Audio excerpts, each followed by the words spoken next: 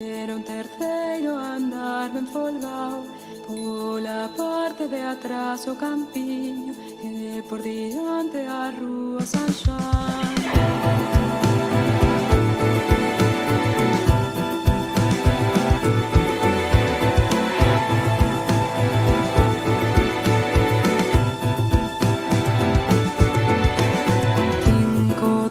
Pagábamos de aluguer. Era un terceiro andar ben folgado, pola parte de atrás o campiño e por diante a rúa San Xoán. Capítulo 1. Aurelia. Antonia deu onte a luz. Foi un parto normal. A parteira non achou dificultades para realizar o seu cometido. Non houbo que chamar médico ningún. Agora, a mai e o neno xacen na humilde cama. A crianza é formosa, de bon peso, cunha abundante penuxe loira na cabeza. Aperta os puños e os ollos cando está dormido, a carón da mai. Todo está ben. No medio da pobreza que os rodeia, mai e fillo, nestas primeiras horas de vida do pequeno, dan unha sensazón de saúde, aínda que o quebranto do parto en Antonia se reflicte no apagado azul dos seus ollos, na palidez das súas faces habitualmente ruivas, e o meniño teña ese ar inevitable de coello encollido, de cousa imperfeita, de realidade aínda non callada que amostran sempre os fillos de home durante os primeiros tempos do seu viver. Encostada no cabezal que lle trouxen de abaixo para facer máis cómoda a súa postura e que coloquei sobre a súa almofada, Antonia bebe en silencio o seu caldo de galiña, obsequio da veciña do baixo. Fala moi pouco, e nen Mercedes nen eu aforzamos a conversas que non lle prazan. Penso que aínda non se decatou ben da súa situación, con ese fillo que a criarlle moitos problemas. Guarda celosamente o seu segredo. Sen dúbida, o pai é home que non pode asumir públicamente a súa responsabilidade de proxenitor. A ser un casao, o marido de alguna das señoras para as cais Antonia cose ou cosía. Un crego. Antonia non frecuentaba as sacristías, mas eu xuraría que este neno non é fillo dun mozo solteiro. Antonia era unha rapaza leda, afábel, sinxela. Aínda que paraba pouco na casa, sempre a exercer fora o seu oficio de costureira, dábase moi ben connosco, comigo e con Mercedes. Cando foi evidente o seu embarazo e aceitou a axuda que lle ofrecemos, non nos fixo ninguna confisión sobre os seus amoríos. Non lle coñecemos máis que un mozo, mais cando aínda vivía a súa mai, e aquilo durou pouco. E ela sei que emigrou a Cuba. Así que ese camiño non conduz a ningures. A súa mai chegou aquí viúva. Viña das montañas de Lugo, onde casara cun home que se fora ás Américas e morreu ali. Ela fora ama de cría do neno dun militar que logo foi destinado a África. Sabe Deus onde anda agora o irmão de leite de Antonia.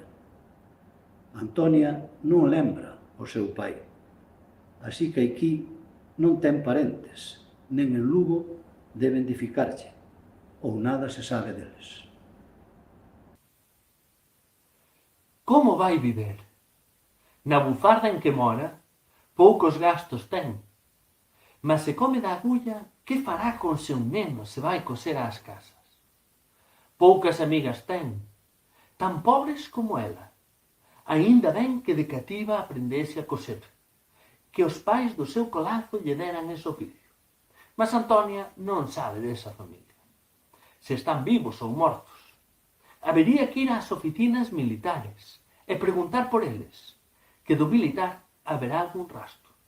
Se cuadra, axudarían, se pudesen, porque, polo que sexa, o pai da crianza ou está morto ou non pode facerse presente. E moito me temo que non se poda contar con el. Que podemos facer por esta mai e este fillo os seus veciños? O meu marido é escribente na construtora. O de Mercedes é albanel. Poderíamos cuidar do neno mentras Antonia estivese fora? Eu teño 4 cativos. Mercedes 2. Mas non sería de cristãos non botar unha mão a esta infeliz. Ela debería dicer quen é o pai. E pola xustiza e pola igrexa habería que exixirlle a ese home axuda para a muller que perdeu e o fillo que enxendrou. Aurelia. Antonia xaz no seu leito, a dormir, aínda que é de día. O seu derradeiro sono na súa casa, a pequena bufarda que acolleu desde meniña. Está serena e mesmo se diría que feliz. Tan tranquilo e doce é o sorriso dos seus labios finos que parece que achan neste derradeiro sono a verdadeira dita. Dorme o seu derradeiro sono antes de saír para dormir fora, definitivamente, no Alto de Canido. Mercedes e máis eu lavámola e vestímola cuidadosamente. Mudamos as roupas do leito, acarretando do noso o que no niño da morta non se achou. Todo está limpo e puro, branco e brillante como unha prata. O neno dorme no meu andar. Algúns veciños, algunhas amigas viñeron darlle á pobre o adeus definitivo. Ao subir de mañá, serían as 8, ou vin chorar o neno. Ela xacía pálida, envolta en sangue. O neno tamén estaba ensangrentado. Por que esa hemorraxía? Onte parecía chea de saúde. Non quixo que ninguén ficase con ela pola noite. Puña ao peito o meniño e cuidaba dele. Mas algo funcionaba mal no seu corpo e a vida fóiselle en sangue.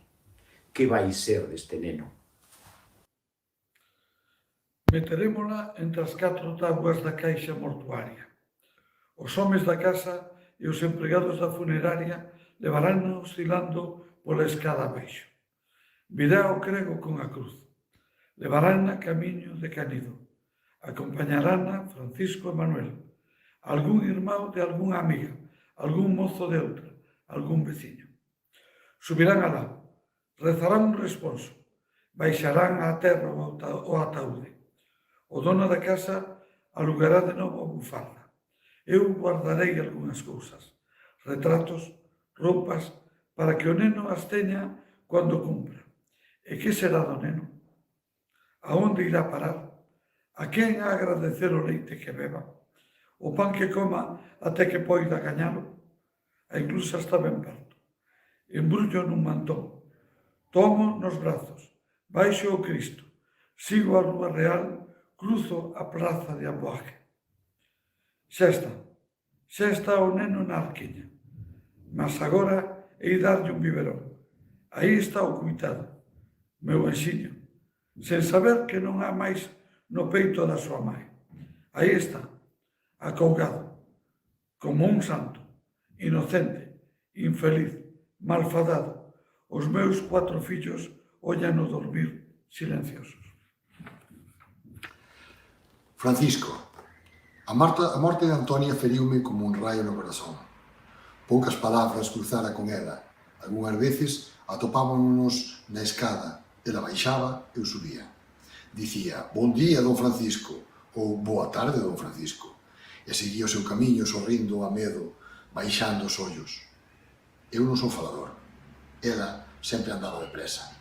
En raras ocasións, ao voltar do meu traballo, achei na miña casa, ou no patamar da escada, a falar con Aurelia, por mor de algunha angueira de viciñanza.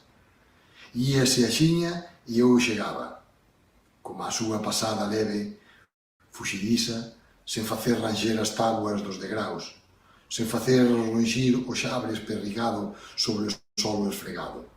O seu cabelo loiro, quase branco, recollido nun moño, a chambra limpa, a saia de percal. Os ollos eran de moi claro azul, como acuosos, como apagados, miúda, modesta, humilde, como pedindo perdón por calcar a chao, por respirar o ar. Acostumábame a soñar con ela, pensaba sempre nela cando me dispunha a dormir e sabía que me visitaría no soño. E visitábame. Estaba ao meu carón mentre eu traballaba na oficina, invisible aos máis, sen dicir nada. ou baixaba a escada como esbalando por unha encosta de nubes. Chamaba á miña porta, abríalle e murmuraba: «Boa tarde, Francisco», e disipábase sen falar cousa. Ás veces era unha nena e xogaba comigo que era un neno diante da capela de San Roque, ou entraba comigo de mãos dadas e escoitábamos a música do paso da Sagrada Ceia, contemplando os rostos en penumbra do Divino Mestre e os seus discípulos. Cando souben que estaba embarazada, sentín unha pontada no corazón. Nos meus soños, agora, choraba grosas vaguas que esvaraban dos seus ollos doídos e formaban pozas arrentes dos seus pés. Outras veces, vía cair ao mar desde o peirao de Coruxeiras ou fuxir dun can de dentes arregañados polo campo de baterías. Eu quería botarme ao mar para salvala ou bater no can para que non a trabase, mas achábame coutado por ataduras invisíveis.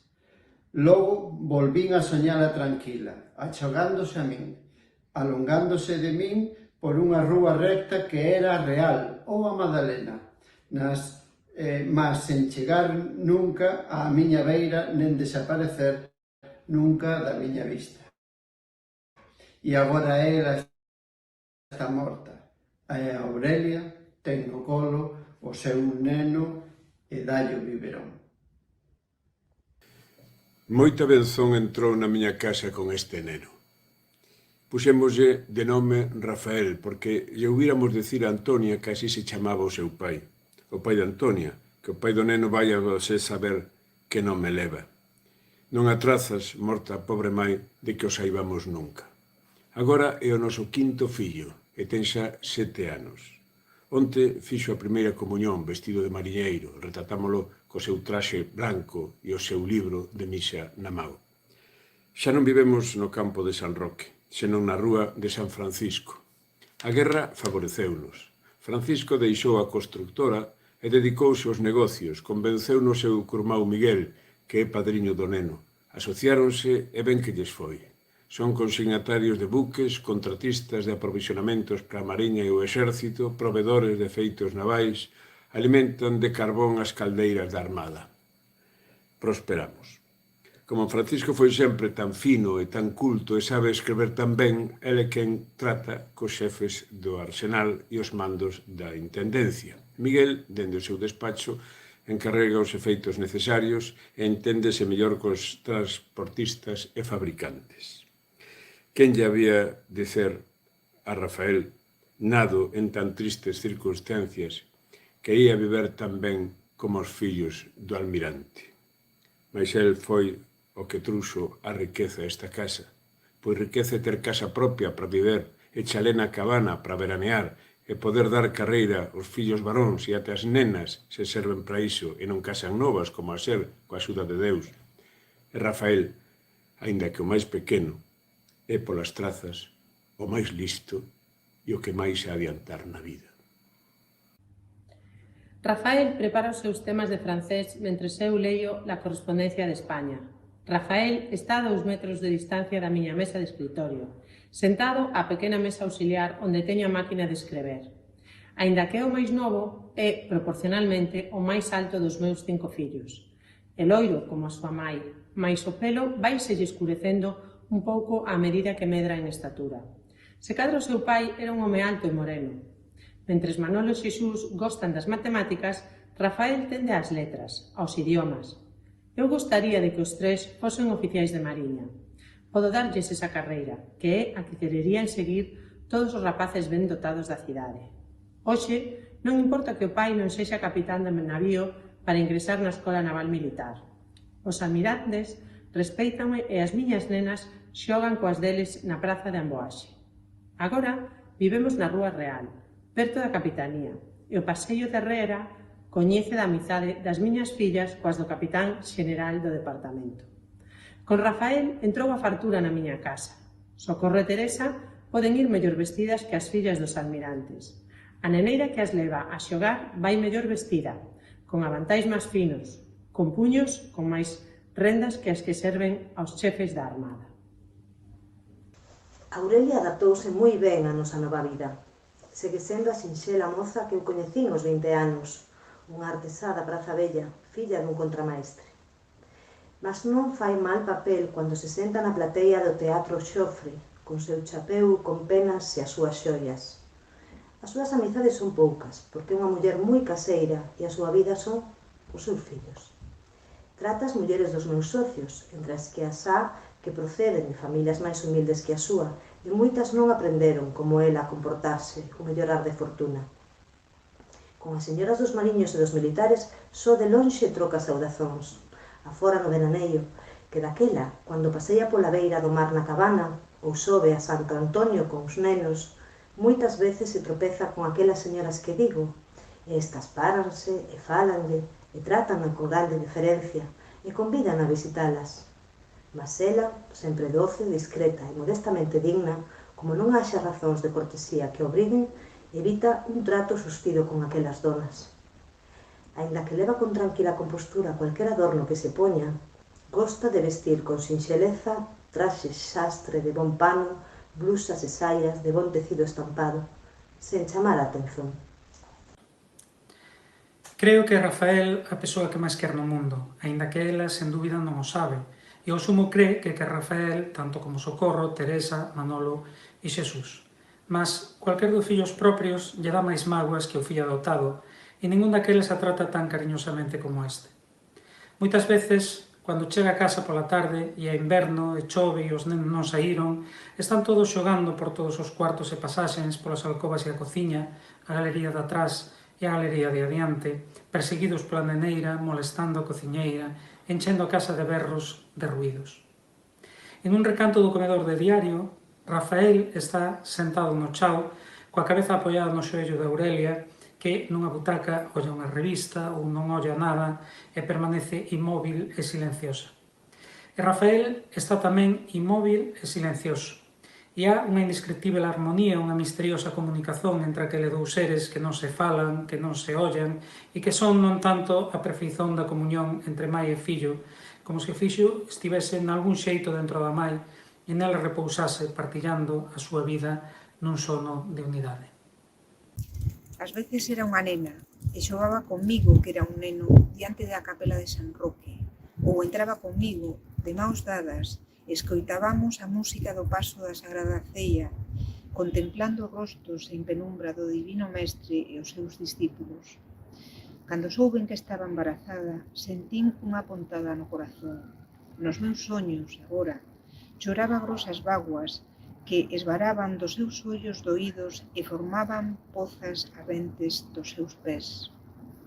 Outras veces, vía cair ao mar desde o peirao de Coruxeiras ou fuxir de un can de dentes arregañados polo campo de baterías. Eu quería botarme ao mar para salvala ou bater no can para que non a trabase, mas achábame coutado por ataduras invisíveis. Logo, volvín a soñala tranquila, achegándose a min, alongándose de min por unha rúa recta, que era Real ou a Magdalena, mas sen chegar nunca a miña beira nen desaparecer nunca da miña vista. E agora ela está morta, e Aurelia ten no colo o seu neno e dalle o biberón. 1. Mercedes. Agora respiro. Casadas Socorro e Teresa, ingresados na Escola Naval Manolo e Xesús, xa imos poder facer frente sen apuros aos gastos da casa. Que non ia dicer antes da morte de Aurelia? Don Francisco chegara a ser un home rico e sobraballe de tudo. Mesmo me axudou para encamiñar Paco e Tucho, e cando nasceu Cheli, que foi o ano seguinte da morte de Antonia, non sabía eu cuánto se ia encariñar con ela o viúvo desde que fomos viver a súa casa. Mas en a súa compañera da mocidade, a mai dos seus 4 fillos, sen contar Rafael, perdeu todo o gosto polos negocios. Creu que podería viver de rendas. Vendeu a súa parte a don Miguel no que con ele levaba e liquidou todo o demais. Mas esta casa foi a menos. As nenas aínda non estaban en condicións de rexela. As criadas non sabían nen terían ansia para facelo. Don Francisco estaba estantío, como se nada lle importase xa. Don Miguel, que me viu alí ofrecéndome para o que fixese falla, Rogoume que pasase o día seguinte polo seu despacho, e cando fixen, pediume que fose uns días a dispor o xantar das crianzas na casa da morta. A semana seguinte, do Francisco manifestoume o seu desexo de que continuase prestándolle este servizo algún tempo máis, até que tivese cabeza e ánimo para resolver definitivamente, e como el pasaba as horas mortas fechado no seu despacho, comecei a dispolo todo, porque as criadas me preguntaban e os nenos me pedían que lle resolvese isto ou isto outro. Agora vivemos no ático, que se comunica co terceiro por unha escada interior. Non podía atender os meus fillos e o meu marido tendo que ir todos os días á casa de don Francisco. O terceiro andar é moi amplo, e no ático, coas súas dúas bufardas, a súa cociña, as súas 4 habitazóns, había sitio sobrado, aínda que ali dormían as criadas. Ao fin, don Francisco propúxome que nos trasladásemos. Todo o goberno, e eu mirei polas nenas hasta que casaron, e vinas entrar en San Francisco cos seus traxes de boda do brazo do seu pai. Os meus fillos creceron cos da Aurelia, mas os tempos mudaron. A guerra europea ficaba atrás, as cousas subían de prezo e as rendas de don Francisco non subían e as contribucións e os impostos medraban.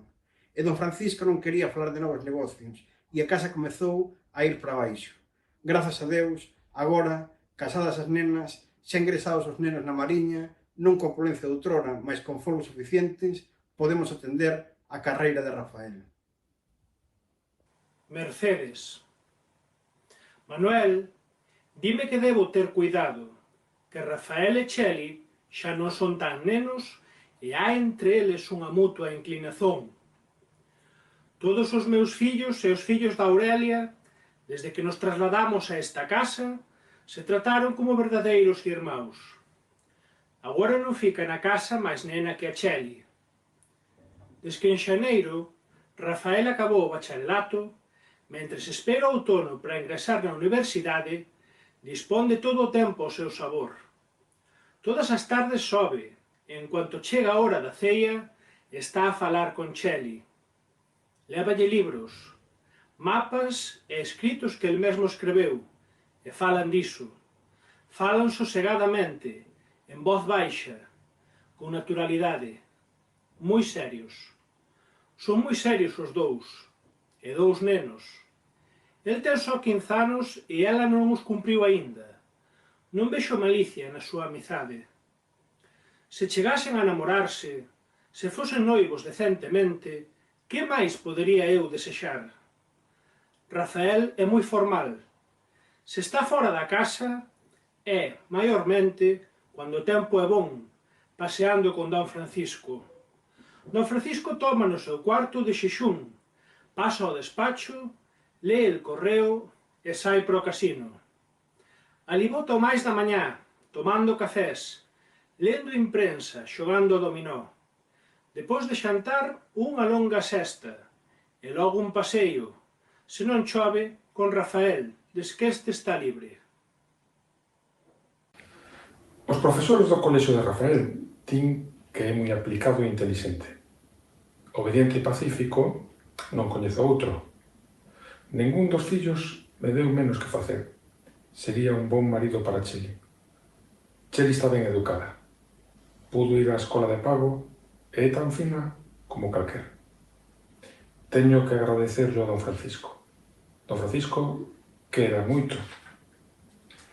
Se para alguén ten ela un sonriso, para don Francisco é. Ás veces leva de paseo con Rafael. Está girísima, se apaixona non me cega. Ten o cabelo completamente negro, como o do Manuel, mas non é de cara tan morena. É de unha brancura moi fina, que no verán, co sol, se vela cunha capa de dourado suave.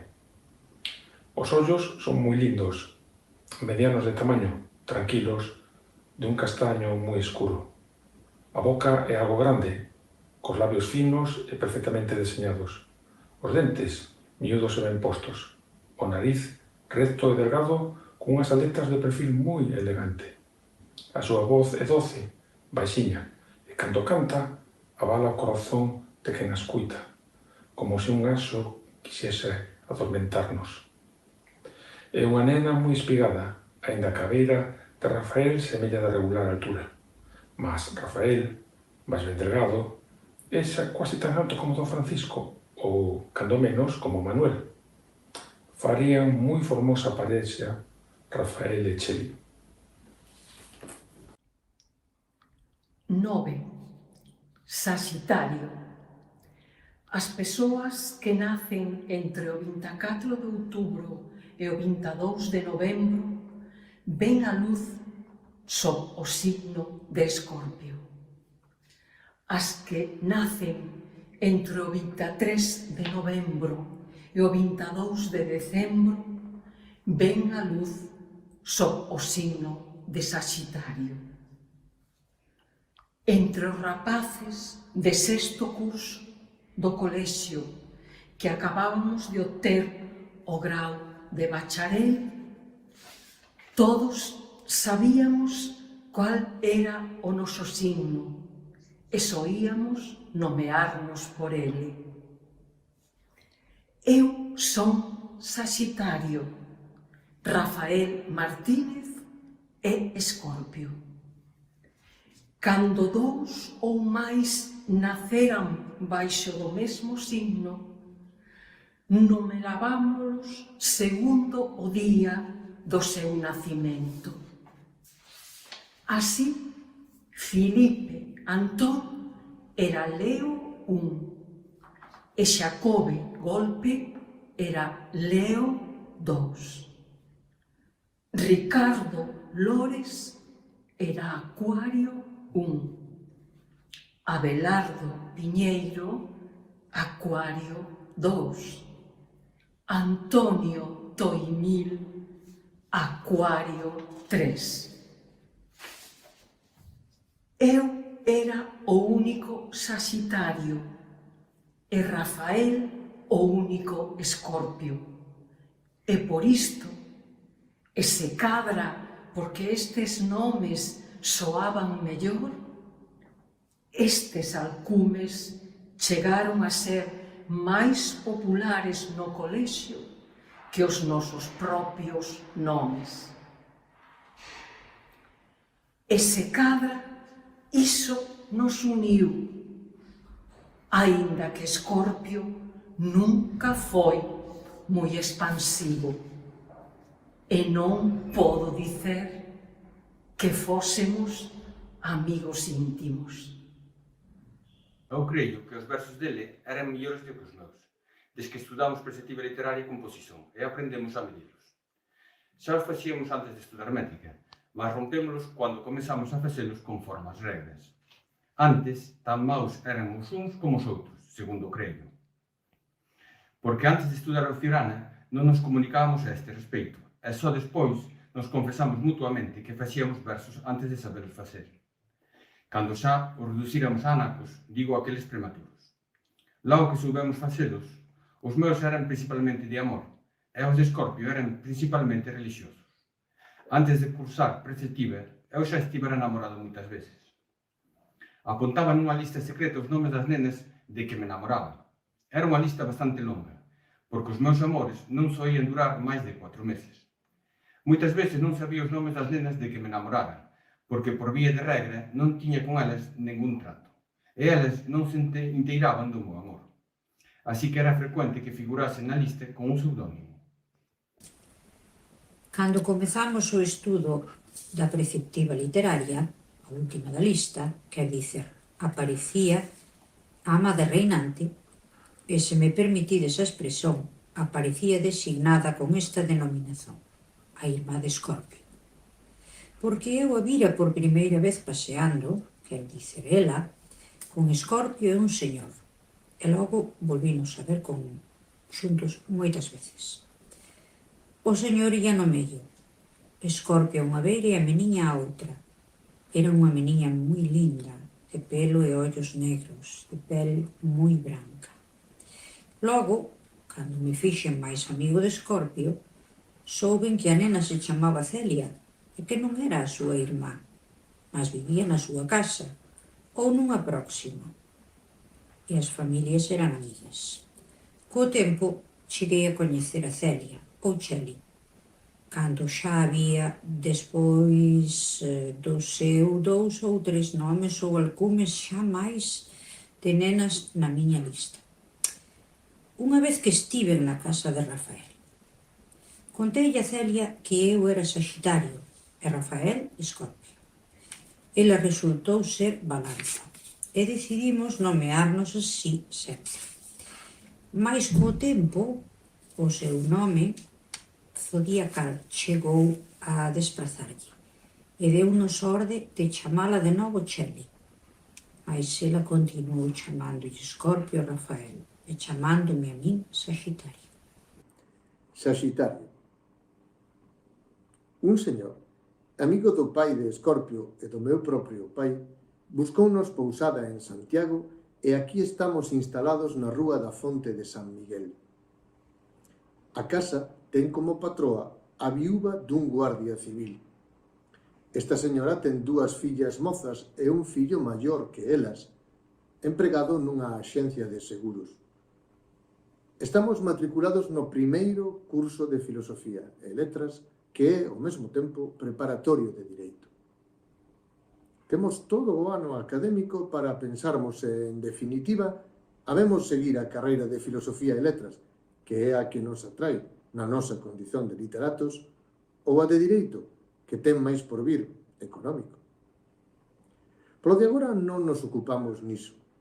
Acudimos á universidade e paseamos o claustro até que entra na aula o profesor. Hai 6 ou 7 rapazas no curso que se sentan xuntas nas ringleiras máis altas dos escanos. Hai nas altas e baixas, morenas e loiras, grosas e magras, rechamantes e modestas. Todas levan na cabeza unha cazola que se encasquetan até os ollos e da cual algunhas veces se despoxan durante a aula. Escorpio e máis eu costumámonos a sentarnos na segunda ringleira de escanos, quase face a cadeira do profesor. Deste xeito, podemos enxergalo cómodamente, sen temor a tortícole.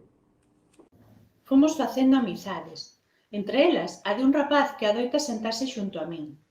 Este rapaz ten un irmão que está terminando a carreira de Direito e que é un dos directivos do Seminario de Estudios Galegos, en cuxa fundación participou. Levounos alí, quer dicir, ao local que o seminario ocupa nunha aula ou sala do Pazo de San Clemente, onde está instalada a Sociedade Económica de Amigos do País. Apresentáronnos ao presidente, un catedrático de pequena estatura, sonrosadas faces, claros ollos e brancos e grandes bigodes, e ao secretario. Un recén licenciado, alto, delgado, algo carregado de costas, con óculos de grosas lentes. Outras xentes vimos bulir por ali. Outros catedráticos, algún coengo con a vermella cruz de Santiago bordada na sotaina.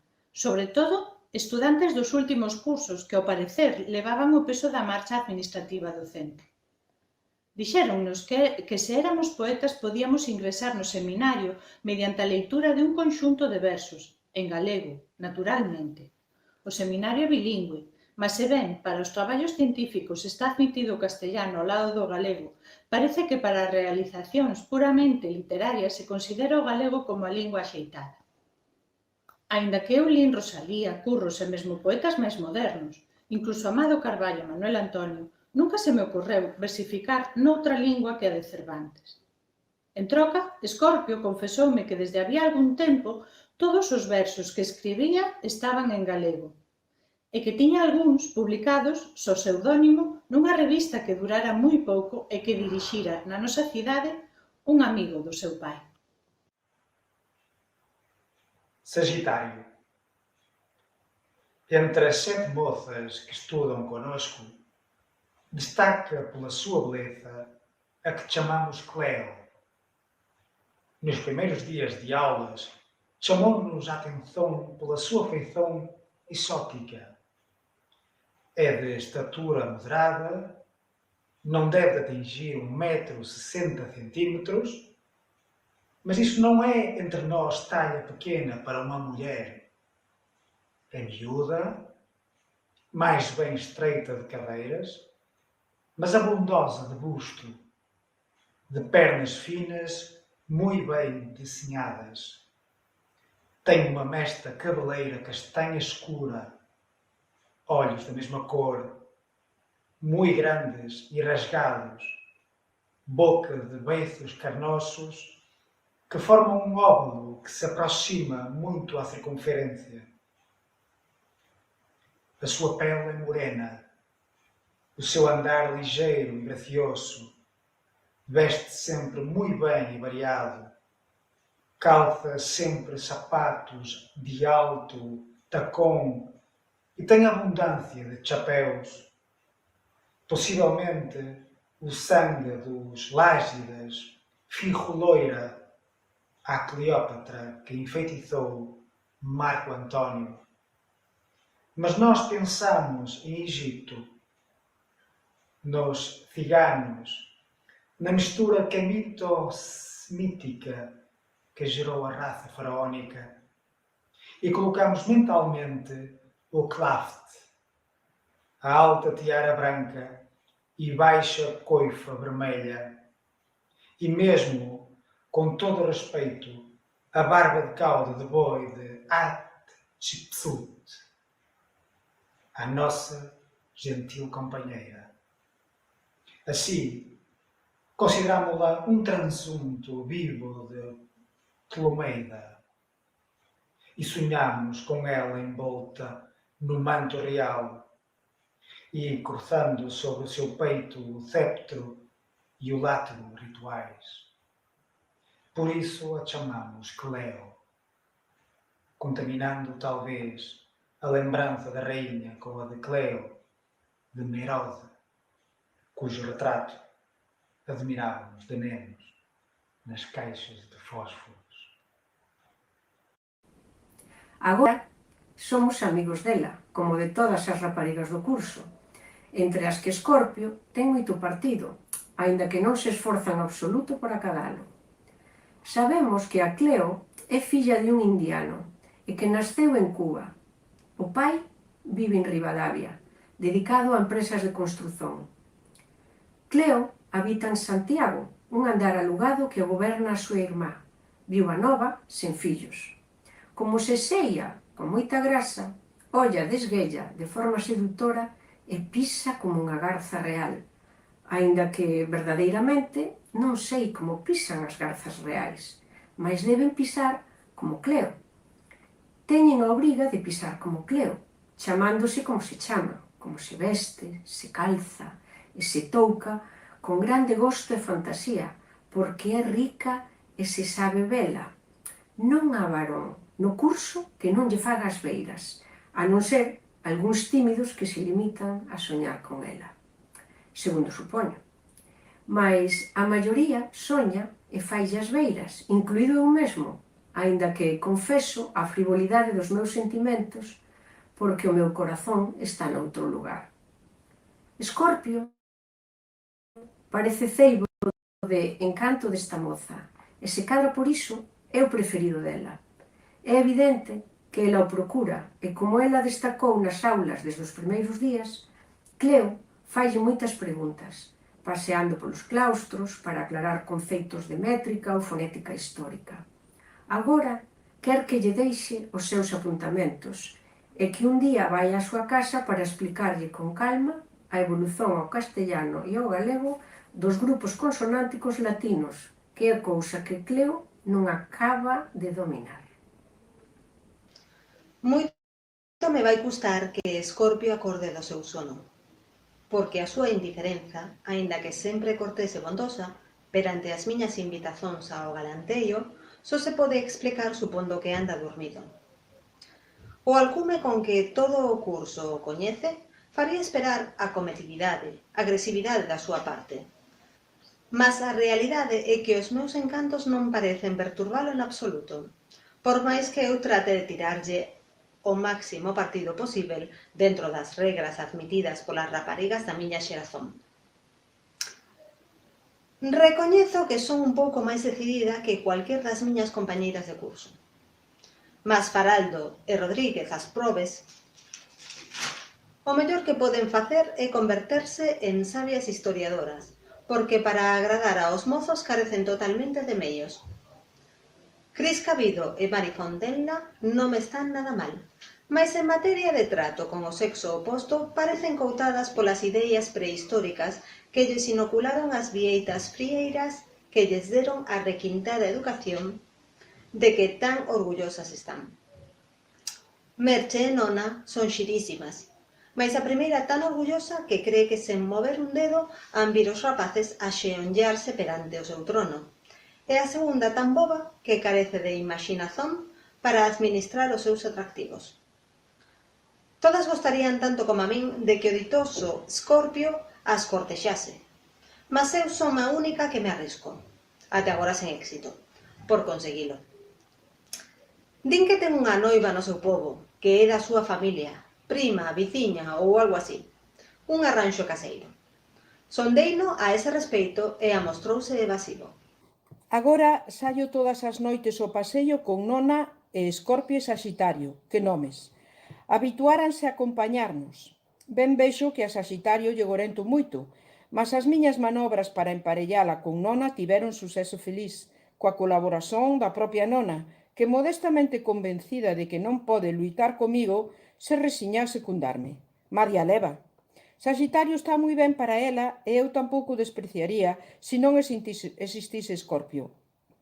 Este, verdadeiramente, arrebátame con a súa alta estatura, os seus movimentos elegantemente naturais, a súa tranquila seriedade, a súa cabeza escultórica, os seus ollos azuis e os seus abundosos cabelos loiros. Se cuadra, máis que todo iso, atraime nele a inocencia con que reaxe perante as miñas insinuacións. As miñas olladas, os meus sorrisos, os meus ladellos de cabeza, os tropezos das miñas mãos con as súas non son suficientes para alporizalo. Cada vez é máis afábel, diría que máis amistoso, que máis cariñoso. Acostumouse a min. É o meu acompañante habitual, mas nada me di que só é namoro ou a paixón ou a desexo. Como nos ven xuntos tantas veces, moitos me preguntan se somos noivos. Eu procuro sorrir discretamente, fingindo que disimulo e que algo há. Mas a verdade é que diso non há nada. 26, un Saxitario. Como Escorpio aceitou darlle todas as noites a Cleo lizóns de fonética histórica, xa remataran os nosos paseos con ela e con Nona, ao saírmos do seminario. Isto está ben, pois aquelo íase tornando en costume tan vinculante que xa nos reuníamos naturalmente na Rúa do Vilar e ningún rapaz se achegaba a elas, pois considerábanas comprometidas. Así Escorpio era quasi mozo de Cleo e eu quasi mozo de Nona. Nen por casualidade, nen por variar, me puña eu á beira de Cleo, nen Escorpio á beira de Nona. Eu ben quixera facerlle a rosca a Cleo, que ten un encanto 1000 veces maior que Nona. Nona é moi bonita, mas ten pouco movimento, pouco sal. Cleo non necesita pensar o que vai dicer, como vai moverse. Todo lle resulta moi ben, estupendamente. Está resolta a conquistar Escorpio e non faltan sinais de que o vai conseguir. Con Nona non quero comprometerme. Penso que Nona quer conquistarme como Cleo quer conquistar a Escorpio. Eu deixaríame conquistar por Cleo, mas perante Nona permanezo reservado dabondo. No entanto, éramos dúas parellas de noivos para a maior parte do curso. Agora eu fiquei libre, porque Cleo permanece na súa casa e Escorpio vai explicarlle fonética. De momento, Nona non sai e eu estou ceide. Escorpio contoume que o andar en que vive Cleo está moito ben posto. Cleo vive con a súa irmá viúva, 7 anos maior que ela, e unha rapaciña de padrón que a serve. Esa irmá de Cleo é moi simpática, segundo Escorpio. Está lendo romances, mentras Escorpio dá lizóns a Cleo, mas moitas veces abandona o cuarto e non parece preocuparse de que os rapaces fiquen sós. Pregunteille a Escorpio se durante as aulas non caía na tentazón de coller unha mau de Cleo ou acaroar un pé ou un xoello aos respectivos da cubano-exipcio-macedónica. Respondeume secamente que non, francindo o entrecello. Saxitario. Onte fun invitado por Cleo a merendar na súa casa, xuntamente con Escorpio. Causoume unha grande impresión a irmá de Cleo. Non creio que teña nada que invexar a esta. Paréceselle dabondo, mas é moito máis alta e de feizóns máis clásicas. Non puden ollarlle os ollos a distancia que querería, mas pareceronme completamente negros. Tamén é negra a súa melena, que, infelizmente, usa, como todas as mulleres hoxe, cortada a la Garzón. Como li nuns versos publicados en blanco e negro, creio que de Cristóbal de Castro. Tú, entre todas, la del día, con melena a la Garzón, eres la anfibología andrógina de Platón. Mas a citazón, como símil homérico, só é inteiramente oportuna na súa primeira parte. A moda pode ser andróxina, mas Eugenia é muller dos pés á cabeza. Non ten un sexapil tan inmediato, ostensível e asoballante como o de Cleo. Mas na súa aparente tranquilidade, na lentitude das súas maneiras, na sobriedade dos seus sorrisos, parece estar latente un lume oculto, un fogo en borralla a espreita de erguerse súbitamente en chama devastadora. Qual é a historia desta muller? Quen era o seu marido? Poucas veces, segundo Escorpio, sai da casa, como non sexa para facer compras. Nunca acompaña a Cleo cando esta vai ao cinema. Só no caso de que Asia Zarzuela pode ser vista, ao lado da súa irmá e as amigas desta, nunha butaca do principal. Gosta moito da música, e onte púxose ao piano e cantou unha habanesa con voz grave e pastosa. Ten unha seguridade na palabra e un aprumo no trato que a fan enormemente interesante, mas dá a sensación de que o seu encanto é misterioso e desacougante. Se cuadra, os seus 23 anos impóñenseme un pouco aos meus de menor de idade. O caso é que penso nela como nunha deusa velada, como nunha Salomé a quen desexaría, con bastante medo, ver despoxarse do seu sétimo tule, ou seda, ou liño, o que sinedóquicamente habería de dicilo así, sexa ou fose o veo de Salomé. A merenda foi moi agradable. Eu estiven, creo, aceptablemente sereno, e di conversa cortés e benhumorada a maior das damas, mentres Cleo, cos ollos brillantes e o riso derramándose en fervenza, agarimaba a Escorpio, aínda que concedéndome hospitalariamente frecuentes atencións. Os 4 topámonos moi ben, aínda que Cleo e eu estivemos máis estribillantes que Eugenia e Escorpio. O luns saíra para Ribadavia. A boda sería o martes. O mércores estaría de volta. Mas depois da boda, e dicer onte, logo do banquete, cando xa os noivos se foran, convenceu os seus pais para que a deixasen regresar no carro do doutor Meilán, que voltaba a Santiago. Xulia quería sorprender Rafael, aproveitando o ocasión que se lle presentaba de anticipar un día a súa volta. O doutor Meilán deixou na iso das 8 ao pé da súa casa, a de Xulia, na carreira do Conde. Como Eugenia lle dixera que durante a súa ausencia asistiría ás conferencias que esa hora se celebraban no social sobre o descobrimento de América e sabía que Mariña, a criada, tería permiso até o día seguinte, abriu coa súa chave, como soía facer neses casos, sen chamar á porta. A casa estaba en silencio, e Xulia avanzou polo corredor até o dormitorio. Empurrou a porta e, ao ver o que viu, deitou un terrível berro e caí fulminada sen sentido. Cando recobrou, achouse tendida na súa cama e viu a Eugenia, inmóvel e muda, sentada á súa cabeceira. Inmediatamente saltou do leito, e sen querer ouvir nada do que a súa irmá tencionaba dicerlle, botouse á rúa e chegou até aquí. No dormitorio, no leito de Eugenia, profundamente dormidos e entrelazados, en inequívoca actitude de amantes que repousan depois dunha encarnizada batalla de amor, estaban Eugenia e Rafael. Non extraño que Xulia se desmaiase. Onte chegou Rafael e durante media hora estivo explicándome o comportamento en castellano e galego dos grupos latinos de dúas consoantes. Eugenia, que sentada nunha butaca enfrente de nós lía el mayorazgo de Labraz, estalicou as súas longas pernas, remexeu os cadrís, ergueuse e saíu da sala levándose o libro. Durante os 5 minutos seguintes nada variou. Rafael seguiu con a súa explicación. Mas no 6º minuto, calculo eu, a miña mão esquerda, que descansaba sobre a mesa a 1 decímetro de distancia da mão direita de Rafael, a cual se achaba naquel momento en repouso, deslocouse docemente até porse en contacto con a mão de Rafael.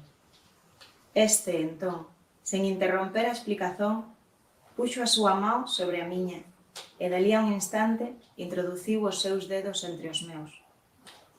Non ollaba para min, mas perante este primeiro xesto de intimidade, eu emocioneime tanto, aínda que toda a miña conduta se encamiñara a provocalo, que movida de unha necesidade irresistível do meu peito e da miña boca, se exhalou unha mistura de suspiro e salouzo, tan profundo, tan rouco, tan angustiosamente feliz, tan dolorosamente triunfal, que debía de soar nos ouvidos do meu amor como un extraño clamor agónico, como un brado de alleazón e delirio. Rafael olloume con espanto, e as nosas mãos unidas estreitáronse até eu sentir como meus propios os seus dedos, prisioneiros entre os meus dedos.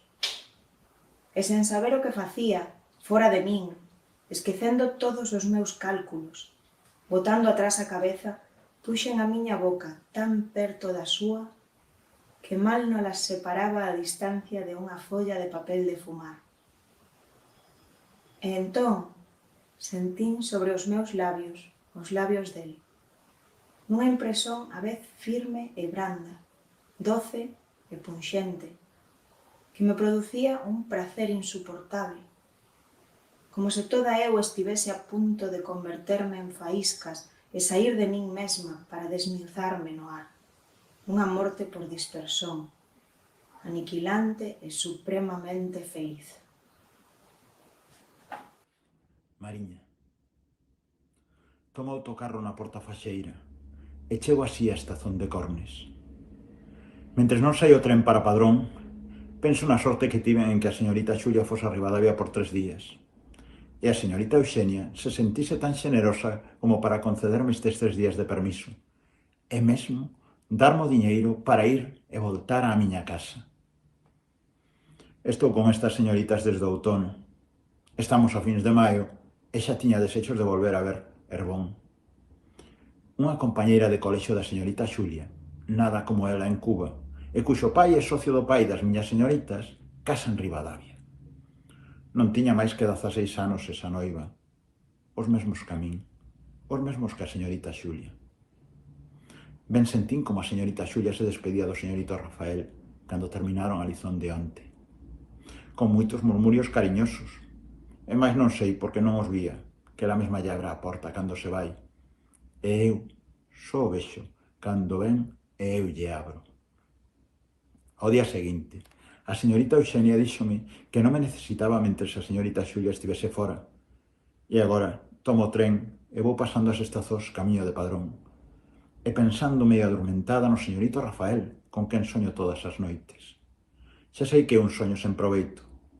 Un soñar soños que nunca se poderán converter en realidades. Mas é me doce soñar co señorito Rafael e pensar que mentres estou dormida xa chega ao meu leito e se despe e se mete nel. E cando acordo acho, dormido a carón meu. Agora vou soñando no convoio e penso que vou a unha boda en Herbón. Mas ao chegar á igrexa do convento, topo con que a noiva son eu e o noivo, o señorito Rafael. mas cando o frade vai botarnos a benzón, o tren deita un grande asubío e acordo, rematou a miña viaxe e o meu soño. Nona, cando Xulia entrou disparado no meu cuarto, non puden recoñecera de inmediato. Tan demudada viña, tendeuse na miña cama e comezou a soluzar desesperadamente, sé que non veu xa soluzando desde a súa casa a miña. Moito tiven que deixar a chorar e gritar antes de poder enteirarme do que lle pasara. Ao final, a espantosa realidade foi saindo entrecortada dos seus labios, e mal puden durante moito tempo nen sequer tencionar consolala. Tan estantía, escandalizada e indignada fiquei perante as súas revelacións. Agora está dormindo no meu leito un sono intranquilo, alasando e remexendo continuamente, suspirando, pronunciando frases entrecortadas e intelixíveis. Daríame mágoa aínda que non fose a miña amiga, tan desconsolada, tan desesperada está. A forza da emoción acabou por rendela, e cando vin que lle choían os ollos, tireime os zapatos e as meias, despinna como se fose unha nena pequena, sen que ela me axudase o máis mínimo. Púxenlle un camisón meu e metina entre os lenzóis. Agora dorme un intranquilo sono, revolvéndose e resmugando a cada momento. O luns saíra para Ribadavia. A boda sería o martes. O mércores estaría de volta. Mas depois da boda, é dicer, onte, logo do banquete, cando xa os noivos se foran, convenceu os seus pais para que a deixasen regresar no carro do doutor Meilán, que voltaba a Santiago. Xulia quería sorprender Rafael aproveitando a ocasión que se lle presentaba de anticipar un día a súa volta. O doutor Meilán deixouna a iso das 8 ao pé da súa casa, a de Xulia, na carreira do Conde. Como Eugenia lle dixera que durante a súa ausencia asistiría ás conferencias que a esa hora se celebraban no social sobre o descubrimento da América e sabía que Mariña, a criada, tería permiso até o día seguinte, abriu coa súa chave, como soía facer neses casos, sen chamar á porta. A casa estaba en silencio e Xulia avanzou polo corredor ata o dormitorio. Empurrou a porta e, ao ver o que viu, deitou un terrível berro e caíu fulminada sen sentido. Cando recobrou, achouse tendida na cama e viu Eugenia, inmóvel e muda, sentada á súa cabeceira. Inmediatamente saltou do leito e, sen querer ouvir nada do que a súa irmá tencionaba dicerlle, botouse á rúa e chegou até aquí. No dormitorio, no leito de Eugenia, profundamente dormidos e entrelazados en inequívoca atitude de amantes que repousan depois dunha encarnizada batalla de amor, estaban Eugenia e Rafael. Non extraño que Xulia se desmaiase. Saxitario. Non há dúbida de que Eugenia foi a sedutora e Escorpio o seducido.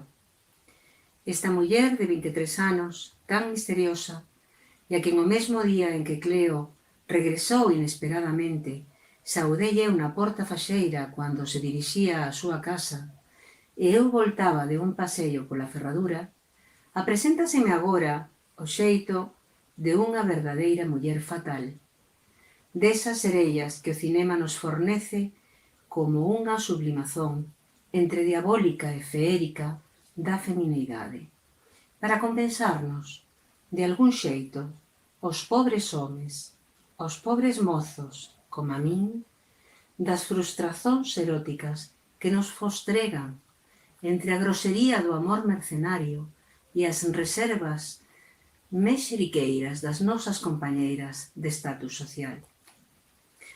Aínda podemos picar no gremio das aprendices de costureiras, se queremos aventurarnos polo bairro do Sar, pola Poza de Bar ou a rúa de San Pedro, onde viven criaturas máis chás e desenvoltas que a maioría das estudantes, con maior naturalidade no seu trato, mas sumamente atentas a defenderse de cualquier exceso de entusiasmo amoroso que deteriore a súa posición de rapazas casadeiras.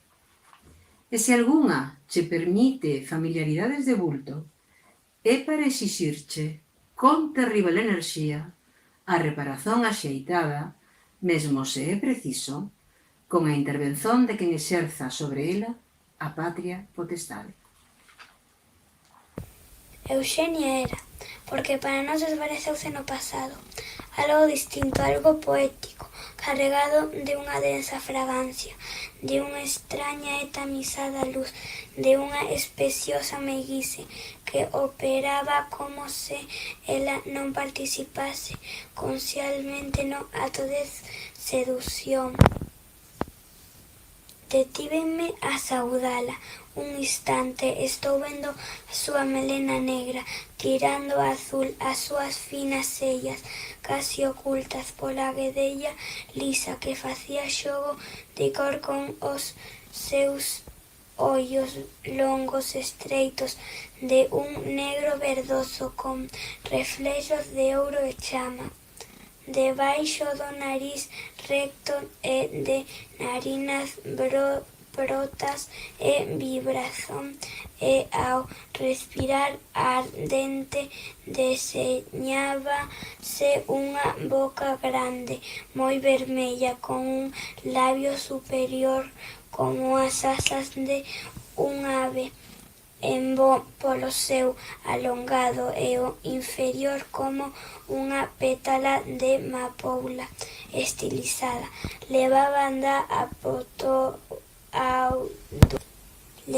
un vestido branco de fío con unha raya vermella no colo, nas mangas e aos dous lados tamén vermella, cinxíalle as cadeiras atándose á esquerda mediante un grande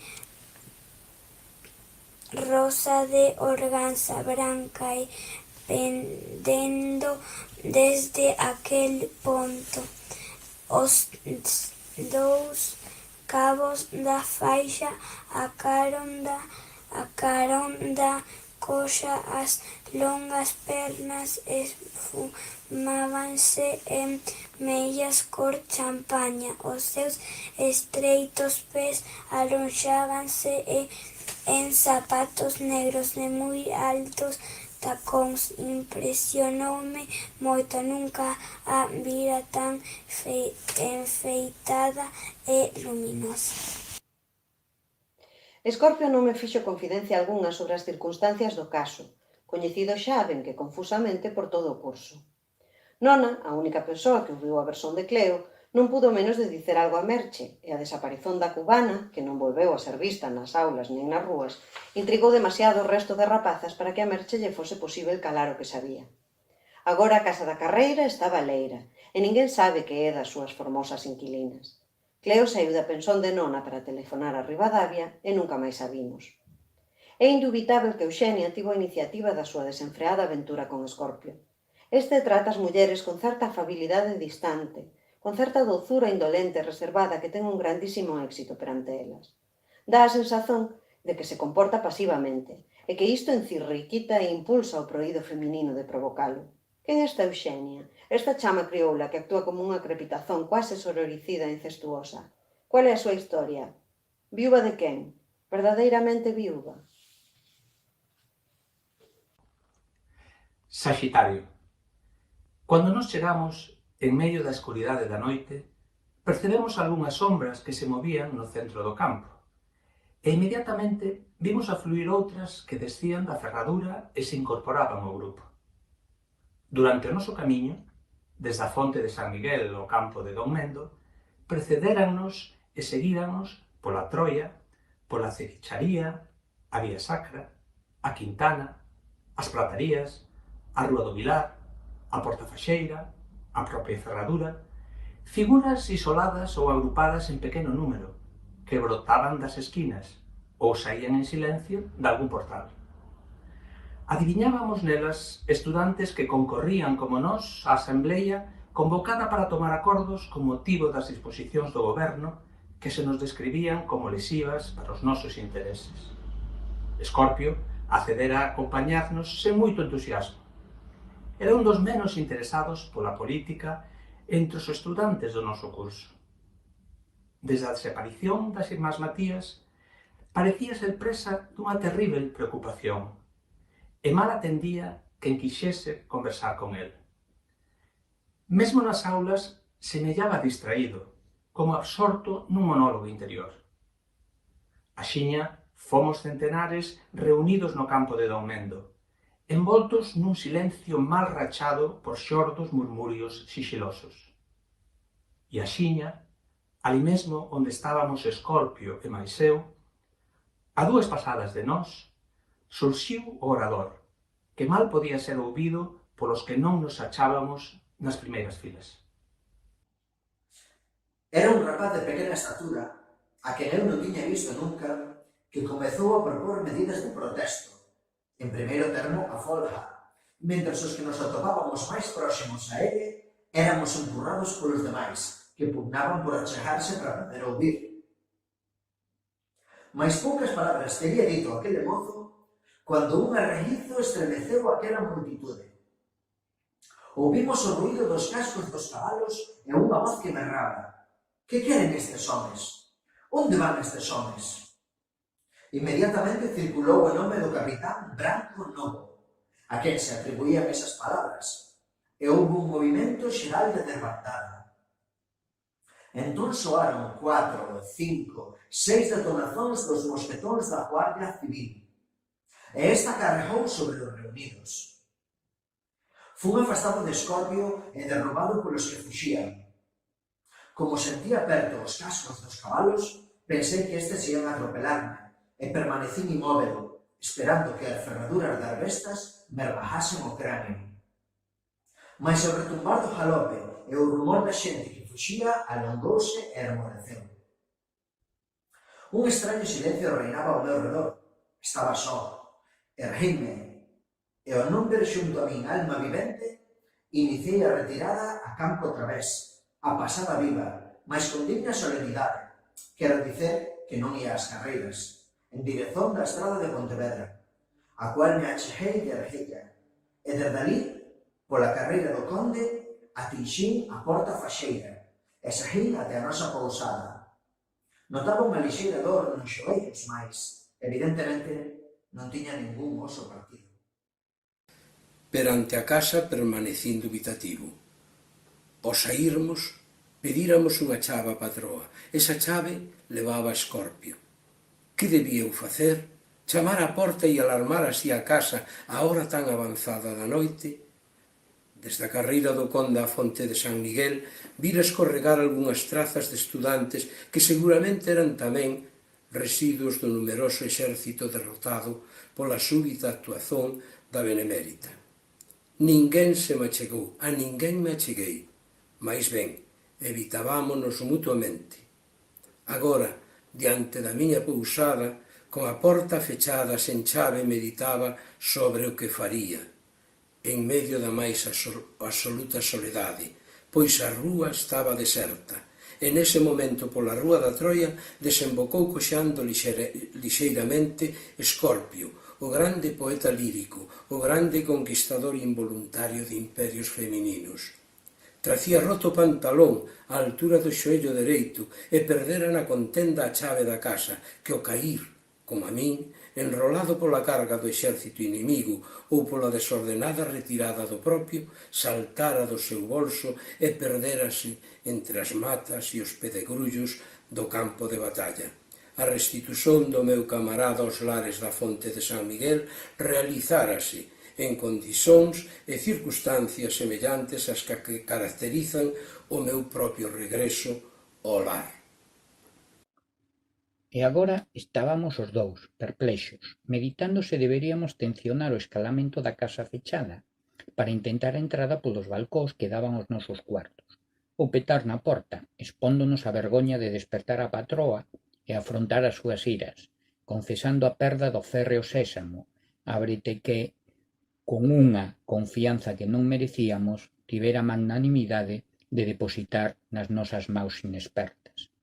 Ao final non o foron tanto para facilitarnos o escalamento, expediente que ao cabo decidimos ensaiar. Como conseguimos chegar ao balcón, entrar nas nosas alcobas sen suscitar alarma, é cuestión técnica que será elucidada no Manual de Asalto de Fortalezas, que próximamente darei ao prelo. Entretanto, fique constancia de que, con escasas erosións e regulares desperfectos materiais, incluindo perda ou destrución de equipas, pudemos, contra toda esperanza, dormir aquela noite nas nosas duras camas uns axitados sonos. O día seguinte estábamos en folga. Falábase de que un profesor de ideas avanzadas requerera un notario para que levantase acta de existencia no lugar dos acontecimentos de impactos de bala procedentes dos disparos das armas regulamentares da Benemérita. Nunca souben se houbo impactos e se houbo acta. Disparos, claro que os houbo, mas ningunha noticia de feridas por arma de fogo, do cual deduzo que os tiros foran de fogueo ou, se con balas, dirixidos ao ar. Francisco, esta carreira de Filosofía e Letras que tanto atraía a Rafael non ten ningún porvir. Só serve para ser catedrático de instituto ou de universidade. E hai tan poucos institutos e tan poucas universidades en España que son moi raras as vacantes. Para cobrilas hai que facer oposicións, que se convocan moi de tarde en tarde.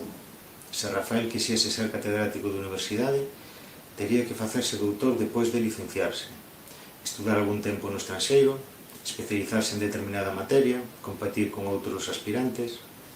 Isto levaría ya anos de abondo, e chegaría a cátedra tarde para obter uns rendimentos económicos moi modestos. E se quixese ser catedrático de instituto, quase sería igual. Podería gañar antes as oposicións se tiña sorte, mas aínda gañaría menos económicamente, sería menos considerado socialmente e podería ir destinado moi lonxe daqui. As noticias que nos chegaron da súa vida en Santiago fanme temer que sexa pouco capaz de resistir os afagos das rapazas, que parecen gostar moito dele. E non querería eu que se desviase do camiño que semellaba máis seguro para el nesta materia. Desde nenos, ele e Cheli foron uña e carne. Parecen feitos o un para o outro. Os dous serios, doces no trato, xamais coléricos, sempre tranquilos. Casados os meus 4 fillos, os fillos que tiven da Aurelia, e tamén o Paco e o Tucho, non fican máis mozos na casa que Rafael e Cheli. Manuel e Mercedes desexan que estes rapaces cheguen a ser con o tempo marido e muller, e eu tamén o desexo. A nena tivo máis estudos que a miña muller e sabe francés e inglés, ademais das cousas que aprendeu na escola. É moi experta e aplicada, e eu quixen que estudase idiomas, e aprendeu rapidamente o máis elementar, de xeito que lê moitas veces os mesmos libros que lê Rafael escritos naquelas linguas. Con o cariñosa, prudente e dócil que é, non podo desexar mellor muller para este fillo. E ela leva tanto tempo vivendo connosco que tamén é para min unha filla. As súas relazóns parecen moi inocentes, mas ela algo debeu de ouvir das andanzas de Rafael en Santiago, porque se ve que tivo os seus desgostos. Mas agora parecen estar en paz e irreconciliados. Eu perdín con Aurelia a cobiza de amorear diñeiro e retireime de todos os negocios. Coas rendas, ahóndame para viver, porque os 4 fillos de Aurelia xa se valen por sí mesmos, mas o valor do que teño diminúe de ano en ano, porque os tempos son outros e xa non podo chamarme rico. Con fillos e netos en bon número, pouco podo deixar a Rafael e Cheli, e é preciso que el teña unha carreira que lle permita suster decorosamente unha casa. Debería seguir a carreira de Direito, que ten máis saídas que a de Filosofía.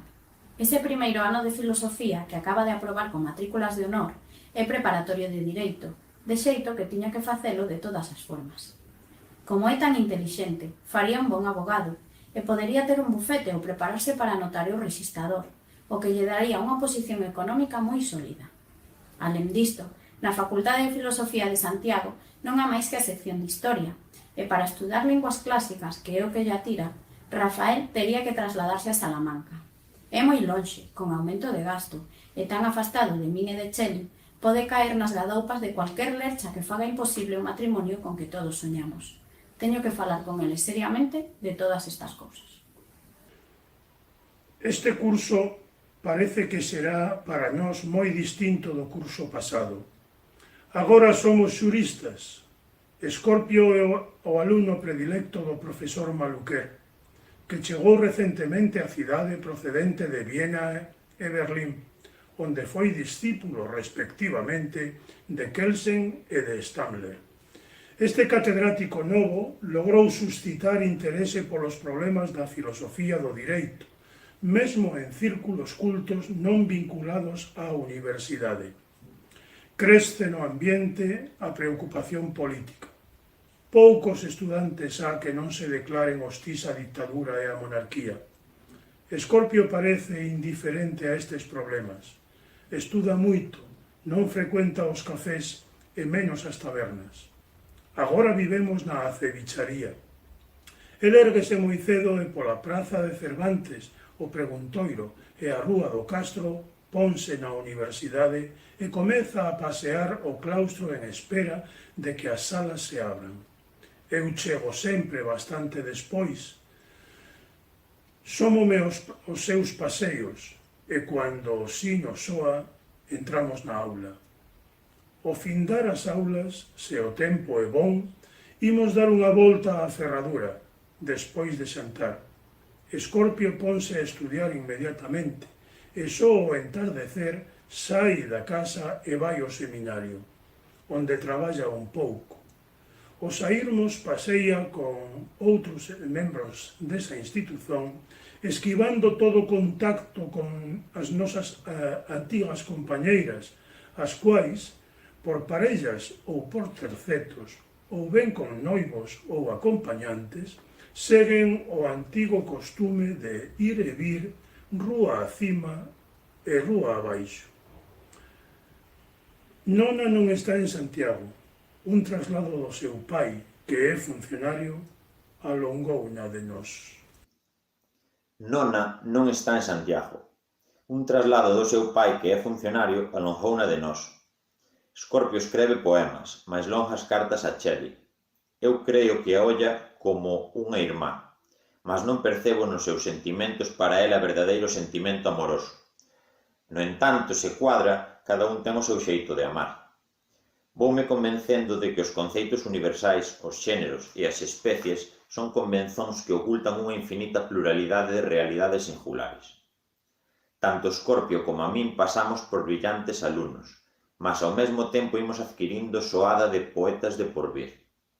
Rafael parece derivar da poesía mística á filosófica, e na verdade que ben gostaría eu de ser quen de facer os versos severamente cincelados en que Escorpio verte as súas sorprendentes ideas sobre a vida, en forma cada vez máis abstracta e solene.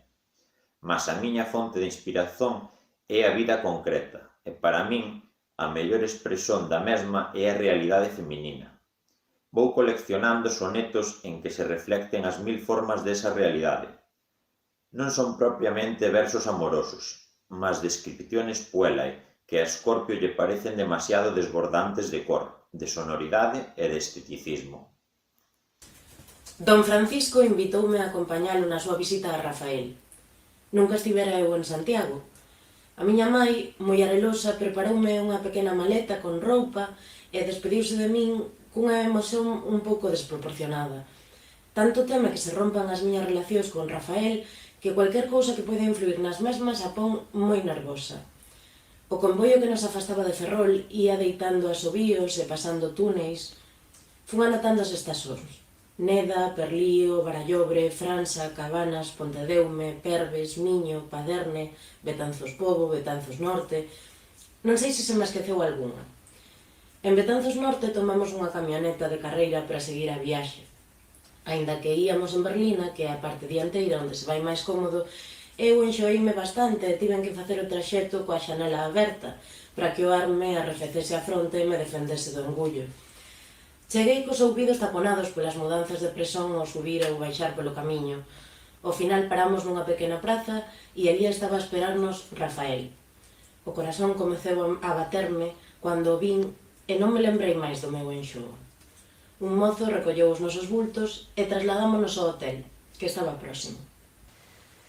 Déronnos os cartos e eu despendín máis de meia hora en vestirme e arranxarme para sair.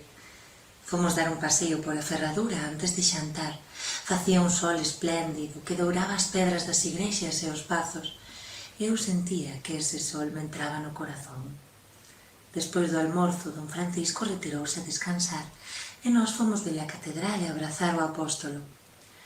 Axoellada ante a Virxen da Soledade e ouvindo os versos de Rosalía recitados por Rafael, entroume unha mozón moi grande e non puden reprimir os solouzos. Sentíame moi feliz de estarmos os dous ali, como se fósemos casarnos, e pensei, Que ditosa sería se iso chegase a realizarse. Mas ao mesmo tempo sentín a angustia que tantas veces sinto e as dúbidas que me atormentan ao pensar que todo pode ser un soño. Porque Rafael quéreme ou non me quer. Trátame con dozura, como a todo o mundo, mas que son eu realmente para ele? Necesítame como eu o necesito?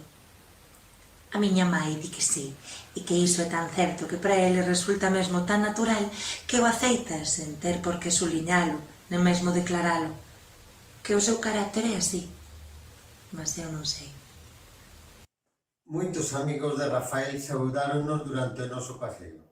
Os máis deles achegábanse a nós e Rafael a presentábamos. Non dicía que eu fose a súa noiva, mas todos parecían creelo e víase que a todos lles agradaba moito o meu aspecto. Moitos lle decían expresamente a Escorpio e felicitábano por ese motivo. Parecía que todos gostaban de min, máis que o propio Rafael, que o vía sen comentar as louvanzas que de min facían. Mamá sí que estaría contente si me vise tan celebrada, vestida de rosa con aquele chapeu e aqueles zapatos que con tanto afán me adubou. Recollemos no Hotel Don Francisco e fomos visitar a Colexiata do Sar. Nun lugar convido, aguardábanos a Xitario que me saudou con moita ceremonia, descubríndose e estreitándome a mão. Alegroume moito velo. Baixamos cara a igrexa. Nos íamos diante e detrás Don Francisco e Saxitario. Ceamos os 4 no hotel. Logo fóronse os rapaces. Eu subín ao meu cuarto despois de bicar ao pai de Escorpio. Don Francisco ficou no vestíbulo do hotel, lendo a imprensa da noite. Eu despíme e deiteime, mais tardei moitas horas en adormecer. Pasamos estes primeiros días do verao na casa da cabana, beira do mar. Papá e a súa xente non virán até o mes próximo. Artur pasa moitos días connosco cando o servizo lle o permite. Os nenos me dan saos. A cociñeira e a neneira querenos moito. Eu vou moitas veces a Toqueirao a acompañalo a Artur, cando toma a gancha para Ferrol, e Felicia leva o neno menor no colo, e o maior da mão. Volvemos as dúas mulleres e os dous cativos respirando a araxe en marieira, e algunhas veces subimos o souto de Santo Antonio, e aí estamos até a hora do almoço. Onte non estaba Artur. Veu visitarnos Rafael, que chegou de ferias. Con ele, viñan papá e Cheli. Parecenme unhas relacións demasiado longas estas de Cheli con Rafael. El aínda non ten 18 anos cumpridos e, por moi aplicado e intelixente que sexa, tardará aínda en rematar a carreira e gañar unhas oposicións. E antes non pensaran casar. Comezaron demasiado cedo. Mas... comezaron. Están realmente en relacións. Son noivos. Oios, mentres estamos todos na horta, sentados sobre a erva. Cheli está sempre pendente de Rafael, mas este parece interesarse máis polos xogos dos meus nenos, polos páxaros que cantan nas árbores e polas nubes que pasan, que polas palabras, as olladas e os agarimos de Cheli. É un formoso rapaz, moi alto, lanzado, de ollos e cabelos claros e aspecto doce e serio. Será verdade o que se di das súas aventuras amorosas? Nada na súa fasquía de procazo ou usado. Os seus ollos son límpidos e os seus ademáns reservados, delicados e modestos. Son noivos. Todos damos por descontado que o son, mas non se vían desde há meses. E ele está carón dela tan tranquilo, sen transparentar emozón algunha, calado máis do tempo, respondendo cando cuadra con afabilidade e cortesía, mas sen viveza nen excitazón. Nunca lle ouvin referirse a Cheli como a súa moza. Ela é sempre Cheli, como eu son Socorro, e mal se distingue o trato que me dá a min do que a ela lle dá. Unha e outra somos as súas irmás, e trátanos as dúas cunha suavidade fraternal, sen nos ferir nunca, sen nos molestar, diría que con cortesía angélica. E a Teresa tamén. E o trato cos meus irmãos e os irmãos de Cheli non é moi distinto. Ningunha brusquedade, ningunha aspereza, un trato apracível, mas algo distante, nada dominador, nada vehemente. Concheli parece non necesitar sequer da palabra. É como a súa irmá preferida, mas tan coñecida, tan sabida, que non ten grande cousa que lle dicer.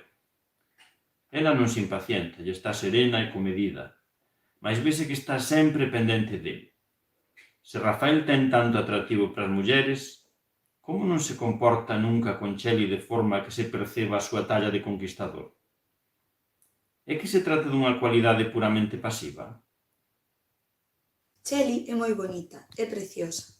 Non é provocativa, non há nada de chamativo ou de ostentoso na súa apariencia, mas toda a xente gosta dela. É unha nena moi fina, moi elegante, moi proporcionada, moi natural, nada mundana, nada afectada, nada vulgar.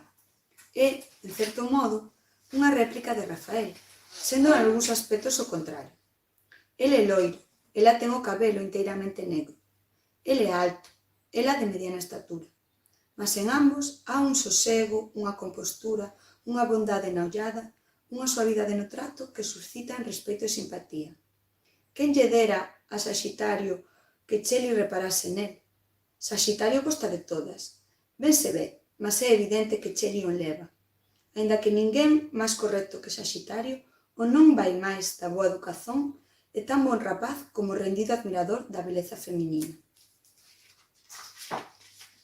Se está namorado de Cheli, non é un amor desesperado, aínda que sexa un amor sen esperanza.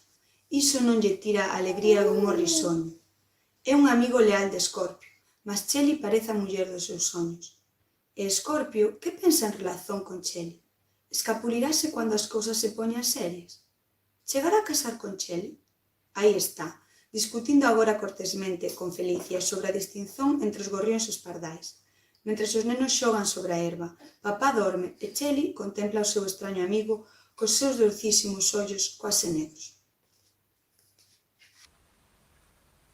Amalia, Guillerme está cada vez máis afastado de min. Filla de catedrático, tanto o vin na miña casa louvar o talento daquel novo xurista que me deixei engaiolar pola súa fala elegante e precisa, con vocabulario e metáforas estilo Ortega. Cando voltou da Alemanha, dando batidas de tacóns para saudar e beixando a mão da miña mai con barroca inclinación de costas, din o meu consentimento e casamos en San Francisco. Nunca demostrou moito fogo amoroso. Agora penso que máis que os meus posíveis encantos pudo influir o prestixio do meu pai na petición de man con que me honrou o xoven sabio. Ai, señor, hai que viver, hai que triunfar, e un sogro eminente pode facilitar moito unha carreira. Porque non abonda con ser un talentoso xurista para converterse nun reputado catedrático. En fin, unhas brillantes oposicións, e aquí estamos en Santiago por segundo curso consecutivo. Pois dicíanme, estou conforme, que teño un atractivo bastante orixinal. Perdóeseme a inmodestia. Dispoño de uns grandísimos ollos verdes de sereia. E de sereia, nada máis fisicamente, pois posúo unhas sólidas e torneadas pernas en vez de cauda de lubina. Esa cauda das sereias arranca da cintura, anulando as posibilidades estéticas que se poden ofrecer a teus xoellos. Nisto son máis ben a antisereia, pois as cualidades positivas asinaladas para as extremidades inferiores ascenden evidentemente alén do rótulo e se perpetúan ata aquel límite e máis alá sen ningún rastro de morfoloxía pistiforme. Xulgo inútil continuar esta descrición, que quizá apaixonada e egoístamente realizo con transfiguración hiperbólica. Guillerme tal vez é de outra opinión, ou carece de opinión sobre o particular, pois nunca me rendeu unha homenaxe moi entusiasta como admirador da miña presunta beleza. É o conferencista de moda no distrito.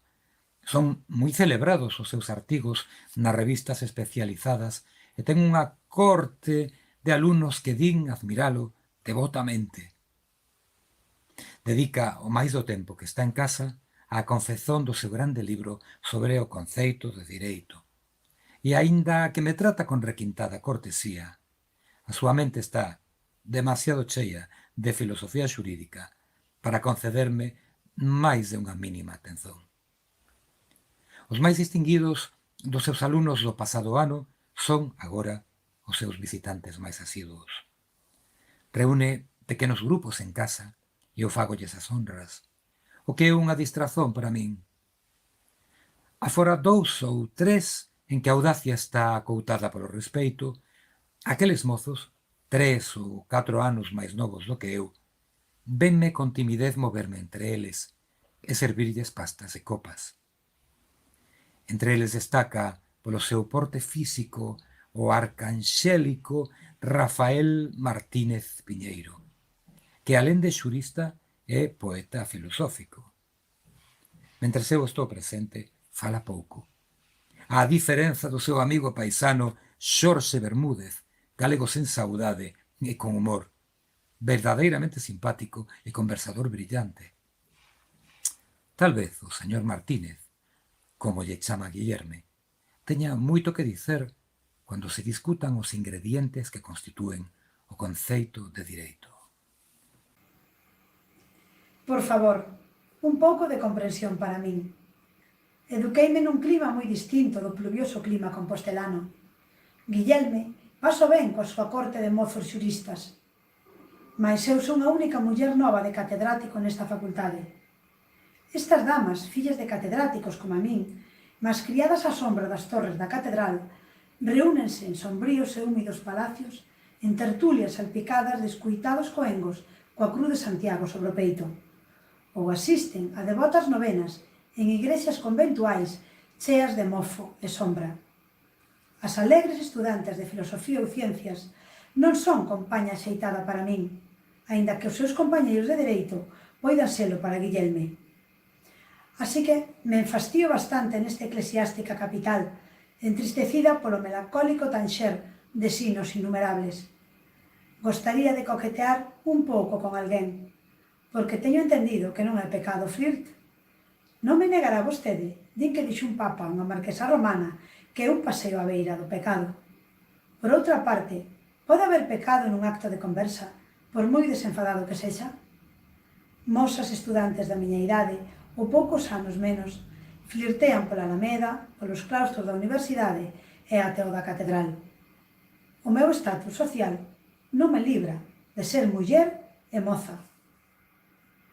Merche. A Comisión de Cultura de Asociación Profesional de Alumnos de Dereito organizou unha serie de actos que se realizan na aula número 4 e que comprenden conferencias e recitais a cargo de profesores e estudantes, o que é moi democrático e de acordo cos ventos que agora sopran de convivencia de todos os estamentos sociais para lograr unha España mellor. Todo o mundo prevé a queda da ditadura e moitos apontan a equipa que vai administrar o novo regime. Será unha monarquía renovada ou será a república? A primeira conferencia, como non, correu a cargo do orador de moda, o profesor doutor Guillerme Maluquer, home de abundantes recursos no discurso académico, elegante acuñador de metáforas desportivas e artesanais, con que ameniza os áridos conceitos da filosofía xurídica. Fun ouvido, como quase todas as alumnos do meu curso, porque hai que estar o día, e a reunión ia ser, e foi, unha festa social. Non podíamos deixar de ver que elegante corte de traxe luciría o profesor doctor, e cual sería a medida do ángulo que formase o seu torso cando se inclinase a bicar a mao da venerável e roliza señora esposa do ilustrísimo señor decano. Mas, quizá, o que máis nos atraía era a esperanza que se realizou de ver de perto a muller do distinguido conferente, que é dignísima parella do seu marido en cuanto a personalidade social. E a verdade é que pouco ou nada atendín a conferencia, profundamente impresionada pola elegancia e a desenvoltura da moi bela madame, ou frau Maluquer, unha muller moi nova, vestida a última moda, con unha certa originalidade displicente. Ten unhas medidas de manequín, de xeito que todo lle senta estupendamente, e móvese con unha falta de preocupazóns e con unha naturalidade tan insolentes que as respetáveis consortes dos nosos vellos mestres, nobres fidalgas dos pazos da Ulloa ou dos Arnés, criadas por robustas nutrices aldeás, acostumadas ás tertulias sedentarias e ao chocolate amenizado polos cónegos de dignidade, donas pausadas e prolixas, non podían menos que ollar a desguella, con pasmo entre benévolo e escandalizado. Ali, en primeira fila, con a perna direita montada sobre a perna esquerda, toda vestida de vermello e calzada do mesmo, meias cor de carne e longas cadeas de ouro e pérolas penduradas do encesto e alto pescozo, achábase a deslumbrante e irresistível esposa do noso egrexo xurista. Non demasiado atenta á sobria gesticulación e a enveludada palabra do conferencista, que lle deben de ser de sobra coñecidas, e trocando ás veces sedutoras olladas, insinuantes sorrisos e até breves cochichos. Con quen? Oh deuses, nada menos que con o seu veciño da esquerda, que entrara a par dela como especialmente consagrado ao seu servizo entre a turbamulta de mozos estudantes, axudantes de cátedra e advogados distinguidos que rodeaban o ilustre mozo profesor. Xuraría que ela puxo a súa mão sobre o brazo do seu acompañante, presionando-o docemente para que se sentase á súa beira cando chegou a hora de sentarse. E así ficou, moi serio e moi tranquilo, naquele posto de honra, aparentemente demasiado destacado para un mero estudante, por moi distinguido que sexa. Quen? Quen ia ser senón o hipócrita, o tartúfico, o fementido, o desvergoñado a quen ti e máis eu coñecemos como noivo da infeliz Xulia, a cual esqueceu, escarneceu e atraizou en circunstancias especialmente agravantes e aleivosas, coa súa propia descarada, pingo e voluptuosísima irmá, enténdese de Xulia?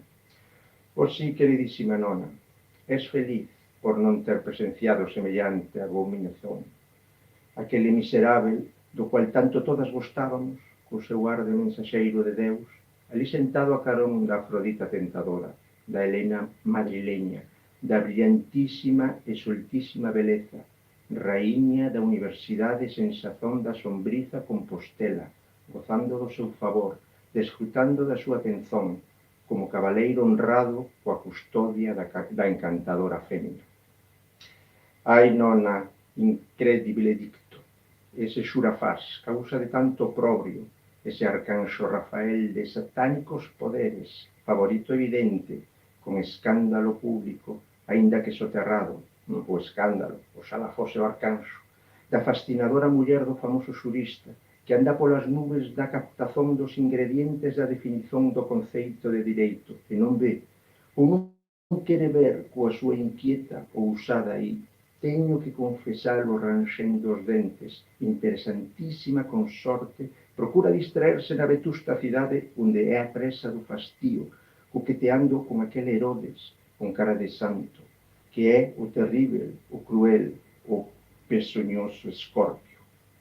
O tempos, o costumes, a universidade coñece estas cousas, o marido veas, e, no entanto, Escorpio vive. Non só vive, senón que mesmo acode ás conferencias de Hermann Lucker, como Catilina ás convocatorias de Cicerone. Observarás que fixen moitos adiantos na miña formación humanística. Espero aprobar sen dificultades o latín que levo de rasto. Carísima nona, vale. Sagitario, tremendo, verdadeiramente tremendo éxito o de Escorpio no seu recital de onte. Eu preferín odiar o meu para máis adiante, coa esperanza de que ese máis adiante sexa a súa vez adiado e non me teña que pôr en moito tempo o problema de seleccionar os meus poemas, de peineiralos cursidosamente e de empastar a voz para recitalos con contido fogo e elegante dizón. Viver e ir de sorpresa en sorpresa. Ah, señores, aquí teñen vocés o atrevido, o paroleiro, o falangueiro, o argalleiro Sagitario, incapaz de botarse o touro a hora da verdade. Merche, que estaba guapísima, radiantísima, alá sentada, no máis alto do hemiciclo, díxome que eu era un fresco, por certas galanterías moi equilibradas que a saída lle dediquei, combinando o caballeroso rendimento cunha sutilísima alusón ao asoballante dos seus encantos, ao son que de ninguna maneira asobardaba os límites da máis estricta corrección, mas que introducía unha lera nota de alegre humor juvenil coa comedida referencia aos soños dos admiradores daqueles encantos. Ela frunciu o sobrancello e puxo uns beiciños desaprobadores, mentres me castigaba con aquela calificación, que, ante o meu protesto, ratificou e agravou, utilizando esta vez o sustantivo abstracto frescura, para definir a miña conducta, reforzando co adxetivo esquimal, que se improvisou naquel momento, revela certos dotes no uso dos tropos, supoño que será unha sinédoque. A nena marchouse entre riseira e asañada, de certo cunha saña finxida que nin sequera aspiraba a pasar por verdadeira, así que eu fiquei encantado da súa conducta e, por suposto, da miña. Mas todo ese despexo meu estivo totalmente ausente cando se tratou de dar ou non dar o recital. En troques, o suave, o modesto, o sosegado, o doce, o reservado, o aéreo, o alado Escorpio, non dubidou un momento en aceitar a proposta da comisión e, quase sen pensalo, seleccionou 6 poemas e leunos con voz sobriamente inflexionada, sen máis mudanzas de ton que as estritamente necesarias, sen rozar unha sílaba, sen unha equivocación, sen unha vacilación. Ollando de cando en cando o auditorio, mas sin adoptar a actitude de un histrión no palco, con levísimos movimentos da mão esquerda e sen que lle tremese en absoluto a direita que sustiña os papéis. Discretísimas didascalias, intercaladas entre os poemas, distendían os ánimos apreixados polo teor elevado e a linguaxe selectísima dos versos, escritos nun galegouto suficiente, no cual todo o castellanismo estaba intencionalmente desterrado. Poucas persoas das que estaban presentes falarán habitualmente en galego. Moitas terán lido moi pouco ou nada escrito na nosa lingua. As señoras dos catedráticos, con máis arraigamento no país, asociarán inevitablemente o galego á fala dos caseiros das súas casas de campo. Mas cando o Escorpio, con unha lixeira e fina reverencia, deu por rematado o seu recital, os aplausos brotaron espontáneos, nutridísimos e prolongadísimos de todas as partes da aula. Aplaudía fortemente o decano, facendo acenos de aprobazón coa súa branca cabeza. Aplaudía con unha deferente e delicada torsión cervical, Hier Professor Dr. Wilhelm Maluquia. Con un firme e rapidísimo repenique, aplaudían as mãos longas e enxolladas de Frau Maluquia, a quen todo o mundo supón namorada e parte do mundo amante do misterioso Escorpio. Aplaudía con raiva Merche, que sen dúbida lembraba a historia de Cleo. Aplaudía eu, sen saber se Escorpio é un xenio que sabe como comportarse por ciencia infusa, ou un asombroso talento que todo calcula e planifica con espantosa perfeición. Todo o mundo aplaudía. Todo o mundo, máis ou menos sinceramente, louvaba os versos e con absoluta sinceridade, non hai dúbida, o poderoso encanto do recitador. A señora do decano de Direito. Esta señora, esta muller, non parece a muller dun catedrático. Non gosto de como se enfeita, de como se veste. Será guapa, non o nego, mas certos xeitos, certos adornos, certas posturas, certas expresóns, certos acenos poden ir ben a unha actriz, a unha artista de cine, a unha presentadora de modelos de alta costura. Xa lle concedo que sexa alta costura, do máis elegante, mas non a unha esposa dun catedrático de universidade. E por que distingue tanto ao rapaz que leu os versos? Din que é o discípulo preferido do seu marido. Para min, trátao con demasiada familiaridade. Onte, cando terminou o acto, non lle faltou máis que bicalo. Precipitouse a ele, subiu ao estrado e retivolle a mão moito tempo. Falándose en pausa e comendo con os ollos, dáballe pequenos golpes no ombro con o seu abano. E máis tarde, cando todos saíamos da sala, colleuno do brazo un momento para dicirlle algo en ton confidencial. Non é forma de comportarse. Non há dúbida que é de boa casta. O seu pai é un sabio. Antonio fala dele con reverencia. Toda a facultade venera o Dr. Torrexón. Tamén o seu marido unha eminencia, aínda que Pedro Virgili o ten por un modernista insubstancial. Mas non há dúbida de que é un home moi fino e cortés, moi respeitoso coas donas, e que fala moi ben dentro do seu estilo, mas non ten autoridade para chamar a atención a súa muller perante as saídas de ton desta señora. Non quero pensar mal, embora non falte quen afirme que entre ela e o estudante hai unha relación sospeitosa. Eu creo que se entendesen, ela non manifestaría en público tanto entusiasmo por ele. El compórtase con toda corresón, mas din que ten maus antecedentes en cuestión de fraldas. Parece mentira. Que se tiña unha noiva aquí e outra no seu pobo, que se relacionaba con dúas irmás ao mesmo tempo. El parece formal e serio, é moi educado e discreto. Se cadra son máis linguas. Antonio di que é o alumno máis distinguido da facultade e deulle matrícula de honor na súa materia. Mas a mocidade de hoxe non é de fiar. Compórtanse con unha liberdade que non creo que sexa boa. Así, hai tanta preocupación polas fillas nas vós familias.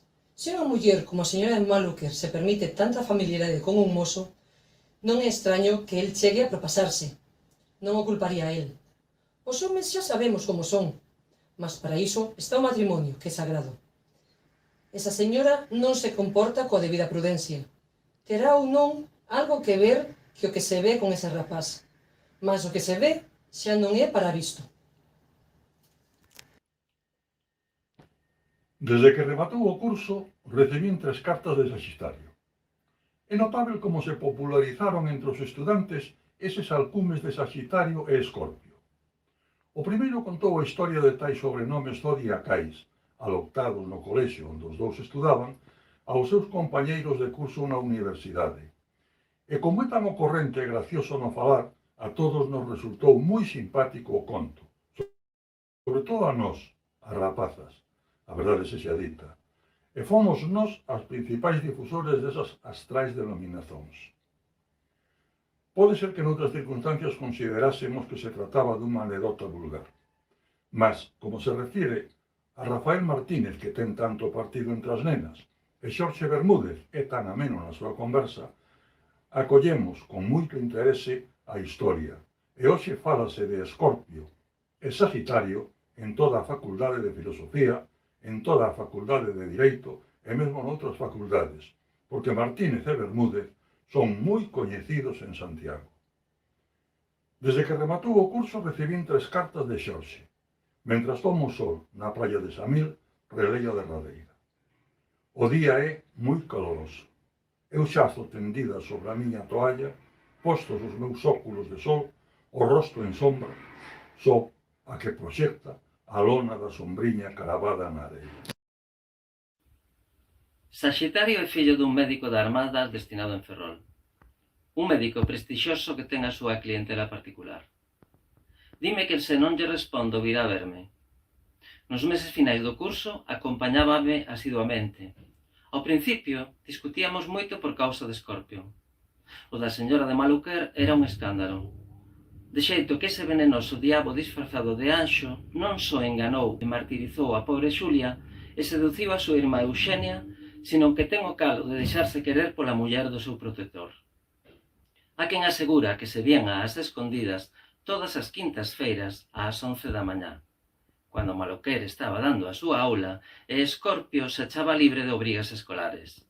Nunha casa da Estrada de Conxo, onde vive unha muller casada cun practicante do hospital, filla da primeira patroa que tiveron Escorpio e Saxitario cando vivían nunha pousada da fonte de San Miguel. Muller, a do practicante, que cando Escorpio era pupilo da mai dela, estaba tan namorada dele que unha noite, estando Saxitario en Ferrol con motivo do enterro dun parente, entrou a moza no cuarto en que dormían Escorpio e Saxitario, e non saiu do mesmo ata as 5 da mañá. Como se poden coñecer estes detalles, a non ser polo propio Escorpio ou pola propia namorada súa, non o podo compreender, e quizá non haxa nada diso. Saxitario nega caloradamente toda a veracidade á historia da filla da patroa e aos encontros coa muller do catedrático.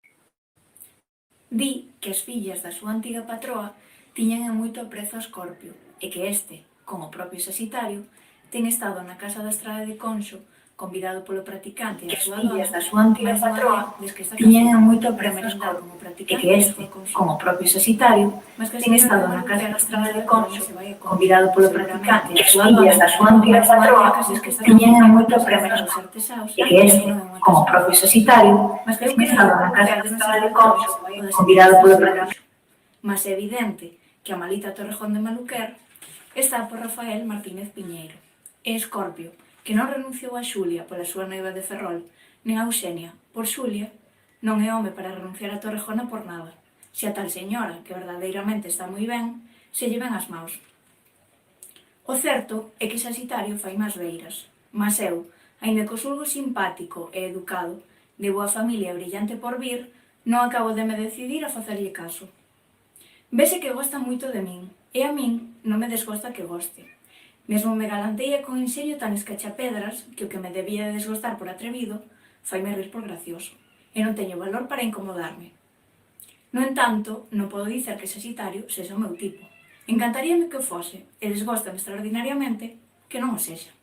Desgóstame extraordinariamente que o meu tipo sexa o que é, porque, a pesar de todo, é incrível, mas é así, o meu tipo é Escorpio.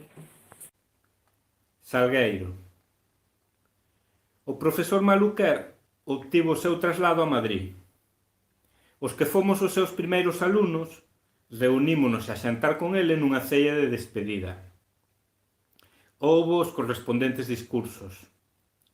Como era inevitável, estiveron levemente tinxidos de política xeral, aínda que ás veces se mascarase de política cultural ou política universitaria.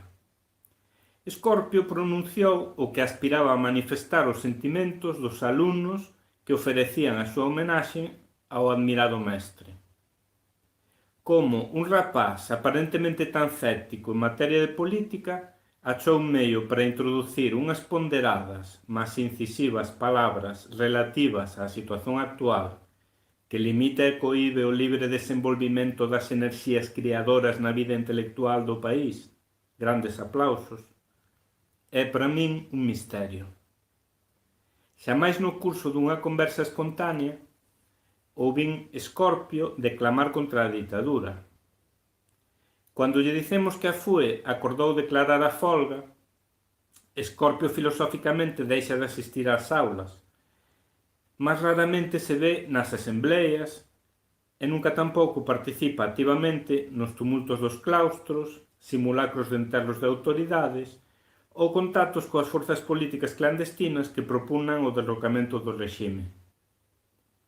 Creo que Escorpio posúe unha capacidade xenial de actuación en cualquier circunstancia, mas carece de entusiasmo ideolóxico en cualquier sentido. Se cuadra por iso, nunca o vemos exaltado. Xa non digamos en materia política, mas tampouco noutras materias. Os primeiros versos que lle coñecín eran maxestosamente místicos. As autoridades eclesiásticas fixaron nel os seus penetrantes ollos, mas a religiosidade que os versos transparentaban non contiña fervoradas expresións de amor divino, nen sangraba nela a dramática ferida do cristao que luita consigo mesmo para conseguir elevarse ao seu Criador, non conturbados pola dúbida, nen alapeados pola chama da posezón da graza. Eran versos extraordinariamente serenos, extrañamente distantes, como de un intelixente e ecléctico comentarista de experiencias místicas, máis ben que de unha criatura inflamada polo dardo ardente do divino raio.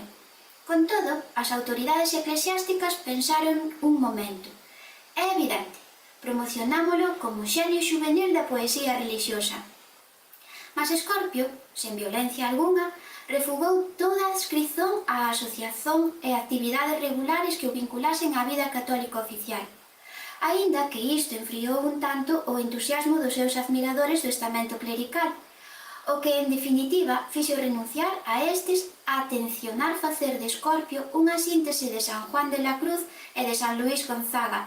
Foi a crónica escandalosa, tal vez exagerada, mas como un evidente fundo de veracidade das súas veleidades e licenzas amorosas.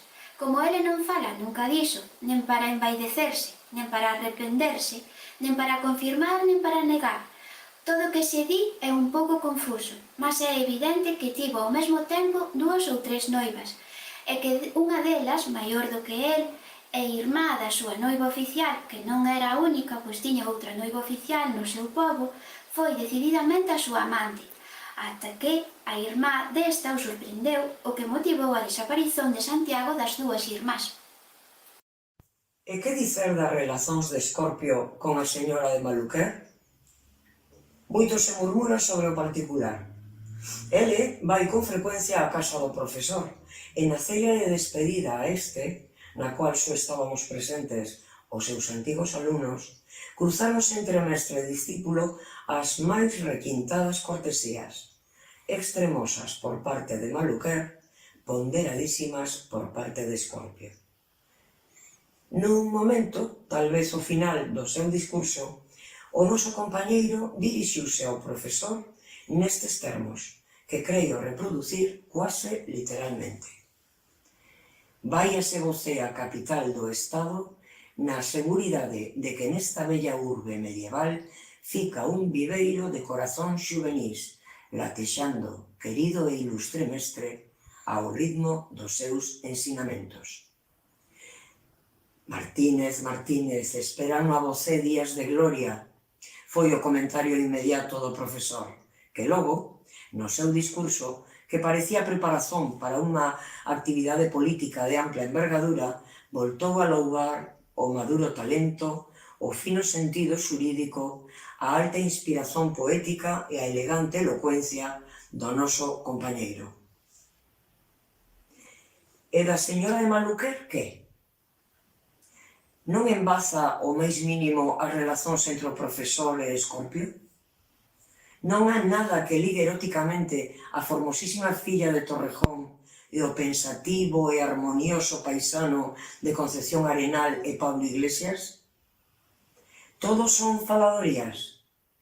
Ou simplesmente lixeirezas da dama? Ou amizade platónica?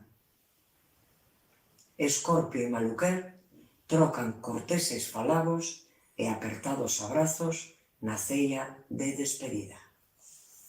1. Salgueiro. Somos, na verdade, uns xuristas un tanto extraños. Moitos dos que este ano de 1929 cursamos o penúltimo de carreira, pois entre xuño e setembro pensamos liquidar terceiro e cuarto. Escorpio, aínda que con matrículas de honor en todas as materias, é acreditado como o mellor alumno da súa promoción. Ten unha evidente vocación de poeta, lírico, o mesmo que Saxitario. E eu son tamén un alumno distinguido, e, sen embargo, aínda que secretamente, alimento unha irresistível vocación de escritor. Mais a min non me tenta o verso, senón a prosa. Non a lírica, mas a épica. A épica, posíbel, hoxe claro está. Non temos por que chamarlle novela en galego ao relato longo. Niso o castellano é a excepción. Novelas, novels, novel, é dicir, relatos breves como os de Camerón. Xa teño escritas 2, que xacen vergoñentamente a dormir un sono sen soños. Na gaveta da miña mesa de traballo. Mas agora quero escrever unha obra narrativa longa, un romance, romanzo. Pouco a disto na literatura galega. Nos tempos presentes aponta entre nós un verdadeiro romanticista. Os camiños da vida seria un grande romance. Eu, a pesar de todo. Se non se deixase levar o seu autor nunhas cuantas páxinas pola súa excesiva afición as fórmulas literarias románticas que non poden dar máis de sí. Durante a ceia de despedida ao profesor Maluquer, pensaba eu no enigmático Escorpio como núcleo dun posible romance. Mas precisamente a súa enigmaticidade debería ser respeitada, porque eu a vexo como unha particularidade de interese dentro dunha narración. Eu, autor do romance de Escorpio, respeitaría a súa problematicidade. Non trataría de explicalo todo, máis ben reuniría testemunhos diversos a propósito da súa personalidade, que confluísen e alumiasen de distintos ángulos a figura central. Nunca me metería directamente no interior do protagonista. Este nunca falaría de si mesmo. Serían os demais, os seus parentes, os seus amigos, os que nos falarían do seu pobo, da súa familia, dos seus amigos. E así se iría configurando unha figura, e así se irían ordenando os acontecimentos dunha vida, mediante unha especie de enquisa que apartase dados plurais porque non contraditorios. Na realidade, cada un ve as persoas, os acontecimentos do seu ponto de vista, a través do seu propio prisma. O coñecimento é unha combinación de materia e forma. Esta varía segundo a situación do suxeito cognoscente. Non a visión inteiramente verdadeira, non a visón inteiramente falsa, non a visón inteiramente obxectiva, non a visón inteiramente subxectiva. Apresentaría un Escorpio, unha vida de Escorpio contemplada a través de diversas personalidades. Como sei moi pouco da vida de Escorpio, fora do que vexo, e se trata de unha realidade moi pouco transparente, tería de inventar moito. Tería de inventarlle unha familia, unha infancia, uns amigos que completasen coa súa visón a miña propia visón. Sería unha composición polifónica, unha narrativa en que houvese moitos narradores. Mas non pretendería que estes nos falasen con unha linguaxe calcada en cada caso da realidade persoal que lles atribuíse. Non pretendería presentar un documento social que reproducise fotográficamente moitas figuras, moitas mentalidades, moitas formas de expresión. Procuraría exprimir con fidelidade o carácter de cada personaxe, carácter que eu mismo criaría, mas non me esforzaría en evitar xiros sintácticos ou voces concretas que a condición social da personaxe faría improbáveis na realidade. Non se trataría de unha reproducción científica da realidade, senón de unha construción artística, na cual o autor visase esencialmente a comunicación de un mundo poético, interpretación de unha realidade mas no traslado material, vaciado en xeso, versión electrolítica, visión galvanoplástica de unha realidade sensível, de unha obxectividade fenomenolóxica ou fenoménica. Na forma, pois, non se trataría de unha narración documental. Esa muller que fala non fala exactamente como falaría unha muller real da súa condición. Seríame indiferente que me fixesen críticas deste tipo. Eu traduciría a unha linguaxe que pretendería ser eficazmente literaria o discurso polifónico que constituiría a forma do romance. Este estaría, pois, integrado por unha serie de depoimentos en primeira persoa formulados por diversas personaxes que estivesen en relación con Escorpio ou o seu entorno e que proxectasen luz, a súa propia e variada luz, sobre ese entorno e sobre ese Escorpio. Non me preocuparía de xustificar eses depoimentos do ponto de vista da verosimilitude material. Por que se producen eses depoimentos? Simplesmente porque o autor decide que se produzan. Non hai que explicalos como informes que o autor se envían ou como memorias que este descobre ou como monólogos interiores que este sorprende. As diversas personaxes foran testemunhas de determinados acontecimentos ou reflexionaron sobre determinados feitos. E o autor dispón do poder necesario para transmitir ao leitor en forma de soliloquios, nalgúnha ocasión en forma de carta ou alocución, as vivencias que lle interesan.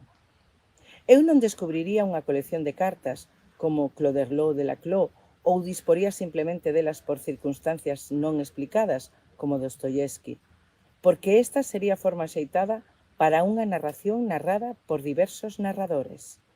Eu faría meramente que cada narrador narrase o que, dado o estatus que eu lle conferise, estivese en condicións de narrar, sen preocuparme de máis xustificacións nen máis convencionalismos. Eu sei o que eles saben. Eu sei o que eles pensan. Eu teño registrados os seus saberes e os seus pensamentos nun disco, mas traducidas as palabras ao meu discurso literario, e fago xirar o disco perante o leitor. Non son o clásico narrador omnisciente, mas posúo parcial coñecimento do interior de algunhas mentes, entre as quais non figura a mente de Escorpio. Creo que será moi incómodo renunciar a ver por dentro o protagonista, mas impúxenme esa exigencia técnica. Xa veremos se a podo cumprir. Cando veremos? Este ano. O mesmo que Escorpio, o mesmo que Saxitario, teño que adiantar un curso, entre xuño e setembro, para poder facer o servizo militar en Santiago o mesmo ano que finde a carreira. Terei, pois, que estudar moito, e algunhas disciplinas, como procedimentos xudiciais e práctica forense, que non me atren en absoluto e das que me examinar don Pedro Virgili, a quen lle cae moi mal que se leven dun curso dúas materias que ele explica e que pertencen a cursos distintos. Aos que fan isto, e son alumnos excepcionais, cualificados en xuño por el con matrícula de honor, dalles notável en setembro. Así que teño que esforzarme moito. Por agora non podo pensar no meu romance, e tal vez non podo escrevelo nunca. Salgueiro. Don Pedro Virgili é o único profesor que usa barrete na aula. Noutro tempo, a que hoxe chamamos sala de profesores, era a sala de togas. Nun armario, penduradas das súas perchas, estaban as togas dos catedráticos, e en estante axunto, os barretes. Os catedráticos, de levita e cartola, subían a escada da universidade, entraban na referida sala e trocaban as levitas polas togas e as cartolas polos barretes. Así entraban na aula e daban as súas conferencias. Hoxe iso está en desuso. Os catedráticos xa non usan levita e cartola, senón americano e chapeu. E dan as aulas de cabeza descoberta. Agás don Pedro Virgili. Don Pedro Virgili é calvo e catarroso. Cando vai ao cinema social, sitúase na última fila, e inmediatamente que se apagan as luces, cobre a cabeza con o seu chapeu, que mantivo sobre os xoellos no brevísimo tempo que medeia entre o momento en que se senta e o momento en que dá comeza a función. Se estivese un tempo máis prolongado con a cabeza descoberta, comezaría a espirrar. Apañaría un terrível constipado. Nas aulas ten o barrete do traxe académico nun caixón da mesa. Tírao e colócao sobre a súa cabeza e explica de barrete a lizón. Don Guillerme Maluquer está desde hai 2 anos en Madrid. Os vellos mestres, educados no positivismo xurídico, xa non teñen motivos para escandalizarse por causa da linguaxe neocantiana e orteguiana do xove profesor. A encantadora señora de Maluquer, Né Torrejón, tampouco alporiza xa as señoras da boa sociedade compostelá, como cando pasaba polas rúas facendo resoar as lousas co repinique dos seus altos tacóns, suscitando co seu xentilísimo vaivén as olladas de fogo dos estudantes, afora das do sempre comedido Escorpio, a quen ela distinguía entre todos. Don Pedro Virgili era un dos máis encarnizados inimigos de don Guillerme Maluquer, a quen, non obstante, saudaba con cerimonioso alzamento de chapeu cando con el se cruzaba, e a cuxa dona tributaba homenaxe das súas máis solemnes e galantes reverencias. Mas toda a xente sabía que don Pedro Virgili Sabater era un dos máis encarnizados inimigos de don Guillerme Maluquer Bofill. Agora don Guillerme Maluquer é catedrático da Universidade Central, mas acaba de publicar un libro en que se estuda a obra do seu mestre Rudolf Stammler e se glosa a súa definición do direito, que no original reza así: Vollen verbindet selbst herrlich und unverletzlich. Poño en alemán copiando o texto de Maluquer que traduce as palabras así: querer entrelazante, autárquico e inviolable.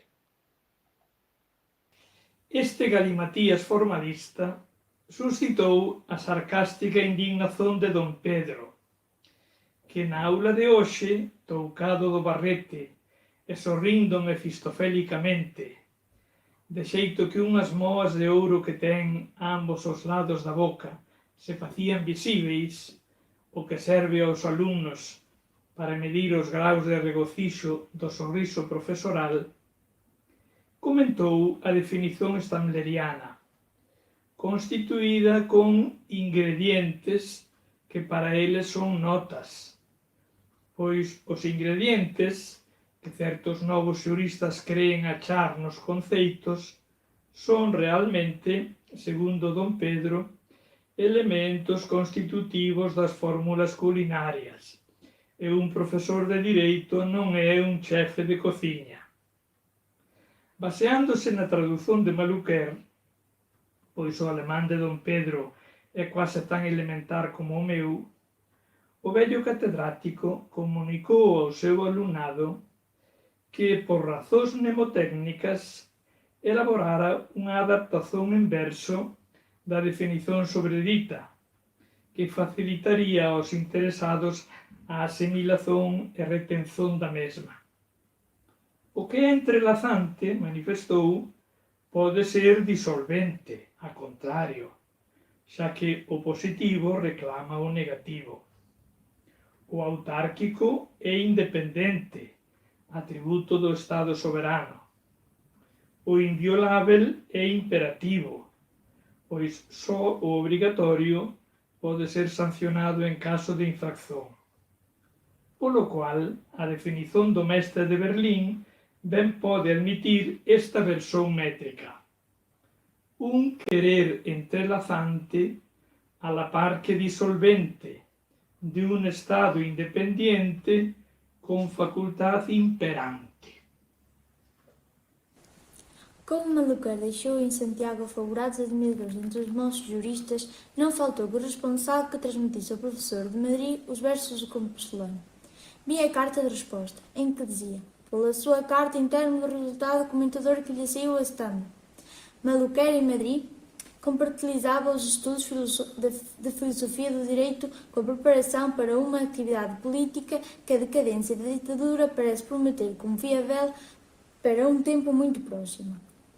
Aqui todos, menos Escórpio, agitamos-nos muito politicamente. Eu, quando não tenho que agitar-me ou estudar, penso na minha projetada novela polifónica. Melhor dito, romance. Farei que cada voz assuma a sua função narrativa, se apresente a si própria, como os personagens de teatro chinês, ou prepararei o nome de cada narrador ao começo da sua parte? Ou deixarei que o contexto identifique ao narrador sem especificação textativa?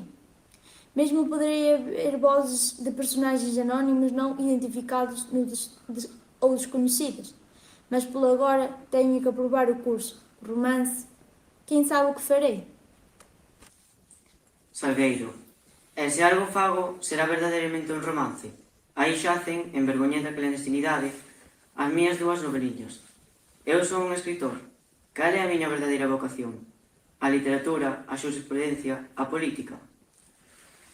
Na miña familia houbo de todo.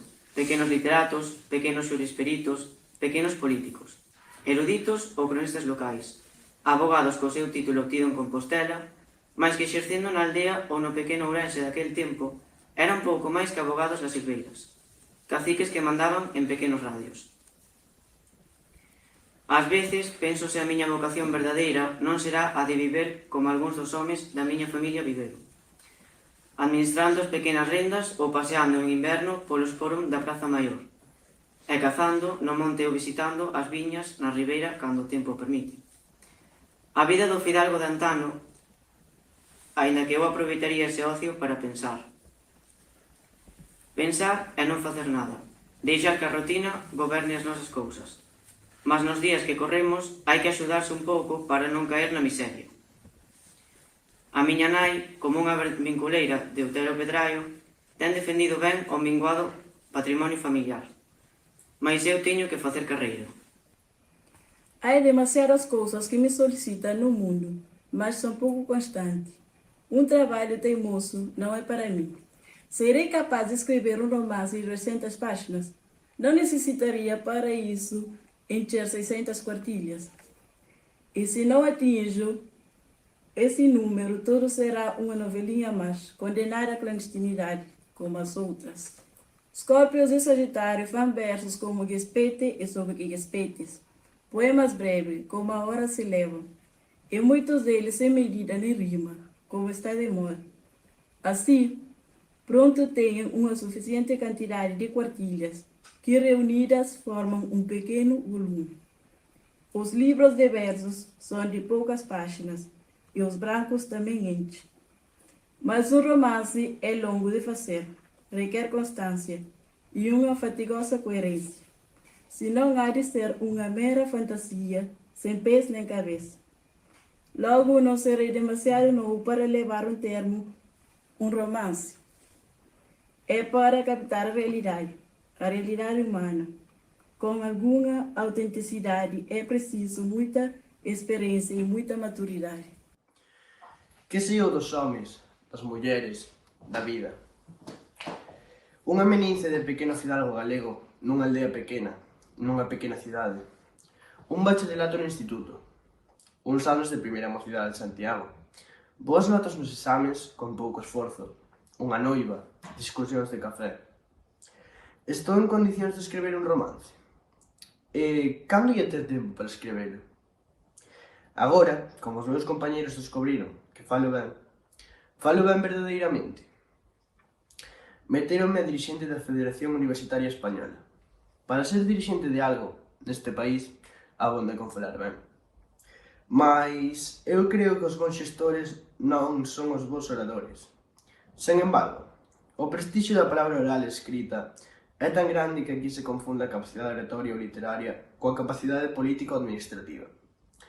Confeso que me afagou ser eleito presidente de Dereito, mais cando vin que, alén de pronunciar discursos, había que facer xestións, levar contas, escrever cartas. Comecei a cansar destas sangueiras. Hai, porén, que comportarse seriamente e sacrificar algo ao ben común. Estamos nun momento histórico. Hai que comprometerse. Chegarei a dispor de tempo, experiencia e humor para escrever o meu romance. Saxitar. Salgueiro, como presidente da Asociación Profesional de Alumnos de Dereito, apresentou a Ximénez e a súa no Paraninfo da Universidade, onde o famoso catedrático pronunciou unha conferencia sobre o proxecto de Código Penal. Un grupo de estudantes, de que Escorpio e eu facíamos parte, foi esperar o profesor a Curtis, a cuxa estación chegou no comboio procedente de Madrid. Sorprendeu-nos ver uns oficiais de artillaría que chegaran tamén nun automóbil para saudar o célebre penalista. Todo o mundo quere agora, agasos demasiado comprometidos, a mostrarse liberal e disidente do sistema. Os artilleiros, como nos tempos do rei Amadeu, tiveron un conflito moi serio coas autoridades do Ministerio.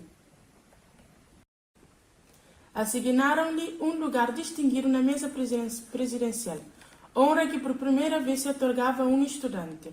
Avançou até a tribuna e, depois de permanecer um segundo à espera de que o silêncio fosse total entre o público, que ainda remexia procurando definitivo acomodo, num local atestado, aceitou a sua peça oratória, muito dentro do estilo de um discípulo de Maluquer, a sua vez devoto discípulo de Ortega, o seu mestre por autonomácia. Salgueiro é mais literato que Maluquer, e um dos juristas e escritores que tanto avandavam a nossa promoção. Mas mientras Escorpio e mais eu temos publicado versos em revista, ninguém viu nada em preço de Salgueiro, de quem se sabe. Ainda bem que está a planear um romance.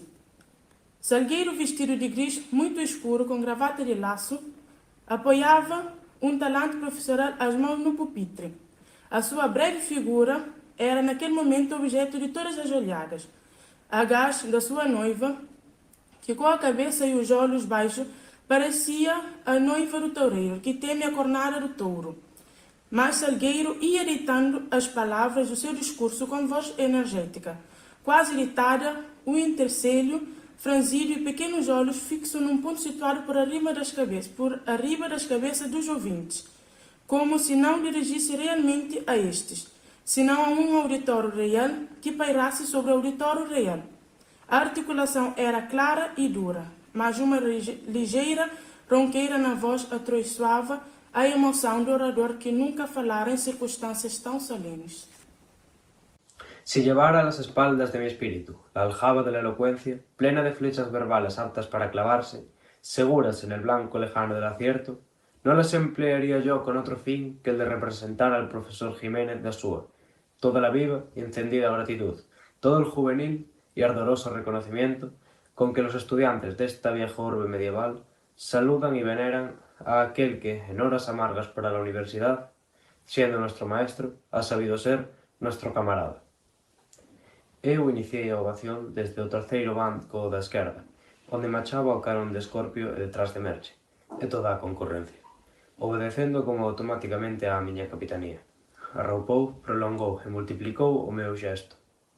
A noiva do orador levantou a cabeza.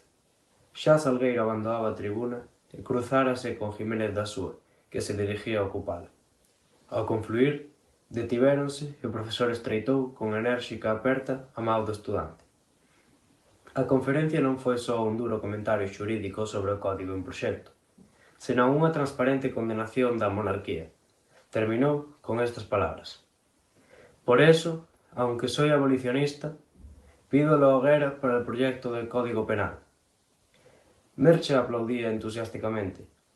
Na lenta evocación do Paraninfo non puden emparellarme con ela. Vina, por fin, na rúa do Vilar, onde, nun grupo de estudantes, femias e varóns, comentaba as incidencias do acto que se acababa de celebrar. Someime ao conxunto coa esperanza de poder acompañar até a súa casa, aínda que tivese que aturar as súas compañeiras de residencia. Sagitario. Merche fora o pasado curso a miña máis formosa distracción. Non poden conseguir dela un compromiso formal. Díxome que lle escrevese, como lle escrevera o pasado verao, e que ela me respondería. Mais, unha vez en Ferrol, é meditar se debo ou non escreverlle. Vou todos os días á casa de Escorpio, e ali vexo Cheli, e cando vexo Cheli esquezo calquera outro rostro de muller. Mas Cheli é para Escorpio, e iso é para min tan natural que non sequer me magoa. Mesmo temo que Escorpio se afaste de Cheli. Sei que iso causaría a Cheli unha dor insoportable, que a destrozaría completamente. Non quero que suceda iso, quero que Cheli sexa feliz. Quero que case con Escorpio. Teño soñado con moitas rapazas. Teño soñado con Cleo, con Eugenia, con Nona, con Merche, coa muller de Maluquer, con moitas mulleres. Soños ardentes, como corresponde aos meus 20 anos de hoxe, aos meus 19 anos, aos meus 18, aos meus 17. Xa no colexio, aquí tiña eses soños. Con Cheli soño rara vez, e son soños moi simples. Vou con ela e con Escorpio pola beira do mar. Embarcamos nunha lancha que nos leva moi lonxe. Ou estamos, Cheli e máis eu, sentados no chao, sobre unha alfombra. Quizá somos aínda nenos, ollando as gravuras dun libro de contos. Son feliz cando soño con Cheli, mas nunca soño que a vexo, ou que lle fago calquera outra caricia. Gostaría de beixar a Merche.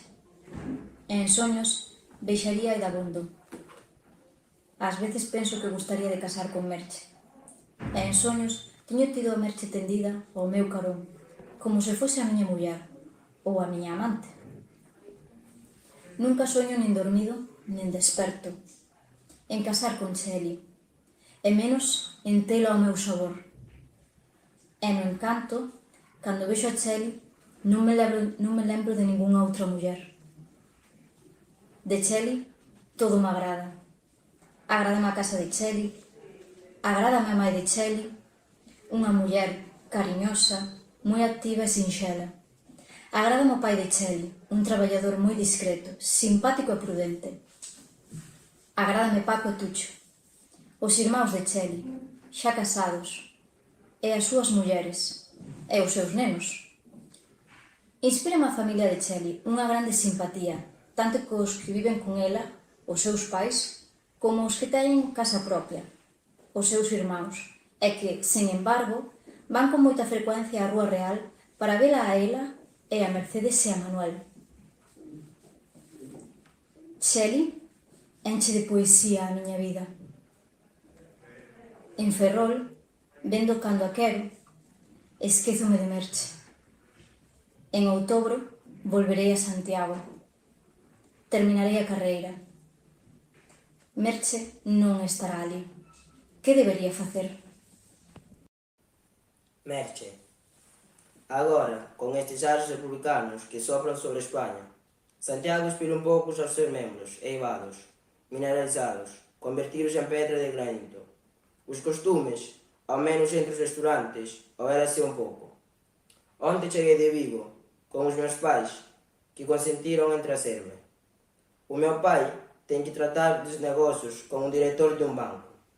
Sempre que pode, a miña mãe o acompaña nas súas viaxes. Pois estou con outras 3 mozas, que aínda non remataron os estudos. no Café Español, e connosco o meu primo Xoán, Rafael e Xorxe. Rafael Martínez e Xorxe Bermúdez. Cando cheguei a Santiago para cursar primeiro, en outubro de 1926, nos estilaban as axuntazas de mozas e mozos nun café. Rafael amostrou-nos un exemplar do seu libro, Viaxen ao Centro do Ceo. É o primeiro exemplar que saiu do prelo e que lhe entregou o editor. Aínda non dispón de máis exemplares, nen un libro foi distribuído. Este exemplar foi encadenado inmediatamente que estiveron impresas todas as páxinas, para que o autor o vise, axiña. Xorxe ten na mesma editorial entregar outro libro, intitulado Eva 2000 Sobrizos, que esperaba ver impreso dentro de 2 ou 3 meses. Eu fui a única dos presentes que folhei com interesse o livro de Rafael. Xorxe xa coñecía os textos. Claro está. As nenas e Xoán felicitaron calorosamente Escorpio, mas pouco repararon no libro. Unha delas preguntou por que non ia con a asinatura Escorpio e pasou a outra cousa, sen esperar a resposta. No círculo escolar en que se moven, Rafael e Xorxe son para todo o mundo Escorpio e Saxitario, pseudónimos que xa trazarían de Ferrol cando iniciaron os seus estudios en Compostela. Eu preguntei a Escorpio se lle mandaría un exemplar do seu libro a súa noiva. Ele, ollándome fixamente, permaneceu en silencio, como se non me avisen. Repetían a pregunta, mas as amigas, con o seu alborozo, desviaron a conversa xeral para outros rumos. Eu non houve resposta. Saxitario non se manifesta tan obsequioso comigo como os finais do pasado curso. Pareceume que tiña algún preocupación. Non sei que facer no caso de que antes de meu regreso me manifeste o seu desexo de establecer comigo unha relación de noviado. Eu preferiría Escorpio, que non parece moi entusiasmado con a súa feralona. Xamais fala dela, e se non fose por Saxitario, eu non sabería que esa moza existía. Mas eu non vou fazer como Xulia, ou como a súa irmá, ou como a muller de Maliquer, que buscaron descaradamente. Eu non tanto non creo que a ollase con mellores ollos que eu. Mas eu non rebaixo a iso, por moito que goste o rapaz. Eu non podo engañarme, e ele non dá sinais de que a preocupación amorosa non que di respeito. Claro que nunca se lle viu entusiasmado por muller algunha, e non entanto hai que consideralo moi mullereiro, porque aínda admitindo que é moi solicitado, a facilidade con que se otorga non é precisamente proba de austeridade. Renace en min, ao pensar nisto, a xenreira que lle tiña desde o asunto da irmá de Xulia. Mais non ficou escarmentado. Nada lle importa que unha muller sexa irmá da súa moza. Nada lle importa que outra sexa consorte do seu mestre. Logo, que moral é esta? Eu creo que Rafael é un conquistador sen escrúpulos, que se prevale matreiramente do seu encanto persoal para aparentar pasividade perante as súas vítimas. Como nota que gostan del, prefere fingir indiferencia por dúas razóns. Unha, que está probado que lo mismo quer fuego fatuo, lo mismito ejer querer. Le huye y te persigue, le busca y echa a correr. De xeito que así se dá máis a valer e encirriquita máis as súas admiradoras. A outra, que se procura con esa tartufesca carantoña unha coartada para semellar inocente, ou favorecido pola eximente de estado de necesidade para evitar ser acusado de negación de auxilio, ou quizá poda alegar obediencia debida. Habería que ver como se comporta cando está prestando ese auxilio ou exercitando esa obediencia. Mas digo disparates, pois para ver iso sería preciso porse no lugar das súas vítimas. E eu non son unha Eugenia ou unha Torrexona para cair tan baixo. Saxitario. Para os que comezamos a carreira sobre a dictadura, é moi extraño citar este ano 1930, sen que sobre nós se proxecte a sombra do dictador como un horizonte continuo.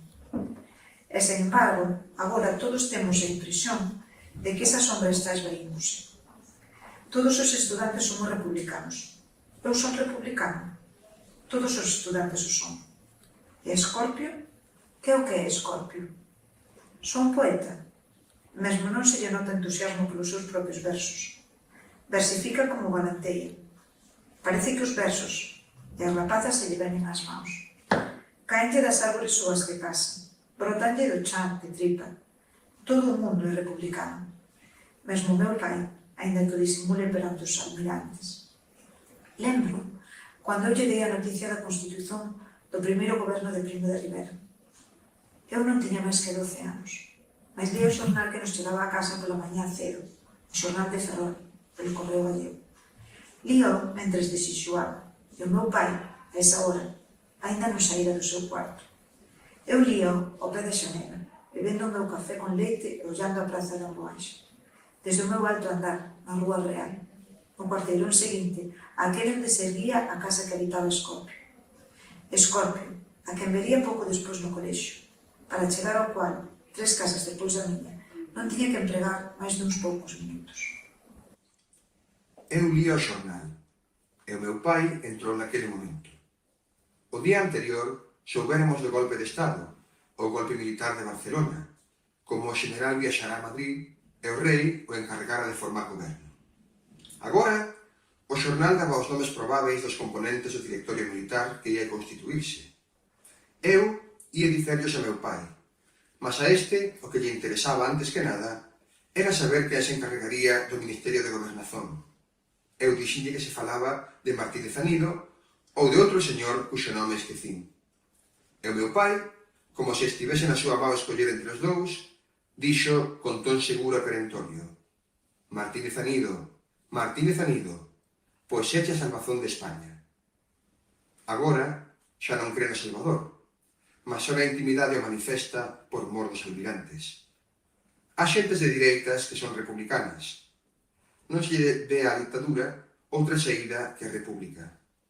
Poucos pensan que o rei pode restaurar a Constitución de Cánovas.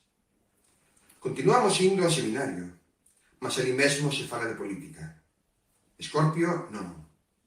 Dámolo por republicano galeguista, como todos os máis que traballamos xuntos. Ele fala en galego os seus versos, como a min, e fala en galego, como todos, mas é republicano. Non lle cairá a república como os poemas, como as mulleres, da cola dun árbore xo que pase, ou lle brotará do chao sobre que tripe. Saxitario. E agora o ditador está morto. Exonerado polo rei, foise a París e ali fincou a súa vida. O rei quer restaurar o antigo réxime. Moitos peden cortes constituíntes. Como Berenguer, temos outra vez reunións políticas, onde escuitamos asombrosos discursos. Digo outra vez, e falo como se eu fose a historia de España reproducindo a linguaxe dos xornais.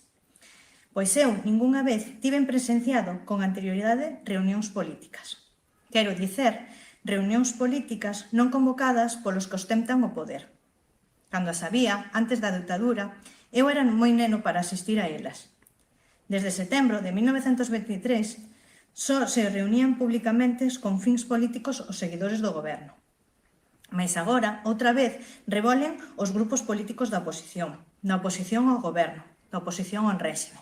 Liberté, cheri. Asistín a algunhas reunións galeguistas. Trátase de formar unha agrupación política que os reúna a todos. As cousas van moi devagar. Os mozos falamos unha lingua, os vellos falan outras. Hainos que son galeguistas puros e só pensan nun estatuto para o noso país, nun estatuto de autonomía. Mais algúns destes falan de República Federal. Outros mesturan ideas galeguistas con avanzadas ideas sociais e citan a Marx e a Lenin. Os meus pensamentos oscilan entre as redes públicas e a rede privada. En este último campo, entre Cheri e Merche, mas como ambas viven fora de Santiago, teño que procurarme outras amistades femininas. A verdade é que sempre ando a facer as beiras ás mozas, como as mozas andan sempre facendo as beiras a Escorpio. Amparo. Moito teño que mirar polas cativas. Tres preciosidades, porque a pequena, cos seus 15 anos, estáse pondo preciosa. Vai ser a máis guapa das 4.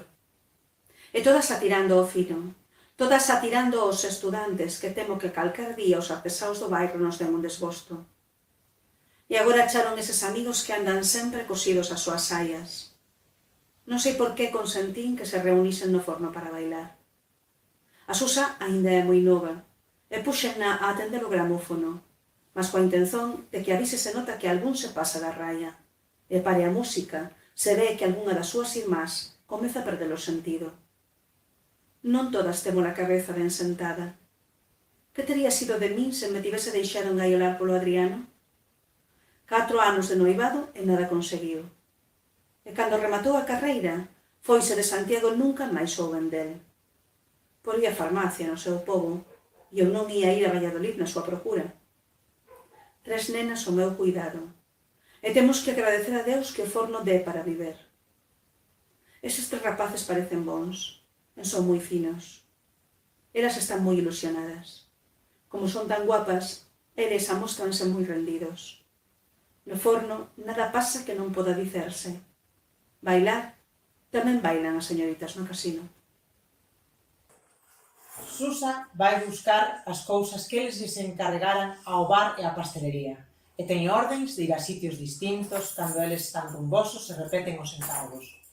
O forno está quente, e nas tardes de inverno os 3 ásanse a gosto connosco. Ás veces traen algún amigo e ás veces ven tamén a Rosa e a nosa prima Elena. Agora Rosa está enferma e o médico non a deixa sair de casa. E di Susa que ese rapaz vai falar con ela pola xanela todos os días. Ese Rafael, que sei que está rematando os estudos, é o máis serio de todos.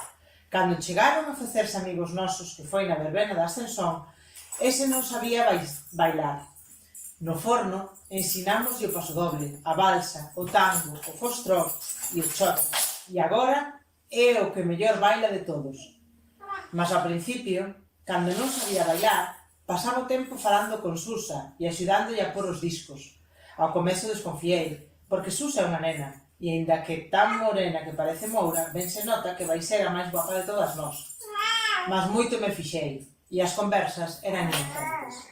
Mentres a miña cabeza rexa, nada a pasar que non deba pasar no forno da Carricova. Rosa, achome moito mellor, e o médico díxome que podería volver ao traballo dentro de unha semana. Mas que polo de agora non debo sair de casa, e debo repousar todo o que poda. Como xa non tuso e non teño febre, ainda que estou algo débil, estou contente e non me enfastío, porque ele ven todos os días e falamos pola xanela. Estou só en casa o máis do tempo, pois a miña tía está no traballo, e eu, agora que vou recobrando as cores e me vexo no espello un pouco menos guapa que cando caín enferma, vou tamén sentíndome contente e espero con moita ilusión a súa chegada.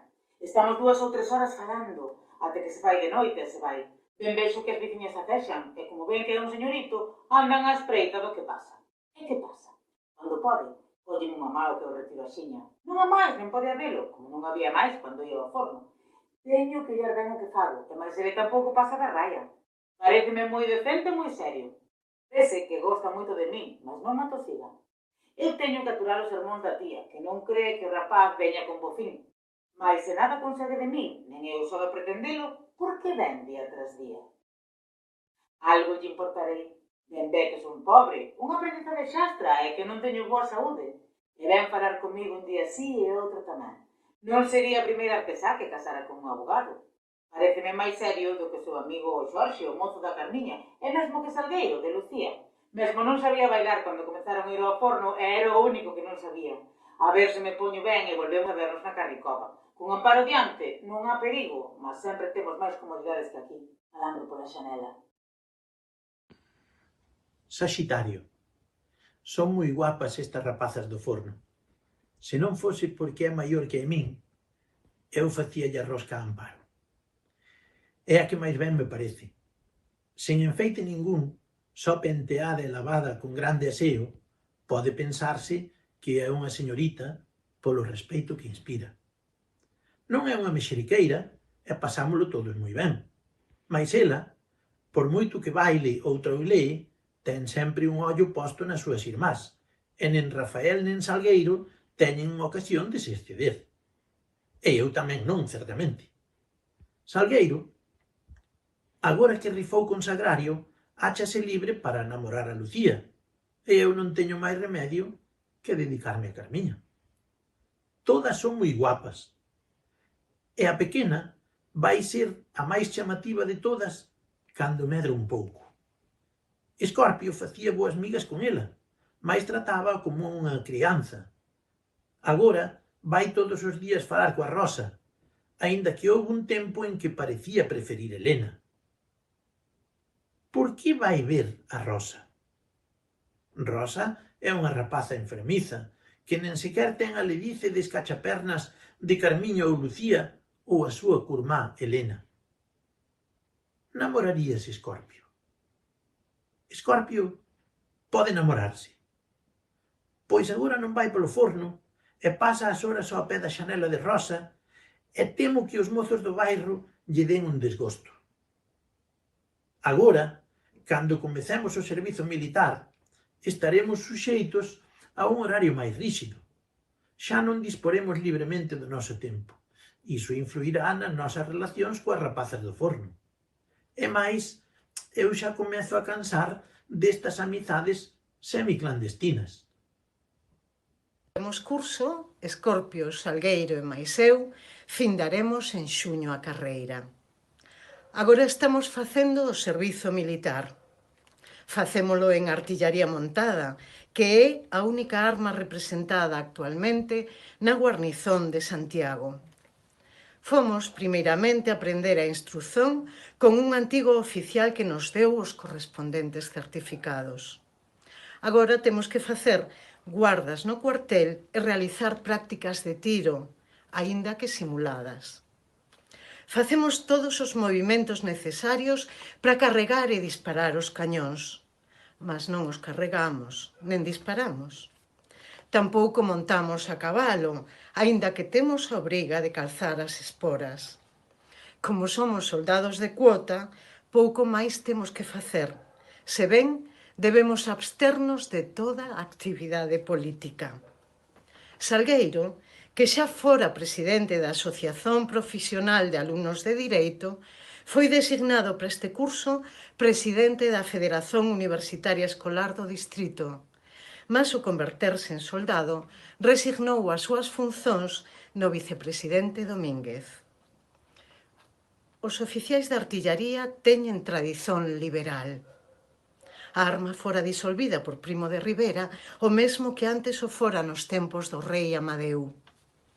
Algúns destes oficiais foran a estación do Camiño de Ferro de Curtis cumprimentar Ximénez de Asúa cando trouxemos para pronunciar a conferencia na cual Salgueiro pronunciou o discurso famoso en que se falaba das costas do espírito, a alxaba da elocuencia, as frechas verbais e o albo do acerto. Todo estilo orteguiano puro. Saxitario. Hoxe tropecei con Susa. Non a puden esquivar. Púxome a pan pedir. Non és de lei. Por que enganaste Carmiña? Desde antes do Antroido non vas polo forno. Pescar antes xa? Ti non me viste, mas eu vente vin pola Alameda cunha moza de moito chapeu. E o teu amigo da alma tamén se esqueceu de Rosa. Há moito tempo que non vai vela, e ela cada vez está pior, porque volveu recair, depois de terse iludido cunha milloría que ficou en nada. Sodes uns desavergoñados. O único que é de lei é Salgueiro, que supoño que saberás millor do que min, continúa con Lucía. Ten cuidado con Amparo. Menos mal que ela soubo mantervos a raya, e que nunca obtivestes cousa delas. Somos vos artesás, mas moi decentes. Tende cuidado. Cualquier día presentámonos no cuartel e armámosvos un escándalo, para que o voso capitán saiba quen sodes. Salgueiro toma en serio os seus amores con Lucía? Non o sei. E Escorpio, para que tiña aquelas conversas platónicas con Rosa se había abandonar a súa conquista coas mãos baleiras? Eu penso que decidiu casar con Chelio e rematar a carreira. Entón, eu traballarei como abogado en Ferrol e casarei con Merche, se Merche quer casar comigo. Se os dous casais vivemos na mesma cidade, que sentimentos, como as ondas do mar, irán e virán por cada corazón? Saxitario. Reina unha grande axitación política e social. Con motivo dunha folga de obreiros, tivemos que saír do cuartel para constituir un piquete no edificio do Concello, e outro día montamos unha guarda no antigo cuartel de infantaría de Santa Isabel, hoxe baleiro e medio arruinado. Mentre estaba de posto, entre as 2 e as 4 da madrugada, entretíveme facendo un poema. Nela aludía a miña función de sentinela e dicía que a miña noiva estaba sentada na lúa. Mas, a quen vía eu realmente sentada na lúa mentres facía a guarda? A miña noiva, se a podo chamar así, é Merche, que está en Vigo. Podo chamala así? Ela responde as miñas cartas, como fan as noivas, e deixase querer. E cando fun vela, saiu comigo e estivo comigo quase todo o día, e as súas amigas tratábanme como noivo de Merche. Mas unha expresa declaración de que é a miña noiva nunca lle arranquei. E eu realmente quérolle. É unha rapaza da que gosto moito. Non pode haber home que non goste dela. Agora que ten 20 anos, é unha verdadeira muller. Pouco menos alta do que eu. Sólida, densa, de seguras e perfeitas pernas. Profunda cabeleira madalénica, pesada, abrumadora, mas que le parece aturar sen a menor molestia, como unha coroa, como unha aureola de imperatriz bizantina, feita de escura luz, de abismática seda, de reflexos metálicos, de solpor e de azul. Unha cabeleira que mantén intonsa contra a moda garsónica e efébica, e que, como se gravitase inteiramente sobre a súa nuca, a obriga a levar a cabeza ergueita. O queixo quase horizontal, os nocturnos ollos de longas perfebas entornados e velados polas pálpebras carnosas. Soas cellas poboadas arcos nidios de limpo perfil. O colo de cisne imperial. Sobre os erguidos ombros, os brazos como dourados ríos. As maus morenas, de afiados dedos de princesa cruel e poderosa. Unha real moza. Para min e para calquer mozo. Unha soberbia parella. Mas quero de veras. A verdade é que a min cústame moi pouco traballo querer. Eu creo que sí. Que agora mesmo casaría con ela. Aos meus pais encantaríalles. Por que non a ser a miña muller? Mas era ela a que estaba sentada na lúa en cuanto facía guarda nocturna en Santa Isabel. A que estaba sentada na lúa non tiña uns ollos máis inxenuos, unha boca máis fina, unhas cellas máis subtís, unha pele máis clara, unha luz máis triste.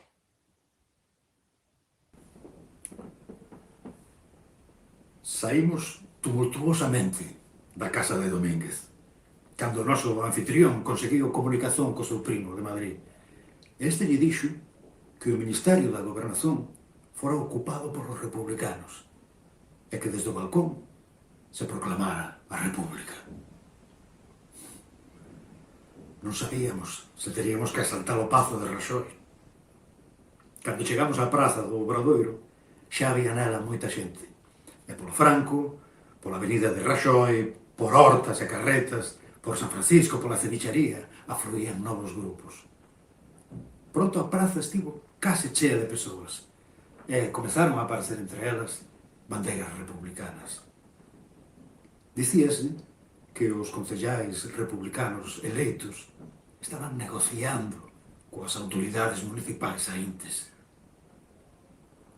E de súbito, un grupo de persoas apareceu no balcón principal e foi izada no astil unha grande bandeira tricolor en medio das aclamacións da multitude.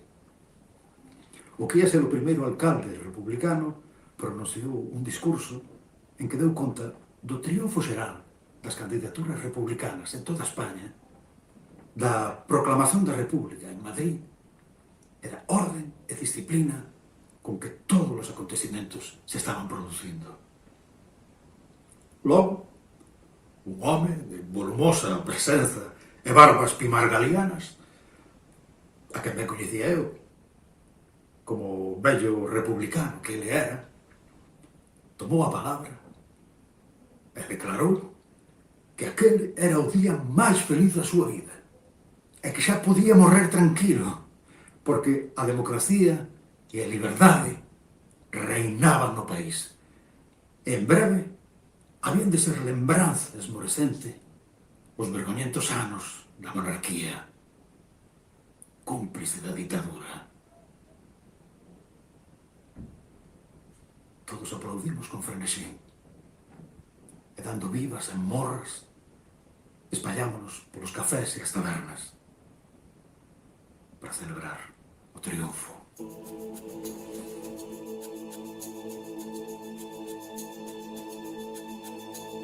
Cinco duros pagábamos de aluguer, era un terceiro andar ben folgado, pola parte de atrás o campiño.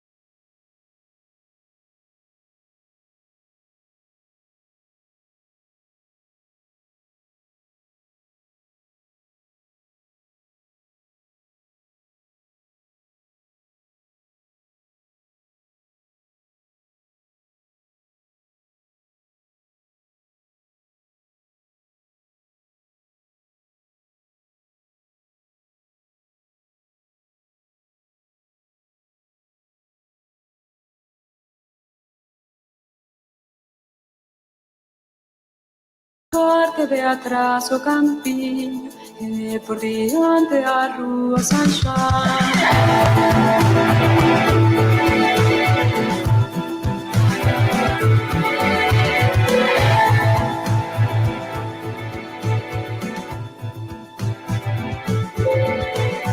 Cinco duros pagar, terceiro andar ben folgado, pola parte de atrás o campiño e por diante a rúa San Xoán. No segundo vivía a festiña china de praña chesa paros que sabía para tres menos con viajes máis. Viviría ali miña nai e todos os meus irmãos e irmás. O tanoeiro chamábase Pedro e estaba enfrente da tenda naval. No segundo vivía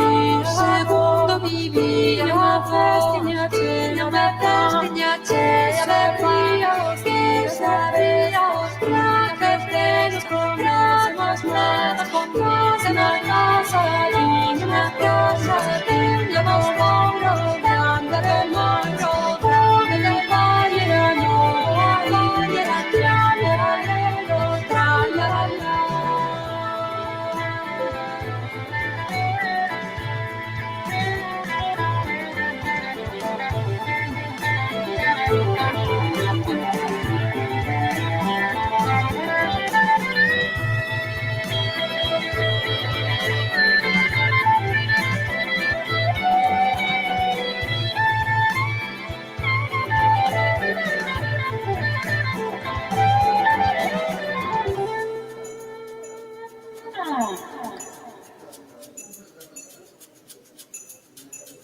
eu tiña un pacto con Deus que ninguén dos meus morrería e o pacto era observado que confiaba na peneira.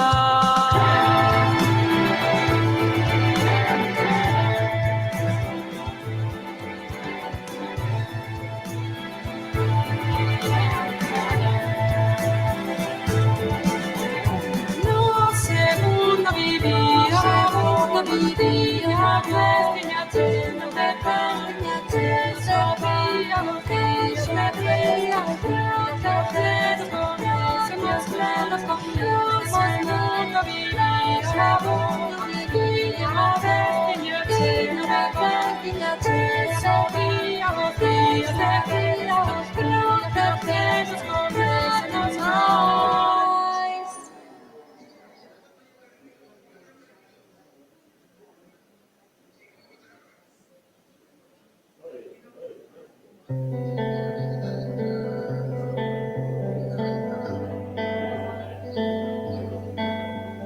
Son lobos escuros e raudos, cuxos ollos abren na noite, corredoiras de lume roxo, corredoiras na noite.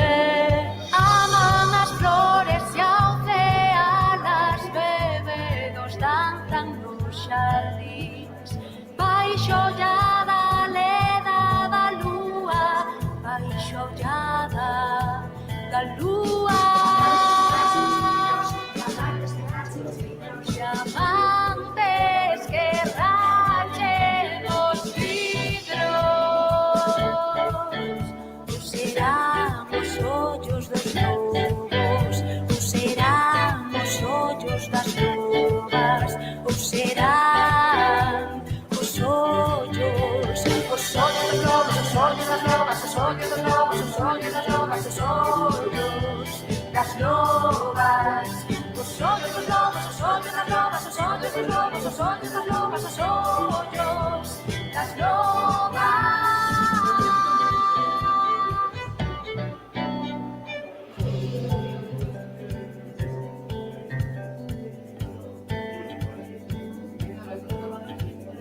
Aman as flores e ao cealas, bebedas danzan no xardín, baixo ollada leda da lúa, as lobas raudas escuras, diamantes que rachen os vidros.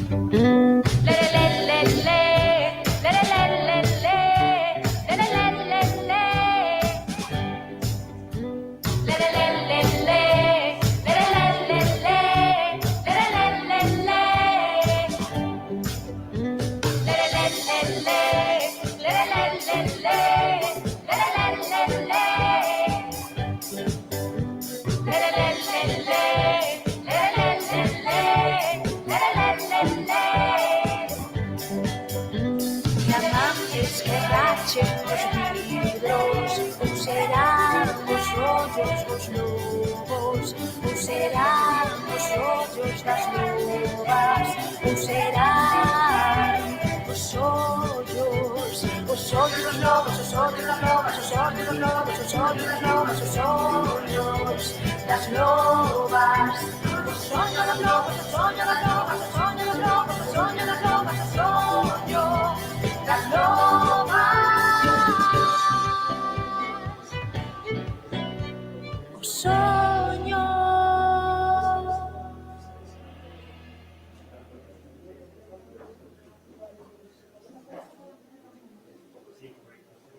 Calquer lugar é bom pra morrer, calquer lugar é bom pra morrer, calquer lugar é bom pra morrer.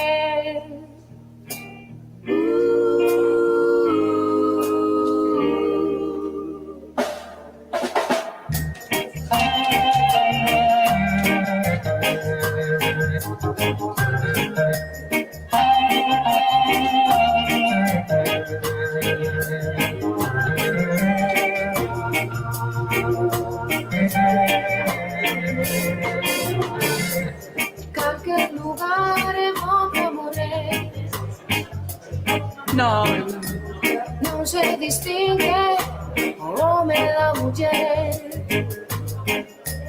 A morte neutra das tote na alemán, xénero e sexo non sempre van da man. Pois unha cousa é anatomía e outra gramática. Imagina que son moi alta. Dicotomía. Non vexo a morte feminista ser calquer lugar que vou pra morrer. Horas do tempo pasado actual, a morte a todas tratanos igual. E os cavaleiros, violenta historia o di, moitas mulleres morreron así. Eu en follo a nadar queimada, Antonián en París guillotinada, en Chapaquí tu foi perecer, calquer lugar eu vou pra morrer, calquer lugar eu vou pra morrer.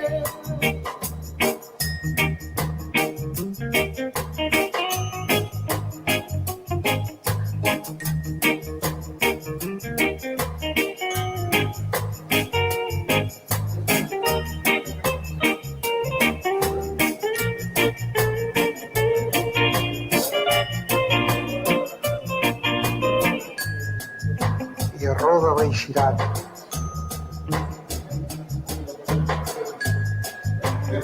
Como a do afitador. Es unha flor para lume o mar, a plazo pazo ou calquer lugar onde a muller teña o seu pasamento, ergase rosa sobre o movimento. Nesta materia non é discriminada, inesferida Mariana garrotada, erillo su lagada, Jean Arder, calquer lugar que vou pra morrer, calquer lugar que vou pra morrer, calquer lugar eu vou pra morrer, calquer lugar eu vou pra morrer, calquer lugar eu vou pra morrer.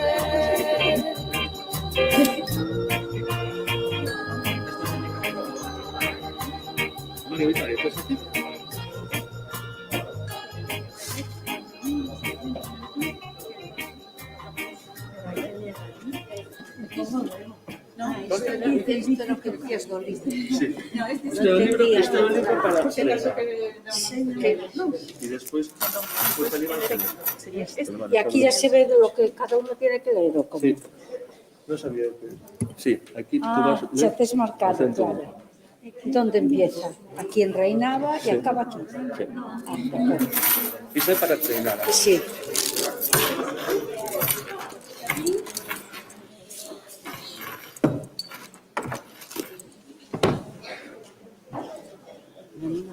Valentín, Paco.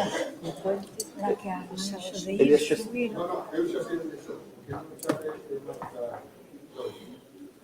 No, Marta 2 no.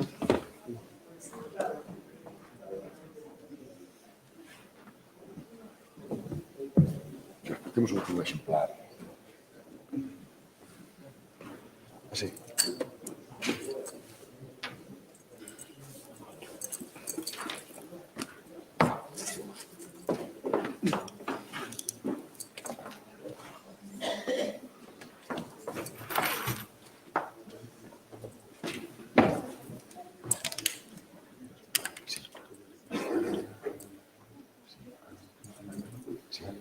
Esta Mercedes Rosón. Cuando ibas a Madrid, digo, pues, Aquí, aquí. Que no se toque el ejemplar.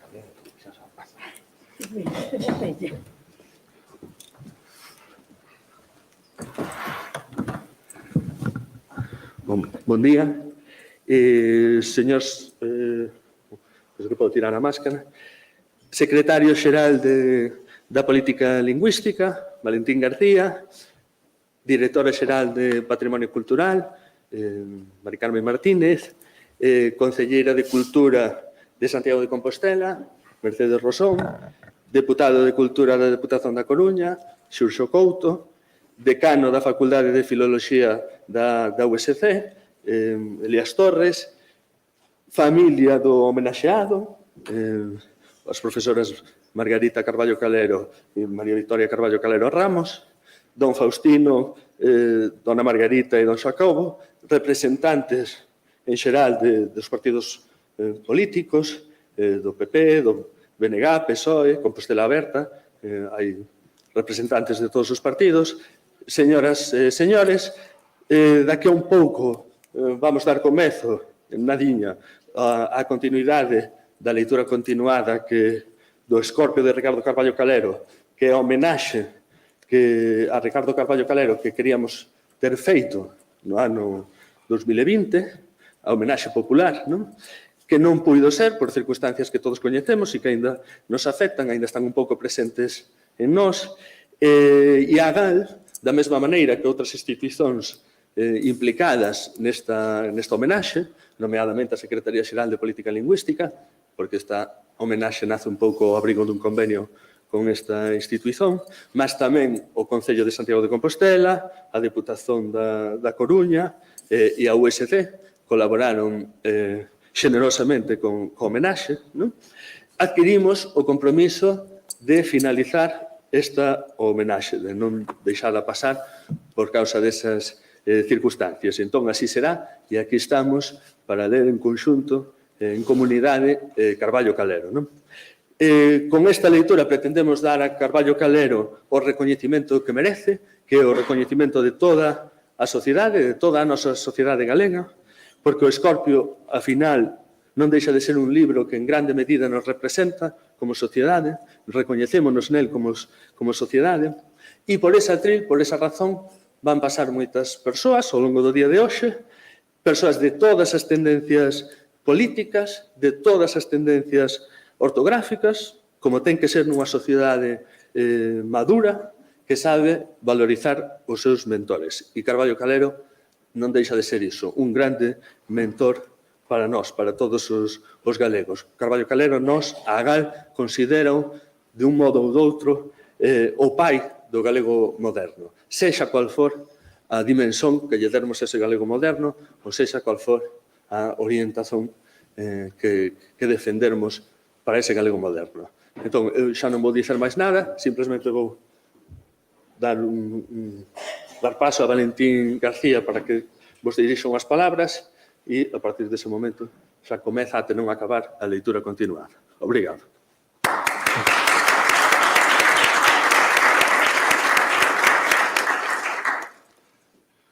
Moi bo día a todos e a todas, señor presidente da GAL, non sei se me oi, así é mellor. Presidente da GAL, familia Carballo Calero, concelleira, deputado provincial, decano, directora xeral de Patrimonio, a todos os que hoxe nos acompañades, representando institucións, entidades políticas, partidos políticos, ou que simplemente vos achegastes a este acto para rendir homenaxe a un piar da nosa lingua, da nosa literatura, da nosa cultura en xeral, como moi ben acaba de dicir Eduardo Sánchez Maragotto, unha persoa que é un referente inexcusable, que marca un antes e un despois en calquera estudo, en calquera aproximación que fagamos á historia recente da nosa literatura. Don Ricardo Carballo Calero foi un espello no que mirarnos todas as persoas que nos dedicamos a promover a lingua galega, a ser dinamizadores culturais en definitiva, e que, ainda por riba, aspiramos a normalizar e a impulsar unha cultura centenaria que precisa, hoxe tanto como daquela, e ao mellor mañá máis que nunca, pois de consensos sociais, de encontros alrededor da obra e da figura de Carballo Calero, entre outros. Esta lectura continuada, este acollemento que nos fai, ademais, en sede universitaria, na universidade, onde ele foi catedrático, xa se dixo aquí, estaba programada para ser no ano Carballo Calero, todos e todas sabemos que foi un ano especial, moi marcado por esta pandemia que ainda non rematou, pero que afortunadamente hoxe nos permite facer cousas que eran impensables hai meses, e polo tanto o que queremos é expresar o agradecemento de parte da Xunta de Galicia e do Goberno Galego, como estou seguro que das demais institucións que colaboran connosco, porque así hai que facer estas cousas na colaboración interadministrativa e interinstitucional, agradecer a todos e a todas que estén aquí e a oportunidade que nos dá a GAL ao convidarnos e a facer posible esta posta en voz de Carballo Calero cunha das súas obras capitais, seguramente a máis popular, a máis coñecida, que esta novela Escorpio, que, como digo, é un referente na nosa literatura. Moitas grazas, moi bo día, e eu convido xa a que sexa Magalí a primeira en abrir esta lectura continuada que logo irá facendo partícipes a cada un e a cada unha dos que nos atopamos neste Salón Nobre de Fonseca. Moitas grazas e moi bo día.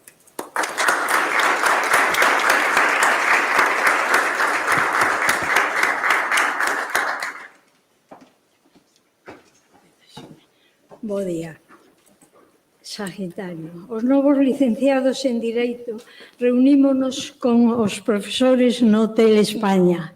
Allí estaban o decano, con o seu sonrosado rostro e os seus bigotes brancos de político francés, o economista, con a súa gravata de lazo e o seu ar eclesiástico, o romanista, modestino, pequeneiro, serio, cortés. Salgueiro ofreceu o banquete. Estivo sumamente conciliador e moderado.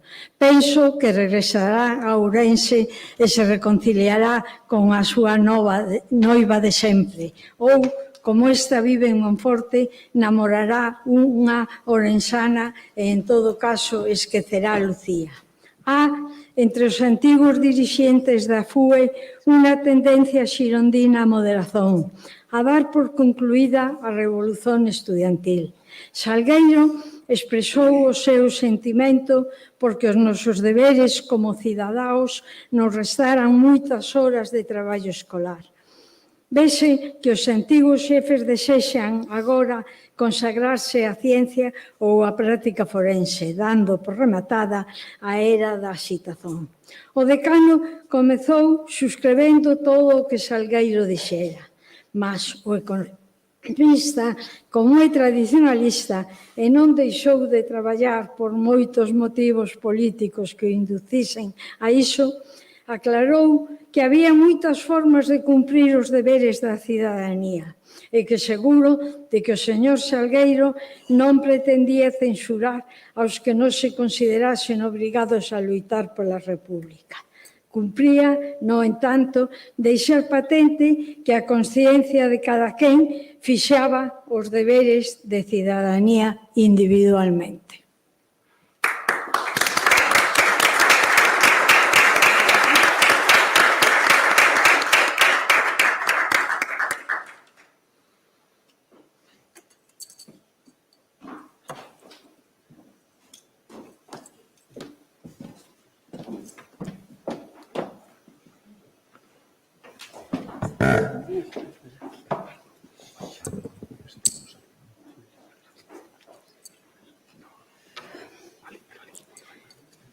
Reinaba o optimismo e o bon humor.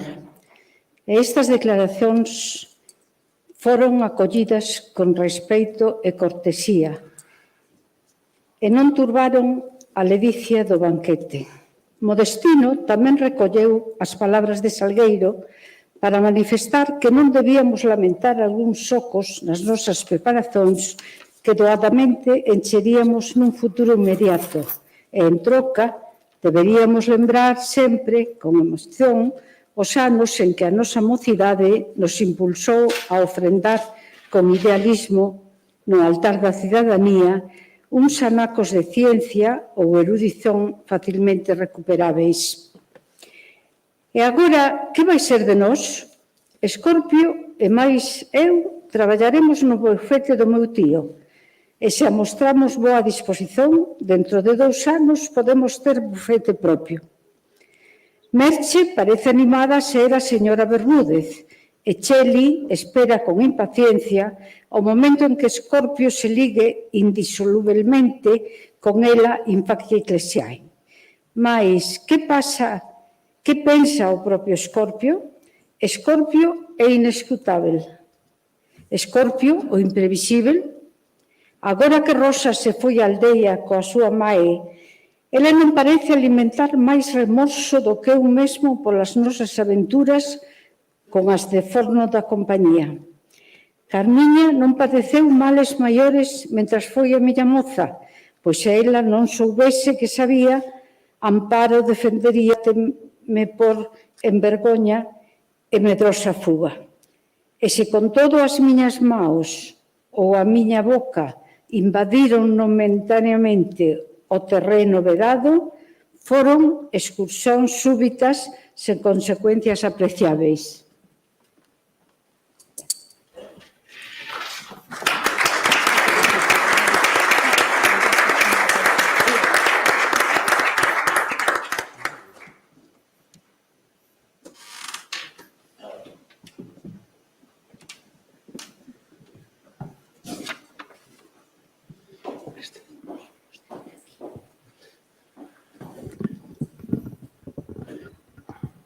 E cuanto a Rosa, teño para min que saíu aínda máis indemne que Carmiña do aseio do seu galanteador. Que galanteio era aquel? Nunca vin arder nos ollos de Escorpio a chama da concupiscencia. Todo eran longas e apracíveis conversas. Que clase de home é este Escorpio? Eu creo que se sente naturalmente inclinado ao trato das mulleres, mas que nunca adopta cara a elas unha actitude de conquistador, e que se a rapaza non toma a iniciativa, é capaz de confinarse indefinidamente no trato amistoso, diríamos que fraternal. Só así se explica a súa extraña actitude con relación a Cheli. E non parece que deixase calco algún nel o que pasou con Cleo, con Eugenia, con Amalia, con Rosa. El estuda os seus libros, el escreve os seus versos, suscitando a admiración dos seus profesores e das súas namoradas. Mas permanece sereno, quase tranquilo, quase frío perante os seus éxitos, sen revelar o segredo da súa hierática personalidade. No entanto, é indubitável que hoxe é o poeta mozo máis celebrado da Galiza e se cuadra o home máis admirado polas mulleres da nosa terra que o coñecen.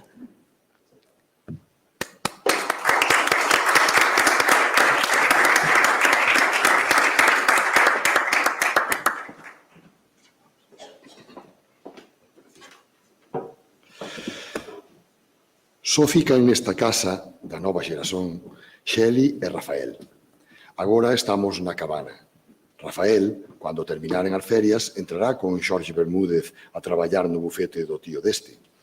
Aínda que ten o mellor expediente do seu curso, non lle vexo afición polas cousas do dereito. Os libros que lé son maioritariamente libros de versos, especialmente os escritos en galego. Moita xente me fala dele, coñéceno porque leron o seu libro ou as poesías que publica nas revistas. Pouco podo xulgar eu do seu mérito como poeta. Escribe en galego, mas os seus versos poucos imitan os de Rosalía de Castro ou Curros Enríquez, que tanto gostábamos ler, dicer ou cantar os mozos do meu tempo. Os meus pais falaban en galego entre sí, mas a min falaban en castellano. A min e a miña irmá Julia, que morreu aos 13 anos da súa idade. Así que eu falei sempre en castellano con Aurelia, e os meus fillos xa non falaron máis en castellano con toda a xente. Eu, cando aínda me dedicaba aos negocios, podía falar en galego cos obreiros, mas o meu galego é moi distinto do galego que escreve Rafael. Xa o meu galego non me servía para entender todo o que lía en Rosalía ou en Curros.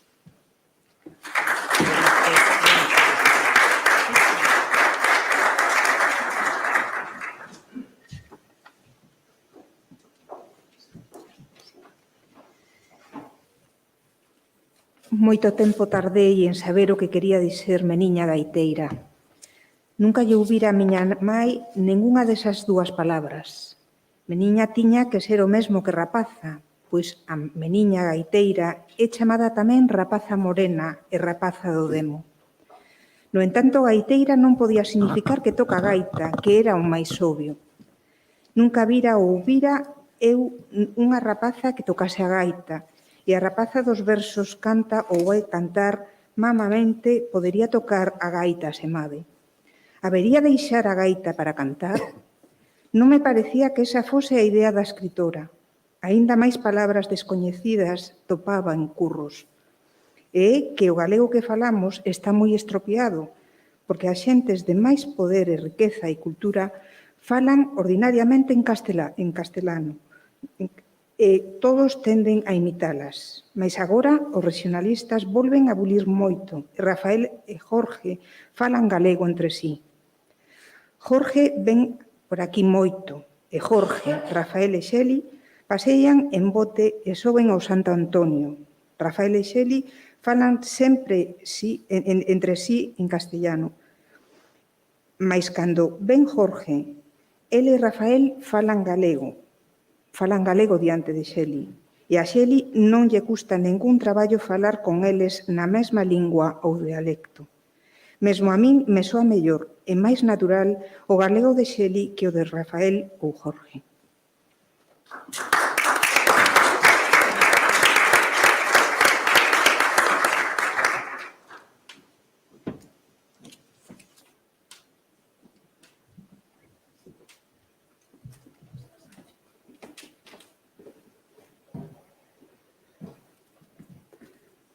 Moitas veces Xeli rise polas palabras rarísimas que usan Rafael e Xorxe.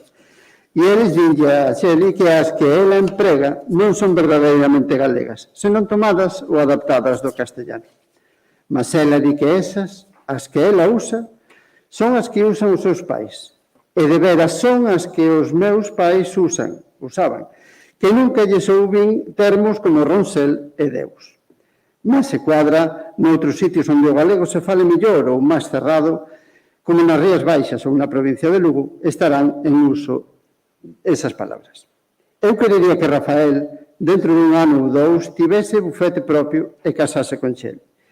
As noticias que me veñen de Santiago apresentanmo como un moi ben visto entre as rapazas e o que se di de algúns amoríos que lle atribúen e que parece que efectivamente tivo, aflixe moito a Xeli. Mas cando Rafael está aquí non dá mostra algunha de mullereiro. Con Xeli segue sendo moi amável e mesmo eu diría que ven ela unha irmá máis que unha noiva. Eu querería que casasen dentro de pouco e vivesen comigo, que casa temos de sobra.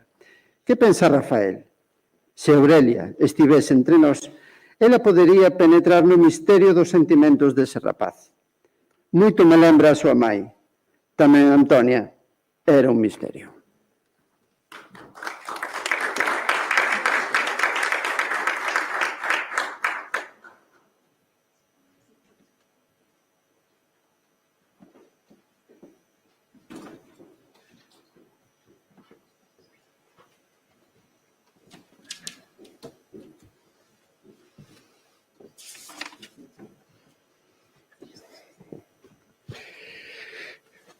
Xorxe veu verme.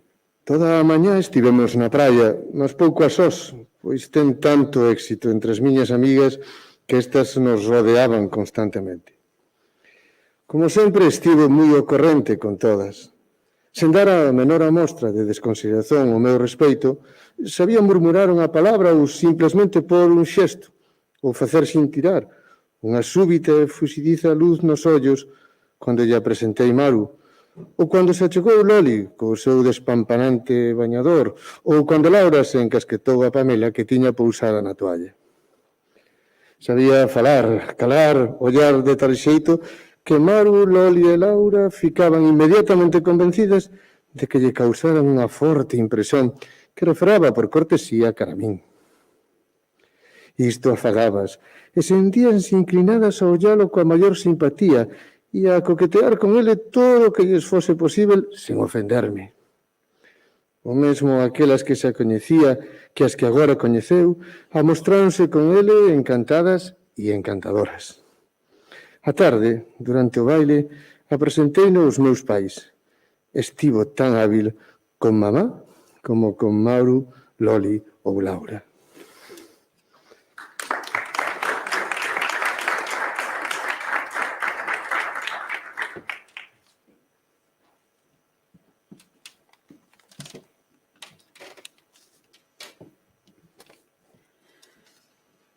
Como son filla única, mamá fíxase moito nas miñas amizades femininas e masculinas.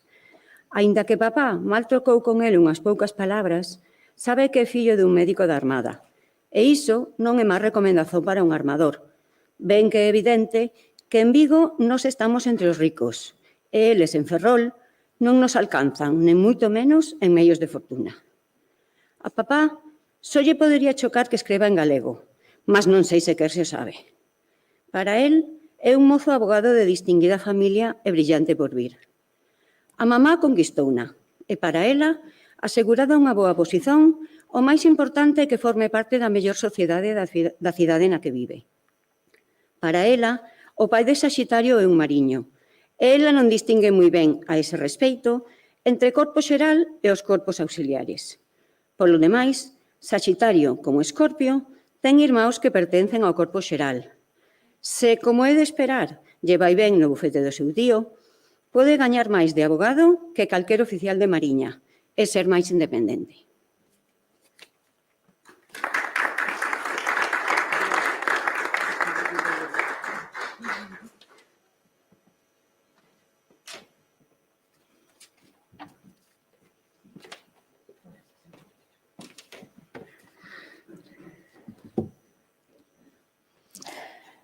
Estou a escrever unha novela rosa? Nisto vai ficar o meu secreto e cobizoso plano? Recluído en casa polo calor, apenas saio un pouco antes da ceia. E mentres paseo pola beira do Miño ou do Barbaña ou polo parque ou pola estrada de Vigo, vou pensando como organizar os capítulos do meu romance. Logo de cear, encérrome para por nas cuartillas os meus pensamentos. Moitas veces rompe o día cando aínda estou escrevendo. Entón, deítome e soño con o meu romance. A maior parte das veces non saio pola mañá e escrevo ata a hora do almorzo. E despois de almorzar, póñome novamente a tarefa. Esta é a cuartilla 216. Vai bastante avanzada, pois a obra, aínda que cumpre considerar que a miña letra se derrama polo papel sen economía, moi esparxida e con moitos brancos, e escrevo con grande rapidez, e haberá que luir moito o estilo, de todos os xeitos a obra avanza. Mais que clase de obra é? Todos son amoríos de rapaces, con algunha nota costumista ou algún trazo de época, mas as xentes de 16, 17, 18, 20 e 22 anos, que son os que até agora teñen os máis dos meus heróis, sendo como eles, son xente de clase media. Que lles vai a ocorrer, senón o que no meu romance lles ocorre? Bon, o comenzo non parecía rosa.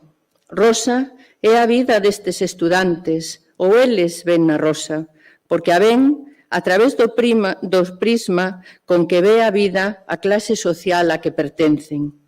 Esa é a filosofía da súa clase social, e os mesmos que se creen emancipados dos prexuízos da súa condición social están suxeitos a eles, mesmo os que se creen revolucionarios ou rebeldes ou inconformistas.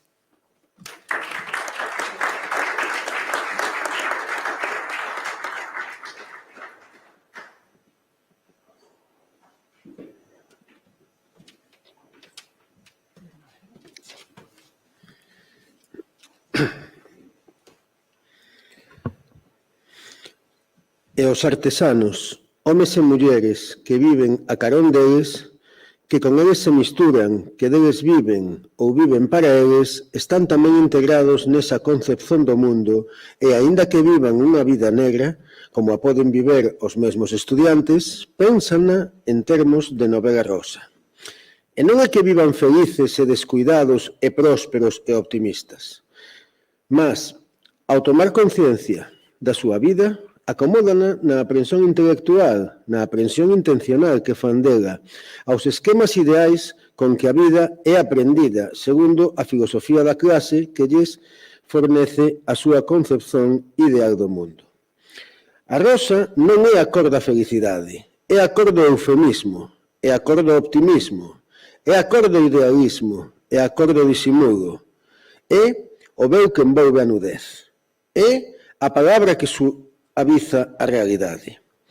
Non quero saber nada do que há no mundo do corazón de Escorpio, mas algo diso se transluz a través da ansiedade do corazón do Cleo, da ansiedade do corazón de Cheli. E non é isto un desfile de modelos nunha cidade provinciana. Antonia, e Francisco, e Mercedes, e Rosa non son personaxes de conto de fadas. As súas vidas non son cor de rosa. Rosa son os seus esquemas, as súas formas mentais, a súa visión oficial da vida, as súas crenzas, a súa moral, observada ou transgredida, a súa linguaxe, a súa expresión vital, e todos han envellecer, e algúns han morrer, e hanse rasgar veus, e esnaquizarse moldes, e esquencerse nomes, e renovarse esquemas. Todos sabemos madurar e podrirnos.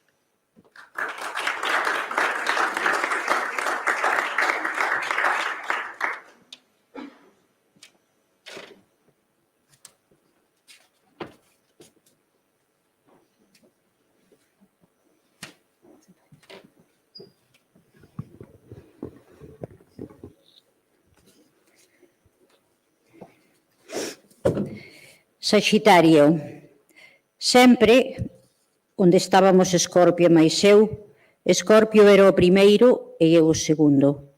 Por raro caso, agora non é así. Eu entrei con bo pé no gabinete do meu tío. A verdade é que no aspecto práctico pouco aprendéramos en Santiago. Mais tanto Escorpio como a min terminamos a carreira ben repletos de doutrina. O profesor Maluquer, desanimado marido da animadísima Amalia, encheu-nos ben a cabeza de filosofías xurídicas. O meu tío é un sagacísimo advogado que para xa sabe moito máis de dereito civil que nós e domina a perfeición as leis de adxuizamento civil e criminal. Mas na profesión há moito de rutina. E despois de 3 meses de despacho, co meu enorme desexo de avanzar, xa estou encarrilado. Aquelas filosofías, aquelas doutrinas, ás quais o meu tío non tivo acceso, permíteme vestir as miñas modestas achegas á preparación dos asuntos, de un indumento teórico que comprazo ao meu xefe. Podería esperarse que desdeñase tais adornos, e mesmo que se escandalizase de semellantes excrecencias filosóficas, quase literarias. Mas non é así. Por que? Por 2 razóns, ao meu xuízo.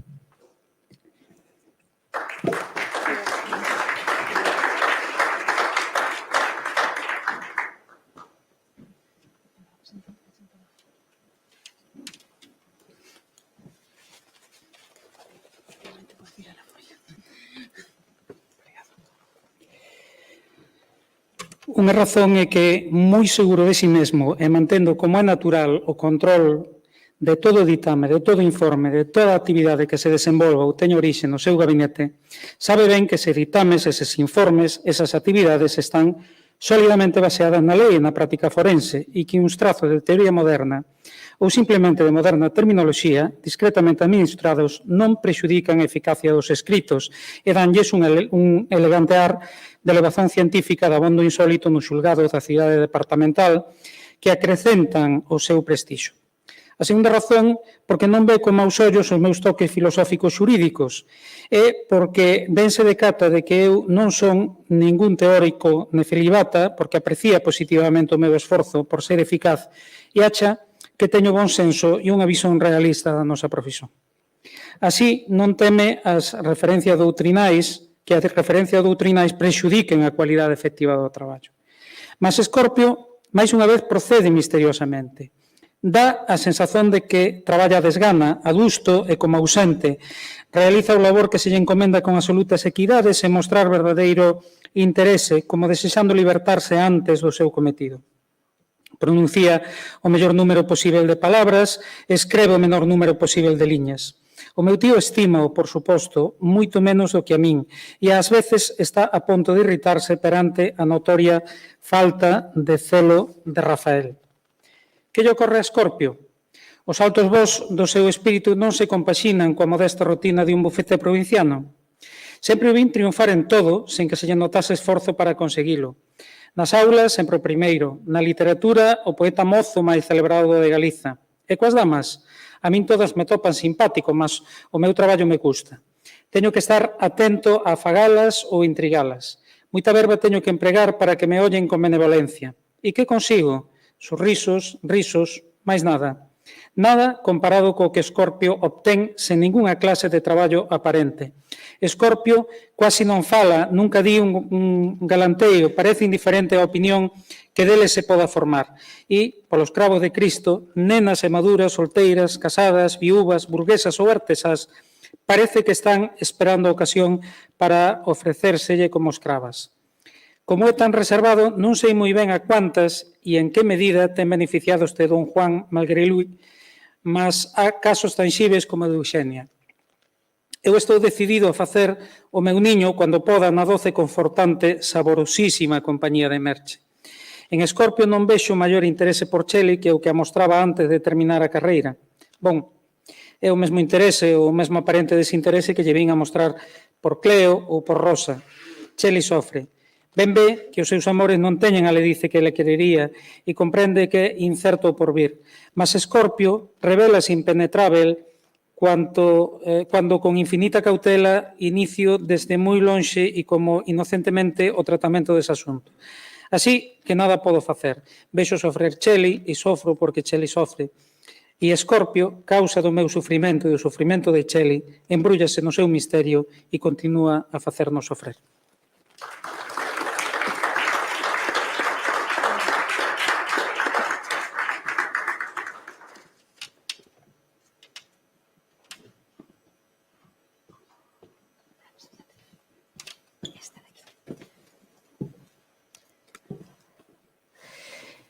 Non sei como conseguín arrastrar Escorpio á Asamblea Fundacional do Partido Galeguista. Que ha de galeguista en Escorpio? Escorpio fai versos en galego e mesmo é hoxe o poeta mozo máis estimado na nosa terra. Mas non se ve nele ningún entusiasmo político. Vese en Escorpio calquer clase de entusiasmo? Se cadra a perspectiva de libertarse por uns días do bufete. E usarei dicelo da compañía cotidiana de Cheli. Decidírono acompañarme. Agora, tornados a Ferrol, somos dous afiliados coa condición de fundadores do Partido Galeguista.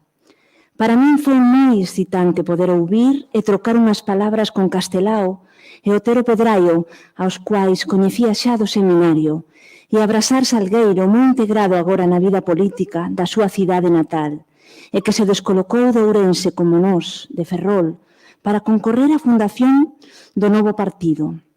De Pontevedra, Escorpio e eu fomos a Vigo, onde pasamos un día para ver Merche, que estaba guapísima. Mas a evidente beleza da miña noiva non provocou ningún cumprimento de Escorpio. Ai, Deus, as amigas de Merche, que tan amáveis se mostraron comigo na miña anterior visita á cidade da Oliva, como escreven certos cronistas. Esta vez só tiveron ollos e sorrisos para Escorpio.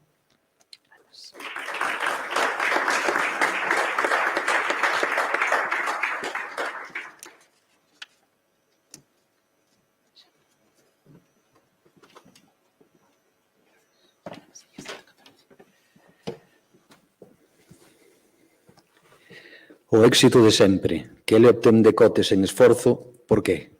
Sen dúbida, o que de Escorpio atrai as mulleres, a parte da súa prestancia física, en que xogan un papel importante a súa alta estatura e a cor azul dos seus ollos, así como a súa mesta cabeleira máis loira do que o sol ver por aquí, aínda que lle escureceu algo ao respeito da claridade que ostentaba cando estudábamos bacharelato, o que de Escorpio atrai as mulleres é, sen dúbida, o seu ar semi-ausente, de sonámbulo suavemente indiferente á opinión allea. A enérxica beleza de Loli, que se empregaba a fundo para impresionalo, non mo arrancou da súa comedida cortesía, lixeiramente reservada. Eu acho a todas adoráveis, a Cheli, por suposto, desde logo a Merche, cada vez máis asoballante, e a Loli, morena estarrecente, e a Maru, loira solar e anxelical. Ele non parece impresionarse ante ningunha, e todas debecen por ele, menos Merchi, que dende o caso de Eugenia non pode disimular a antipatía que lle inspira o seductor universal.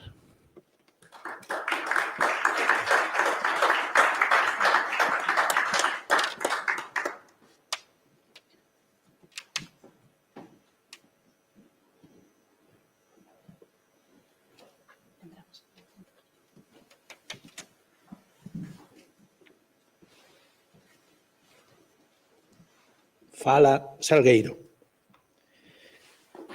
Nas arrevesadas páxinas, propiamente rascuños, apuntamentos, que preguizosamente teño trazado do romance de Escorpio, e maiormente nos nebulosos planos de desenvolvimento dos sucesos que o constituirían, tropezo até o extremo de desanimarme a realizar o traballo coa incomodidade da técnica decidida, en canto ela me impede focar sequer algúns capítulos do ponto de vista do protagonista. Como seguir a vida de unha personaxe literaria se o autor non ten nunca acceso directo a esa vida, se ha de depender sempre dos testemunhos de outras personaxes?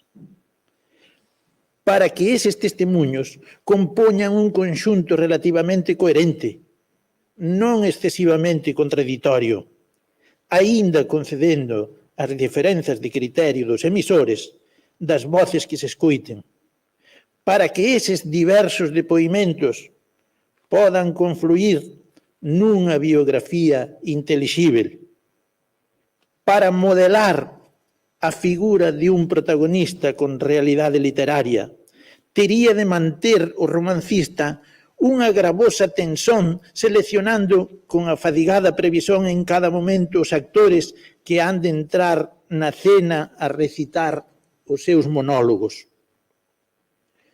Cousas que o romancista querería comunicar ao leitor non poderá transmitir a este, se a que el renuncia tamén a estar representado como narrador historiador que posúe unha información que trascende ás testemunhas presenciais, ou se non se concede o dereito de introducirse na propia mente do protagonista e facelo concorrer, sequer excepcionalmente, no desfile de primeiras persoas informantes.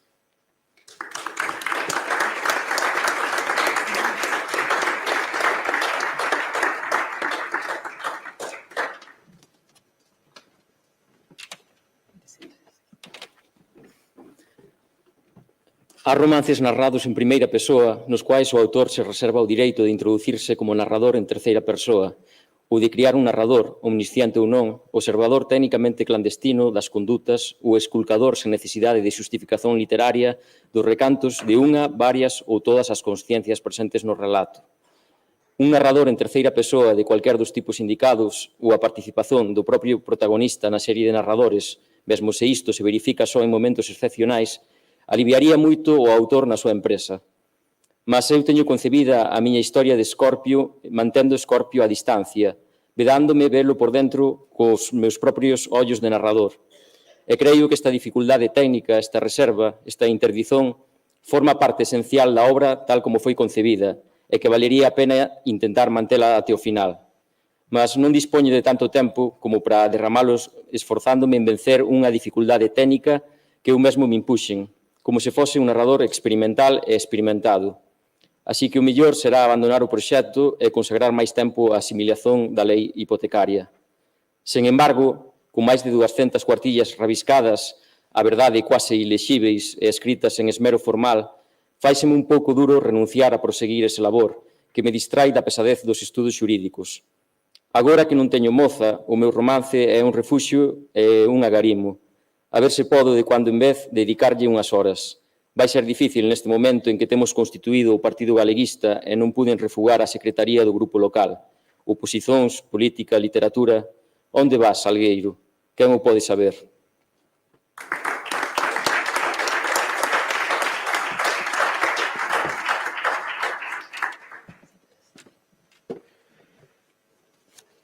Fala, Francisco. As miñas ilusións depresa se disiparan. Ben Rafael, exercendo de abogado e casado con Cheli. Cheli é a única persoa da xeración dos nosos fillos que vive en casa de Cote. Socorro e Teresa unhas veces están en Ferrol e outras en Cádiz, Cartagena ou Madrid, segundo os destinos dos seus homes. E o mesmo ocorre con Manolo e Jesús. Sempre teño en Ferrol algún fillo e algún neto, mas na casa da Rúa Real só fica Cheli. Os seus irmãos casados viven en Ferrol, mas xa non na miña casa. Cheli e Rafael deberían casarse e continuar vivendo comigo. Son sas e sacenario e ficaría moi sós en Cheli. Rafael podría ser un advogado tan distinguido como o tío de Xorxe e obter bons rendimentos do seu traballo. Vivendo na casa, aforraría moito e eu axudaríaos sen reparos. Agora torna a irse. El que será de Cheli? Como levará a nova separación? Ten xa 20 anos. A súa idade xa estaban casadas Socorro e Teresa. Outra vez lonxe Rafael, quen me asegura que non esquecerá Cheli para sempre? Como se podía supor que un alumno tan brillante, o primeiro da súa promoción, non triunfase no exercicio da abogacía? Por que deixa o bufete? Realmente tanto lle repugna? Quer fuxir de Ferrol para romper con Cheli? Que vida levará en Salamanca? Repetiránse as historias de mozas que tanto nos aflixiron cando estaba en Santiago?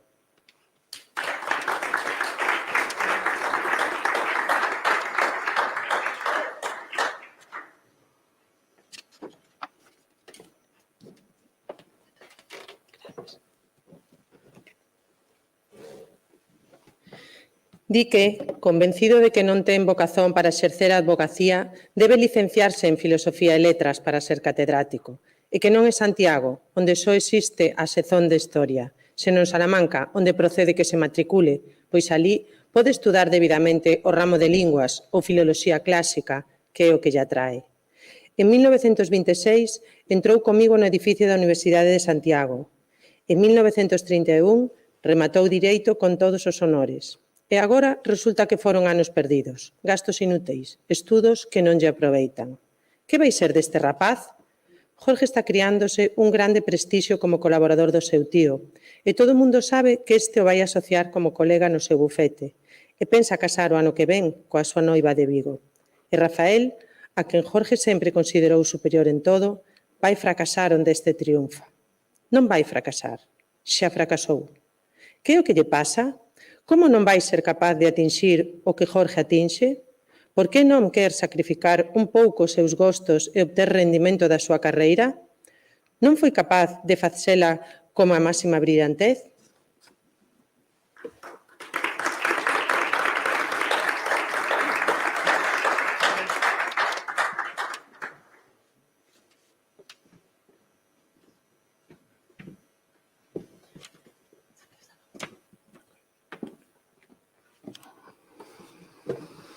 E se non gosta da práctica forense e do dereito civil, por que non se prepara, doutorándose, para opositar a cátedras de universidade de Dereito Político ou Filosofía do Direito?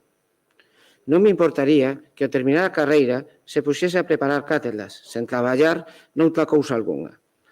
Para o ano que ven, ou antes, con a inteligencia que ten, estaría en condicións de gañar a primeira cátedra que saíse, e aos 23 anos podería estar casado.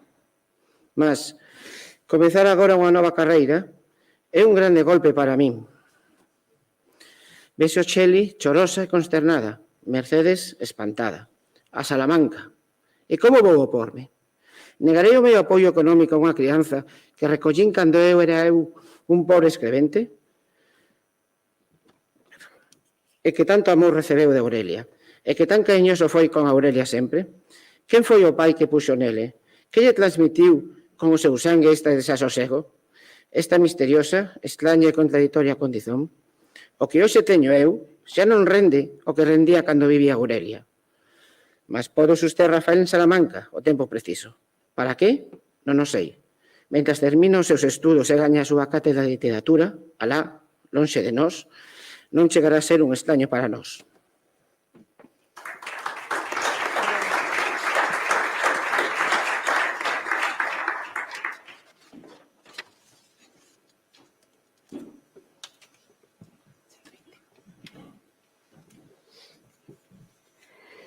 Queridísimo Rafael, cuántas cartas che terá escrito a túa pobre Cheli desde que 6 anos a deixaste para ires a estudar en Santiago.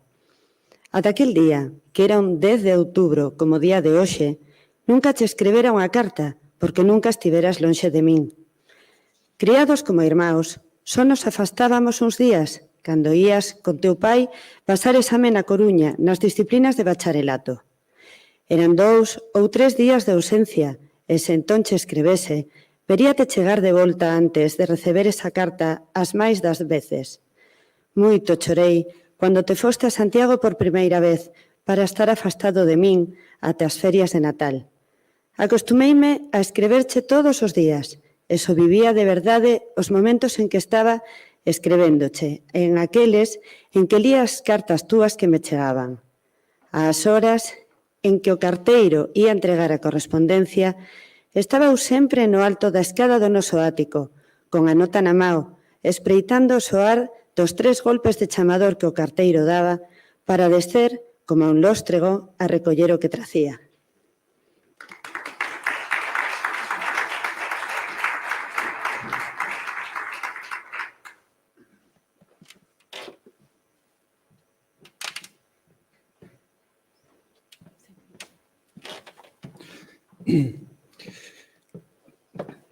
Deixaba no terceiro o que viña para o teu pai ou para algún dos teus irmãos. E subía ata o meu cuarto con o corazón a far.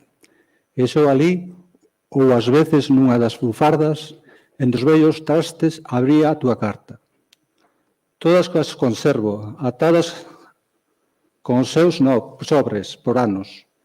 Mas non son moitas. Ti tiñas que facer, non podías escribir todos os días. Cada vez se espaciaban máis as túas noticias. Algúnas das túas cartas eran longas, outras moi breves. Aquí as teño todas.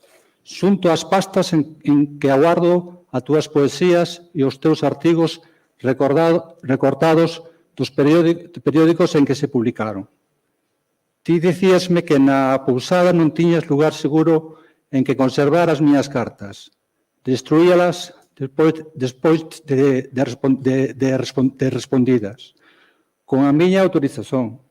Si, exprimíache a miña conformidade. Eu estaba conforme. Estou conforme con todo o que decidas ou propoñas.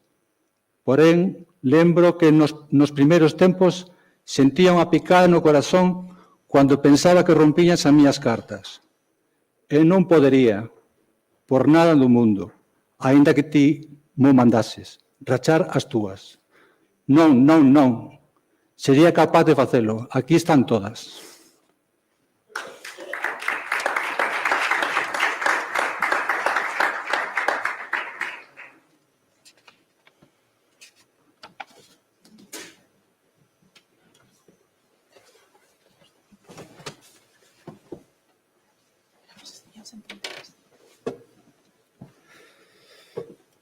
Mais se ti puideses guardar as miñas, necesitarías un arquivo para elas.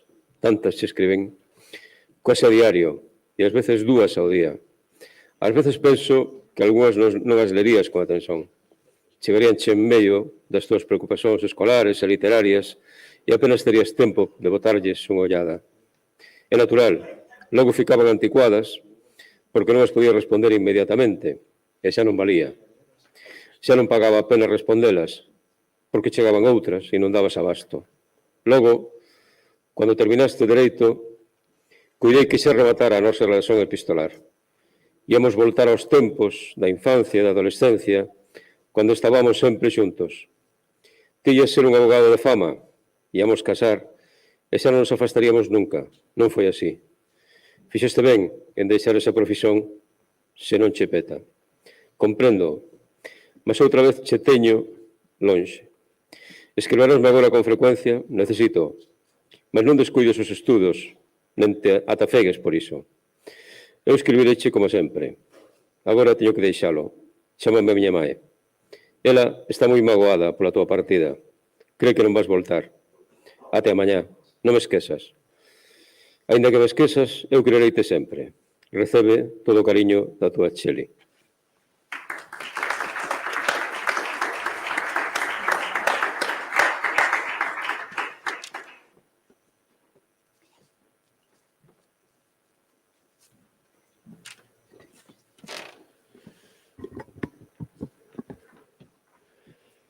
As autoridades académicas que foron a esperarnos conducíronnos ao hotel, onde nos reservaran habitazón, e retiráronse para que nos instalásemos cómodamente. Mal tiña eu mudado de vestido cando soou o telefone. Tomou Guillerme o aparello, e inmediatamente comprendín que era Rafael Martínez quen chamaba. Non sabía que estivese en Salamanca. Desde que saíramos de Santiago, Guillerme e ele trocaran algunha correspondencia, mas facía polo menos 2 anos que nada sabía de Rafael. Deixara mesmo de pensar nele, e non puden evitar un sobresalto ao velo ingresar de novo, se quer fose un tempo brevísimo, segundo se podía supor, no círculo da miña vida. Ao chegarmos ao claustro, foi das primeiras persoas que se ofreceron os meus ollos. Guillerme avanzou para ele, e saudouno con un longuísimo abrazo, con moito repenique de palmas nas súas costas. Cando ubicou a miña mau, percebín que se producía no meu torrente circulatorio unha forte descarga de adrenalina. Durante a abertura, eu, sentada na primeira ringleira de asentos, non podía velo, nen sabía onde se acomodara. Ao terminar o acto, vin como se incorporaba o numeroso grupo de persoas que se achegaban a Guillerme para felicitalo polo discurso que pronunciara, e como esperaba pacientemente que lle chegase o seu turno. Entón, Guillerme colleuno do brazo e afastouno un pouco para falarlle á parte, unha conversa de 2 minutos, ao cabo dos quais Rafael inclinouse ante Guillerme, logo ante min, e saiu con paso firme e mesurado.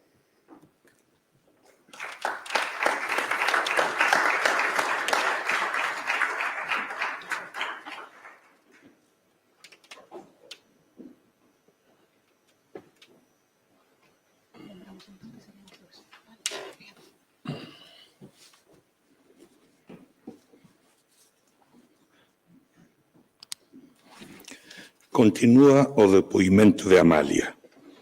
Este mozo é xa un home feito e direito, aínda que debe de ser 2 ou 3 anos máis novo do que eu. Agora, non o vexo capaz de inspirarme aquele sentimento de afectuoso proteccionismo que sentía cando en Santiago lle servía un cálice de xerez. Posiblemente estaba entón, cheguei a estalo, namorada dele. Se estar namorada de alguén é acharse enferma de alguén, penetrada mentalmente pelo seu virus. Pensaba continuamente nele e fantaseaba sobre un encontro en soledade, encontro que tamén me perseguía nos meus soños. Como aínda que perfeitamente educado e dotado de unha tranquila seguridade, era un rapaz de provincias que posiblemente nen siquer saíra da súa rexión, eu estimábame máis experta que ele en relacións sociais, e máis mundana e máis independente, gostaba de adoptar perante ele certo ar de irmá maior que de alguna maneira me confería unha superioridade imaginaria. Mas agora abondoume velo tal como hoxe é para compreender que se houvese entre nós unha relación amorosa, eu me abandonaría á súa vontade e ao seu goberno. Por que esta mudanza na miña atitude? Que de novo percebo nele? É simplemente que é máis vello do que entón, ou que adquiriu unha práctica no coñecimento das mulleres que daquela non posuía. A mañá pola tarde os congresistas temos unha excursón a Alba de Tormes. Guillerme citou a Rafael para as 9 no hotel. A esa hora estaremos de volta e Rafael está convidado a cear connosco. Cearemos no hotel e logo subiremos a parolar no cuarto. Ou iremos a algún restaurante afastado para poder falar con toda a liberdade. Agora fala Salgueiro. As noticias que recibín segundo as quais Escorpio se matriculara na Universidade de Salamanca para seguir os cursos de letras desconcertáronme dabondo. Pouco sei deste home, aínda que en Santiago fomos verdadeiros amigos. Quero dizer que tivemos un trato frecuente. Polo demais, Escorpio é demasiado misterioso para que ninguén poda estar seguro da súa amizade. Saxitario pasaba polo seu amigo máis íntimo, mas dubido que fose un verdadeiro confidente de Escorpio. Teño a impresión de que este vive extrañamente só, sen entregarse de veras a ninguén. Mas un home pode viver así? Non haberá alguén para o cual se abra sen reservas a alma de Escorpio? A súa tremenda facilidade para cativar as mulleres non me suxere que sexa a elas a quen se entregue verdadeiramente. O trato suave e aprazível que as outorga, ou son imaginacións miñas, parece indicar máis condescendencia que confianza.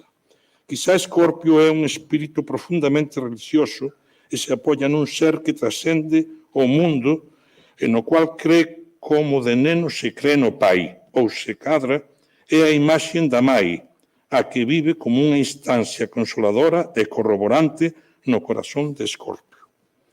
Agora está en Salamanca. Eu non estive nunca en Salamanca.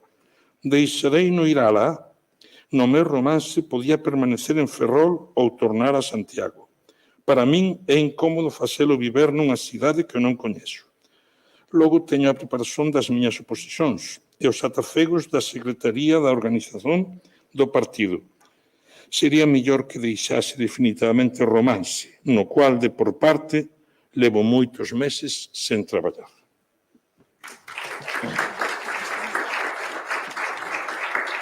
Obrigado.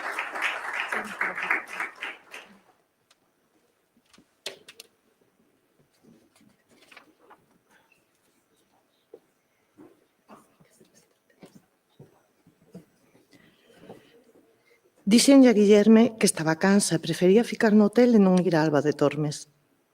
Dormiría unha longa sesta e cando chegase Rafael Martínez estaría en condicións de tratalo con a debida amabilidade e falar polos cotobelos das xentes de Santiago, o que non podería facer se o meu cansazo somaba a excursión e chegaba de regreso ás 9 da noite, traquexada polo autocarro e con enxaqueca segura. Mesmo se acordaba algo cedo, podía telefonar a Martínez para que adiantase a súa visita e estivese facéndome tertulia en cuanto os excursionistas regresaban. Así que Guillerme se viu para Alba de Torma con os seus compañeiros de excursón e eu procurei na lista o número do teléfono do hotel en que Rafael vive, segundo nos dixera. Moito tempo estiven diante do aparello sin marcar o número, con o corazón a latesar fortemente. Eran as 4:30 da tarde e parecíame moito cedo para xustificar mínimamente a chamada a Rafael. Acharei-o na súa residencia? Era mellor que chamase antes, pois, se cuadra, no caso de que aínda estivese no seu cuarto, estaría preparándose para sair a tomar café e, posiblemente, non voltase polo hotel, senón que desde onde se achase, viría a reunirse connosco a hora da convida, ás 9 da noite, e todos os meus planos fracasarían, porque Guillerme tería chegado ou estaría a punto de chegar. Para que, entón, me arriscara a procurar a miña coartada, falándolle a Guillerme de chamar a Rafael para que acudise a acompañarme cando eu despertase da sesta? Así que decidín chamar. Se Rafael estaba na súa residencia, dentro dun cuarto de hora podía estar comigo. Antes de chamar, tireime a toda presa o vestido que tiña posto, o que levara toda a mañá, e, febrilmente, prepareime como me pareceu mellor para o encontro. Logo, marquei, algo a tremer, o número de Rafael.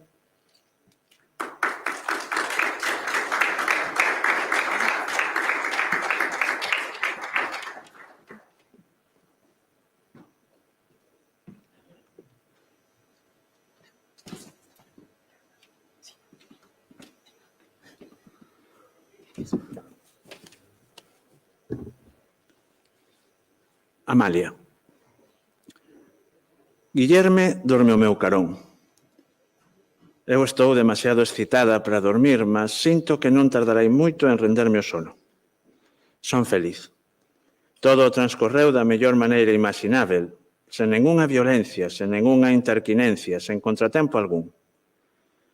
Ás 5:15, Rafael petaba na porta. Guillerme non chegou até as 9:30. Houbo tempo para todo, para ser felices e para apagar as pegadas da felicidade. Entre risos, non risos de cinismo, máis ben risos de infantil inocencia, de inxenua dita, de ledicia angelical, puxemos en orden todo o que desordenáramos nas nosas persoas e no noso entorno. E sentámonos no diván coas maus collidas, trocando pequenos beixos cariñosos de cuando en vez, a esperar Guillerme, que entrou desculpándose pola demora. Saímos a cear a un restaurante algo distante da Rúa Maior, onde estaba o hotel, para non tropezarnos con outros membros do Congreso. Os tres falamos moito. Guillerme, sobre todo, de política. Eu, da vida en Santiago. Rafael, da vida en Salamanca. A 1 da madrugada levantámonos da mesa. Agora, Guillerme dorme e eu soño. Petou na porta. Dixen adiante e entrou. Eu estaba no medio da alcoba e guardei silencio absoluto. Ele avanzou cara a min. Eu permanecín inmóvel e silenciosa, sen un sorriso, sen un aceno. Todo foi natural, sen explicazóns, sen finximentos, sen trapazas, quase sen palabras, como se tivésemos todo ensaiado minuciosamente, como se 1000 veces nos tivésemos topado naquela situación. Todo doado, alegre, claro, a pura perfeición do amor. Vou dormirme, feliz.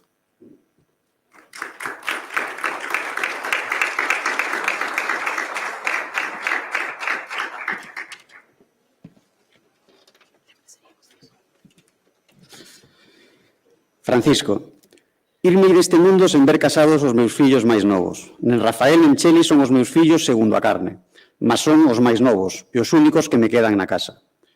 Agora están comigo na cabana, a pasar o verao, e este ano temos connosco Socorro e toda a súa familia. Os restantes, que viven en Ferrol, veñen con frecuencia a pasar o día aquí. Rafael fai a mesma vida que cando estudaba en Santiago. Como daquela, permanece as primeiras horas da tarde encerrado no seu cuarto. Entón, ao parecer, escribía poemas. Agora estuda grego. O mesmo trato a Cheli, máis de irmão que de noivo.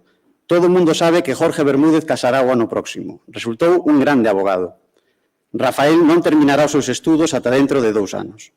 É imposible pensar que case antes. Cheli terá entón 22 anos. Aquí, as mozas da súa condición casan aos 18. Mais casará? Cal será en 1935 o pensamento de Rafael? Ás veces creo que poder haber nele unha vocación secreta de crego, contra a cual está loitando. E logo, eses amoríos que tivo en Santiago. Arrastraron a eles e a súa inexperiencia e a dozura do seu carácter, incapaz de resistir as súas insinuacións das mozas? Como Cheli, parece un anxo. Non debe de exercer sobre ele ninguna presión insensual. Este rapaz permanece perante ele absolutamente tranquilo e teño a convicción de que se comporta como a ela cando están en soidade exactamente igual que cando están en compañía de outras persoas.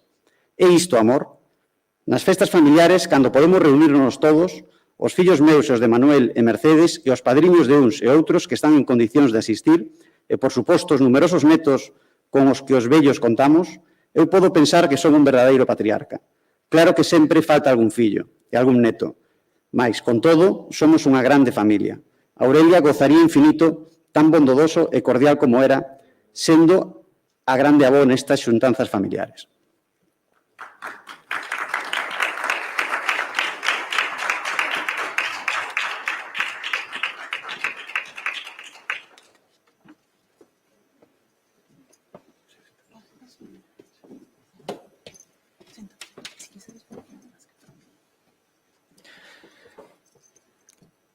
Que lonxe está a miña realidade de hoxe dos planos que forxaran Santiago cando terminei a carreira. De acordo con eles, a estas alturas eu debía ser rexistrador da propiedade, estar casado e ter escrito e publicado un romance. Mas nada ocorreu de acordo con o previsto. Perdín tempo dabondo preparando as oposicións. Non pude sustraerme as solicitacións da política e convertínme en dirixente do galeguismo local. Isto púxome en contacto con don Xerardo e este convenceume de que me asociase a ele no seu escritorio. Foi decisivo o consello da miña mai. Crin que ela continuaría soñando con verme de rexistrador e me exhortaría a que reactivase a miña desganada preparazón para que o vento escalafón me acollese. Mas ela ben vía que pouco esforzo consagrara eu ao estudo e a perspectiva de asociarme con o mellor advogado de Ourense fixo a pensar noutra vía máis rápida e máis brillante de resolver o meu porvir. Así que apoiou a proposta de don Xerardo. Quanto ao casamento, a miña ruptura con Sagrario adiouno definitivamente. Houve un tempo en que nos queríamos de verdade. Lembro moi ben o que ela sofreu cando eu pronunciei o meu primeiro discurso importante como presidente dos alumnos de Direito no Paraninfo da Universidade. Foi a presentación de Jiménez de Asúa.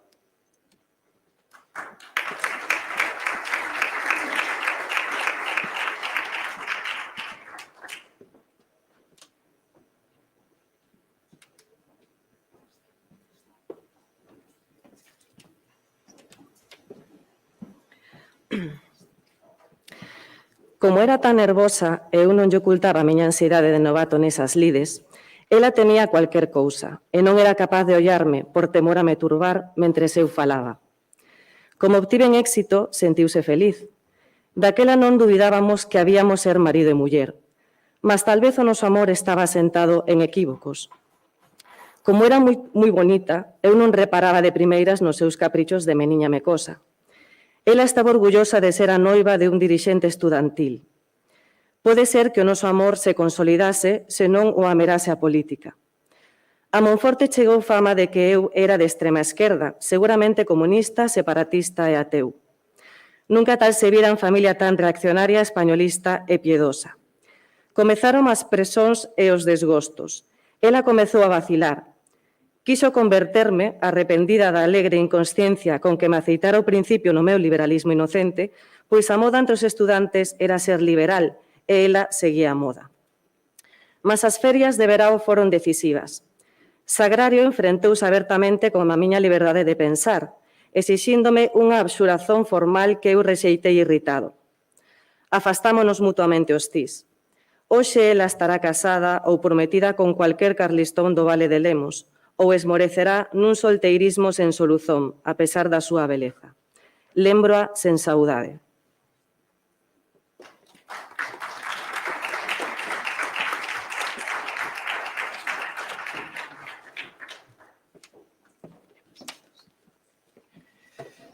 Mais cariñosa lembranza guardo de Lucía. Entendíame perfeitamente con ela, e como era unha rapaza decente, continuei as relacións cando Escorpio e Saxitario expeliron os seus noivados con Rosa e Carmiña. E quizá debín ter o valor de convertela, ao terminar a carreira, na miña noiva oficial. Mas nunca me considerei namorado dela, e ao deixar Santiago rompemos todo o contacto. Nen sequer nos despedimos. Posiblemente eu non vaya para casado. O caso é que abandonei. O romance. Algo tiña feito dele cando renunciei ás oposicións e comecei a traballar no cartorio. Aínda que 200 de cuartillas como a miña letra esparxida darían un número exiguo de páxinas impresas. Mas agora, entre o gabinete, os informes, os comicios e a organización do partido, todo aquilo ficou parado e arquivado. Retomareino algunha vez? Tal como viña facendo, non podería publicarse. Aínda que sei moi pouco ou nada da infancia de Escorpio. E tiven que imaginar moitas cousas que seguramente se afastan moito da realidade. Noutras, nas que coñecía porque as presenciei, atívenme demasiado que verdadeiramente pasou e crearía moitos problemas a publicación de tais páxinas. Deixemos aparte o feito de que moitas persoas, comezando por Escorpio, aparecen no romance con os seus propios nomes e apelidos. Deixemos iso aparte, porque nunca pensei manter as cousas así. Crin conveniente facer un primeiro rascuño en que se respeitasen os nomes reais das personaxes. Así o autor non cairía en perigosas confusóns nen se vería na necesidade de elaborar un catálogo de nomes e caracteres previo ao desenvolvimento da obra, cando eu son refractario a unha planificación minuciosa e non podería dicir de antemao que censo de personaxes ia manexar. De xeito que decidín que a clave onomástica se elaboraría ao final, cando xa tivese escrito o romance e soubese que persoas aparecerían nele en definitiva. Entón tería que inventar os nomes supostos. Mas todo ia para moi longo. E pouco pensaba nos problemas da publicación. Todo isto está posto de parte. O escritorio e o partido ocúpame todas as horas do día. A miña má está contente de que o seu único fillo sexa un home coñecido en Ourense. E só esombrecen as discusións que susteño con o meu cormao Miguel, cando este vai á casa de visita ou con motivo de algunha reunión familiar. Miguel é un excelente rapaz, intelixente e xeneroso, mas como é dirixente dentro do grupo de mozos que seguen en Ourense as doutrinas falanxistas, choca constantemente comigo. E a miña mãe, que o quer moito, doise superlativamente de que dentro da familia se dean tais liortas.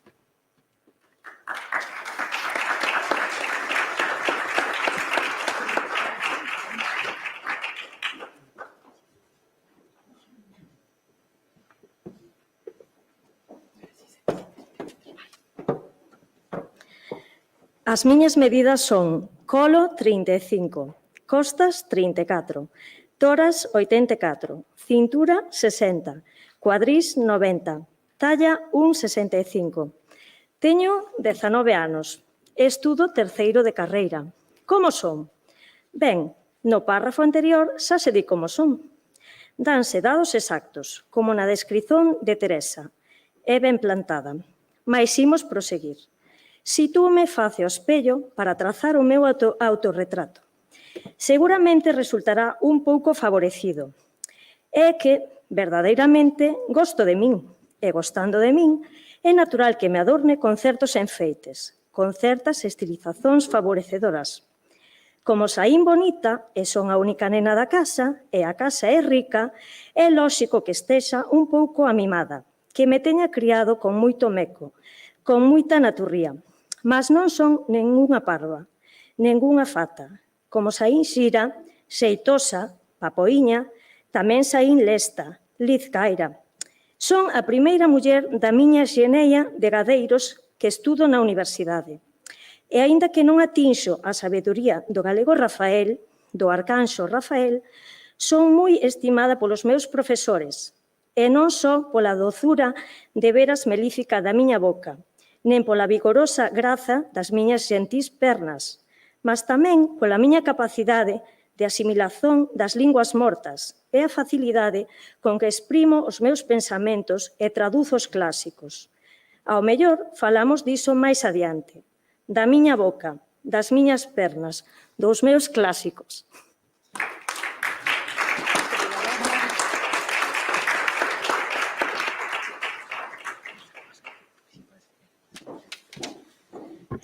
Non me crean vosés unha frívola. Xa ven que fago bon papel na facultade. E, por suposto, a miña situación, o meu estatus corporal, no que o amor se refere, é a mesma situación, o mesmo estatus da máis fermosa das mulleres, a Tindari de Helena, no momento en que o seu pai, putativo ou adoptivo, o entregou a Menelau. Non no momento en que Menelau a recuperou despois da guerra troiana. Mas acostumada a montar poldros na devesa, dende moi meniña, sobrada de todo e con un nome grego, fun, son, sensíbel ao encanto do meu perfil de estatua. Pentéiome ao xeito das imaxes de Afrodite e dos brazos de Rosa. E son algo caprichosa e moito xovial, todo dentro do bon gosto, mas sen grandes prexuizos burgueses.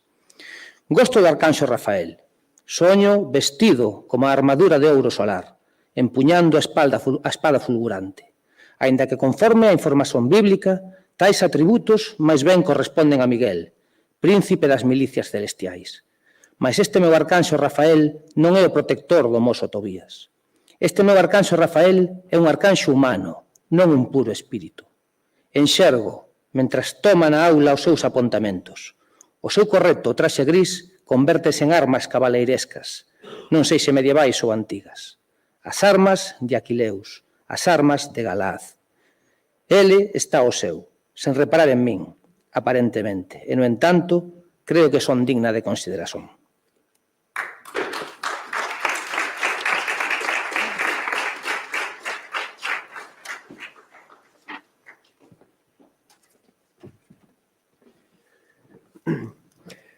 Procurarei non embelecerme demasiado no autorretrato que vou deseñar para ele e que lle enviarei se ouso, mas non ousarei, para que me faga xustiza, para que trate de comprobar se o modelo se axeita á pintura, xa que o modelo non se lle impón por si mesmo. Teño un cabelo moi bonito, negro como a asa do corvo. Digo irónicamente, non porque non creia que o meu cabelo é moi bonito, senón porque a comparación con o remo da fúnebre ave agoireira non se pode usar en serio, claro está. Non son tan cursi, tan vulgar ou tan inxenua. O meu cabelo é liso, brillante, sedoso, máis forte e faime unha melena moi graciosa, recortado nun froco regular sobre a fronte, moi perto xa dos ollos. Ai, os ollos, a noite, como cantan os estribillos das canzós árabes que se cantan nas 1001 noites. Ai, os meus ollos. Tendes visto onde quer cousa máis linda? Non son moi grandes, non son os imensos ollos de Lucita Herranz, eses ollos que parecen estáticos na contemplación do arcanxo a todas as horas, eses ollos azuis, realmente formosos, mas para o meu gosto algo parados, algo inmovilizados na expresión da devozón contemplativa. Se non vos parece mal, prefiro os meus. Non son moi grandes, están protegidos por unhas cellas negras, poboadas, firmes, perfeitamente arqueadas, unhas cellas de odalisca, segundo algúns me din.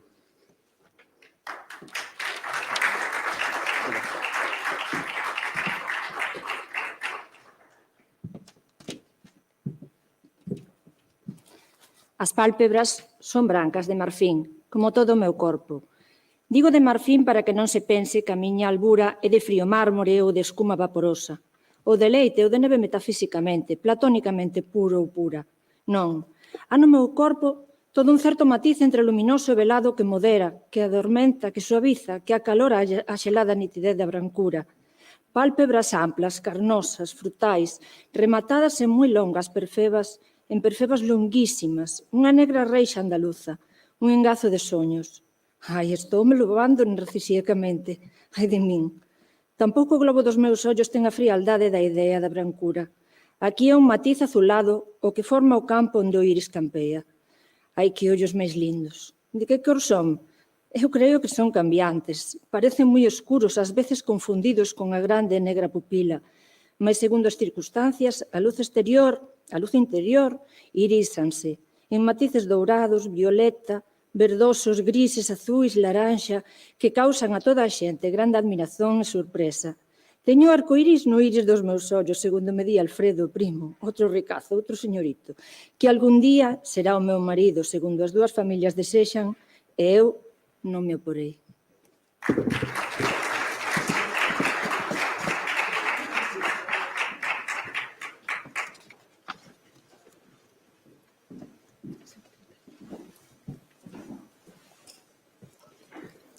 Alfredo é moi simpático e moi bon mozo. Non ousaría dicer o mesmo do meu arcanxo? Existe simpatía entre os loiros arautos do Señor? Non é un termo moi profano para referirse a un ser divino, ou, en todo caso, de natureza superior á humana? É bon mozo?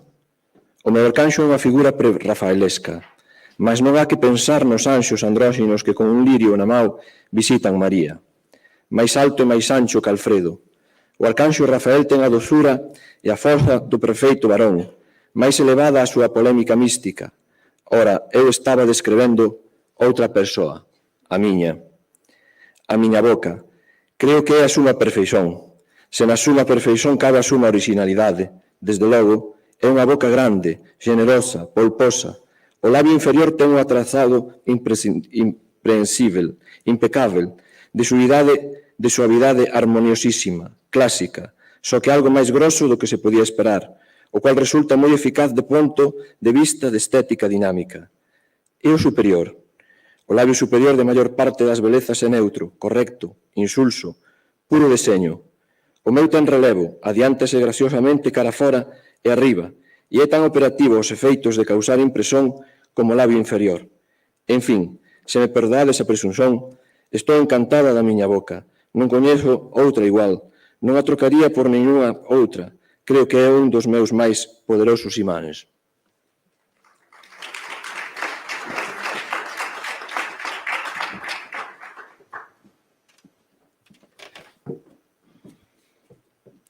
O meu perfil é bastante grego. Sería dunha seriedade algo académica se os meus ollos e a miña boca non fosen como son. Aqueles, dous meniños escachapedras. Esta, unha rosa de especioso sorriso escarlata, mas a miña cabeza é sólida sobre un colo de alabastro. E como aínda que estou perante o espello, estou vestida, non sou unha perversa voluptuosa. E non podo describir moito máis da miña persoa. Embora o zougue rexistre un busto alto, breve e agudo, e uns estreitos, máis alegres cuadrís. E as pernas, agora ben visíveis, con a saia curta, finas, elegantísimas, o meu ver, de tornecelos luídos sobre os que vai medrando moi a modo a carne, até atinxir unha equilibrada concrezón na panturrilla. Difícil é gozar duns fermosos xoellos, mas os suplicantes abrazábanse os xoellos das deusas e depositaban neles os seus beixos precatorios.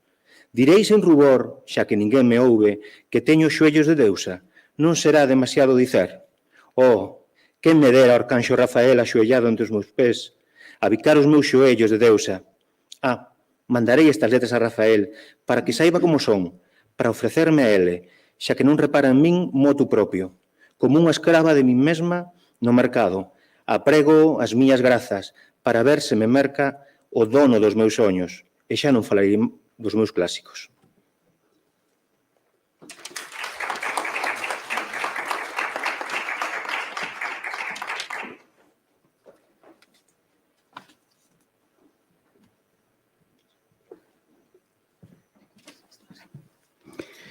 Con Lerroux no poder estábamos algo mellor. Con Azaña e os socialistas camiñábamos para a disolución do país. A reforma agraria trastornou toda a vida na maior parte de España. Iso levábamos ao comunismo libertario. Toda España ia ser casas viejas. E se as forzas encarregadas de garantir a orden pública reaxen coa debida enerxía, procésaos os seus mandos. A onde imos parar? Ya nos tiraron a coca, logo querían tirarnos as divisas. A mañá tomarían o mando dos acousados sóvits de mariñeiros.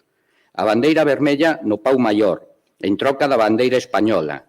Se esta é a bandeira española, por que a bandeira que xurei era outra? Un xuramento, logo outro xuramento. É o Estatuto catalán. Por que unha rexión de España ha ter un goberno propio, distinto do que nos goberna a todos? Os propios galegos están contaminados de separatismo. Por que Rafael escreve en galego? Agora acaba de publicar o seu segundo libro de versos. É un malentendo ese galego, tan distinto do que falan os mariñeiros e os campesinos. Mas se fose só iso, tamén há galegos que queren o seu estatuto. O mesmo Jorge Bermúdez, tan bon abogado, tan intelixente e tan simpático, pertenece ao Partido Galeguista. E creo que o propio Rafael, aínda que non vexo que a este lle preocupe en serio a política. Os mariños ya non somos o que éramos en Ferrol. Ben está que se abrisen as academias militares a todos os que valesen. Ben está que a Academia Naval non estivese reservada a unhas cuantas familias. Mais iso non é obra da República. Ya a monarquía iniciar ese camiño, mas a República trouxo unha caída de consideración social da Armada, especialmente do Corpo Xeral. Casares, un señorito da Coruña, apresurouse a tirarnos a coca. Casares, un señorito, outro señorito Maura, que a pesar do seu apelido deixou que as hordas vermellas queimasen os conventos. Agora gobernan os radicais. Os radicais eran os revolucionarios de outrora, os que excitaban os obreiros cataláns a entrar nos conventos de freiras, erguer os veus das novizas e falalas máis. Iso propugnaba o emperador do paralelo. Mas agora reluz significa moderación. Pode servir de ponte para unha situación de dereitas que rectifique o perfil agro da República. Como dixo Ortega y Gasset, que non é ninguén conservador, mas é un home responsável. A maior parte dos almirantes, vicealmirantes e contraalmirantes querían voltar á monarquía. Entre a oficialidade, somos moitos os que nos contentaríamos con un goberno de Gil Robles dentro dunha república conservadora.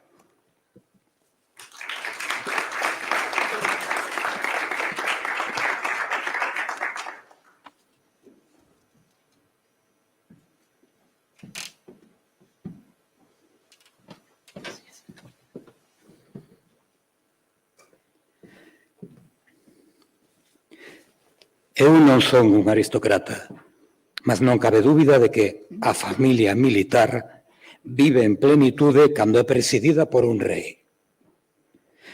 Onte, na cabana, visitounos Xorxe, que viña de regreso da súa viaxe de boda. A súa muller é verdadeiramente impresionante. Gostou moito dela todo o mundo. É unha morena arrogante, de unha grande elegancia natural, con unha espesa mata de cabelo e unha boca grande, moi ben deseñada, e profundos ollos escuros, nariz recto e carnoso, de finas asiñas latexantes. Shelley non podería menos de sofrer íntimamente ao ver que Saxitario se emancipa, que Saxitario se casa, e que Rafael continúa estudante e solteiro. Mellor dito, que ela mesma continúa solteira. Mas nada deixou traslucir dos tristes pensamentos que a acoraban sen dúbida. É unha rapaza estupenda. Estuve moi amável coa noiva. Todos o estivemos. Ela e Xorxe mereceno. Rafael foi o máis reservado. Din que vai moi ben na súa nova carreira e que será catedrático axiña que a remate. Así sexa, e que podamos asistir todos con alegría natural á súa boda. Mercedes e papá están suspirando por iso.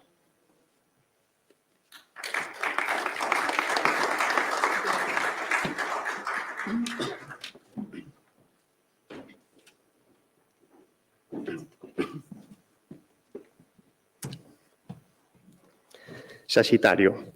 Escorpio estoitou a mao de Merche e a miña e comezou a baixar os degraus da escala. A mañá estaba de novo en Salamanca. Será o seu último curso. En maio terá rematada a segunda carreira, pois a de Dereito que pouco lle serviu e creo que a estas alturas ten pouco de xurista. O discípulo predilecto de Malequer, mentras eu que me interesei sempre pola xurisprudencia, polo dereito aplicado á vida, polo dereito positivo, polo dereito civil e penal, ele era, como Malequer, un filósofo do dereito que gostaba de perseguir o conceito de dereitos polos ceus da filosofía e prefería o dereito público ao dereito privado. Filosofía do dereito e direito político eran as disciplinas onde lograba os seus maiores triunfos. Desde logo, alcanzou a matrícula de honor en todas as disciplinas, menos nas de don Pedro Virixil, que había que votar con un curso anterior entre xuño e setembro para adiantar un ano. Procedimentos xudiciais e práctica forense.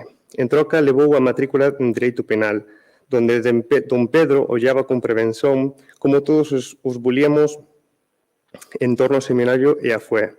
Mas Escorpio chegou a asimilar tan ben e a expor tan elegante modestia as doutrinas de Ferrí, Lombroso e Garófalo, que o vello positivista se rendeu ao talento e a aplicación do rapaz. Por cuestións de principio, non vía don Pedro con bons ollos que adiantase un curso sobre a base de botar entre suña e suyo as dúas cadeiras que ele tiña acumuladas, en cuanto que os demais profesores non se preocupaban por anólogas condutas. Nunca concedía don Pedro unha matrícula nesas materias, se non se levasen un curso normal, polos pasos contados do ano escolar. Así que tanto Escorpio como a min tivemos só notável nesas materias.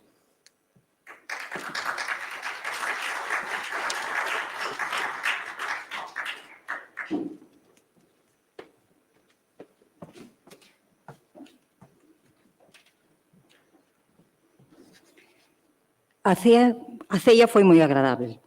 Éramos, ao cabo, 3 vellos amigos.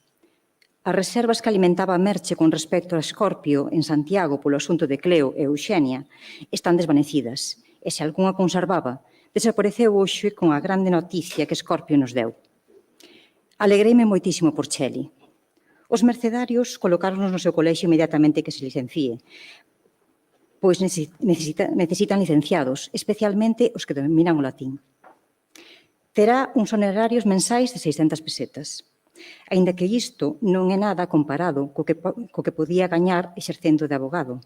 Non cabe dúbida que lle permitirá casar, pois continuará vivendo na casa do seu pai e a este axudarálle para todo o que poda.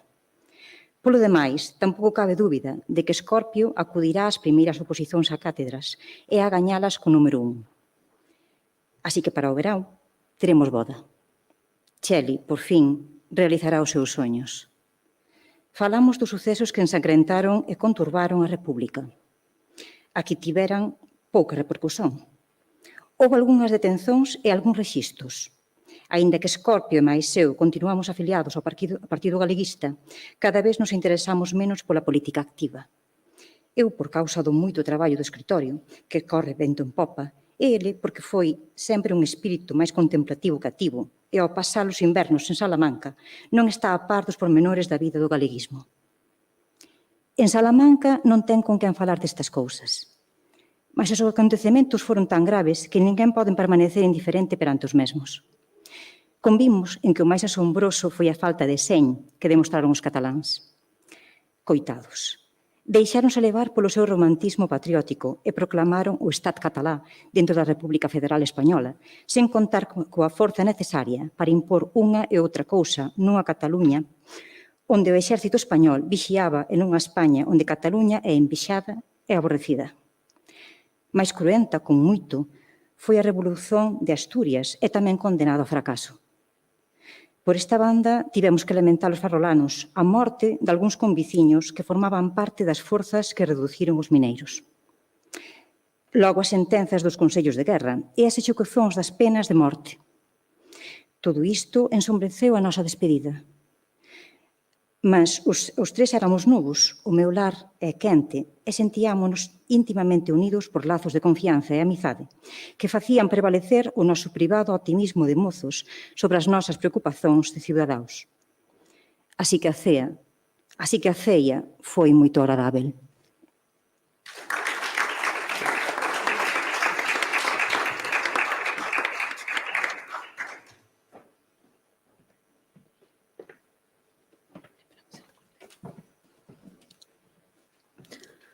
Lucita, saía eu da clerecía e ao chegar á Rúa Maior vinno dobrar a esquina de Palomino. Como estaba suficientemente lonxe dele para poder seguilo sen perigo, decidínme a facelo. O corazón bateume forte des que o vin ata que me serenei. Eu levaba posto o veu e na mao o libro da misa. Ninguén que me vise podía sospeitar.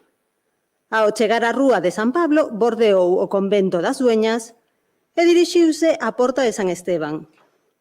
Vino entrar, e tras ele entrei eu e senteime nunha das últimas ringleiras de bancos.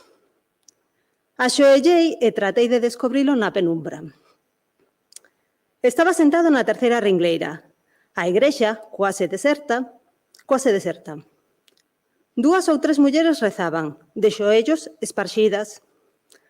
A pouco de entrar eu, saiu unha. Un bocadiño despois, entrou un vello. Logo pasou como un cuarto de hora sen que ninguén entrase nen saíse. Levantouse unha das mulleres e foise. E quase inmediatamente despois a outra. Ficamos sós Rafael, o vello e máis eu. A final, foise tamén o vello. E ficamos sós ele e eu. Ele permanecía inmóvel, coa vista dirixida á frente, e así non podía sospeitar a miña presenza. Pasaba o tempo, e ele non se movía. Estaba meditando? Era devoto? Esperaba alguén? Por un momento pensei que se citara con Helena. Nunca observei nele especial interese por ela, aínda que non se pode negar que é moi xira. Todo mundo sabe que ten relazóns con o seu primo, e que é difícil que se rompa un compromiso moi favorável a ambas as familias. Mais é evidente que ela o busca, que busca a Rafael, que trata de inquietalo e provocalo. Esas cousas nótanse.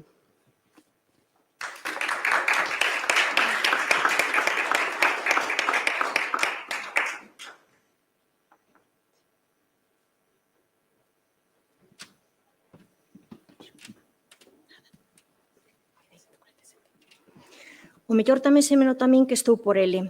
Eu creo que debe de notárseme. Como son tímida e formal, non me comporto con a desfasatez de Helena. Tampouco me considero tan atractiva como a ela. Bon, os meus ollos non están mal e non son desproporcionada. O meu cabelo loiro de cinza tamén é bonito, mas para o meu gosto son demasiado delgada. As miñas pernas están correctamente deseñadas, mas non teñen nen de lonxe a insolente armonía das de Helena, que as move con un ar vitorioso que eu non sabería simular. Tamén é verdade que ele é unha ricasa e eu filla de un modesto comerciante de bairro. Así que, mentras ela se insinúa descaradamente, eu estou encollida e acorada ante ela. mas a pesar de todo, creo que non podo ollalos sen transparentar os meus sentimentos. Mas Elena non entrou en San Esteban. Transcorreu moito tempo e estábamos sós os dous. Ao fin vin que se levantaba e entroume un medo irracional a que me vise ali, só, tras ele, a espreita. Así que, sen saber o que facía, puxenme en pé para sair antes que ele se decatase da miña presenza.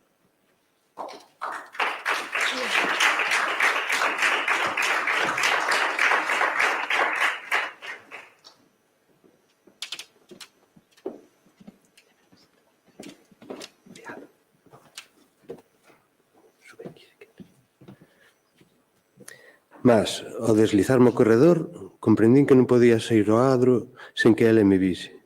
E púxome tan nervosa que procurei a porta dando tombos. E unha vez fora, tremendo as pernas e o corazón a arfar, tiven que apoiarme nunha xamba da porta. Así estaba, paralizada pola emoción, cando vin sair.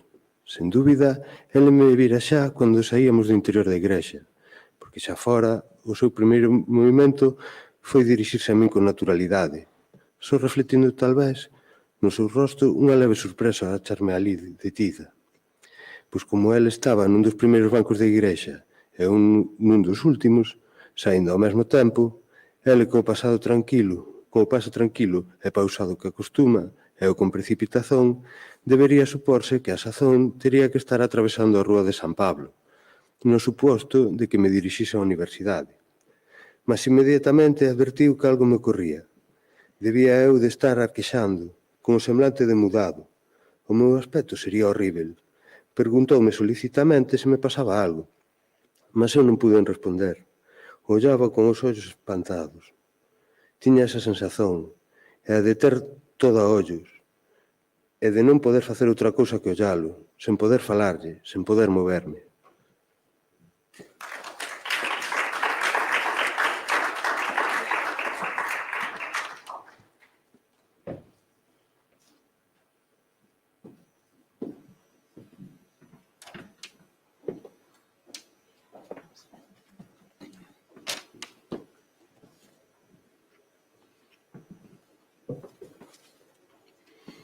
Entón, el puso un xesto de preocupación e alarma e dixo: Lucita. E aquilo foi o comezo da miña recuperación. Lucita. Nunca lle ouvira pronunciar o meu nome. Nunca tivéramos unha conversa a dous. Só trocáramos algunhas palabras ou fixéramos algúns comentarios escolares en conversa xeral, con outros alumnos do curso, no cual predominaban abrumadoramente as mozas. Nen sequer sabía eu se el lembraba o meu nome. De resto, podría ter dito señorita Errants ou Luz, mas dixo Lucita, que efectivamente é o nome con que me chaman as compañeiras máis amigas. Mas el nunca me chamara de ningún xeito. El colleume o brazo esquerdo coa súa mão dereita e eu puden a fin falar. Nada, foi un ensou. Obrigada, xa estou ben. E boteime a andar. Mas el continuou a me suster e ofreceuse a acompañarme a donde fose. Eu non desexaba que me acompañase. Non estaba preparada para iso. Sentíame moi feliz por aquel encontro, porque se interesase polo meu estado, porque me tivese chamado Lucita, porque me tivese collido do brazo. Mas necesitaba asimilar aquela felicidade. Necesitaba reflectir sobre ela, encaixala. Non podía ultrapasar aquel sarego. máis felicidade agora de súbito esnaquizaríame. Así que desexaba estar só. Din algúns pasos apoiándome nel e sorrinlle. Notei que o meu sorriso era radiante e cálido, porque o seu xesto de preocupación se tornou nun xesto de alivio e confianza. E desprendínme del suavemente, tendinlle a mao que el estreitou e afasteime del, pisando segura, sorríndolle, aínda que sen ollalo, camiñando para el, aínda que afastándome del, pensando en procuralo depois, mas dándolle as costas agora.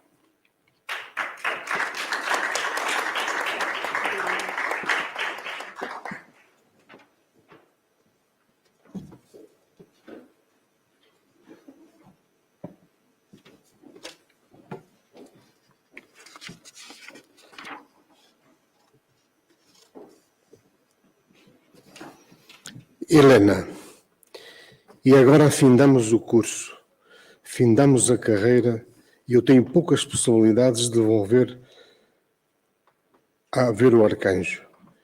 Ele, segundo me disse, começará a trabalhar no Colégio de Ferrol e fará as primeiras exposições que se convoquem. Eu casarei com o Alfredo. O Arcanjo não terá uma noiva em sua terra? Chegamos a ser bons amigos, mas nunca estivemos a sós os dois. Hagas algum breve momento nos claustros. Não nos fizemos confidências. Não gostaria de afastar-me dele, para sempre talvez, sem indicar-lhe de algum jeito todo o seu para mim. Mas o que é para mim? Eu estou absolutamente decidida a casar com Alfredo. Ele é o meu sonho, o galego Rafael, mas criei-me com demasiado vício para renunciar totalmente a realizar o meu sonho. Sempre obtive o que quis. Ora, quero Rafael, casar com ele, em troca de casar com Alfredo. Não me passa pelas mentes. Nada me autoriza a pensar que ele estivesse disposto a isso. E por muito ousada que seja, não vou declarar-me descaradamente a ele. Sem dúvida, a sua família é mais modesta para a minha, que a minha. Eu não quero mudar de ambiente, mas direi-no absolutamente, gostaria de ter uma aventura com o Rafael, ou melhor, gostaria que o Rafael fosse o meu amante. No entanto, para isso seria necessário que eu previamente casasse com Alfredo. Então, sim, seria formoso ser amante de Rafael.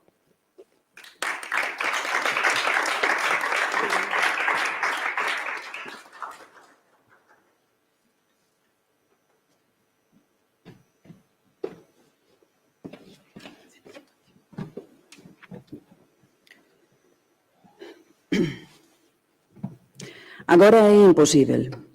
Aínda que ele quixese e non ia querer se eu quería, as complicacións serían tremendas. Non quero arruinar a miña vida. Vou forzalo a tomarme para que se vexa comprometido e se considere obrigado a pedir a miña mão? Non, non é isto o que quero. Non sei como reagiría este arcanxo. Sen dúbida, eu podería inducilo en tentazón. Mas como? Onde? Teño o meu decoro. Estímome a min propia. Son unha filla de familia, estou suxeita a moitas limitacións. Todo o mundo me coñece, non podo arriscarme, non. Unha vez casada, moveríame máis libremente, todo sería máis doado. Papá, mamá, considerades que son unha perversa, que son unha inmoral?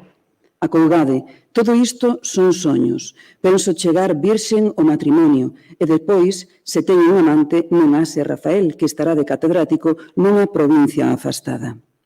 En Noia, en Fregenal de la Sierra, onde agora hai institutos locais, casado seguramente con cualquier galeguiña ou mellor unha prima súa, como Alfredo é primo meu.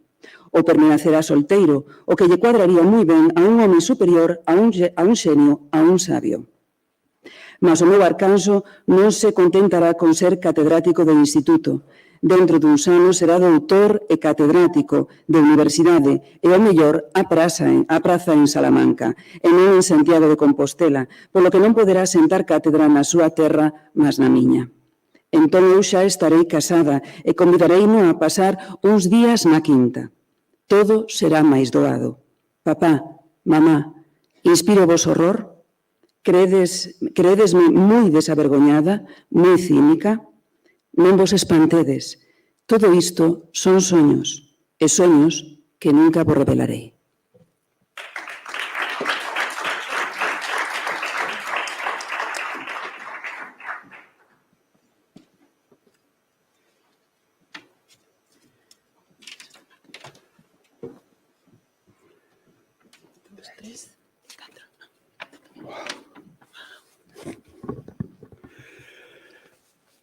Os 6 alumnos que terminamos a carreira este curso reunímonos a xantar para celebralo e despedirnos, pois non sabemos cando nos volveremos a ver, se volvemos a vernos.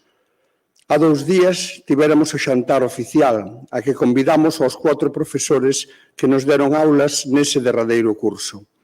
Este xantar doxe quixera ser máis alegre e desembarazado, sen a presenza dos señores mestres. Como éramos 4 raparigas e 2 mozos, e aínda non son moi frecuentes estas reunións de un e outro sexo arredor dunha mesa, estábamos todos lixeiramente excitados. As 4 raparigas eran do máis vistoso que se pode imaginar, e as 4, segundo creo, estaban namoradas dun de nós. Non certamente de min. De min máis ben podería dicerse que estaba namorado das 4.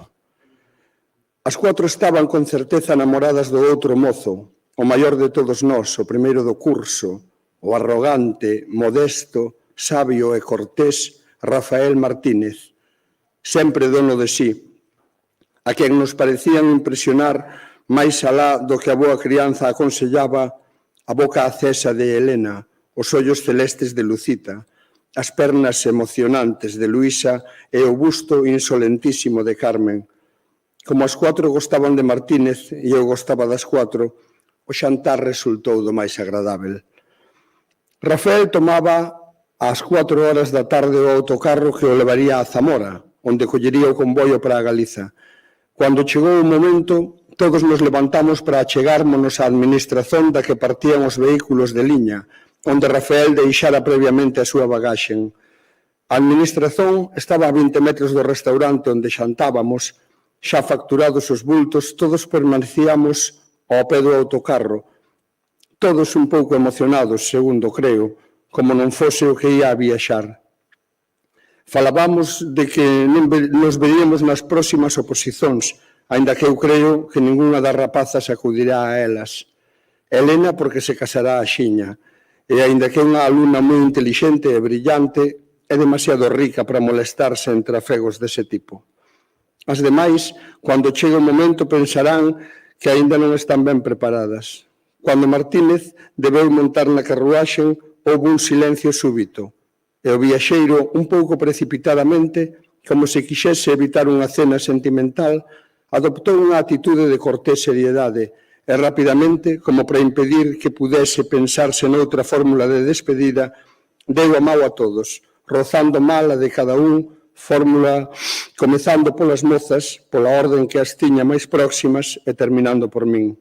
E con extremada lixeireza puxo o pé no estribo do autocarro sen que ninguén pronunciase palabra. En ese momento, co motor do vehículo bufando, todos os viaxeiros menos Rafael no seu posto, o motorista impaciente por arrancar á espreita de que o noso amigo acabase de entrar e fechase a portiñola, ocorreu o inesperado. Ouvimos un soluzo e vimos como Lucita Herranz se precipitaba para Martínez, que xa estaba a punto de fechar, e chorando desesperadamente, subía ao estribo e abrazábase convulsivamente ao galego, xuntando os seus labios cos del e prendéndose ao seu pescozo en medio de delirantes brados de desenfreada dor. Por un momento, entre os que presenciábamos a cena, o silencio foi sepulcral. Logo o motorista comezou a berrar que ia arrancar. E mentras os máis permanecíamos inmóveis, confusos e desconcertados, vin como Helena, ogna past, aber ogna last, puña un pé no estribo e tan suave como firmemente desprendía os brazos de Lucita do pescozo de Rafael e baixaba a rente do chao, conducindo a súa compañeira que continuaba desfacéndose en pranto mentres Rafael desaparecía da nosa vista. A portiñola se fechaba de golpe e o autocarro emprendía a marcha deitando gruñidos de hipopótamo incomodado.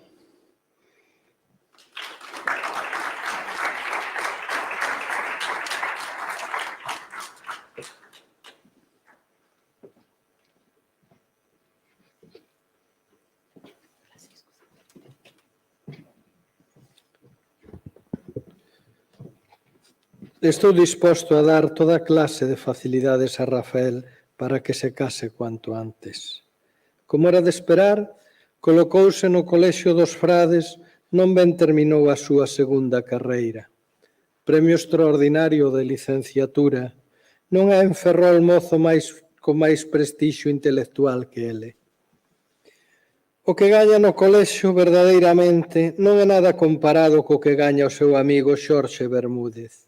Aí temos este, xa casado, cunha muller verdadeiramente meiga, empoleirado no cume da sociedade local.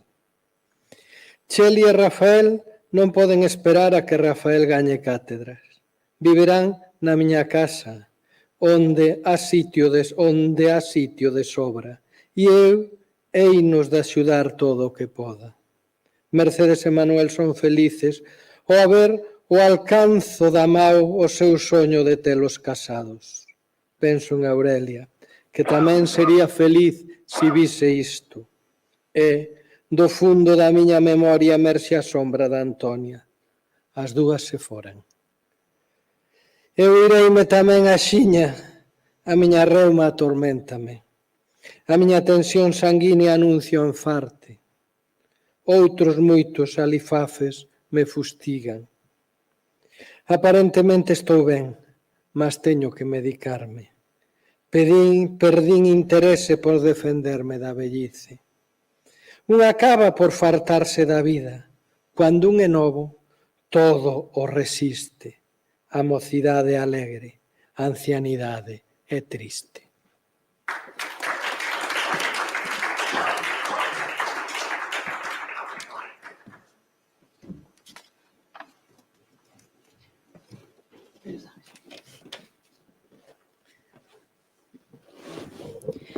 Un ancián necesita moitos cuidados, e cando un está só non pode valerse ben.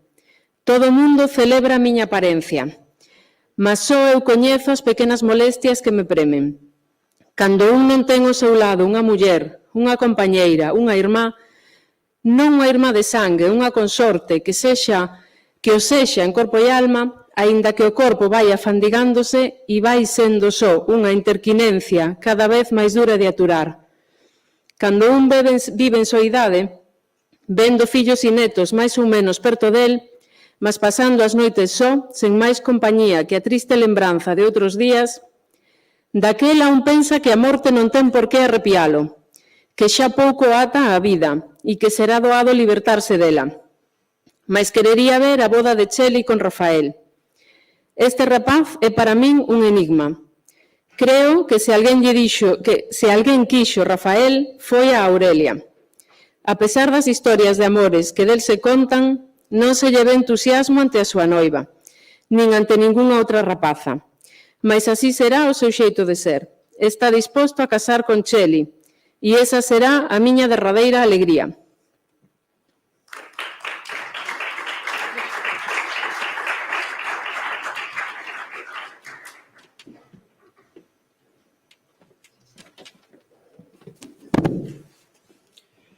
Verdadeiramente son tempos conflitivos os que nos corresponden viver. Para meu pai foi como unha maravillosa felicidade que Xesús e máis eu ingresásemos na Mariña, aínda que chegou a dispor de máis recursos económicos que cualquier almirante, para un home de orixe modesta, un empregado da constructora, que os seus fillos sexan compañeiros de armas dos Cervera, dos Montoso, dos Calvar, dos Suanses, dos Sánchez, para Azcaiguete. Supón moito en Ferrol. Socorro e Teresa, casados tamén con Mariños. Iso non tería sido doado no pasado moi próximo. Só Rafael, entre os varóns da casa, escolleu un camiño diversente. É o máis intelixente de todos nós, con as súas dúas carreras universitarias, con os seus 2 libros de poemas en galego, e máis coñecido de cualquier de nós fora dos círculos militares. Mas polo de agora non é máis que profesor dun colexio, con un soldo inferior ao meu. E, alén diso, eventual. Agora prepara oposicións e cátedras e todo o mundo espera que as gañe cando se celebren, mas sacará sen esperar a ser catedrático. Así o quero meu pai, e paréceme ben.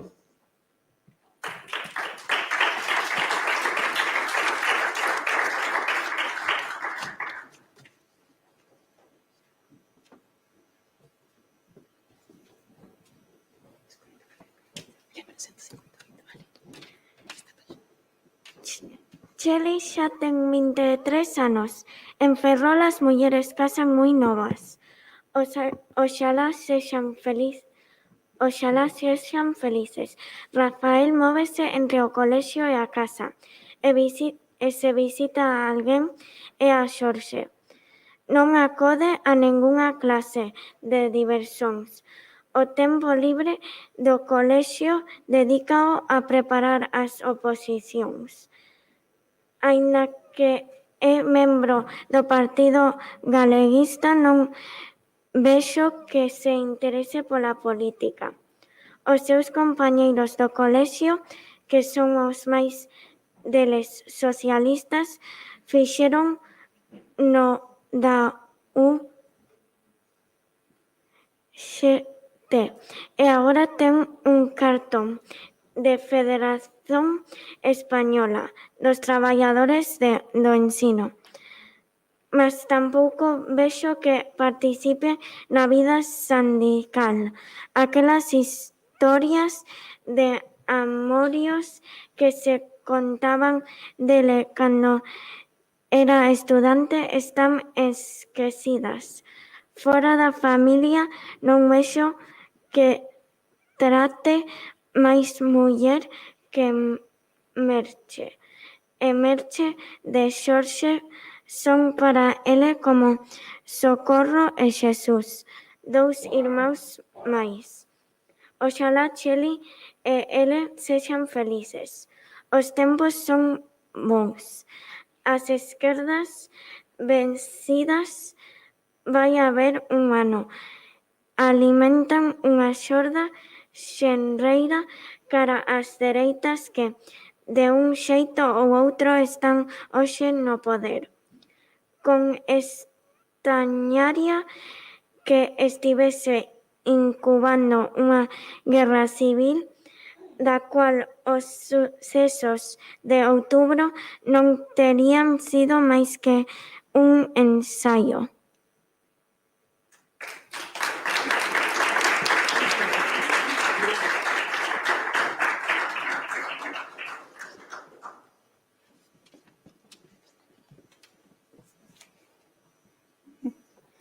Mercedes, estou no vendo e non podo creerlo, sempre suspirando por isto. E isto está a suceder. Estou aquí, perante o altar, a carón de Cheli.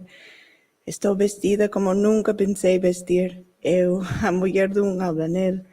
Mas non era cousa de obscurecer por un sentimento de modestia inoportuno o resplandor deste día branco, deste día de felicidade para todos. Aurelia tampouco era filla de un malmirante, e aínda que Deus a teña na súa santa gloria, xamais se ensoberbeceu nin perdeu a súa senxileza. Chegou a vestir por exixencia esta posición do seu marido como se o fose. Aquí estou eu a carón de Cheli, que está preciosa, con o seu traxe branco, o seu veu, a súa cauda, que leva nunha neta miña e unha neta de Don Francisco as súas flores e a súa emoción. E aí está Rafael, afinal, vestido de etiqueta, elegantísimo, e logo Don Francisco tamén de etiqueta. A familia é numerosa e todos están aquí, os fillos de Don Francisco, Manolo e Xesús, con os seus brillantes uniformes, as súas irmáns Socorro e Teresa, as mulleres e os nenos daqueles, os maridos destas tamén fardados e os seus nenos, os meus fillos Paco e Tucho, con as miñas noras e os meus netos, o padriño de Rafael e a súa familia, o seu amigo Xorxe e a súa muller, e claro está Manolo, o meu marido, aínda máis emocionado que a min mesma. Casi ninguén que non sexa da familia, mas aínda así moita xente. Agora podo morrer tranquila. Veixo e non o creo. Rafael dixo sí. Entrou dándome o brazo. A sair dándolle a Cheli. Xa son marido e muller. Ela ten os ollos cheos de vaguas. Comprendo. Eu estou a ponto de estalar en Saloucos. Tantos anos de incerteza, de temores. Quen sabe o que hai no interior de Rafael? Mas casou, por fin. Agora o banquete, a viaxe. Eu a prepararlles a casa para cando volten. Non se me vai como outras se van. Vou na ter ao meu lado, como sempre a tiven. Bendito sexa Deus.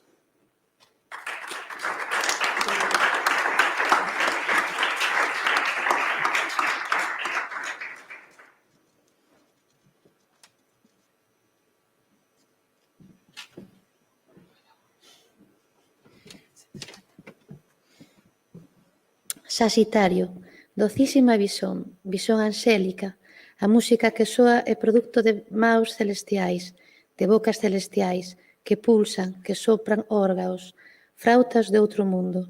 Há moita xente na igrexa, mais toda é unha nube borrosa, como se os meus ollos estivesen desenfocados. O sacerdote, o seu acólito, os padriños, o noivo. E as imaxes, a Virxen do Socorro, o Cristo dos navegantes, Santa Lucía, todos son unha confusa e ondulante masa de luz, de son. Nada é nedio, nada ten perfil, todas as cousas se misturan. Todo é vago fundo, indeterminado segundo termo. Só ela se destaca, se perfila con resplandecente precisón, envolta en branca luz, tocada branca luz.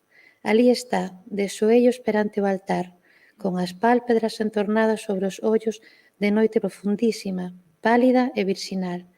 máis formosa que o máis formoso soño. A súa cauda de pomba, de neve e de pureza prolonga a súa figura. Beixo con os seus beizos de alma, con a miña boca de suspiros mentais, esa cauda de raíña, de emperatriz do além, de señora do país encantado da dita, a perfeición e a armonía.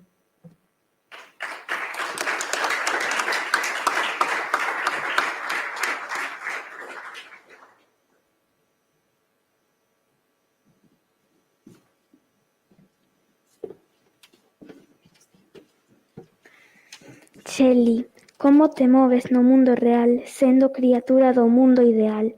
En iso reside o portento, en verte todos os días na casa, na rúa, na igrexa, no cinema, con os teus pais, os teus irmãos, as túas amigas, falando como eles, vestindo como elas, elevando na fronte a estrela que releva a túa natureza, a túa orixen, mas afora de min que vexa esa estrela, todo o mundo te cree mellor que todo o mundo. Non sei se alguén quen afora de min sabía que es hóspede deste mundo, mas en ti e sábelo, criatura doutro mundo. Eis ao teu lado, insucrável, impermeável, inspasível. Tamén ser outro mundo, mas non do teu, o teu antigo, o teu único amor. Hoxe é o teu esposo, axiña será o teu marido, cúmprese un tan bello desexo, realízase un tan arrelado soño teu. Moitas vagudas che gustou, moitas angustias, Escorpio. Cleo, Eugenia, Rosa, Amalia, cantos nomes de muller ligo ao teu. Moitas mulleres suspiraron por ti, moitas te amaron. Amaste ti algunha, amaste a que agora está a cabo de ti e vas a ser a túa muller lexítima. O Shelley, visón, angélica forma celeste.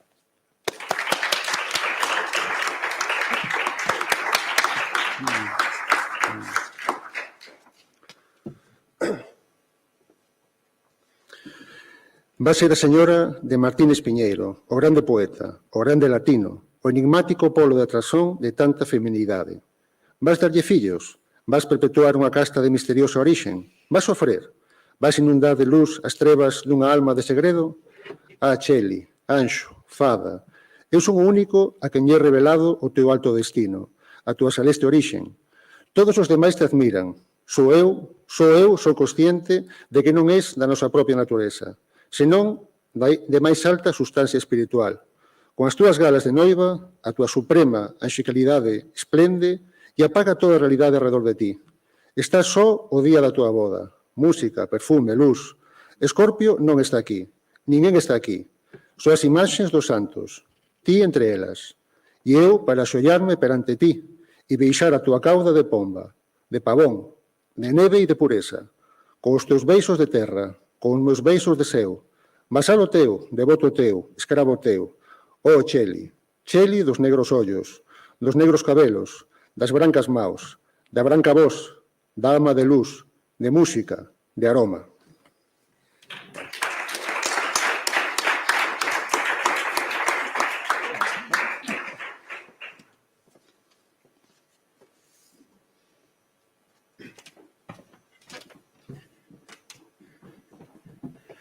Merche, o corazón querme matar, latéxame como un can feroz, desesperado. Báteme como un cabalo desbocado que golpeia unha chaira. Ai de min, non sei se son feliz ou desditada. Toda estou cheia dele. Beso en silencio, con rosto serio, impenetrável, asoillado a carón dela, esperando o inmóvil estatuario a benson nupcial. Que me importa? Onte tiveno entre os meus brazos. Onte correu polas miñas veias o río da felicidade. Teño demasiada confusión nos sentidos, na alma, mas estou cheia do seu ser, do seu sangue. Fun feliz cunha dolorosísima, cunha insoportável intensidade de dita. Que facer agora? Como vou viver? Non podo pensar niso, necesito tempo. Agora estou aquí, presenciando a súa boda, a par de Jorge, mas estou moi lonxe de Xorxe, e non vexo a noiva, nen os padriños, nen o crego, nen os convidados. Vexo somente a ele. A tarde donte estaba eu só na casa. A criada tiña permiso. Xorxe estaba no seu cartorio estudando un pleito. Chamaron no timbre e era ele. Aquella, quase o teño esquecido, a facer un encargo a Xorxe antes de deixar Ferrol ao día seguinte. Moitas veces ten ido Escorpio a miña casa. Sempre estaba Xorxe, e se non estaba, non tardaba en chegar. Esta vez tamén, sentouse a esperalo, mas de súbito soou o telefone. O empregado falaba. Señora Bermúdez, don Xorxe tivo que sair urgentemente para a Cruña. Encarregoume que avisase, que non nos espere a sear. Pensa estar de volta a medianoite. Desliguei e volví no salón onde esperaba Escorpio.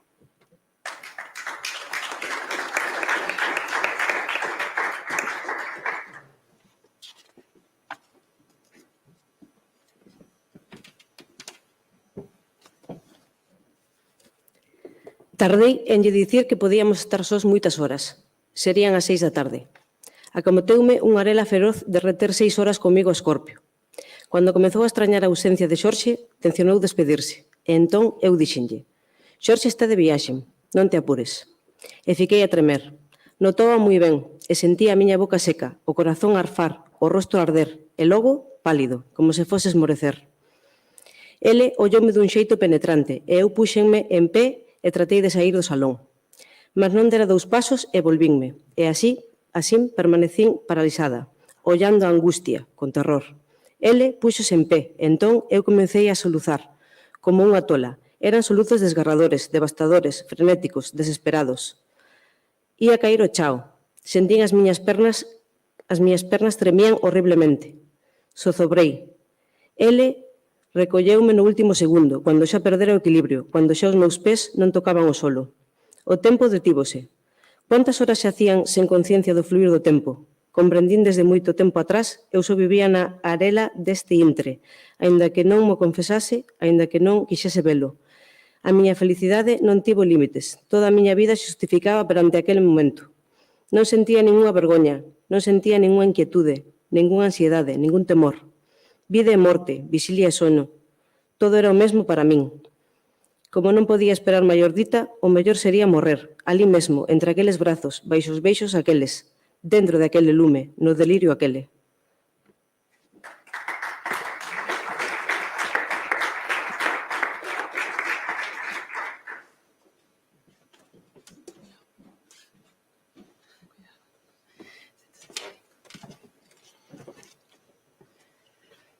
Agora ele está inmóvel, en espera da benzón nupcial. Mais onte foron miñas as súas nupcias. Onte, a poucas horas antes da súa boda, celebrei as miñas nupcias con el. Obrigueino a esquecerse de que o día seguinte ia ter a súa noiva nos seus brazos. Cando chegou á miña casa, Os dous estábamos alleios ao que o destino ia entregarme a él 24 horas antes de entregarlle a Cheli. Eu fun, digo abertamente, a que o forzou. Xamais me dirixira unha ollada de desexo. Nunca tivera para min unha galantería. E eu, que nun tempo crín que aborrecía. A paixón disfrázase de odio para defenderse do amor. Nunca me tomaría se eu non me precipitase nos seus brazos. E de que xeito? Sen unha palabra, sen a menor coquetería. Que necesidade había diso? Todo foron saluzos insensatos, brados mortais. Benditas sexan as miñas vaguas de louca, os meus acenos de insensata. Nunca tería ocorrido isto se unha forza demoníaca non me arrebatase de súpito. Agora termina a cerimonia. Os noivos avanzan para a saída. Escorpio, venenoso aguillón, insidiosamente cravado nas miñas entrañas. Avanzas, levando do teu brazo unha sombra branca. Escorpio, pezoña fatalísima, dolorosísimo ben.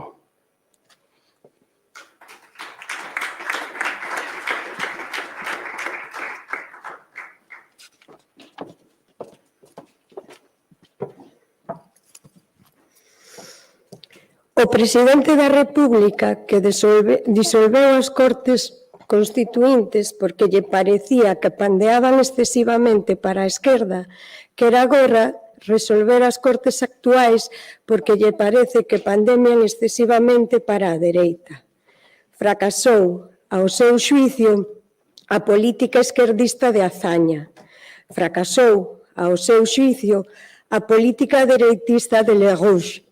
Na táctica que para don Nieto e don Alexandre consistía en ensanchar a base da República, a CEDA chegou a entrar no novo goberno. Mais os sucesos do ano pasado e o desacougo reinante empurrárono a unha nova disolución e a unha nova fórmula. Don Nieto quere agora promover creación dun grande partido de centro que equilibre as forzas dereitistas e esquerdistas no bloco de dereitas e a Frente Popular. A xente desa manobra política debe ser don Manuel Portela Valladares.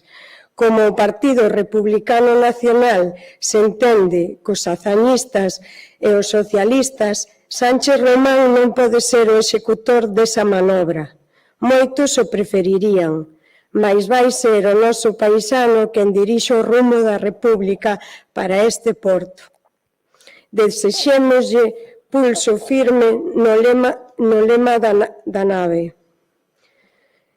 Quase só podo falar de política co meu tío. Escorpio, desde que regresou da viaxe de novios, poucas veces se reuniu comigo. Traballa moitas horas no colexio e, ao terminar, encérrase en Siforiano López para preparar as oposicións. Doutra banda, paréceme ter perdido todo o interés pola política.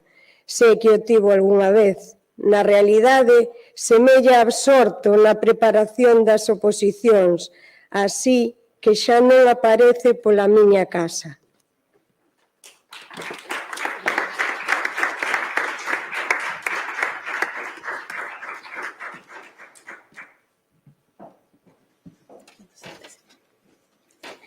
Eu tamén dispoño de pouco tempo. Gostaría de que Merche máis eu tivésemos unha tertulia con ele, Cheli e don Francisco cando fose posível, ao cair da tarde. Mais temo que a esa hora Escorpio se acha en pleno labor de estudo. Merche é renitente en sair de casa a esa hora. Non leva moi ben o embarazo e di que chega moi cansa ao final do día. Agora está de moda predicer o sexo das crianzas.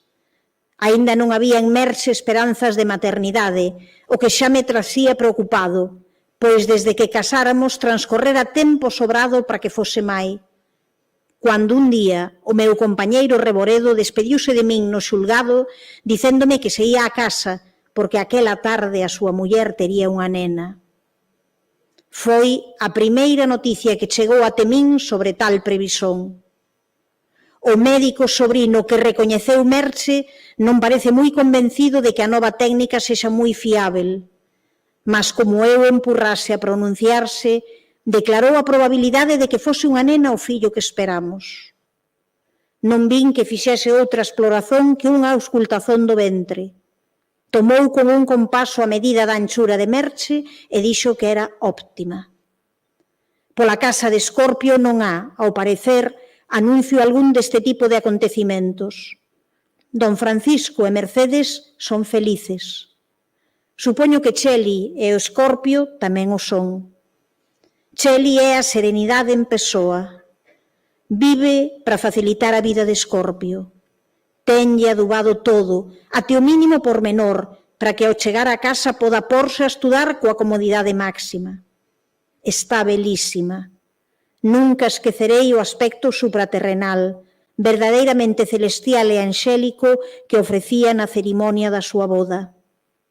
Agora é a mesma criatura sobrenatural benévolamente vestida de señora nova co seu traxe de esclavina e o seu chapeu de piqué.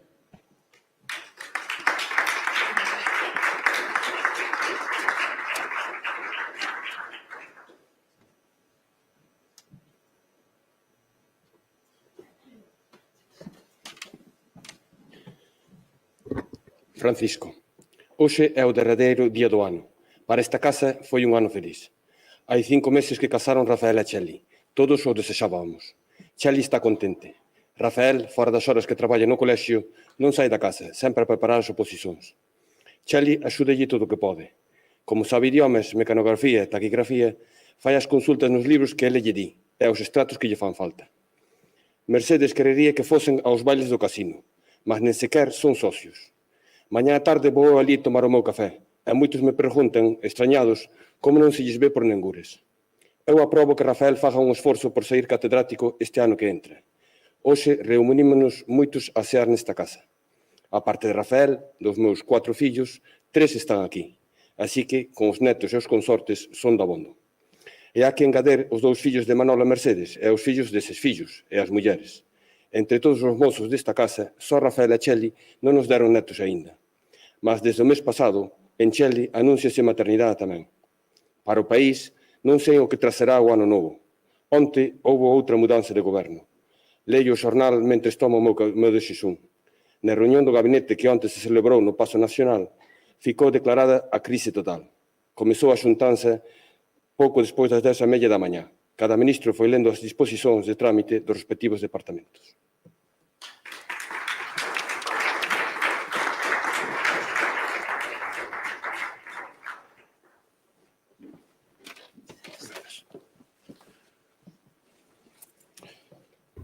Cando todos os asuntos de despacho estiveron terminados, o presidente do Consello leu aos ministros o decreto de disolución das Cortes.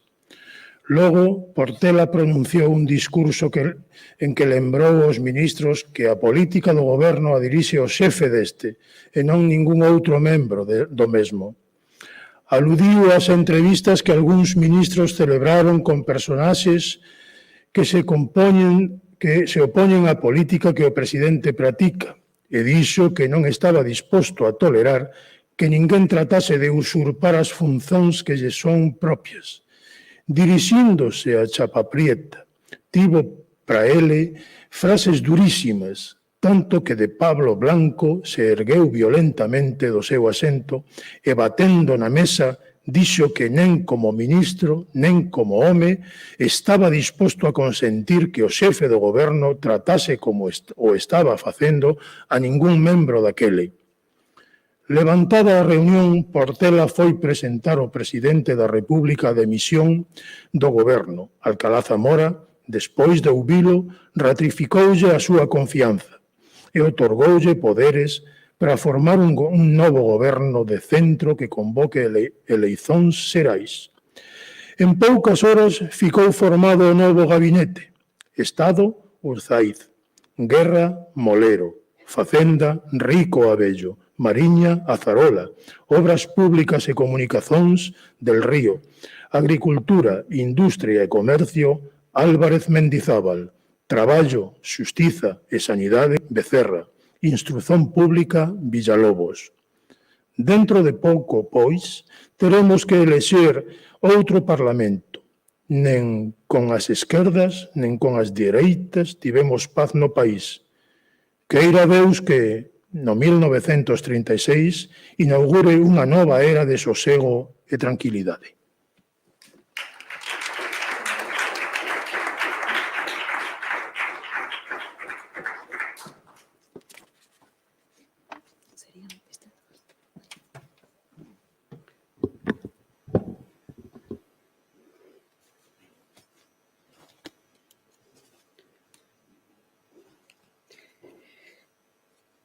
Véxoa no seu berce, beleza minúscula, dormindo con perfeita naturalidade, como unha fada de poucos días de idade, como unha criatura dun mundo de enlevo e fantasía que non extraña o mundo dos homes e as mulleres, este mundo de paixóns e mentiras, cuxa turba atmosfera esta meniña parece respirar con leda facilidade.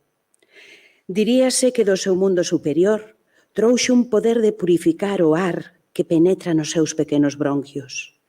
Un filtro que invisível, acoplado aos seus veiciños, ás súas narinas delicadas, lle permite transformar en oxíxeno celestial o ar carregado de lixos que enche o noso mundo. Veu ao mundo doadamente, sen que me fixese sofrer máis dor que a indispensável para fixar as miñas sensazóns dese día. E cando o sol chegaba ao máis alto do ceu, desprendeuse de min con suavidade e comezou a chorar levemente, como para non chamar a atención, mas semellando que o facía para non atraizoar a súa natureza de ser superior e isento tal vez de serventías vulgares, como de unha linaxe enceiba das miserias da carne humana e poeirenta. Vexo a dormir con os seus brazos abertos, o ventre sobre o lenzol, a cabeza ladeada, respirando de xeito quase imperceptível, mas regular, armonioso, musical. Diríase que de unha música de instrumentos formados con talos de flores, frampas de ervas e raiolas de sol. Paso horas inteiras vendo a dormir. Paréceme que a miña vida é outra. Paréceme que xa cumprín o meu destino e que non me importaría morrer. Todo o mundo se admira pola miña indiferenza polo que ocorre en torno, tan cheia de interese pola brillantez da vida social, tan afeizoada á roupa exterior, á roupa interior elegante, e agora, por mor desta cativa, indiferente a todo ese brillo, proxectada na contemplación quase estática desta formosa, desta misteriosa criatura. Non acabo de asumir dun xeito natural a miña maternidade. Realmente, é unha filla miña esta crianza. Paréceme ás veces que eu non tiven parte na súa formación. Sei que a din a luz, sei mesmo que día a concebín, mas acho nela tan extraña poesía, tan singular enlevo, que penso se non será como unha flor que algún galante deus deitou no meu colo, como un delicado presente, como un maravilloso galano con que quixo recompensar benévolo a devozón con que o recibín cando petou, tal vez por erro, a miña porta. A feliz sumisón con que me deixei engaiolar polo seu poder, o abandono sen límites con que me oferecín en sacrificio na súa ara. A tarde de maio alumía a estancia con unha luz de apagados ruíbens. Se achega o meu ouvido a rentes da súa boca, ouzo o susurro brando e fino do seu tranquilo e helene respirar. Non me pregunto que vai ser de min. Cualquer que sexa o meu destino, se conservo esta nena, e quen me podería arrebatar, vivirei unha vida alta e profunda. Dentro de unha hora, Xorxe estará en casa, e custarame traballo atender ás súas palabras, responder ás súas preguntas. Esta nena de poucos días de idade tenme presa do seu insondável encanto. Mais que a súa mai, síntome como a nutriz de unha crianza divina que me foi confiada por algún Deus que se me mostrou nunha dourada epifanía. Aínda que a aparizón non se repita nunca, este adorável testemunho certifica da realidade da visita que me incendiou de luz.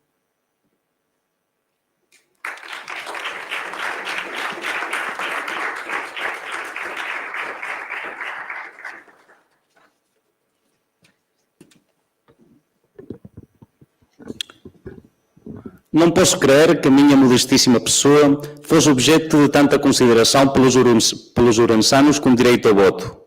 Um moço abogado, com certos antecedentes familiares de prestígio local e uma atuação política de escassa transcendência, não podem mover uma decisão tão nutrida.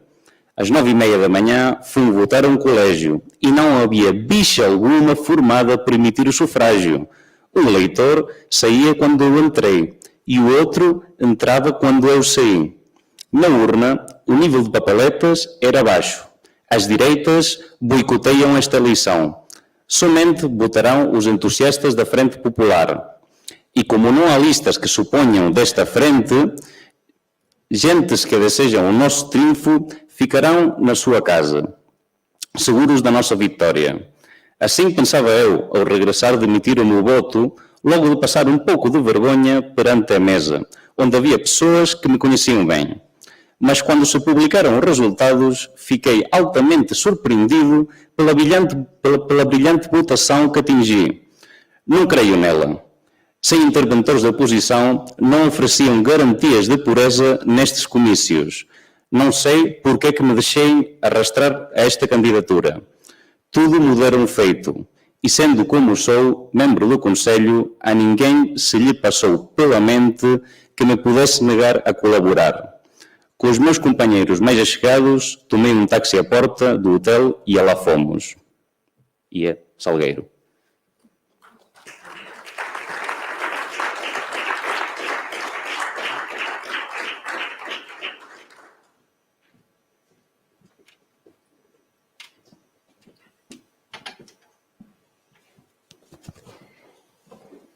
Sentámonos en asentos rotulados Izquierda Republicana, pois chegamos á conclusión, non sei por qué, de que en virtude do noso pacto con o partido de Azaña nos terían inserido entre os compromisarios desa minoría. Moita xente coñecida para min exclusivamente polas fotografías da imprensa ou polos noticieiros cinematográficos circulaba polo Pazo de Cristal ou as súas inmediazóns. Outros deputados eran indicados polos meus compañeiros que os coñecían. Minutos antes de comezar a sesión, vin pasearse solitario polo vestíbulo a don Santiago Alba, a quen recoñecín perfeitamente, aínda que nunca o tivera diante de min en carne e oso. Por primeira vez, vin tamén nesa ocasión a Ramón Fernández Mato. Ximénez de Asúa ocupou a presidencia e comezou a votazón. Íamonos achegando á mesa, entregábamos a nosa papeleta ao presidente, dicendo os nosos apelidos. Eu lembraba o meu discurso de apresentación de don Luís no Paraninfo da Universidade Compostelana. O máis seguro era que o ilustre catedrático, agora grande figura do socialismo español, tivese totalmente esquecido a miña figura e o meu nome. Entregueille a papeleta dicendo «Salgueiro pita», e ele dixe «Salgueiro vota», e retireime pola esquerda mentres outro compromisario se achegaba pola direita. Xa terminada a votazón, fómonos reunindo os galeguistas e Alexandre Bóveda achegouse a min ensinándome un rótulo indicativo que dicía «Galeguistas», e que ele localizara finalmente. Había, pois, asentos reservados para nós, contra o que créramos, mas, como dixen, non os ocupamos. E sabe Deus se ficaran baleiros ou foron ocupados, Deus sabe por quen. Bóveda descobrírao serodiamente e apoderárase do cartón correspondente para amostrárnolo.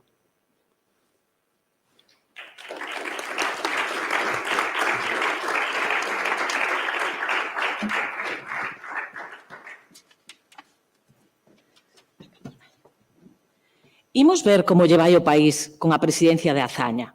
As perspectivas, hoxe por hoxe, son más. En Madrid non há día sen incidentes polas rúas. Ás veces son graves, ás veces morre xente. Falanxistas e mozos socialistas tirotéanse cando lles peta. Ramón Suárez Picallo cree que camiñamos para unha forma de ditadura encoberta que debe exercer Azaña. Bóveda sempre está confiado na eficacia do liberalismo e a democracia, Pregunta se iso fará outra cousa que agravar a situación. Como teño ido poucas veces a Madrid, aquí síntome un tanto perdido. Cando estou só, alongado dos amigos, penétrame un sentimento de soedade. E a multitude que circula entalada pola Gran Vía dame unha sensación de inhumana indiferenza, que a miña mentalidade provinciana traduz en hostilidade. Pola noite, no hotel, deitado, tardo en adormecer. Non sinto ningún interese polo modesto papel político que tiven que desempeñar. Penso que asiña o esquecerei e que non é nada probable que no futuro desempeñe outro. Bóveda non parece crelo así. Reunímonos nunha sala do Congreso dos Deputados, parlamentarios e compromisarios galegos da Frente Popular para tomar acordos relativos á celebración do plebiscito proposta para o referendo do Estatuto. Como eu era máis novo entre os reunidos, actuei de secretario.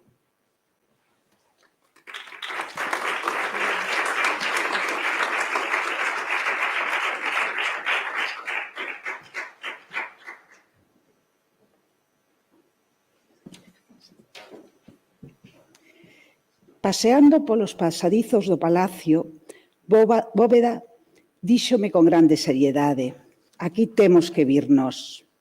Quería dicer que ele máis eu estábamos destinados a sermos deputados a Cortes pola nosa terra.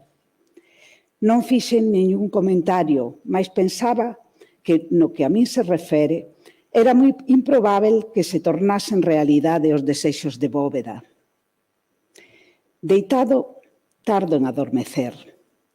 Entre a vixilia e o soño, róndame na cabeza os piñeiros de Valladolid, os choupos de Tordesillas, os carros que en ringleira circulan pola rúa de Alcalá, os deputados e compromisarios que pasaban como unha fita cinematográfica perante a mesa do colexio electoral. Querería ter unha figura feminina na lembranza e, se fose posível, no corazón, para que me axudase a encetar o sono, como unha mai ou unha ama seca floridas de mocidade que che susurran e te embalan. A miña noiva dos tempos de estudante xa non é a miña noiva, e nada sei dela. Non a acho en falta, aínda que há uns anos, cando a presentei no Paraninfo Jiménez da Súa, Sagrario e máis eu estábamos convencidos de que teríamos de ser marido e muller nun tempo non moi alongado. De Lucía tampouco sei nada. Penso nas figuras femininas da miña abandonada historia de Escorpio, unhas versións literarias de mulleres que eu coñecí, que Escorpio coñeceu, outras mulleres soñadas por min, que Escorpio non coñeceu nen soñou. Soña Escorpio con mulleres? Soña con mulleres o home con quen as mulleres soñan?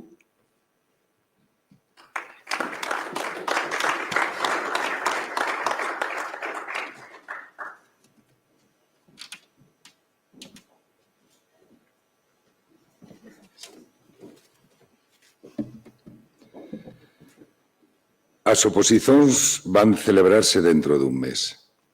E Rafael terá que estar ausente cando naza o neno de Cheli. Aguardo con ilusón este novo neto, fillo da miña única filla. Quero moitos nenos de Paco e Tucho, mas Cheli é a única nena e a máis nova dos meus fillos. Xa era hora de que tamén ela me fixese avó.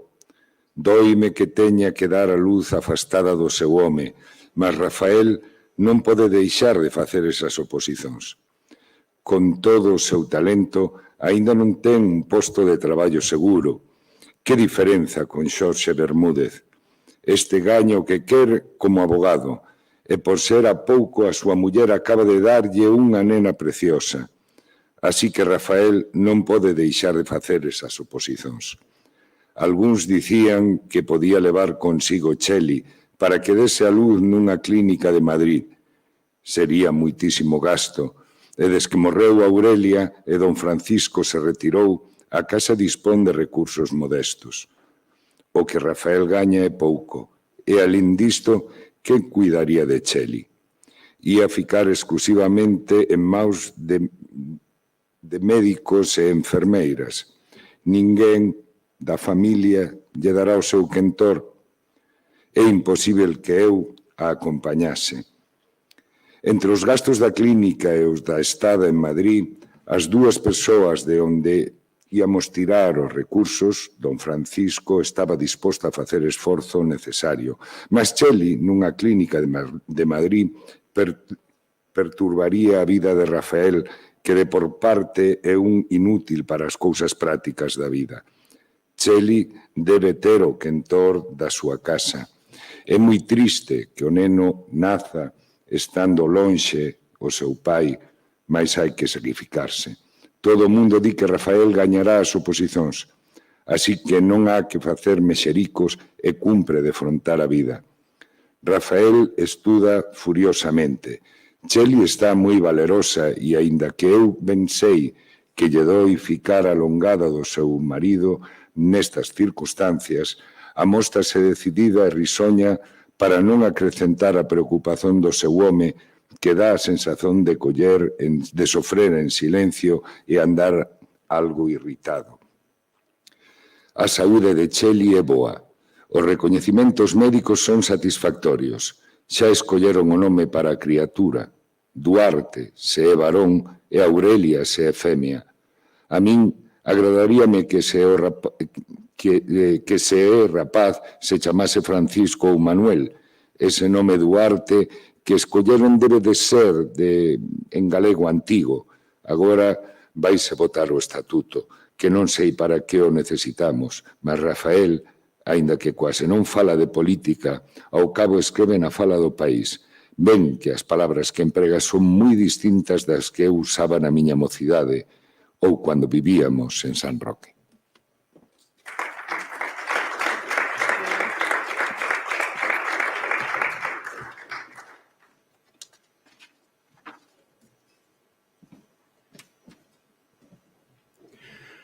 Cheli, coa miña mai, co seu pai e no carro do seu padriño, fun despedir Rafael na estación.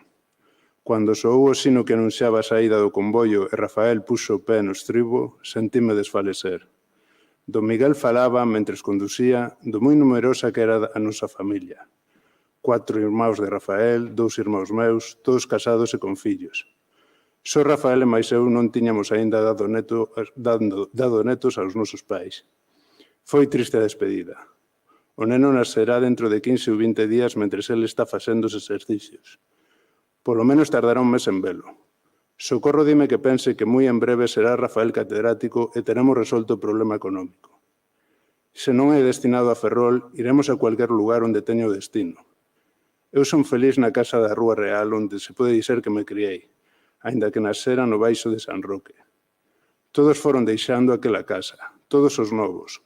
Socorro e Teresa, Manolo e Xesús, Paco e Tucho, todos menos nós, Rafael e máis eu, os máis novos. Todos casaron, todos teñen fillos. Don Francisco e os meus pais ficarán sós cando Rafael gaña as oposicións, como non o destinen ao Instituto de Ferrol.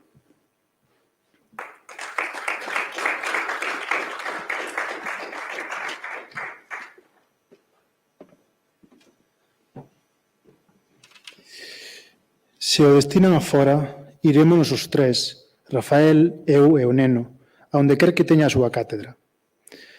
Procuraríamos volver a Ferrol, mas estamos chamados a viver fora, pois Rafael doutorarase e fará cátedras de universidade.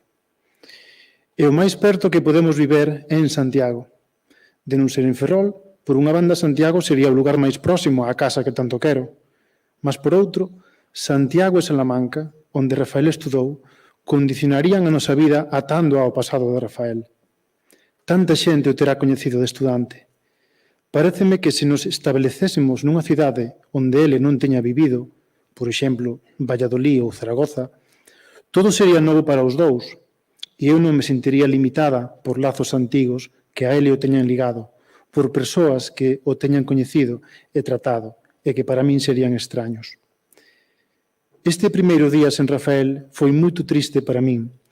Nestes últimos tempos, ele falaba pouco, quase non facía outra cousa que estudar. Eu respeitaba o seu silencio, e axudáballe todo o que podía. Calado e todo, enchía a miña vida, que agora me parece moi árida e desprovida de sabor. Espero que me pasará e que cando comecen a chegar as súas cartas me animarei moito. Teño que cuidarme para que o neno non sofra. É triste que nasa estando ausente o seu pai, mais todo o estudamos ben e conviña facer así as cousas. Non há que ser mexeriqueiros.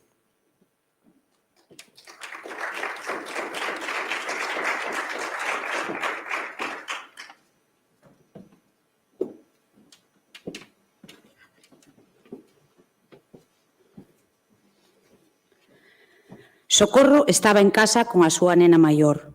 Como o marido está destinado en Capitania, ela vive agora en Ferrol, mentres que Teresa puxo casa en Cádiz, aínda que co novo destino de Pío non tardará en estar connosco. Así que cando nasa o meu neno, todos os seus irmáus e os de Rafael estarán en Ferrol. Quero moito a todos os meus irmáus, aos irmáus de Rafael e as miñas cuñadas e cuñados. Todos me queren moito. Non distingo os un dos outros. Todos somos irmáus, e os nenos van educados nese clima. Tantos anos á espera de casar e con tantos temores de que ese momento non chegase nunca, tamén o neno tardou en se anunciar. Podería ter nacido en abril, como a nena de Merche, mas a nena de Merche tardou moito máis en vir, xa que a súa boda foi no brao de 1934. O médico non quer predicer o sexo da crianza, mas Saxitario asegura que ele sabía que Merche tería a nena. Só pasaron 3 meses, e por iso parece que os médicos xa perderon confianza na súa capacidade de adivinación.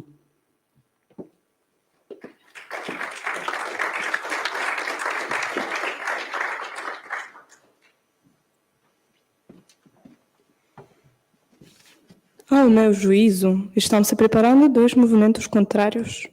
Um é o movimento militar, que trata de evitar o avanço do outro movimento, o que podemos chamar movimento comunista. Pode ser que o presidente da República não seja este monstro de impiedade e crueldade que imagina a maior parte dos meus companheiros. Ainda que hoje há gentes, como a mim e o meu irmão, que procedemos de famílias modestas e sem tradição militar.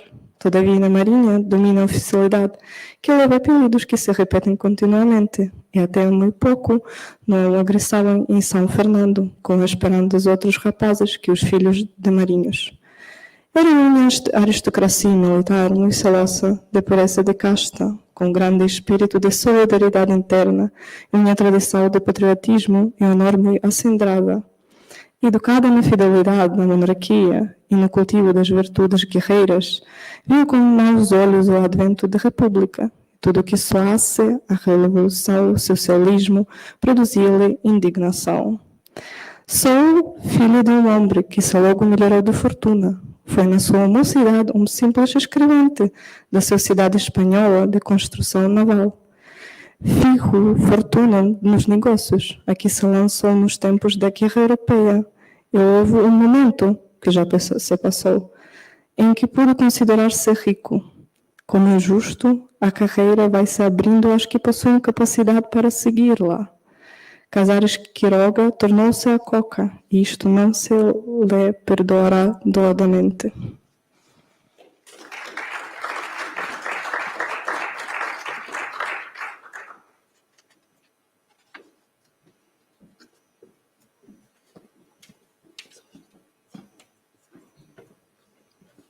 Eu não tenho nada contra a República, mas sinto-me como todos os meus companheiros, num ambiente que me respeita menos do que o reinante nos tempos da monarquia.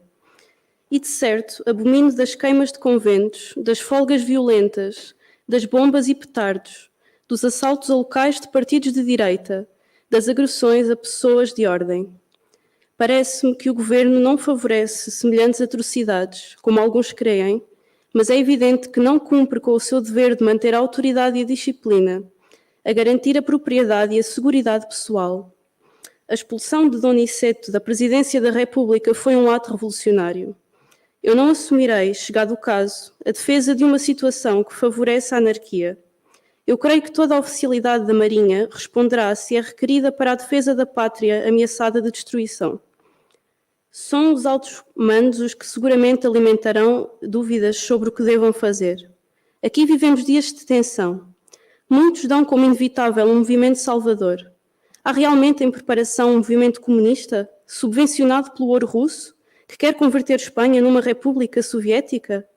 Fala-se de que marinheiros de muitos barcos tenham organizadas células revolucionárias, que no momento dado se apoderarão dos mandos e assassinarão aos que se resistam.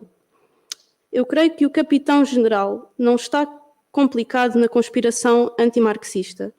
Mas até que ponto existe uma conspiração? Compreende-se que todo se leva em segredo.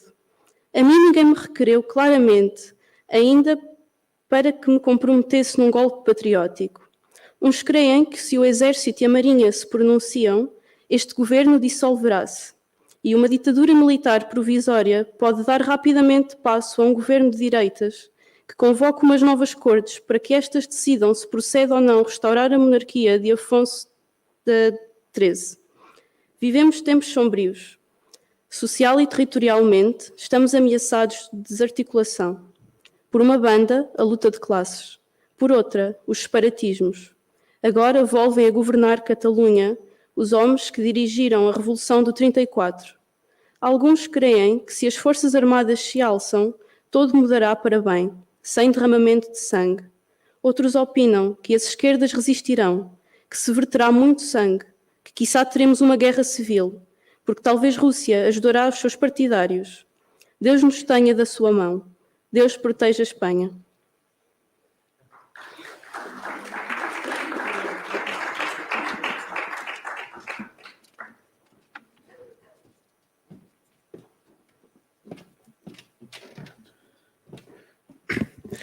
Rafael e eu somos os únicos hóspedes neste 6º andar do número 7 da Rua do Pés. Como ele não conhece bem Madrid, aceitou a minha proposta de vir a esta casa, onde eu pousei várias vezes. Fomos esperá-lo à Estação do Norte e vinhamos no metro logo andando, pois entre os dois bem podíamos com a ligeira bagagem de Rafael. Assim, estamos a um passo de São Bernardo, onde se celebram os exercícios. Estamos animados, temos um bom tribunal. O presidente, legado do governo, parece preocupar-se somente dos aspectos administrativos, assim que devemos procurar obter o sufrágio de Larcos, Montezinhos, Valbuena e Giligaia. Quarteto no luzido. Não é o menos, mutatis mutantis, o corpo de aspirantes, no qual figuram nomes muito conhecidos. Laura de los Rios, filha de Dom Fernando, Isabel Garcia Lorca, irmã de Frederico, Gonçalo Menendez Pidal, filho de Dom Ramon, José Maria Quiroga Piá, genro de Unumano. Os exercícios são eliminatórios. Faz calor. Rafael aprendeu a beber a jorro, pois sem sair do velho casarão não podemos refrescar-nos mais do que com água de um botijo de barro que jaz no chão da galeria ao nosso dispor. É curioso que Rafael não tivesse bebido nunca assim. É, claro está, de família de folgados recursos. Mas sempre há ocasiões em que esta forma de refrescar se impõe. Ele confessou-me que os ensaios que eventualmente realizara de Neno para beber a jorro resultaram-lhe falidos. Não era capaz de recolher a água na boca de jeito a que fosse enviada a um ritmo ajeitado para que não lhe molhasse a jorro a cara e o peito. Achando-se torpe, renunciar a essa habilidade por não abochornar-se. Mas o verão em Madrid é abrasador, e ao ver com que facilidade bebiam a jorro as mesmas moças companheiras de exercícios, firro um novo intento com bons resultados.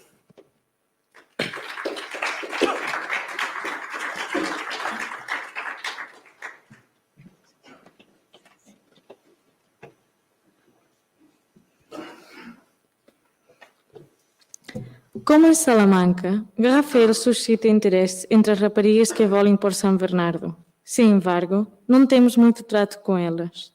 Polo de agora, todo mundo anda preocupado por passar a primeira prova e o próprio Rafael, que espera ser pai muito em breve, parece não ter vontade de distrações femininas.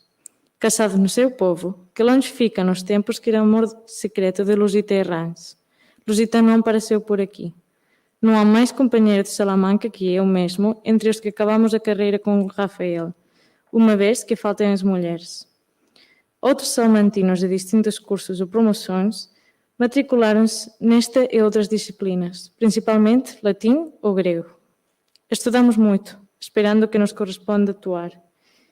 Imos moito polo Ateneo consultar libros raros e un pouco a descansar no café.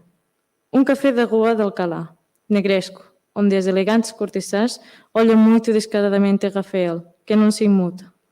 La Granja Elenar, con as súas penas de literatos e pintores. Aquarium, que ten refrigeración. Ou o Lucky Club, no andar de Gran Vía, onde Rafael me apresentou 2 deputados galeguistas. Como os galegos votarán no seu estatuto, están pendentes de que o aproven as Cortes. Rafael é moi considerado entre os seus paisanos, mas como ten outras preocupações, non os frecuenta moito.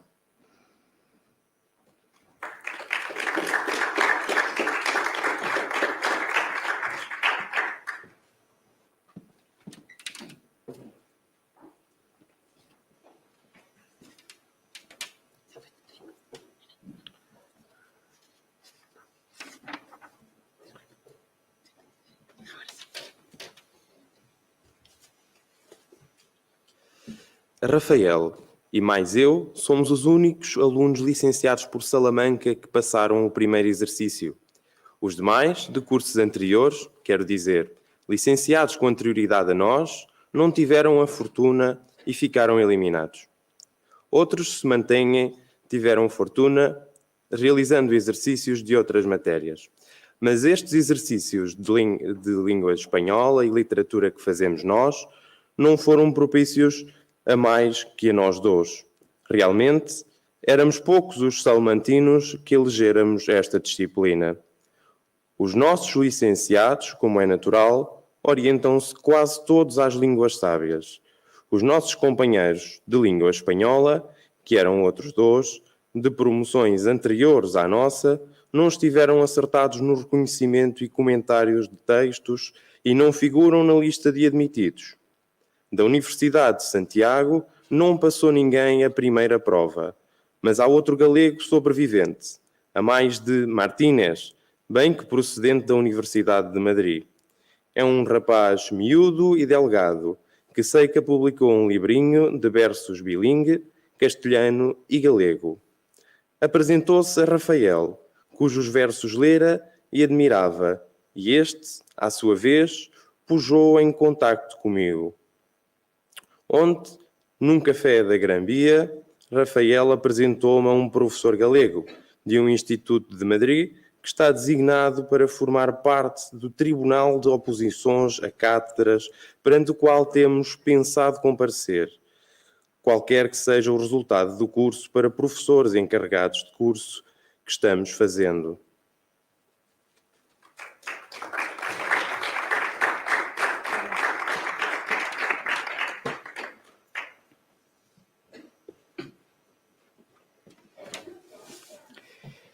Eu estou animado, porque houbo moitas eliminacións no primeiro exercicio e pode pensarse que os que ficamos non somos tan indignos de converternos en profesores temporais.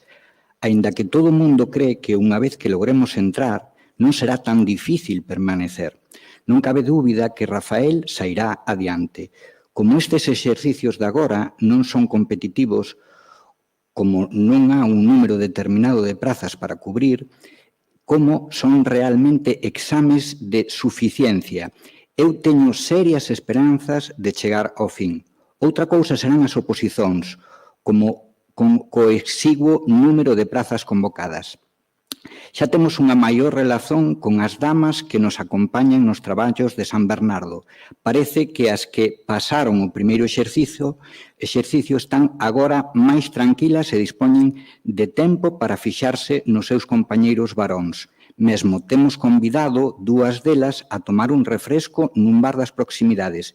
Son 2 madrileñas que estudaron xuntas. Unha pareceme insignificante como muller, aínda que demonstra a estar moi ao día en materia de poesía española contemporánea. A outra é Artemisa. Non lle puxeron este nome no baptismo, desde logo, mas eu designeina con ese mitolóxico alcume antes de coñecer a súa identidade. E agora, cando falamos dela, alomeámola así.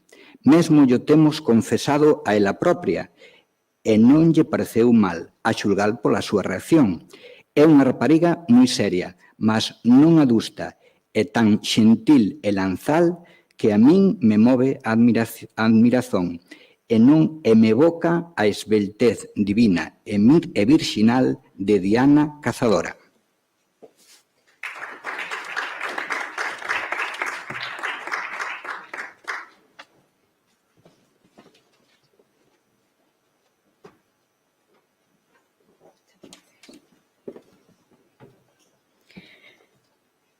No que di respecto á intelixencia, é evidentemente a primeira entre todas as mulleres que fican en pé. Quero dizer que non foron eliminadas do curso.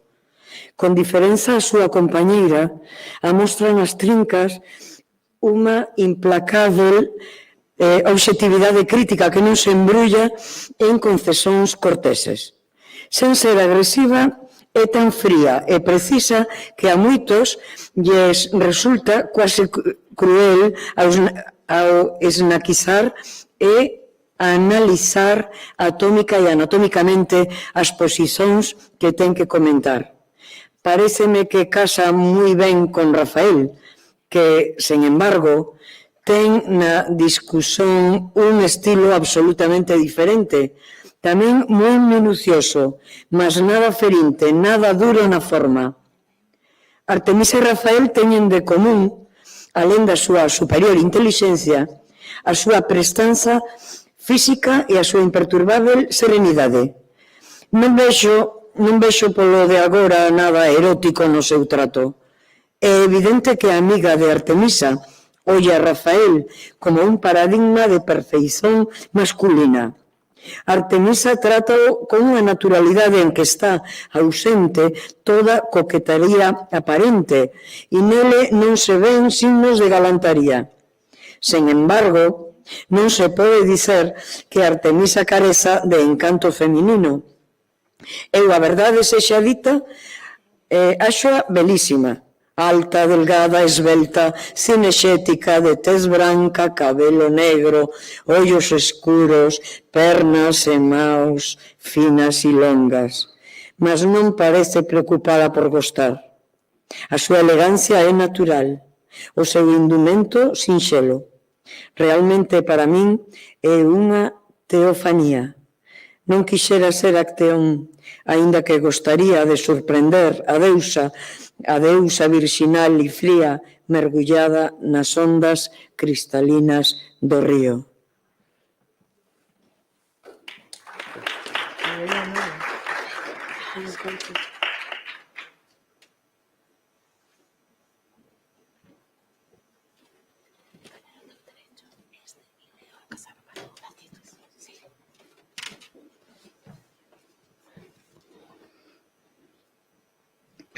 Casado.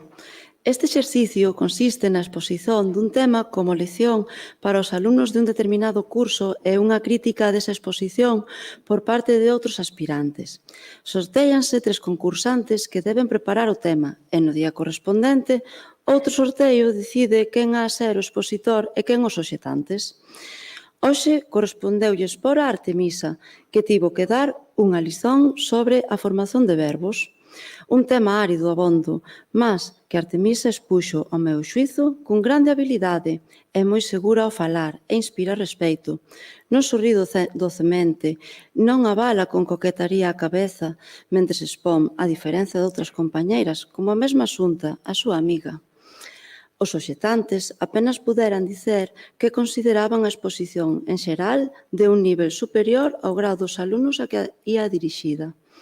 Artemisa respondeu que esperaba que coas reformas pedagóxicas introducidas pela República a formación dos alumnos de bacharelato superase o atraso que por erros de método viña afectando o estudantado e que, en consecuencia, esperaba dispor de discípulos de nivel normal cando tivese que explicar esta clase de temas. Alarcos, a quen correspondeu emitir o xuízo sobre a sesión do día, aprobou a condución do tema por Artemisa.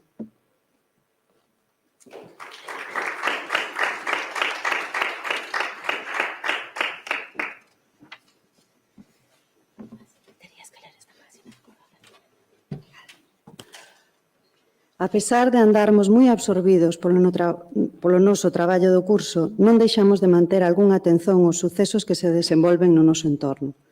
Como para min, Rafael é o estudante de Salamanca, esquezo as veces que agora está casado e espera un fillo para un día destes. Ele fala pouco ou nada dos seus problemas persoais, mas é certo que está casado e espera un fillo. É triste dabondo que ele estexa aquí e a súa muller na súa terra en este momento tan crucial na vida de ambos. Mas non podía desperdizar a ocasión que se lle presentaba de conseguir unha praza no profesorado e que a súa muller está coa súa familia en Ferrol ben atendida. Quase todos os días recebe cartas Rafael e ele tamén escreve con frecuencia. Logo está a política. As cousas non van ben. Hai moitas folgas, moitos disturbios, moitos atentados. Bandas armadas tiroteanse en plena rúa. As dereitas acusan o goberno de tolerar a anarquía. As esquerdas acusan as dereitas de preparar un movimento subversivo. Non se ve doada saída a esta perigosa situación. Estudemos, procuremos obter praza e estar en condicións de cultivar o noso xardín como Cándido. Mas nos tempos que corremos, onde atopar un xardín con tan altos muros que non nos poda saltar o viciño, ou o ladrón, ou o tolo, ou o guarda civil? Iso sería o paraíso terrenal, e unha espada de fogo védanos o retorno ao lendario Edén.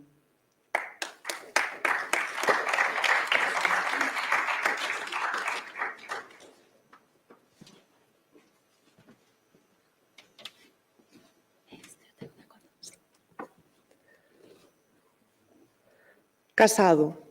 Hoxe, domingo, despois de cear, como o calor fose moito, Rafael, o seu paisano e máis eu, reunímonos na praza do Callao e fomos andando até Alcalá e entramos tomar unhas cervexas no Aquarium, que desfruta de refrixeración. Van ben os exercicios para os tres. O paisano de Rafael é un rapaz miúdo e delgado, de ollos azuis un pouco asustados, que fai versos castellanos terminados ou estribados en versos galegos, e ás veces tamén versos galegos isentos. Admira moito a Rafael poeta. É da zona interior da provincia de Pontevedra, por ter desexos de coñecer a vida literaria da capital de España e por dispor a súa familia de recursos abondo, ao terminar o bacharelato, trasladouse a Madrid e matriculouse na Universidade Central. Vive nun modesto hotel de Gran Vía.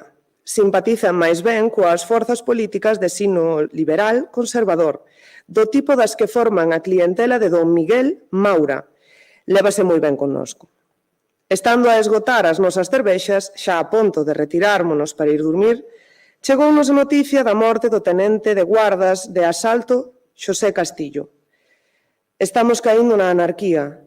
O máis impresionado foi Barreiro, o pontevedrés, que considera Casares incapaz de dominar a situación e pensa que se a República non restablece a orden, unha coaligación de monárquicos e fascistas apoiados polo exército e a Igrexa pode alzarse co poder. Rafael lamenta que Azaña, home de superior intelixencia, enérxico e respeitado pola esquerda, se tope inutilizado para exercer a autoridade política no difícil momento actual, como consecuencia da elevazón á presidencia da República. Eu creo que Azaña era un político de tipo francés demasiado elegante para este pobo, e que se non lle tivesen fornecido o retiro de presidente da República, teríase retirado á súa casa escrever as súas memorias, aborrecido das incivís loitas en que o país se consome.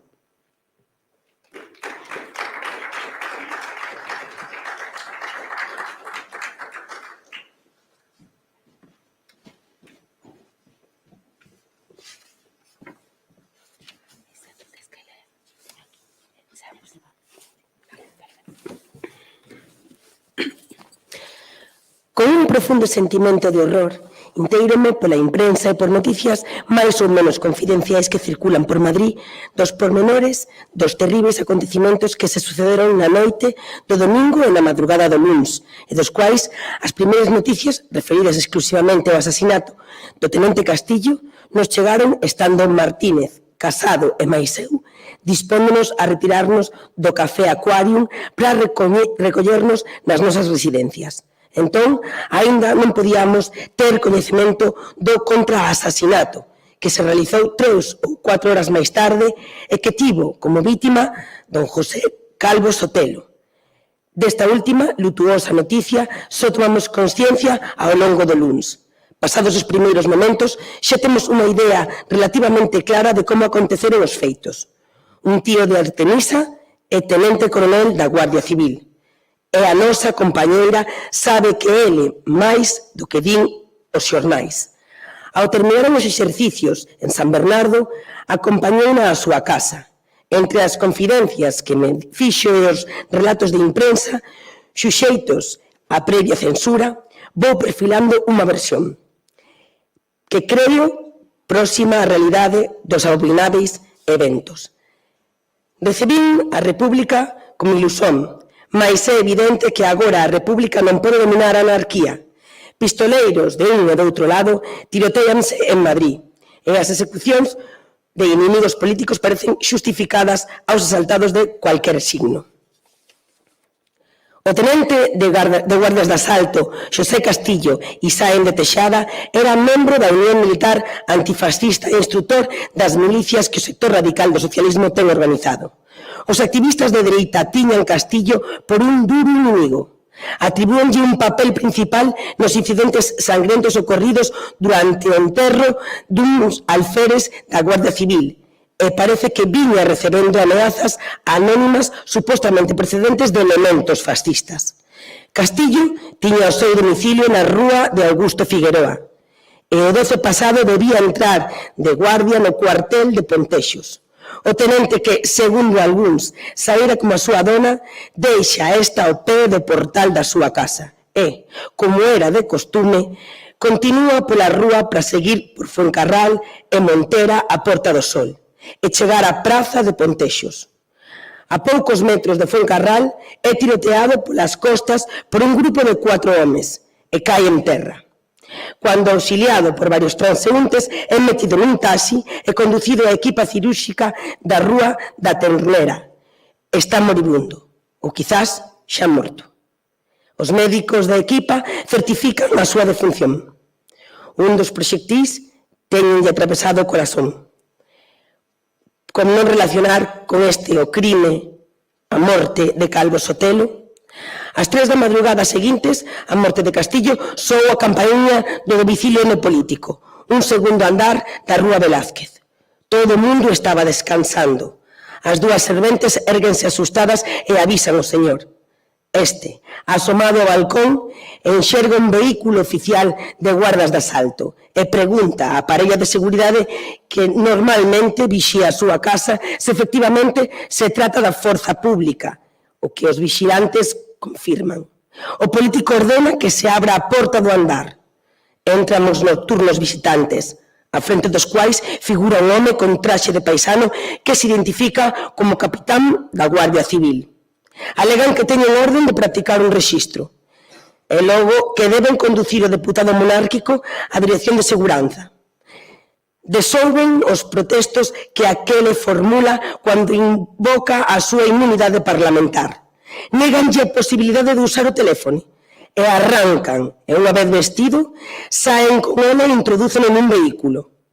As indagacións realizadas a seguir polos familiares do detido para coñecer o seu paradeiro foron infrutuosas, pois na Dirección Xeral de Seguranza declararon ignorar todo o relativo ao asunto e aseguraron que aquele organismo non expedira ningunha orden de detención sobre don Xosé, quen tampouco foi localizado no cárcere.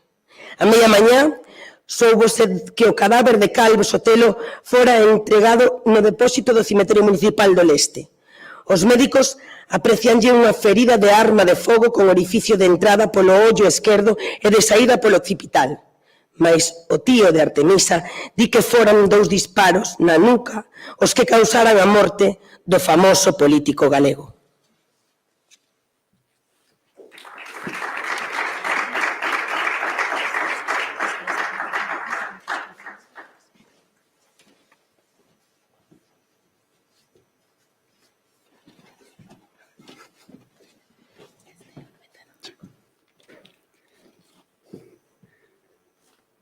Casado.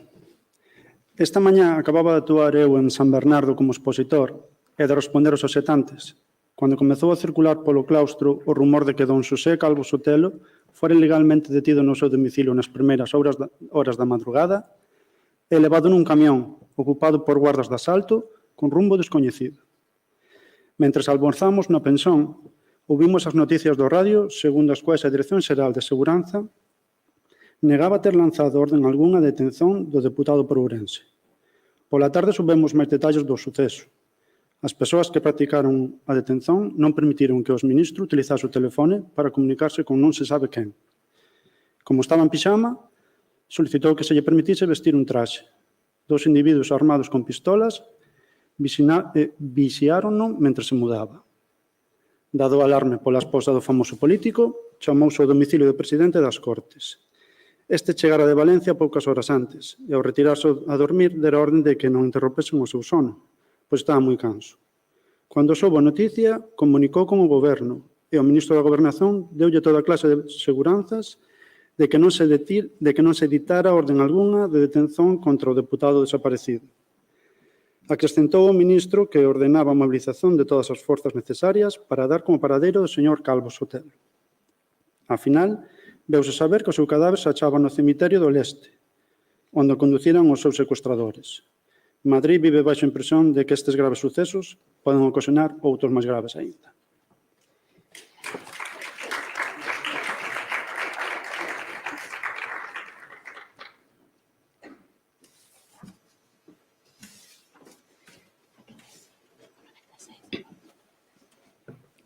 Barreiro.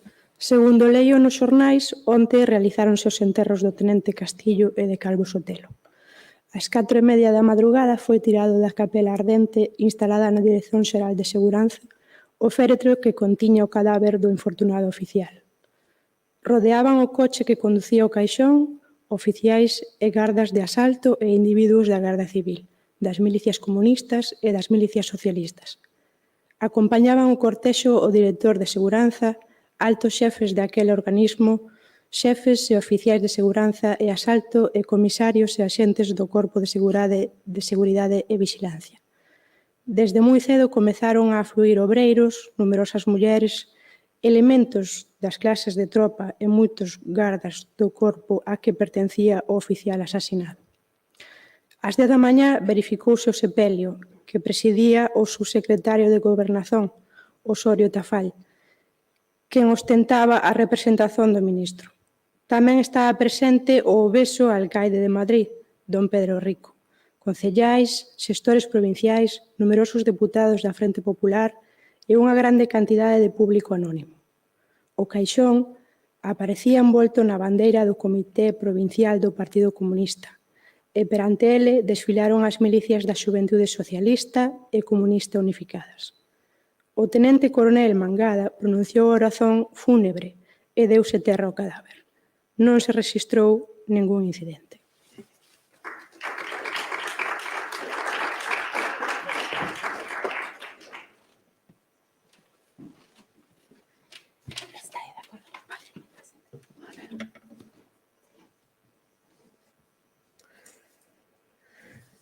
Non ocorreu o mesmo no sepelio de don José Calvo Sotelo. Ao chegar ao cemiterio, o coche oficial en que ía a representación do Parlamento, grupos de falanxistas ali estacionados comezaron a berrar: "Abaixo o Parlamento, arriba España, viva o fastío, viva a falange". Rodearon o vehículo e comenzaron a apedrealo. A policía de escolta descendeu dos carros que ocupaban e carregou sobre os falangistas. Procedeu a detención de algúns, os quais se lles ocuparon diversas armas brancas. Terminado o enterro, algúns grupos que a ele asistiran dirixíronse á Porta do Sol pola Rúa de Alcalá en actitude de protesto, lanzando berros subversivos. Na esquina da Rúa de Alcántara cruzáronse con un camión de guardas de asalto, a vista do cual os manifestantes multiplicaron as súas voces e acenos de hostilidade ao goberno e ás forzas da orden. Os guardas apeláronse e interviñeron enérxicamente para disolver a manifestación. Soaron varias detonacións e, restablecida a normalidade, foron recollidos algúns feridos, dos quais 3, polo menos, faleceron, cando eran trasladados a unha casa de socorro ou a pouco de ingresar na mesma. Os xornais traen tamén informacións sobre a autopsia practicada ao cadáver de Calvo Sotelo, as quais en parte están en desacordo coas noticias anteriormente divulgadas.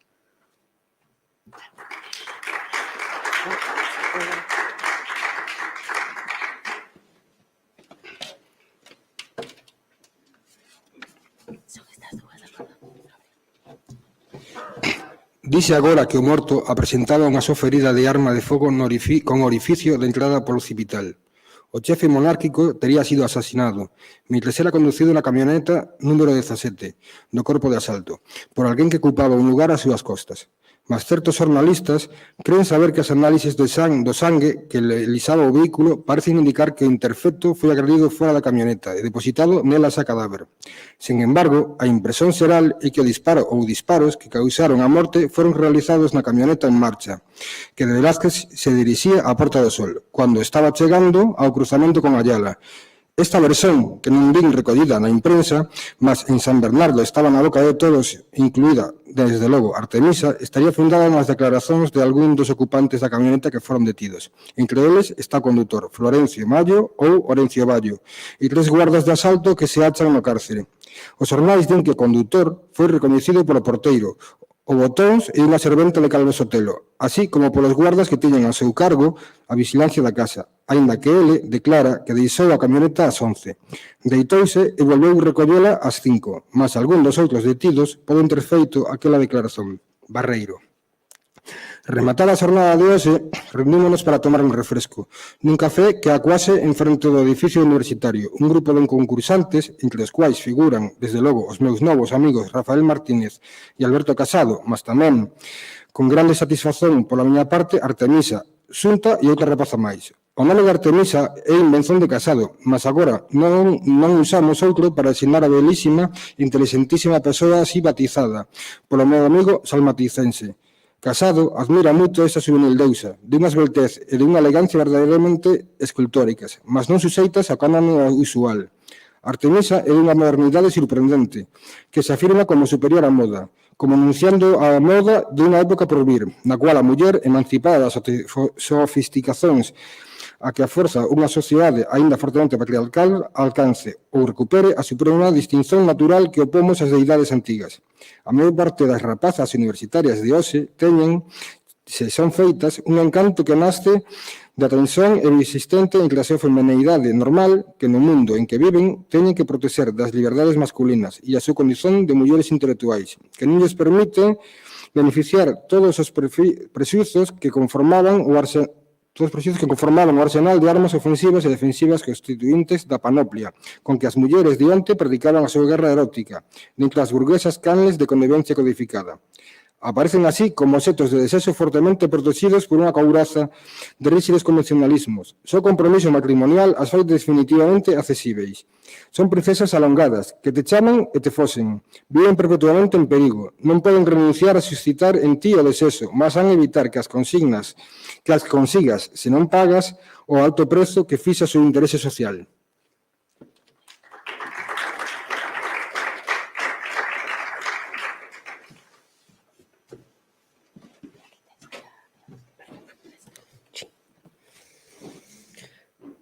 Se esta situación é un pouco a de toda muller honesta, na universitaria está potenciada a tensión entre as forzas opostas.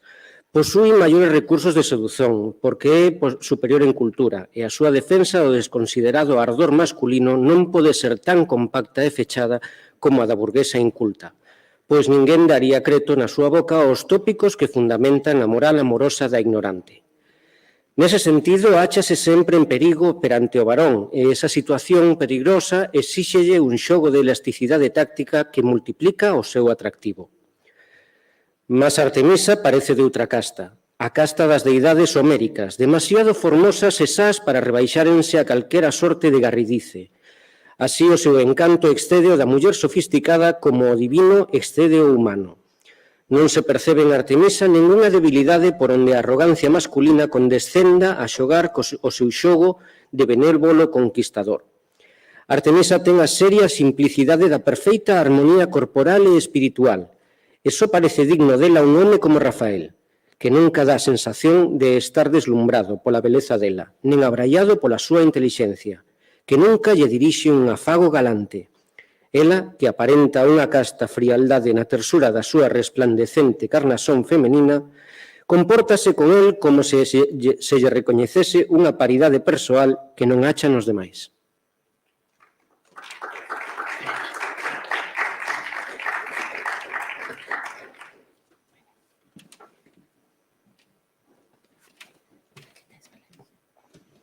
Así, pouco a pouco, na reunión deste serao, a conversa xeral foi resbalando cara un diálogo destas dúas personalidades, que semellan respectivamente e cas razóns feitas do feminino e do masculino.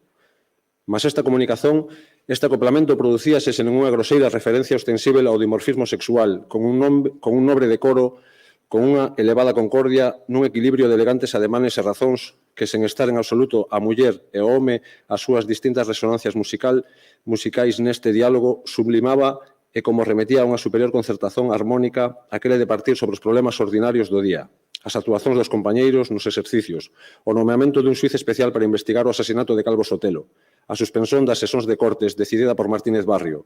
Era todo como un dúo de ópera ou como un pasadeu resolvido con unha sinxeleza e unha pureza maravillosas, como interpretados por arquetípicos representantes do máis escollido e esencial do varonil e do feminil. Os demais fomos gradualmente calando, pasando pouco a pouco de membros dunha tertulia a espectadores dunha exquisita peza teatral.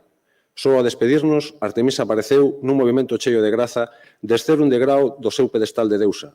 Ao dar a mao a Escorpio, sorriulle, quase sen ollalo, con un francir dos beizos tan suave e un entonar os ollos tan lixeiro que tiven a impresión de que unha morna araxen de humanidade coraba fuxidiamente o seu mármore de deidade virxinal.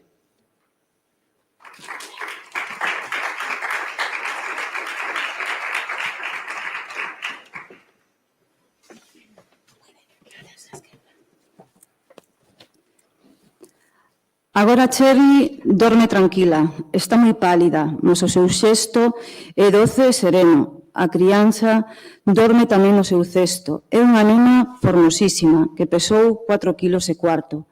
Veu moi feita, as orellas e os brazos son unha preciosidade. Non ten cabelo ningún.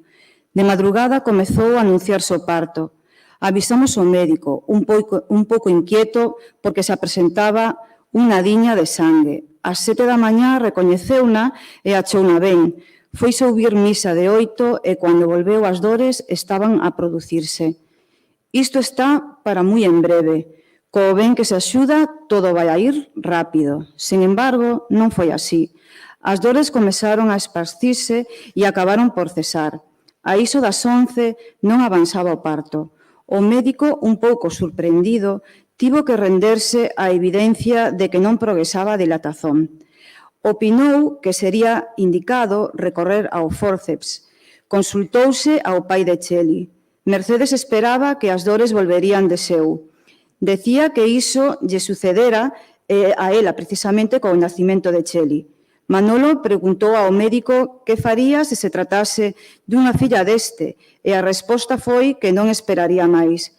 Mercedes díxolle a Cheli que ían dormir para extraírlle a crianza, porque tardaba en vir de seu e non había por que demorar o nascimento. Cheli manifestou a súa conformidade, con esa dosura e placidez que a caracteriza. Aplicáronlle o cloroformo e comenzou a ampear xa inconsciente.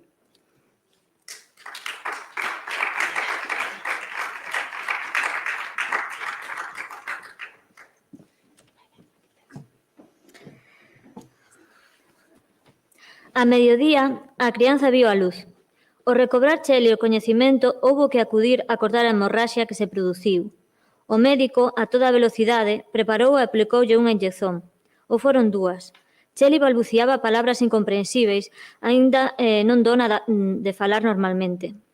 Cando cesou a hemorraxia, o médico opinou que era necesario transfundirlle sangue, e Teresa, que chegara o domingo polo novo destino de Pío no España, foi eleita como doante. Cheli, ao comezo da tarde, principiou a recuperarse a ollos vistas. Pediu noticias da crianza, trouxeron ya. Bicouna chorando e ao pouco ficou dormida cun sono tranquilo. A crianza, lavada e vestida, resplandece de encanto infantil. Non lle vexo nada dese ar de chinés vello que costuman a presentar aos recén-nados. As súas miúdas feizóns son acabadas e finas, sen trazo algún mogólico. Axiña que Cheli superou o seu trance, logo que cesou a hemorraxia e o médico declarou que non había motivo de preocupación, Pío, que se achaba presente naquele momento e que tiña que sair pro Arsenal, encarregouse de pôr a Rafael o telegrama que Mercedes redixiu e que dicía así: Cheli moi ben, unha nena moi feita. O nome desta nena será Aurelia. Rafael elexérao para o caso de que a criatura fose de sexo feminino.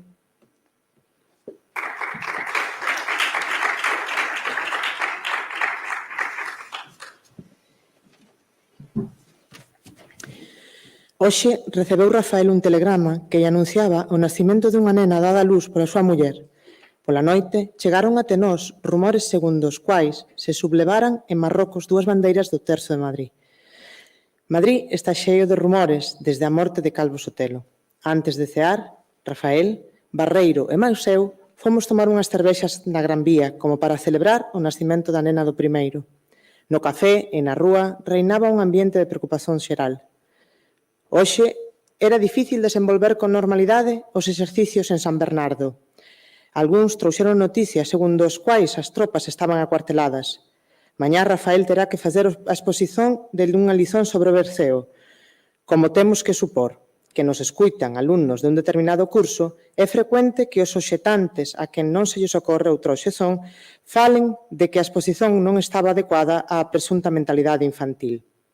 O expositor deféndese dicendo que non ten diante os alumnos e que, a telos, unha serie de preguntas comprobatorias e outras formas pedagóxicas de calibrar a comprensión e atención infantil lle irían suxerindo sobre a marcha os axustes oportunos, o cual non se podía verificar con un público infantil non real, mas suposto.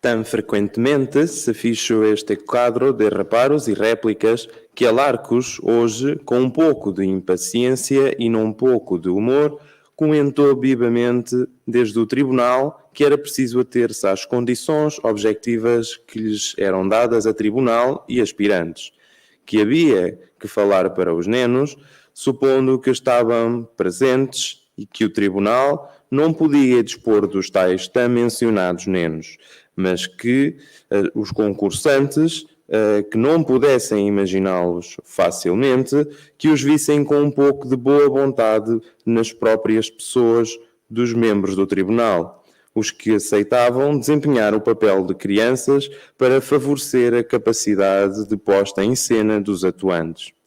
Na casa, a patroa estava muito assustada. A recente paternidade de Rafael, que normalmente seria o tema das conversas da gente da casa e os hóspedes, ocupou um lugar muito modesto na tertúlia de sobremesa, perante a importância dos acontecimentos públicos que se vinham produzindo.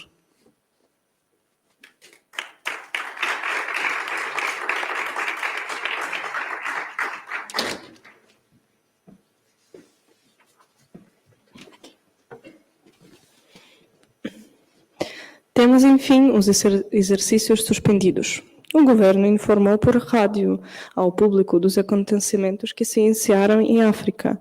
Advertiu que Rádio Seu tem o poder dos fascícios, dá notícias tendenciosas sobre supostos levantamentos produzidos em Madrid e outras partes da Espanha, simulando ser Rádio Sevilla, que se pretende em poder das forças rebeldes. A realidade é que ninguém na Península segunda o movimento iniciado em Marrocos. Em vista de que não tínhamos acesso a São Bernardo, Rafael e eu fomos ao Café Aquário, onde nos encontramos com Barreiro, quem nos disse que não queria que o movimento se pudesse dar já por frustrado, como pretendia o governo, pois os insurrectos da África deviam de contar com forças comprometidas na Península, que talvez não surgiam ainda por causa de alguma conexão na coordenação de movimentos, e que havia que esperar antes de dar a normalidade por reestabelecida. Disse que demitiu o governo de Casares Quiroga, opôs todas as carteiras à disposição de Azanha, para que este resolvesse o mais oportuno. Barreira pensa que os sublevados da África se rendem ou se fugam imediatamente. A posição de Casares se avançará, mas se, como crê, se produzem na península ação de apoios de rebeldes, terá que ser outro político que se dirige à resposta da República, pois Casares sempre se burlou dos que anunciavam um lançamento militar, e se esta cobra alguma relevância, aquela não contará com a moral e o prestígio necessários para uma eventualidade semelhante. Rafael espera ter amanhã carta da sua casa, que amplia o telegrama em que se lhe dá conta do nascimento da sua filha. Não sabemos quando se reataram os nossos exercícios. Fomos cedo à casa para estar pendentes do rádio familiar.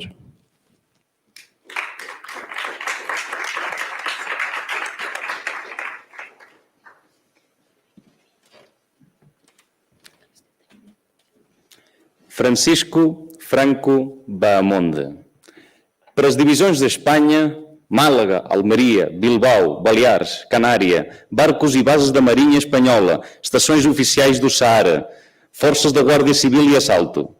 Ao tomar o mando em Tetuán, este glorioso e patriótico exército envia as guarnições leais para com a sua pátria as mais entusiastas das saudações. Espanha salvou-se.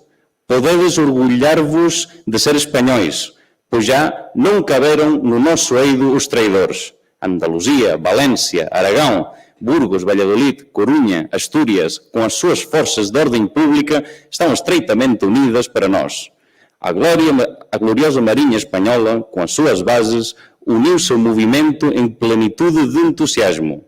Se alguém, por ignorância, se mantém alongado do movimento salvador, dispõe já de pouco tempo para entrar no caminho da pátria.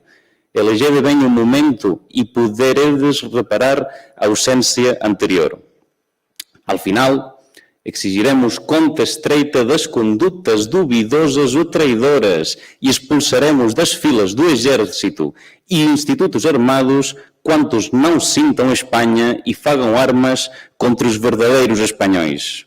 Fé cega, não duvidar nunca, firme energia e sem vacilações, pois exige-o a pátria. O movimento é esmagador. Já não há força humana que o contenha. O abraço mais forte e mais grande. Viva a Espanha, o General Franco.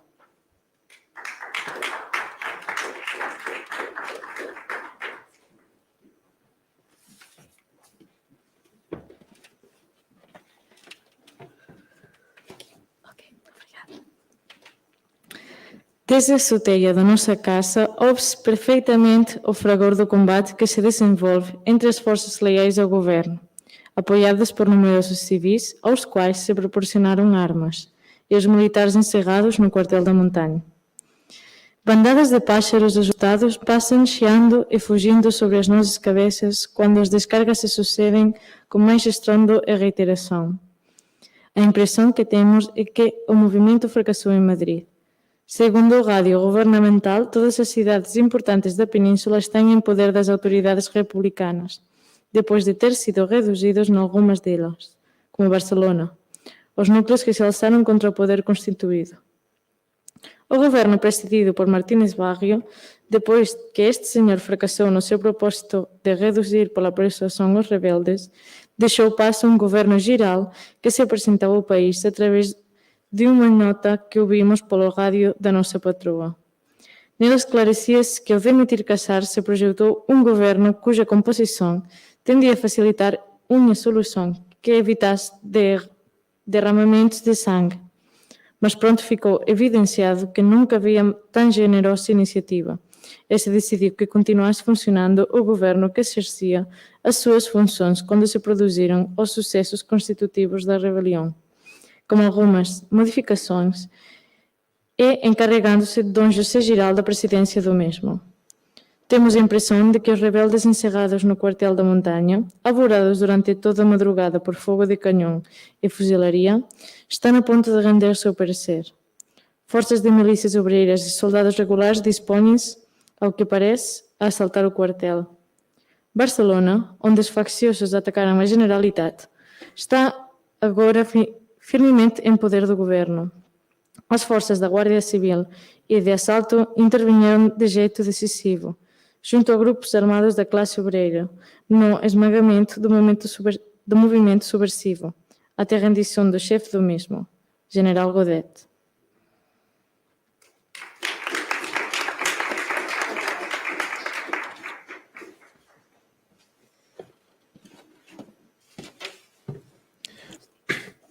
Recebemos ordem de desembarcar. A companhia furou em terra ao costado do buque. O tenente de máquinas Loureiro dirigiu-se ao comandante e perguntou-lhe onde íamos ir.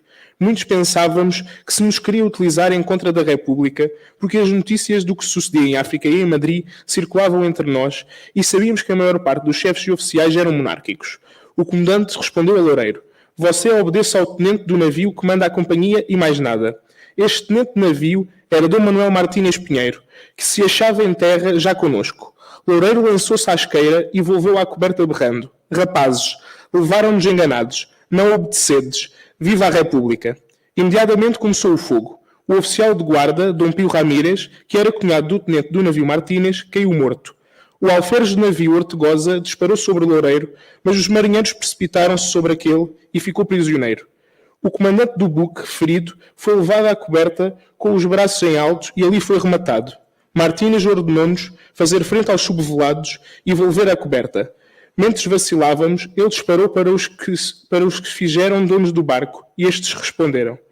Vi muito claramente Loureiro apontar-lhe e vi como o tenente do navio caía, ao mesmo tempo que o alferes do navio comandava a minha secção.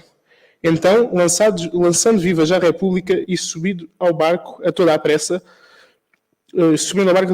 Loureiro, ainda que levemente ferido, era o dono da situação. Os oficiais que não foram mortos foram enterrados debaixo da coberta depois de desarmados.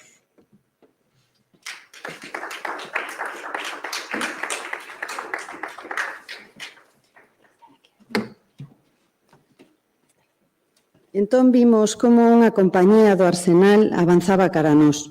Disparamos sobre ela e o xefe, un tenente de navío, contestou o noso fogo, mas cribado de balas caíu a agua.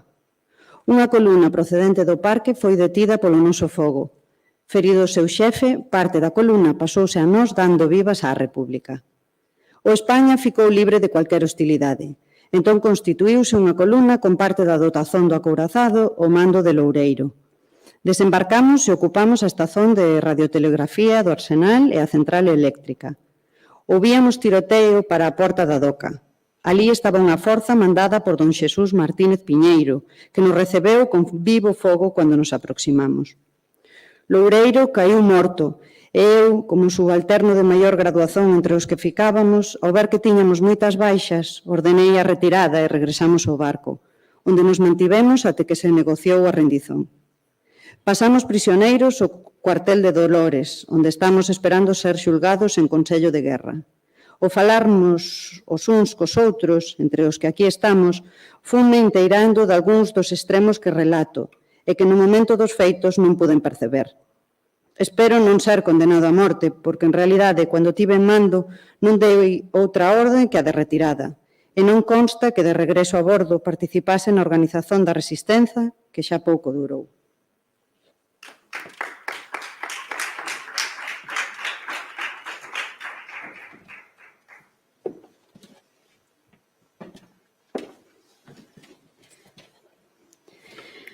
Non estou moi seguro de compreender os acontecimentos que se están desenvolvendo na España.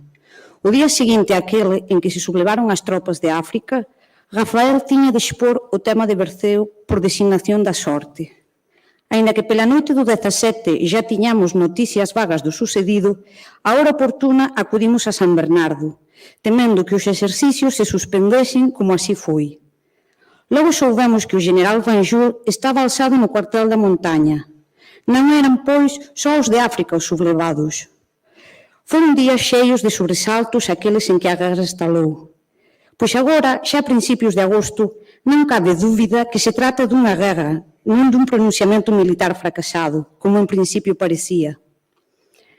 Temos que preguntarnos, Rafaela mais eu, que podemos facer? De un día para outro, a partir do 18, estivemos esperando o restabelecimento das comunicacións coas nosas casas.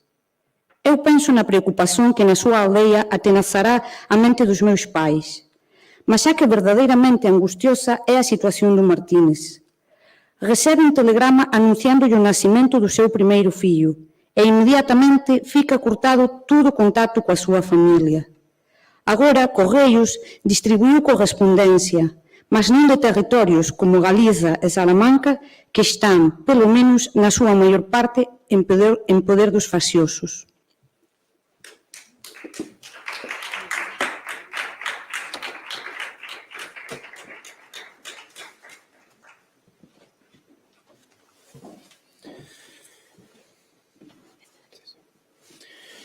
Rafael tiña esperanzas de que algunha carta botada ao correio inmediatamente despois de nascer a súa nena lle chegase antes de ficar cortadas as comunicacións. Mas non foi así.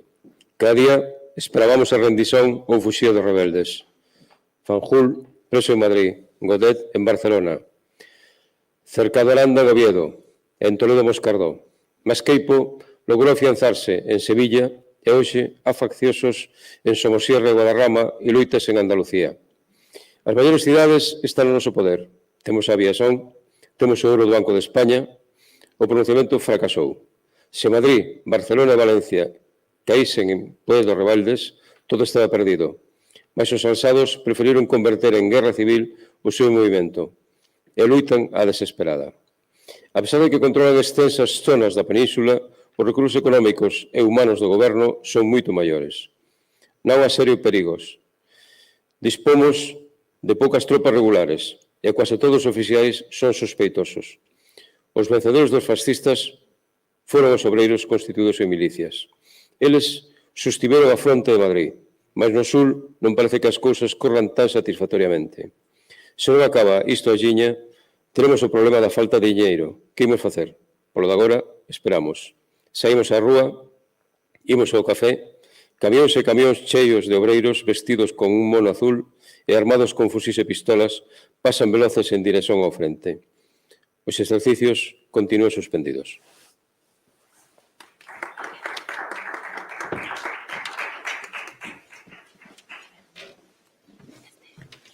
Onte, no Aquarium, Barreiro apresentounos un fillo do xeneral Riquelme. Estaba de paisano, mas non sei se é oficial do exército. Falamos da evidente improvisación con que proceden as milicias e da dificultade de manter a disciplina cunhas autoridades desprestixiadas. Poderase facer ao mesmo tempo a guerra e a revolución? E que revolución se quer facer? Onte pola tarde regresaba eu só a Pensón e un grupo de controlo e vigilancia da CNT detívome xa perto da Rúa do Pez. Un home novo, non mal traxeado, pode ser un fascista. Eu non levaba billete algún de identidade que me avalase. Rafael ten un cartón do Partido Galeguista e outro da Unión Xeral de Traballadores. Eu non teño nada, non pertenzo a partido algún, a sindicato algún. O xefe do grupo ordenou a un membro do mesmo que me levase ao centro que teñen establecido na Rúa da Luna para que se me identificase. O meu custodio e eu botamos a andar para alá. El era un obreiro da miña idade, de rostro franco, e unha pistola ao cinto. Mentres andábamos, expliqueille o que xa atencionara a explicar o xefe do grupo, quen era e que facía en Madrid, como en San Bernardo constaba a miña identidade, coincidente coa que me asinalaba a cédula persoal de que era portador. Fillo de modestos campesinos, nada tiña que ver con ideoloxías reaccionarias.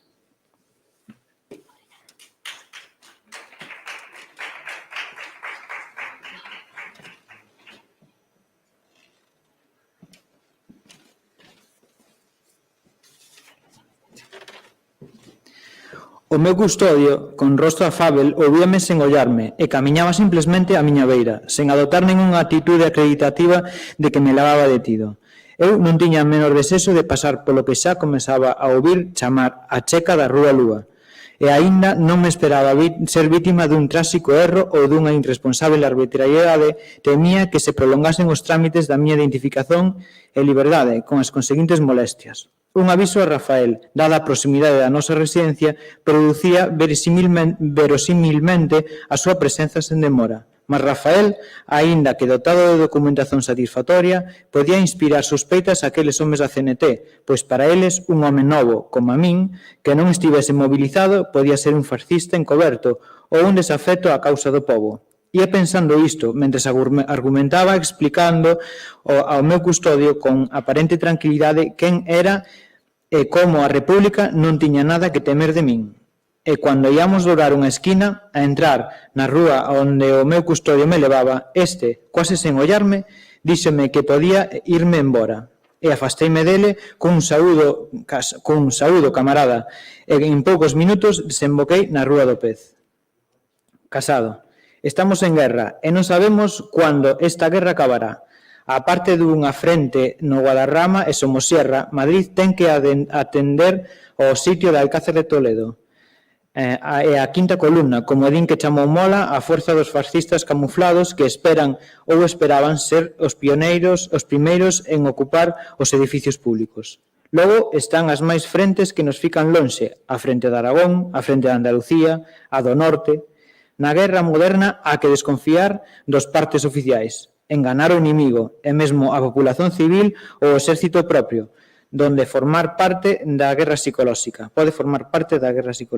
Xa fixeron acto de presenza algúns avións do adversario. Non sei con que fundamento correuse a voz de que un deles estaba pilotado polo comandante Franco, Ramón Franco, irmão do general. Ramón Franco, que non há moito hostilizaba desde a esquerda ao goberno da Zaña e foi deputado comunistoide das Constituíntes. Rafael levoume a ver o deputado Castelao. Estimemos bastante tempo na pensión en que vive. Chegou outro deputado galeguista, Ramón Suárez Picallo. Coñecía algo a ambos, porque Rafael mos presentaron no Lucky Club. Fálase de organizar unha forza de voluntarios galegos. Téñense algunhas noticias do sucedido en Galiza. Ali foron fusilados algúns generais leais á República, como Caridad Pita, o vicealmirante ou contraalmirante Azarola. Aínda non se sabe ben a sorte que correron os políticos máis destacados da Fronte Popular.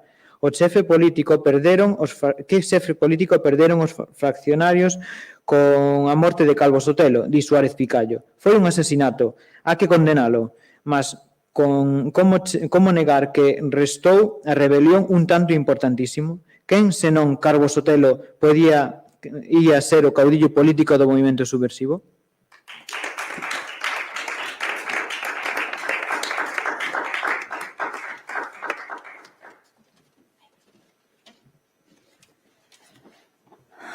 Barreiro trouxonos a noticia de que todas as persoas de sexo masculino que pertencen ao sector do ensino e que se encontran en Madrid son convocadas para tomar acordos sobre a defensa da capital.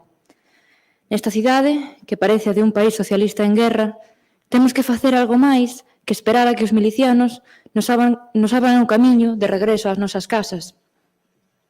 Aquí xa non se ven chapeus nen gravatas. Quase todo o mundo veste macaco, fato de traballo, o mono azul, senón cualquier farda militar. 3 homes como a nós, temos que incorporarnos ás hostes dos defensores de Madrid, a non ser que queiramos pasar por fascistas, por moitos amigos deputados que teñamos. Imos acudir a ese chamamento. Ao cair da tarde, reunímonos no Negresco. Ao entrar, cruzámonos con un rapaz da nosa idade, que non reparou en nós. Vin Rafael palidecer e deterse un momento a enxergalo. O rapaz, alto e vestido de gris, con pasada sosegada, foi Rúa de Alcalá abaixo, en dirección a Cibeles. Entramos no café e, xa sentados, Rafael explicounos. Era un cursillista como a nós, que facía especialidade de deseño.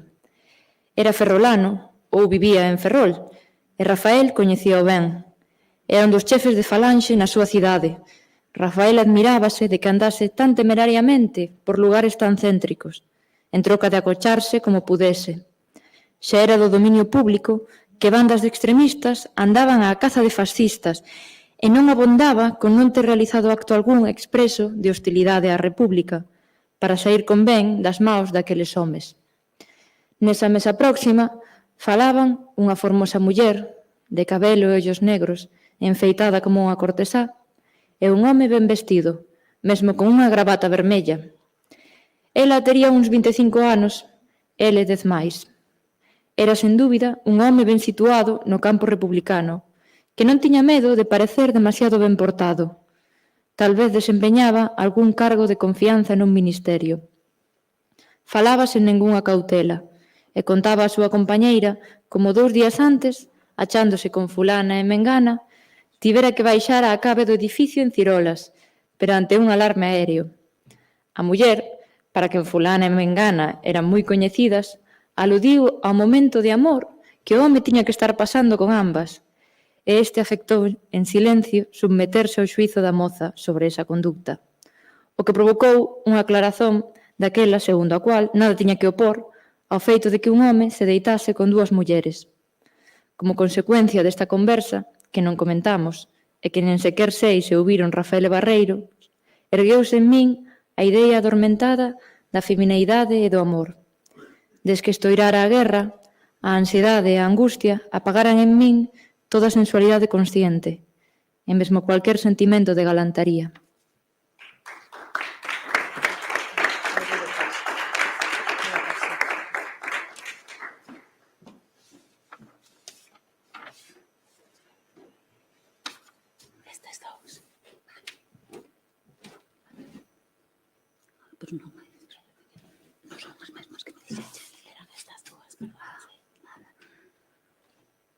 Artemisa, de quen non sabemos nada, fora a última figura feminina que inspirara as miñas fantasías. Na pensón, fixeime na rapaza que servía á mesa, Herminia, unha loira de ollos grises e robusta con textura, na cual mal reparara ata entón. Alegreime porque a resurreición do meu interese pola beleza feminina supuña que me ia adaptando á normalidade da guerra e ia cedendo o meu estado de perpetua ansiedade. Cando as circunstancias excepcionais se prolongan, perden a súa excepcionalidade, ou esa excepcionalidade cría unha nova situación normal ou mesmo ou menos formalmente, á que há que acomodarse ou sucumbir. Eu creio que me estou adaptando. Neste Madrid sitiado non todo é guerra. Aínda há homes que se deitan con 2 mulleres. O amor exercítase libremente. As seteiras peripatéticas que se ofertaban ao viandante nas rúas que desembocan na Gran Vía xa actúan nestas sen temor á policía. Non as grandes e formosas e elegantes cortesás que frecuentan os máis distinguidos cafés, como a nosa viciña de Negresco, senón as pobres e humildes trotarrúas que onde se agachaban nas sombras, controladas ou contidas pola política urbanística e policial e o vago ideal republicano de abolición da prostitución. Casado. Alá fomos. A escola normal, no hipódromo. As medidas para a defesa de Madrid consistiran en pedirnos a nosa filiación e inscribernos como milicianos no batallón da FETE, que se está organizando. Barreiro non sei o que esperaba, mas ficou algo mofino. Aínda pensa que tal vez non cheguemos a entrar en fogo, porque o material que do estranxeiro comenzou a vir permita aos republicanos unha rápida vitoria.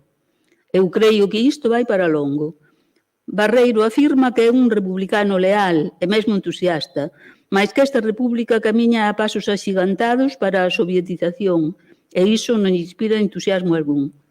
Rafael acourázase nun hermético estoicismo, para considerar que todo isto é inevitable e non se pode facer outra cousa que luitar contra o fascismo ou adherir a ele. Estivemos nunha oficina que algúns galegos montaran perto de Chicote, e nesa oficina apresentoume a un mozo chamado Cabanillas, fillo de un famoso poeta galego. Este preguntounos se viñamos a apuntarnos no batallón que estaban formando, e Rafael explicoulle que xa estábamos inscritos no batallón da FETE. Rafael quería enviar unha mensaxe á súa muller a través dun servizo de socorro que os galegos organizaran. Eu non puiden deixar mensaxe algunha, porque só admitían mensaxes para a súa terra. Mais dixéronnos que nun palacio do Prado, que fora de un millonario fascista, había montado un servicio para toda España.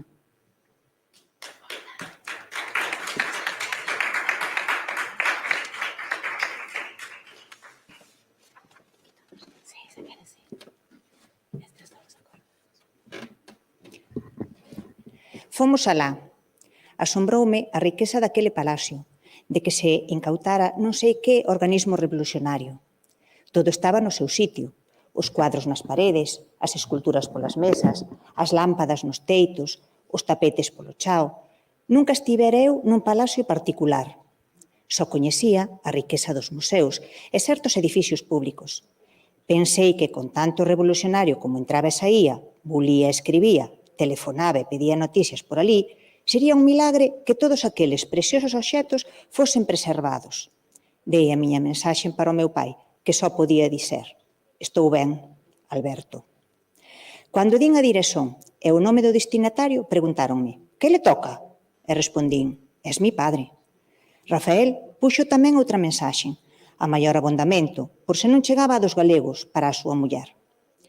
Antes tivemos que identificarnos, e foi a primeira vez que puden amostrar un documento satisfactorio, o que me acreditaba como membro do batallón da Federación Española de Traballadores do Ensino, o batallón Félix Bársana, así chamado en honor de un mestre morto, Seican Somosierra, nos primeiros combates. Miguel. Francisco non parece o mesmo home que tanto me axudou nos tempos da Guerra Europea, cando tirei da construtora e xuntos prosperamos tanto. Para ele, foi fatal a morte de Aurelia. Des que se fixeron noivos, nunca vin un home máis unido a unha muller que Francisco. Casados, todo era entre eles armonía. Aurelia era unha muller como a poucas, tan sofrida, tan modesta, tan sinxela, tan aprasível, tan prudente. Para Francisco non había máis alegrías que as que trasían benestar e prosperidade á súa casa. Revelou, sen ser ambicioso, grandes dotes para os negocios e sabía tratar a xente con moito tacto. Así chegou a ser rico, como tantos outros naquele tempo, como a min, desde logo. Todo nos marchaba moi ben, mas a morte de Aurelia desmoralizouno. Non debeu retirarse daquela. Se eu tivese feito o mesmo, mamente podería eu facer frente ás duras realidades de hoxe. Durante un tempo, pudo viver de rendas con folgura e dar carreira aos seus fillos e casar as súas fillas, porque tivo a sorte de que Mercedes lle regrese a casa. Mas aínda ben que Socorro e Teresa estaban ben casadas, e Arturo e Pío resultaron excelentes persoas, e Manolo e Xesús eran lestos, e ingresaron a xiña na escola naval, e todos puideron viver do que eles mesmos gañaban.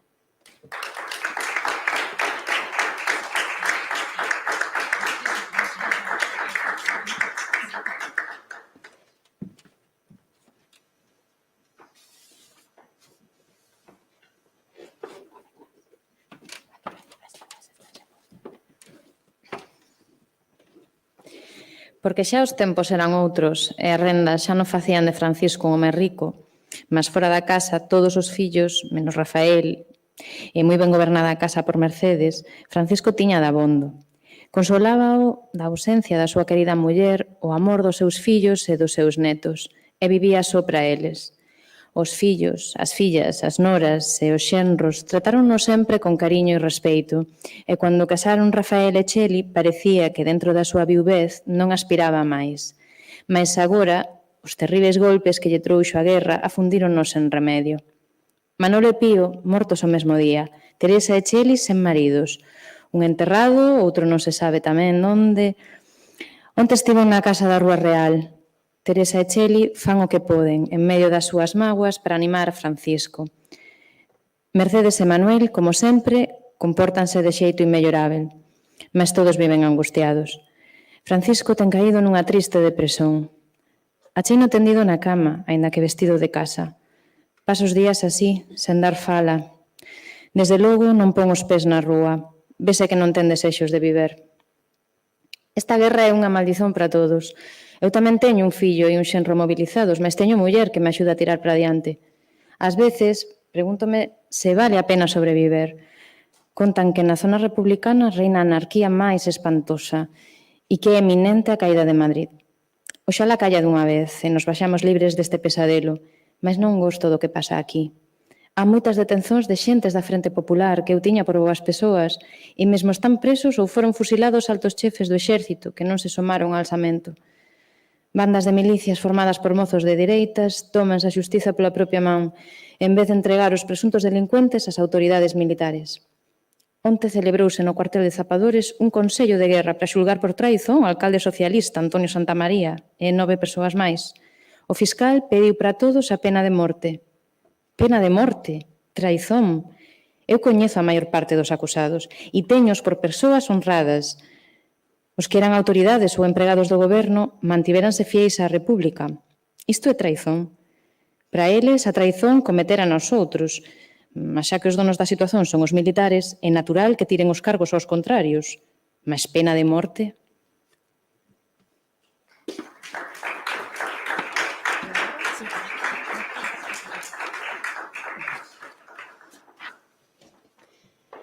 Antonio Santamaría é un obreiro do Arsenal, socialista, mais nunca o vi que asasinase nen roubase ninguén. Outro dos acusados é o tenente de alcalde Morgado, tamén socialista. É dunha familia de mariños, así que se militaba nun partido obreiro debía ser por idealismo, e iso non é delito. Tamén figura no grupo o xefe de arbitrios municipais, Fernando Carballo, a quen coñezo desde neno porque vivemos naqueles anos frente por frente na rúa de San Francisco, e mesmo creo que é parente do pai de Cheli. Era republicano de toda a vida e agora creo que estaba afiliado ao partido de Martínez Barrio, que é o máis moderado da Frente Popular. Moitas veces falei con outro inculpado, o presidente da Comisión Xestora da Deputación, López Bouza, que foi gobernador de Lugo e tamén era empregado municipal. Vío con frecuencia no seu negociado do Servizo Municipal de Aguas, cando eu tiña que resolver algún asunto nos tempos en que Francisco e máis eu levábamos negocios de construción. Nesa oficina estaba empregado Paco, o irmão de Cheli, e sempre me falou moi ben do seu chefe. Tampouco era un terrorista, ni moito menos. Seguía a hazaña e era home moi educado e bondoso.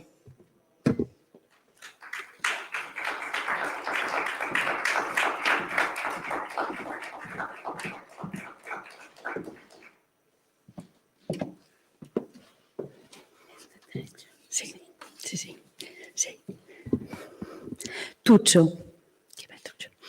Serían as 2 da madrugada cando me despertaran os fortes batacazos dados na porta da casa. Ao mesmo tempo, acordou Elisa.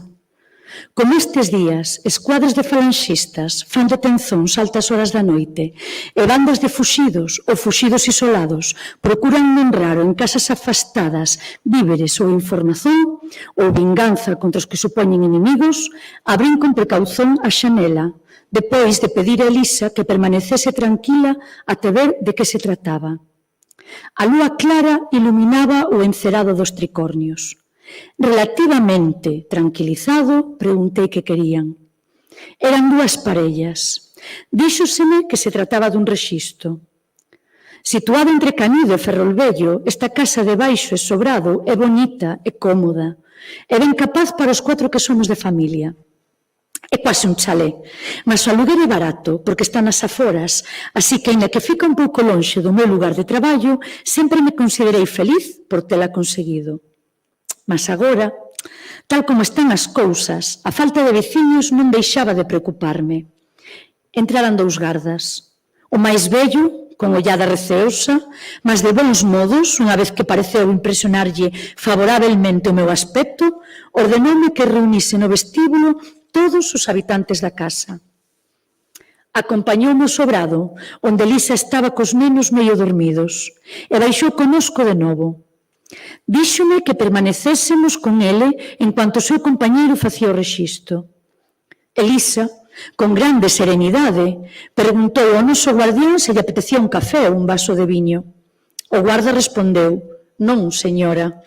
E nese momento a nena comezou a xorar.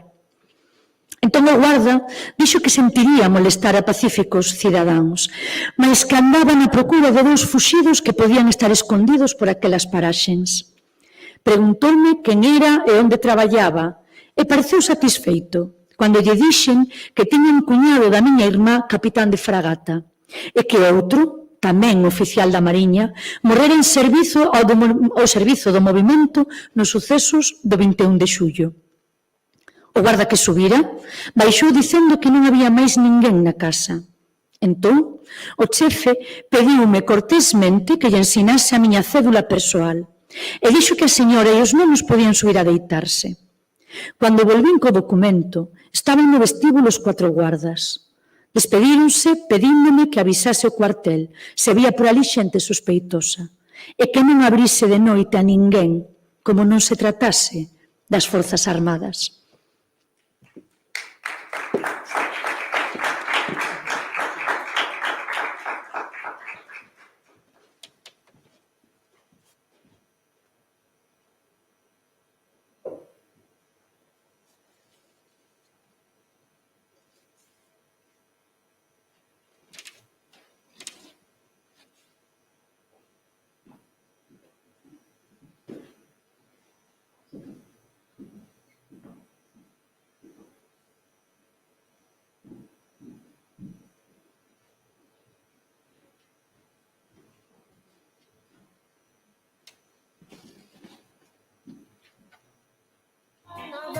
Queimada, Antonia, en París, guillotinada, en Chapaquí, tu foi perecer, calquer lugar, eu vou pra morrer, calquer lugar, eu vou pra morrer.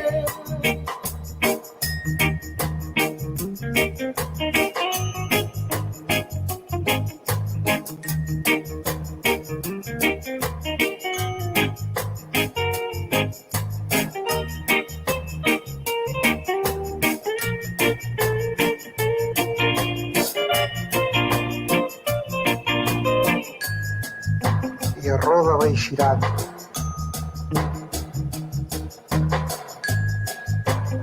Como a do afinador.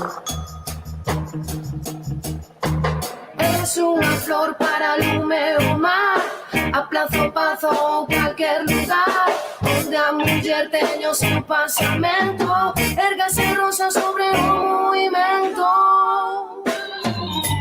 Nesta materia non é discriminada,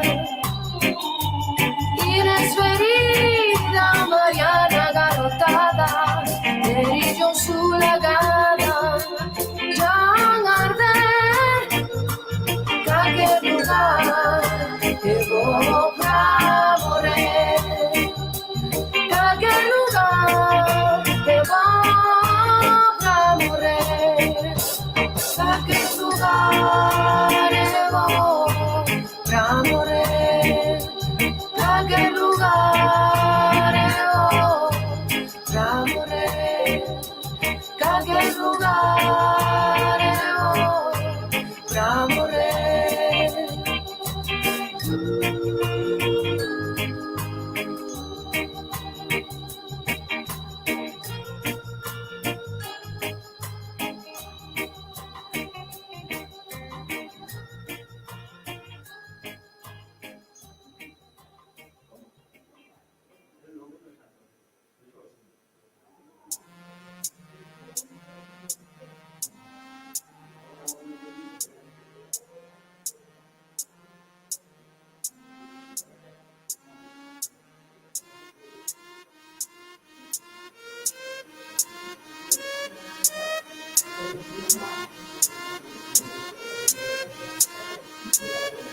E na palma da vida unha moeda gastada ao seu carón, ela está tola dicendo: bebe mame e xelas, mais el cala.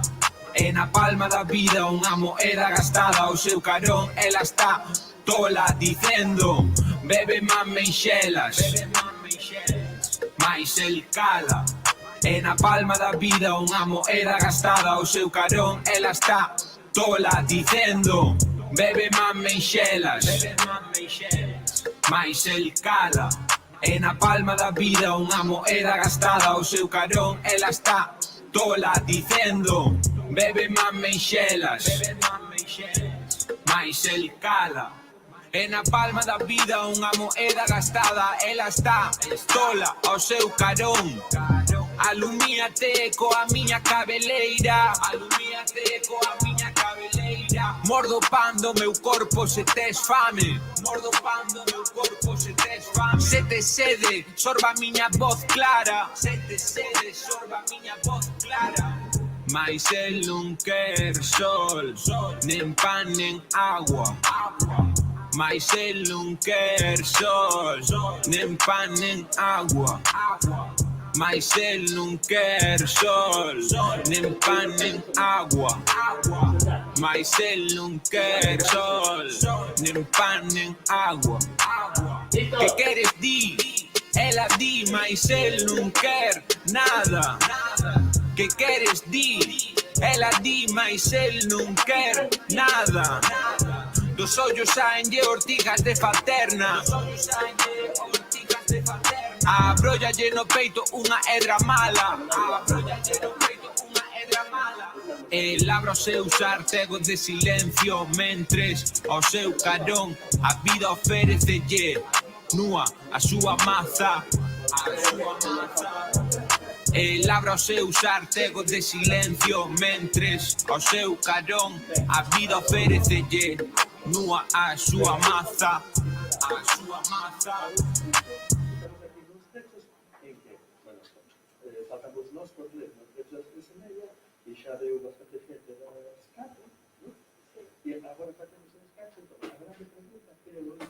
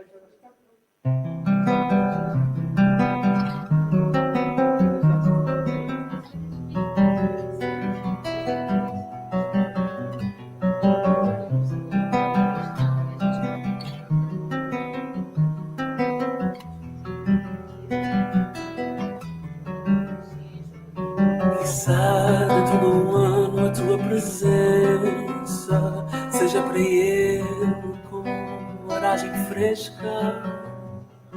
Quizá dentro de ano a tua lembrança seja para ele como uma lua clara.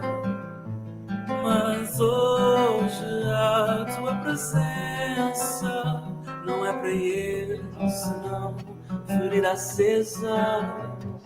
Mas hoje a tua lembrança nem é para ele, senão escura mágoa. Mas hoje a tua presença não é para ele, senão ferida acesa. Mas hoje a tua lembrança nem é para ele, senão escura mágoa. Se quadra desta angúria sairá um dia doçura. Se quadra deste anseio sairá um dia o sossego. Mas hoje a tua presença não é para ele, senão ferida acesa. Mas hoje a tua lembrança nem é para ele, senão escura mágoa. Onde esta ardente chama seja morna borralha. Onde esta ardente chama seja morna borralha. Soster a lectura, ya está. Escritémonos disto. Vemos que estas figuras non se cobran. Bueno, pues non hai que recorrer a la xente, non hai que literalmente ler dúas veces. Pero o importante é que a tua carne moza, a morte está lonxe, non existe a morte. O corpo florido, o espírito está alén, non existe o espírito. Todo o mundo é teu, Deus está no céu, céu azul só é. Realidade farta, realidade oca, nada entre uma e outra. O río de tempo leva-te a outros climas, amar xa se albisca.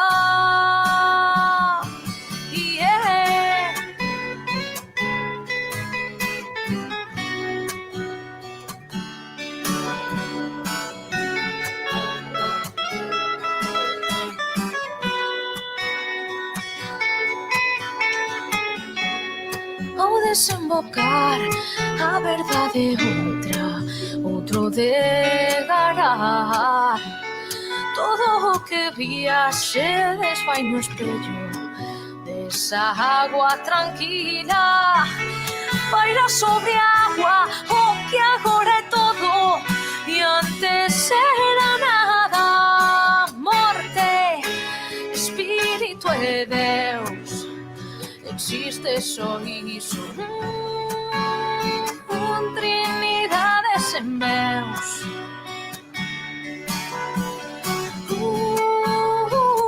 Trinidades en veus.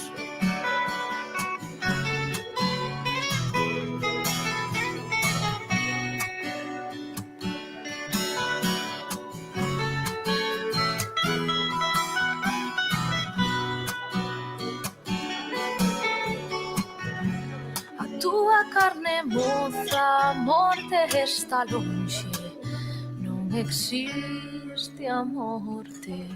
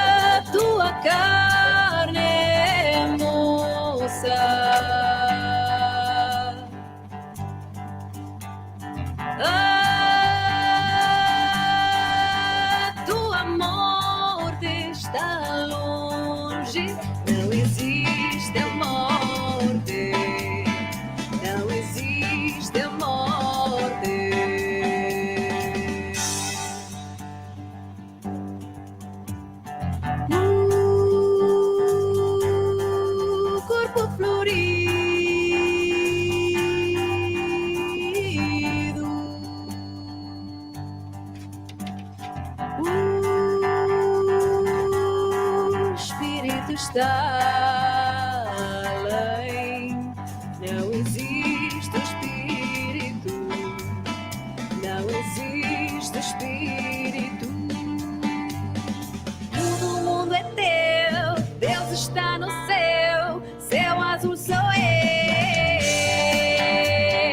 Todo mundo é teu, Deus está no céu, céu azul sou eu.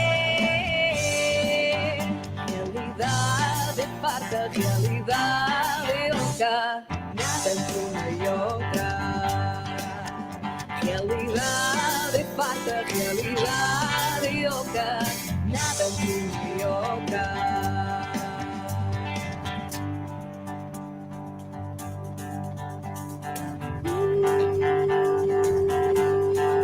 Rio de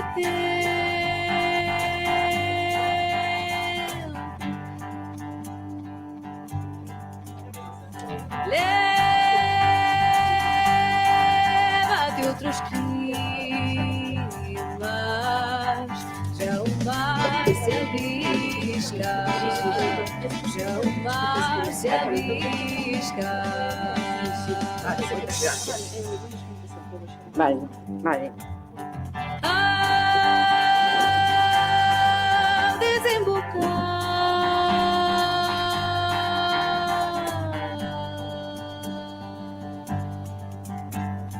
a verdade outra, outro vegará,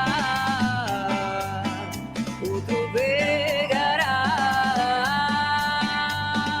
Todo mundo é teu, Deus está no céu, céu azul sou eu. Todo mundo é teu, Deus está no céu, céu azul sou eu. Realidade farta, realidade oca, nada entre uma e outra. Realidade farta, realidade oca, nada entre uma e outra.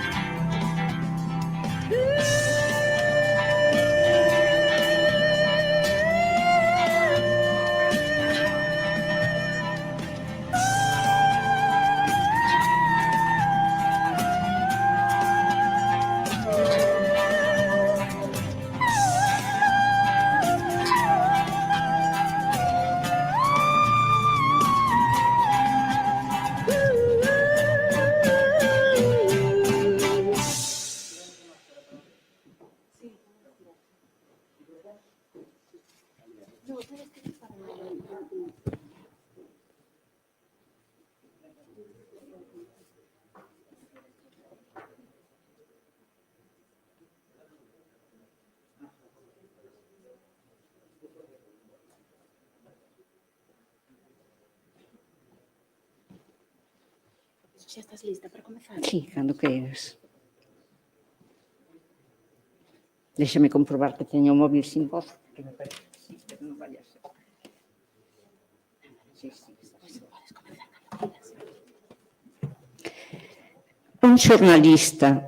Como consecuencia do Consello de Guerra celebrado onte polo delito de traizón, estaban condenados a morte don Antonio Santamaría López, exalcalde de Ferrol, o tenente de alcalde don Manuel Morgado e González del Valle, o xefe de arbitrios don Fernando Carballo Rodríguez e o ex guardia civil Joan Rincón Tellez. E a cadena perpetua os concellais don Alfonso Rodríguez Sánchez, don Ventura Dios Lojo, don Francisco del Río Barrio e don Federico Pérez Lago. O presidente da Comisión Xestora da Deputación Provincial, don José López Bouza, e o capitán de Infantaría de Mariña retirado, don Miguel Mendiguchi Real. A iso das 10 da noite, dous dos condenados a morte, Santamaría e Rincón, solicitaron permiso para usar os servizos de aseio da prisón, petición que lles foi concedida, e foron acompañados até a porta dos ditos servizos por un dos soldados que prestaban o de vixilancia. Como este soldado estimase que tardaban en sair, penetrou no interior dos servizos onde xa non estaban os presos. Valéndose de unhas cordas confeccionadas con unha manta, deslizáranse pola claraboia a uns 8 metros de altura e así fuxiran.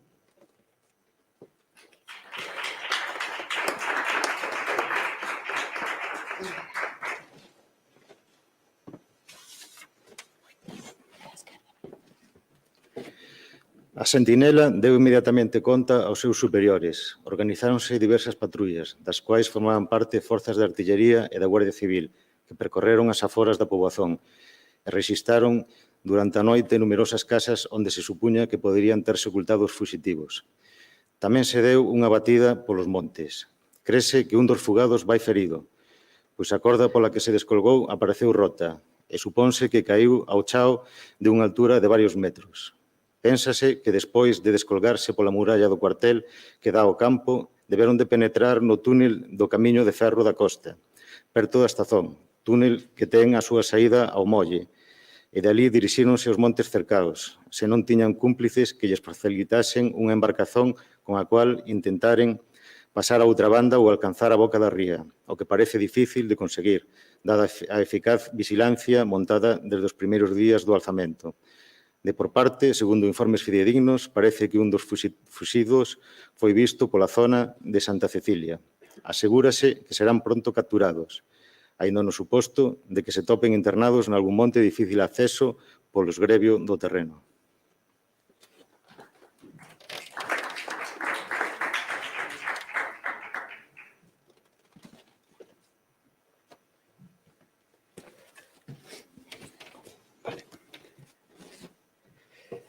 Aceito con fatalismo a miña condición de miliciano. Son un voluntario na guerra contra o fascismo. Que outra cousa podería ser?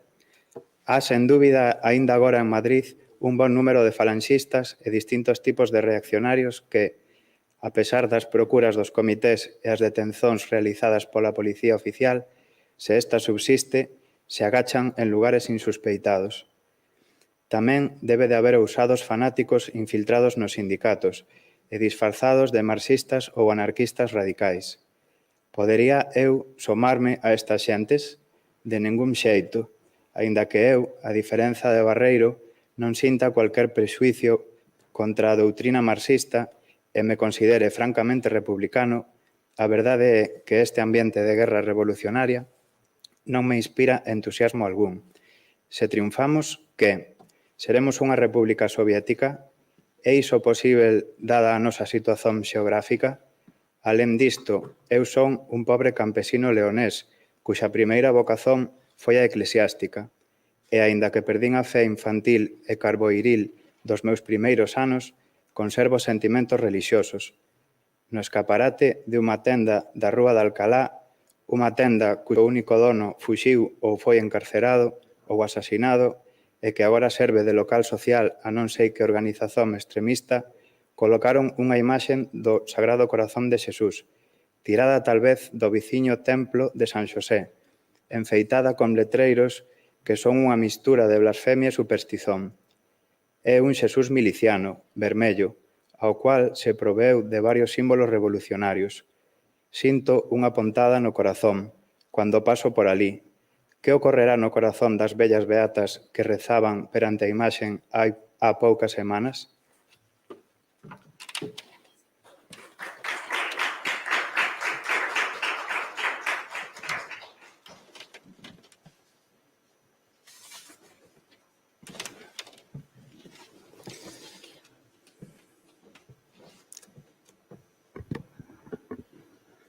Cando están morrendo na Serra e en Extremadura tantos obreiros pola causa antifascista, estes pensamentos de piedade que me conturban deben de ser resultado de un residuo reaccionario da miña obscurantista educación.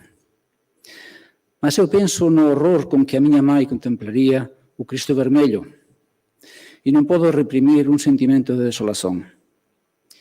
Sen dúbida, há autoridades republicanas que se esforzan por encarreirar debidamente estas selvaxes enerxías. Sen elas, sen estas enerxías, Mola ou Varela terían xa entrado en Madrid. Mas a desorden, a crueldade, a brutalidade non son as virtudes republicanas, aínda cando se opoñen á tiranía, á xenreira e á saña do inimigo. Toda guerra é bestial, e máis se é unha guerra social. Eu non posso evitalo, e non posso permanecer á marxen. Teño que elexer e elexir. Estou con a República, aínda con as súas impurezas, pois non podo estar con os facciosos.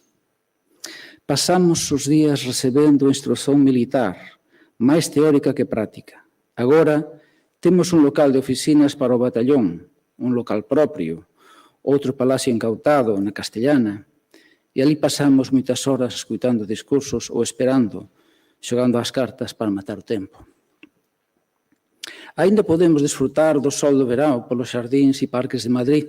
Refuxiámonos no metro, nos portais ou botámonos á terra boca abaixo, con as maus sobre a cabeza e as pernas abertas, cando a aviación inimiga, quer dizer, a aviación alemá, a Luftwaffe, fai acto de presenza. Na pensón, a máis das longas conversas con Rafael, distraio-me galanteando a Herminia. Teño moita tristeza, mas surpreéndome ao non experimentar medo algún. Estou nas mãos de Deus, pois gosto de crer que existe Deus e que ten mãos.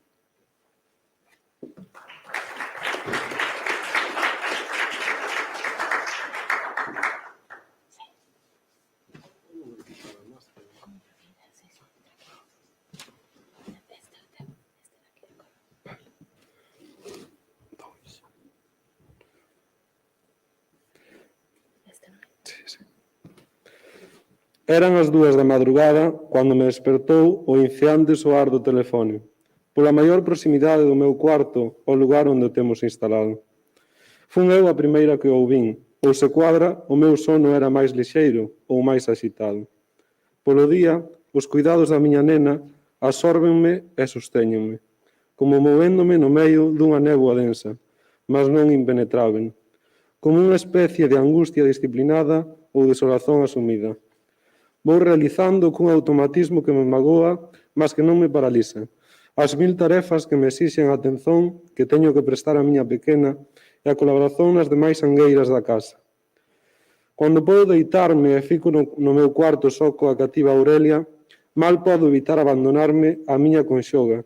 E se Aurelia, e se o cotián esforzo e a miña ansia de manterme en forma para facer o meu papel de mai, conseguen que unha árida calma reixa a miña conduta, e o cansazo me rende, e me durmo.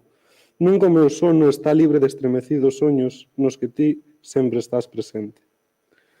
Unhas veces porque volves a min, ou eu volvo a ti. Outras porque te procuro, sen acharte, ou áchote, deitado no chao, nunha árida paisaxe nocturna, e non das a man, nen o pé, cando te chamo e choro sobre ti. E as miñas vaguas te mollan o rosto, e tes fechados os labios, e non falas.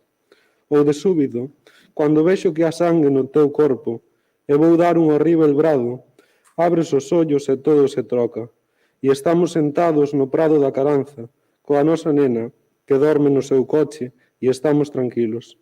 E ti tes un libro na man, e o sol ri.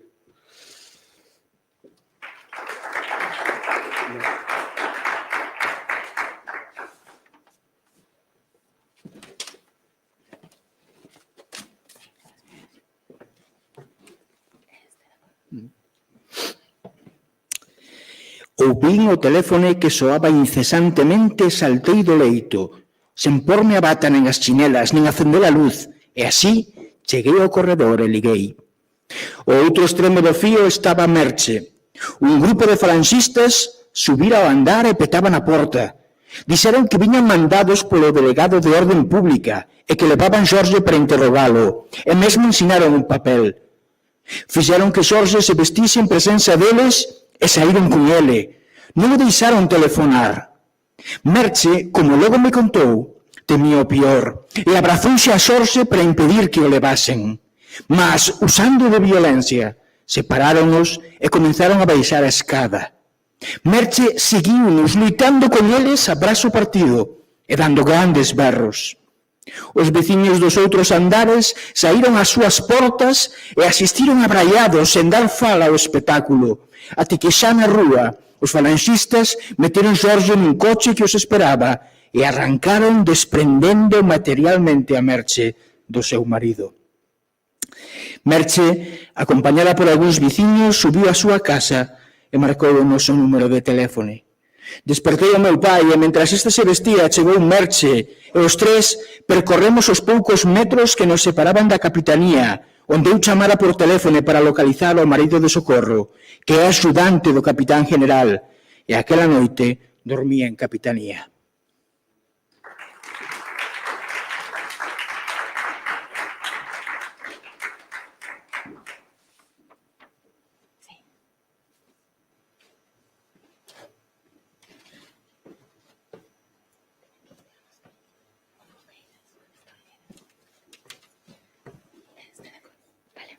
Supúñase que, se realmente había orden de detención, Saxitario debía de estar no Arsenal, onde solían concentrar esta clase de presos.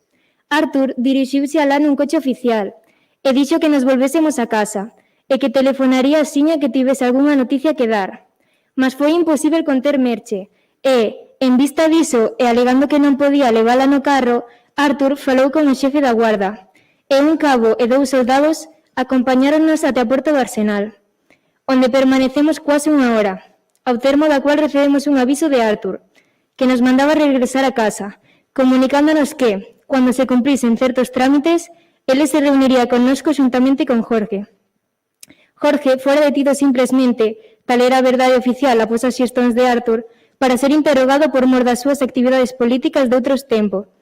Arthur conseguiu que o puxesen en liberdade sen cargos, mas opinou que debía deixar Ferrol, porque lle custara moito que o delegado permitise que ceibasen Jorge, e aquí estaría sempre en perigo.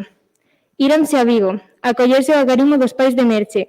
Os 2 irmáns de Jorge están embarcados, e os seus pais levan 2 anos en Cartagena, e non má noticia deles. Mesmo non se sabe se o pai e mesmo a mãe están vivos ou mortos.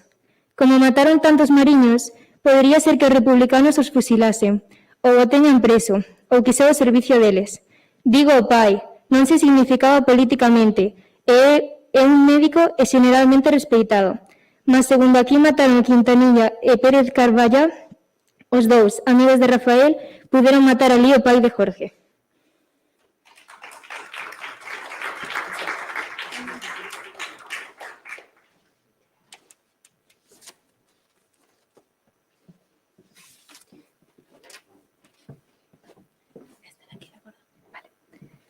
Arthur di que en Vigo estará ben, sempre que sexa prudente, e que Madrid ten que cair pronto, e entón acabarase a guerra e esqueceránse os odios, e se isto dura máis do previsto, mobilizarán novas quintas e Jorge será chamado a filas, e no exército non será molestado. Eu creo que isto é unha verdadeira guerra, e durará aínda bastante, e poden gañala uns ou outros. Unha guerra horrível, unha guerra criminal. Necesito creer que van triunfar os republicanos e a miña nena vai coñecer o seu pai. Necesito creelo para ter forzas a fin de poder criar a pequena e non morrer de pena e horror e angustia. Na casa todo é tristeza. Uns mortos, outros ausentes. Nenos sen pai, mulleres sen home. Os vellos sofrendo. Non só don Francisco, que xa non parece deste mundo. Tamén papá e mamá, que me ven sen Rafael, unha viúva de 25 anos, con unha nena que nunca viu o seu pai. Non se sabe se viúva dun vivo ou viúva de un morto. Quero pensar que vive. Mas como? De que vive? Onde vive? Desempeña un posto político? Está mobilizando? Co delicado que ele, digo de carácter, porque a súa saúde era boa. Canto sofrerá neste mundo atroz, entre xentes feroces, se non foi vítima da ferocidade desas xentes.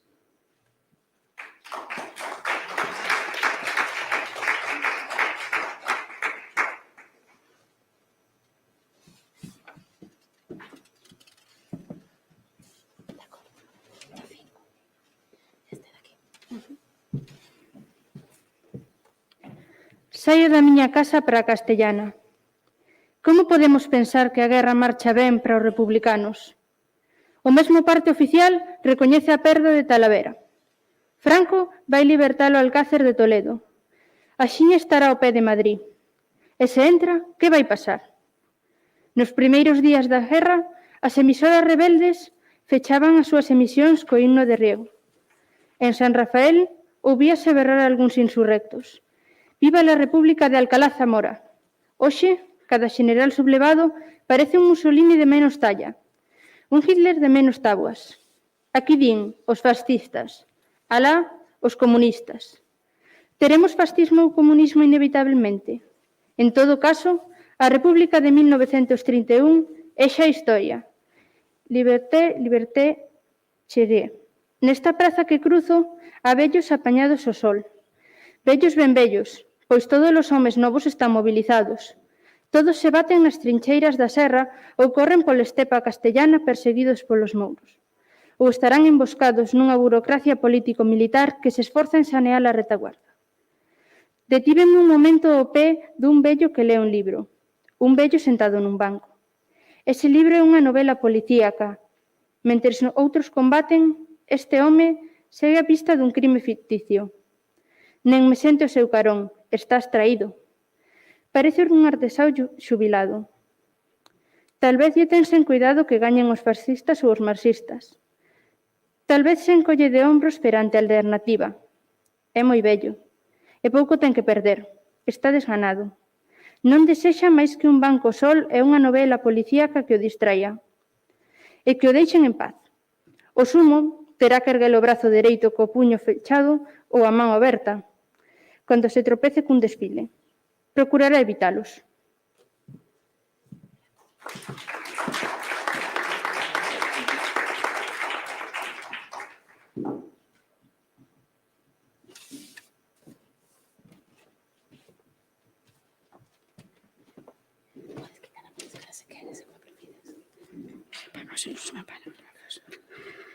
Invejo, está nos derradeiros anos da súa vida, mais ten probabilidades de acabalos en paz, indiferente ás cores da bandeira, na casa do seu fillo ou nun asilo de anciaos, se non ten casa propia. Pouco pode perder. Pode isolarse do fragor do combate, a ler unha novela policíaca. E que vai ser de min? Querería ser vello como el? Daría a miña mocidade para mercar a súa liberdade?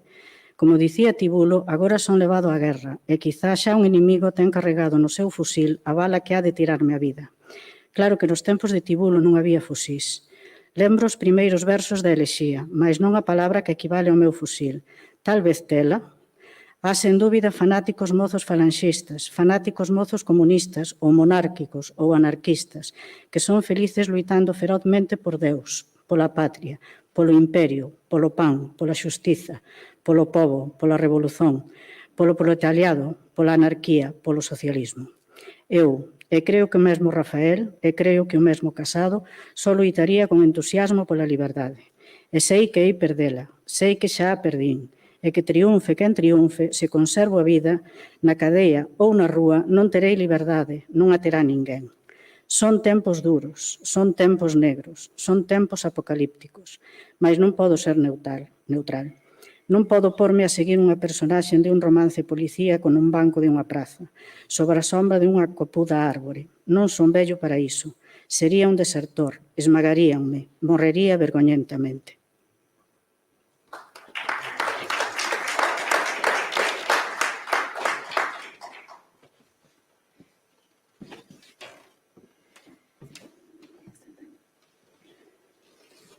Non podo refuxiarme nunha embaixada. Milicianos ceñosos, carrancudos, están á espreita, felices por poder esquivar por algún tempo o campo de batalla, dispostos a descarregar sobre ti as súas pistolas. Mas non é por iso polo que non tencionarei refuxiarme nunha embaixada. É porque teño que se chama honra. Ofrecerei a miña vida non a unha república que creo morta, non a unha revolución que non me satisfai. Ofrecerei a miña vida a miña honra, quer dicer, a min mesmo, a miña propia estima. Pode que se o 18 de xullo me achase en Ponteareas en troca de machar en Madrid, estaría agora con os mozos da miña quinta, servindo no exército insurrecto. E seguramente aturaría, e non tencionaría desertar. Mas entón non sería por razón de honra, penso eu. Sinto que non sería por razón de honra polo que non desertaría nen me sublevaría. Aceitaría tristemente o meu destino, como agora o aceito. Mas, porque penso que há motivos de honra que me coutan aquí, e que non habería eses motivos alá. É que non son tan hostil as forzas que aquí me oprimen como as que ali me oprimirían? Descubro que é así e iso constitúe un pequeno consolo. Algo na causa que me vexo obrigado a defender que libremente aceito, por moitas reservas que poña. Comprende que é así, e se iso non me dá azos para viver, damos para morrer ao menos. Para morrer en paz comigo mesmo, como un home de honra.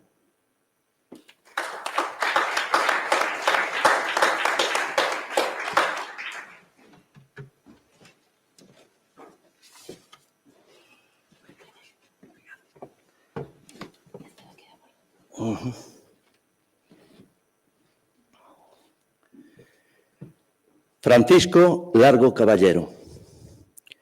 Pobo de Madrid, combatentes da frente, chegou a hora do esforzo decisivo. Os ataques do inimigo estilázanse contra a nosa vontade de vencer.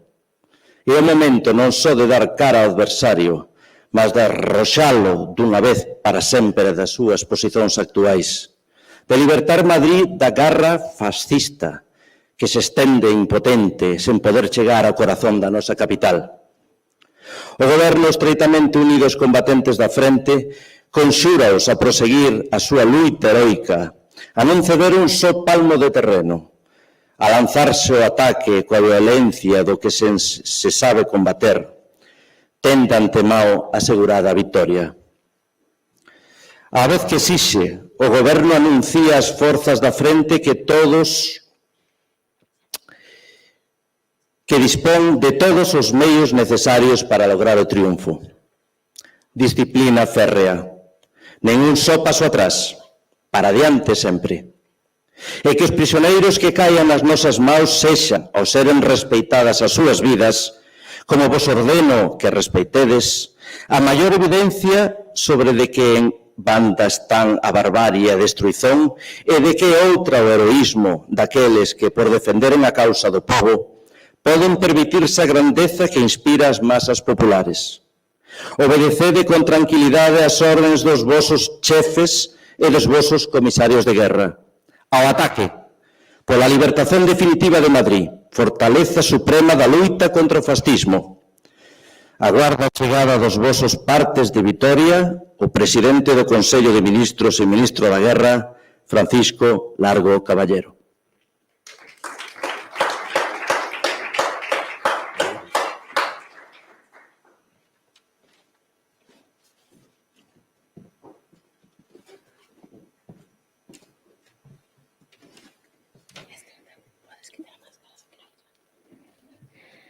Corrían entre nós rumores alarmantes. Ouvíase na noite o estrondo dos cañóns. Retíñannos no pazo, cuxos salóns ocupábamos. Os mandos entraban e saían, esquivando as preguntas. Poucos xogaban as cartas. Moitos murmuraban en grupos. Outros moitos calaban, fechados ao exterior, nun silencio lúgubre. Rafael tamén estaba silencioso, mas o seu aspecto era impasível. Pensaba na súa muller, na súa filla? Se alguén lle preguntaba algo, respondía cortésmente, brevemente. Víase que non desexaba falar, o que proba que falaba consigo mesmo, que reflexionaba. Mas, en que consistían as súas reflexións? Barreiro, como outros moitos, estaba excitado. Trataba de obter noticias. Algúns crían que o día seguinte ia rematar a guerra, porque os dous exércitos ian chocar nas inmediazóns de Madrid. Madrid e España sería do exército que gañase a batalla. Un silencio total. Alguén dicía, compañeiros. Un grupo de persoas, entre as quais figuraban os organizadores do batallón, entraban no salón en que nos achábamos. A eles afluíron os que se encontraban noutras dependencias. Falaba un home. Compañeiros, pola cobardía de algunhas milicias, as forzas do inimigo teñen avanzado até as portas de Madrid. Madrid está, pois, na liña de fogo. Os facciosos avanzaron até atinxir os suburbios.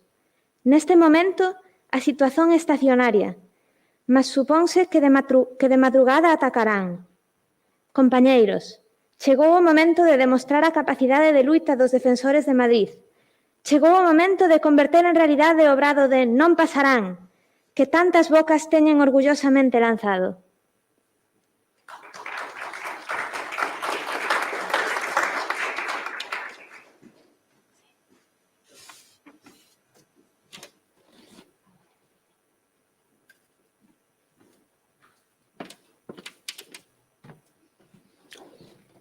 veo. Este é o momento en que Madrid nos necesita e todos os traballadores do ensino que constituímos este batallón imos dar resposta aceitada aos estranxeiros e desleigados que o servizo do capitalismo e o imperialismo queren esmagar o heroico pobo de Madrid. En estreito contacto cas masas obreiras organizadas que xa ocupan as trinxeiras preparadas ao efeito e os valentes voluntarios que provenen de diversos países se dispoñen a intervenir na batalla, nós, os voluntarios da FETE, os membros do batallón Félix Bárzara, demostraremos que sabemos defender a cultura con as armas na mau, que hoxe han substituir os libros perante a barbarie fascista. Estade preparados, pois, para ocupar os postos que se vos asinen nos lugares e onde se vos conducirá en breve. O orador calou, houbo un silencio, que foi roto pola voz dun home. Era un home duns 40 anos de idade, de mediana estatura, anchos ombros, rosto redondo, cabelo negro con algunhas cas. Sen dúbida, un maestre de primeiro ensino, un home casado con 3 ou 4 fillos. A súa voz era algo rouca e o seu rostro serio. Dixo: serán nos dadas as armas? O orador respondeu: certamente, toda a equipa necesaria. E rodeado dos que o acompañaban, saiu do salón. Ouvíase os zumbidos dos obuses.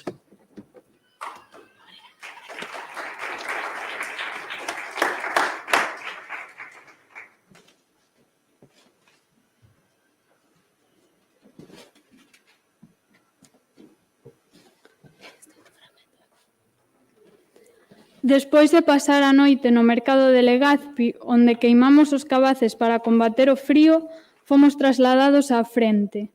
Estamos na colonia de Villaverde, que foi tan precipitadamente evacuada que os chalés que a compoñen conservan case todo o seu enxoval. Na casa en que dorme o noso grupo hai unha biblioteca con bastantes libros. Dinme que é dun mestre ou profesor de instituto que coñecen algúns membros do batallón. Vexo unha formosa edición francesa ilustrada da Afrodite de Pierre Louis. Tamén acho La montaña mágica de Thomas Mann. Cando non estou de servizo, leio neste romance. Deronnos calzado e capotes, ás veces unha simple manta con un buraco para meter a cabeza por el, e correaxe con cartucheiras de munición que acomodamos sobre a nosa roupa de paisano. Tamén unha prenda de cabeza, un gorro de aspecto máis ou menos ruso. Perto de nós hai unha peza de artillería cos seus servidores. Comezaron a cair obuses nas inmediazóns da mesma, e os sarxentos e os homes que a servían viñeron correndo en procura dun telefone ás casas da colonia. Segundo dicían, eran pezas das nosas as que os bombardeaban, por telos localizado nun sitio que crían dentro das liñas inimigas. Ou sexa, que crían que a peza de Villaverde era do adversario. Telefonaron ao posto de mando ou a non sei que autoridade ou xefatura, advertindo o erro. Logo ouvimos un grande ruído e axiña vimos un avión que voando moi baixo a toda velocidade pasou sobre nós. Parecía enorme, rozando case os tellados da colonia, e semellaba perder altura na procura do seu lugar de aterraxe en Madrid, segundo o enderezo do seu voo. Dixeron que era noso e ía tocado. Non sei se ali chegará, pensei eu. Espérase que amañá ocupemos posición sobre a estrada de Andalucía.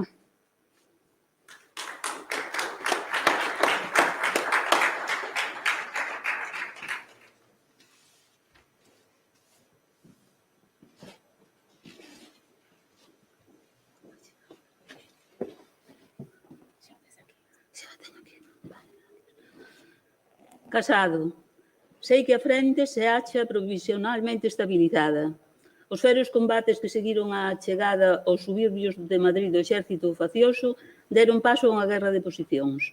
Os rebeldes están desde logo na cidade universitaria, mais con o reforzo que as milicias populares experimentaron pola chegada dos primeiros contingentes internacionais de voluntarios, conseguiuse deter o avanzo dos sitiadores. Madrid está sitiada, mais non parece que o inimigo vai a intentar o asalto polo de agora, depois de fracasar no seu primeiro esforzo. Chegamos a esta posición e a primeira noite dormimos ao ar libre, atapuruxados como pudemos nas nosas mantas e nos nosos capotes.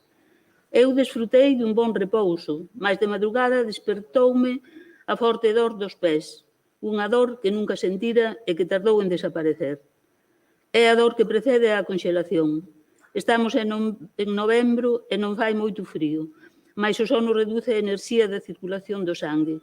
Aínda que dormía calzado, os pés non estaban suficientemente protegidos e evitar que volvan a padecer así, aínda que non creio que coubese serio peligro de que se me xelasen.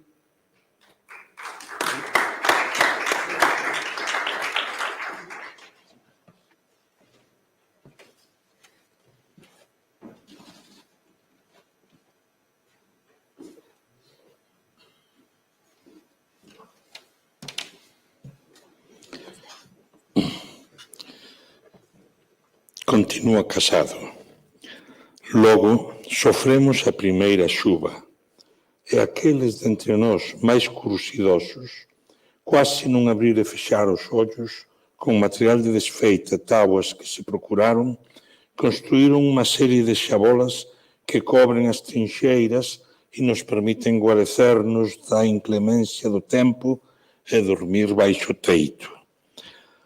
Facemos as nosas guardas, mas o inimigo está lonxe e pouco nos hostiliza. Vemos pasar algúns vehículos a toda velocidade pela estrada e os máis aguerridos de nós disparan algúns tiros que ao parecer non dan no alvo. Onte dormía eu a carón de Barreiro cando este se ergueu súbitamente e dando voces avisou da presenza nas nosas liñas de forzas alemáns. Era un soño, e Barreiro tardou en compreendelo. Díxonos que vira de sotaque, cabo dele, soldados alemáns, homes moi altos, con pesados e longos capotes grises.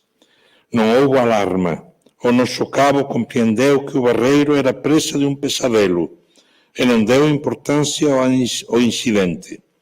Fora do noso pelotón, ninguén se enterou diso, e a pouco todos dormiamos de novo na xabola, mentres as sentinelas vixiaban.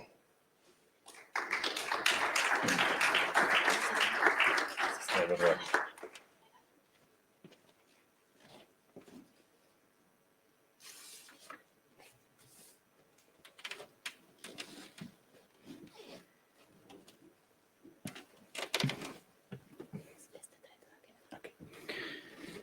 Mudamos de posición. Alá fomos, de noite, a pé, carregados con a nosa impedimenta, manta, macuto, fusil, machete, correaxen, cartucheira, municións, prato, vaso, coller, cantimplora. O inimigo debeu perceber o movimento, porque a medio camiño comenzou un tiroteo que nos tivo pegados a terra máis de media hora. Agora estamos nun outeiro ben situado para advertir os movimentos dos fascistas. De xeito que se atacan non nos collerán por sorpresa. Na noite recollémonos as chabolas que construíron as milicias as quais relevamos. Agás cando facemos, guárdanos parapeitos. Entre as nosas liñas e as do inimigo, há algunhas casas de labranzas isoladas, e unha delas, con diversas dependencias, é máis ben unha granxa. Están abandonadas, en terreo de ninguén. A granxa é polas noites unha posición avanzada de escuita, un posto de observación. Cando se fai escuro, un pelotón deslízase na sombra solteiro abaixo e chégase á colina onde a granxa está situada. Ocupa, pon sentinelas e o resto dos homens permanece de piquete no interior do edificio principal. É unha misión de esculta. As sentinelas, se observan que o inimigo avanza ou fai algún movimento sospeitoso, deben comunicalo ao comandante do destacamento sen dar fala, pois as liñas do adversario están máis próximas á granxa que as nosas, e cualquer voz podía ser ouvida. Há dúas sentinelas escalonadas. A máis avanzada debe retirarse ata a porta da casa, onde vixía a segunda, e comunicarlle o que proceda. Esta segunda sentinela avisará ao seu comandante, e todos se retiran, saltando polas xanelas traseiras para as nosas liñas. O último, a sentinela avanzada.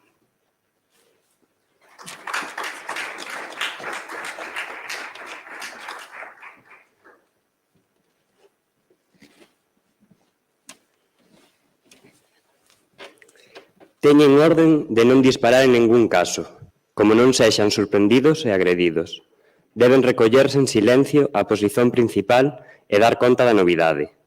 É un servizo perigoso, porque podemos ser obxecto dunha emboscada. A granxa pode estar xa ocupada polo inimigo ao chegar os nosos, e estes poden ser capturados ou mortos. Por iso, o servizo nútrese cada noite con diversos turnos, e todo o día que segue, a noite pasada en vela. Os ocupantes da casa están isentos de servizo e poden dormir o que queiran. Tamén se lles proporciona, cando saen para a granxa, razón extraordinaria de coñac. O pelotón de Bardón, en que figuramos Rafael, Barreiro e mais eu, fixemos ese servizo cando nos chegou o turno. Acaroámonos ao edificio principal da granxa, en medio das trevas, pegados ao chan nos últimos metros. O sarxento, pistola en mão, transpuxo unha das xanelas embalancadas, e uns segundos depois, todos estábamos dentros. O perigo consistía na posibilidade de que os franquistas pensasen o mesmo que nós e se nos adiantasen a ocupar o edificio como posto de escuita. Entón, podían acharse dentro da casa e aniquilarnos se repararan no noso avanzo ou nos prepararan unha emboscada. Mas a casa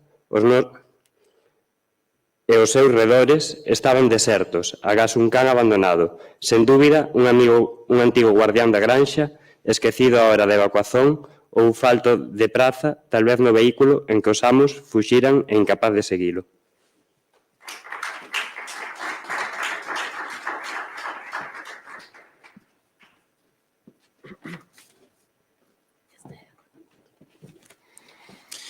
Era un can máis ben pequeno e, ao parecer, máis ladrador que mordedor. Non o vin até que me situei no posto de garda avanzado, cando caros fascistas, e non o vin inmediatamente. Eu estaba en pé, bastante afastado da casa, nas mãos o meu fusil, embrullado no meu capote, cando o vin surxir á miña direita. Puxose a 6 metros de min e comezou a ladrar para min. Ladraba sen parar, impertinentemente máis que furiosamente. Semellaba un can levantisco, mas cobarde. Se eu daba un paso para ele, el retrocedía outro tanto, sen deixar de ladrar. Eu non podía abandonar o posto para perseguilo, menos me era lícito disparar sobre ele. Sen embargo, temía que os seus constantes latridos alertasen as sentinelas inimigas e se enviase unha forza contra a granxa. Tampouco podía avisar a berros a sentinela que debía estar na porta da granxa e que sen dúbida ouvía os ladridos, mas non lles daba importancia ou o situaba máis lonxe. Ou estaba dormida, pois con tal de estar disposta a transmitir os meus avisos, nada lle impedía esperalos descansando. Mentres pensaba todo isto, fume acostumando os ladridos do can. Outros lle respondían ao lonxe, e cheguei a pensar que había moitos cans abandonados naqueles campos e os fascistas estaban acostumbados aos seus ladridos e non lles facían caso. Así chegoume a hora do relevo. Ao rayar da alba retornámonos á posición principal. Guarnecémonos na chabola para dormir o que non dormíamos pola noite. E un de nós, o granadino Linares, puxo un letreiro no exterior que dicía así: «Compañeiros, somos os da Casa da Morte, respeitado o noso sono». Pola cualidade do servizo nocturno, estábamos libres de cualquier outro, e se queríamos, podíamos dormir todo o día.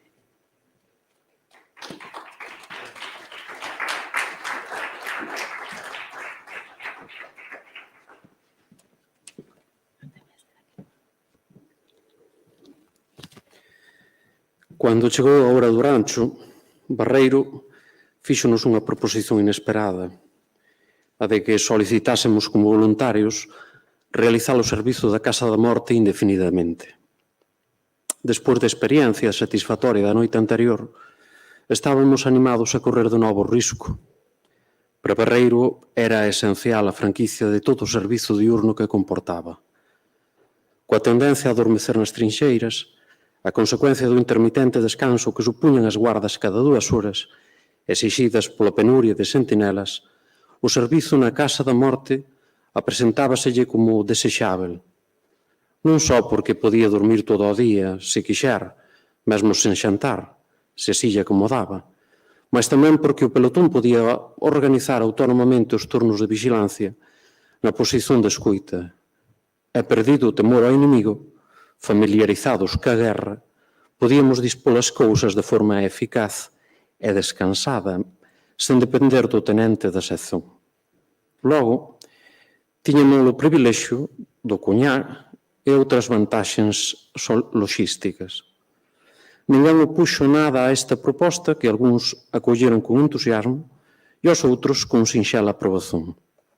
O sarxento elevou a petición á superioridade e, como a superioridade prefería voluntarios para servizos difíciles ou perigosos, non só deu a súa conformidade, mas louvou o noso espírito de loita pola causa popular.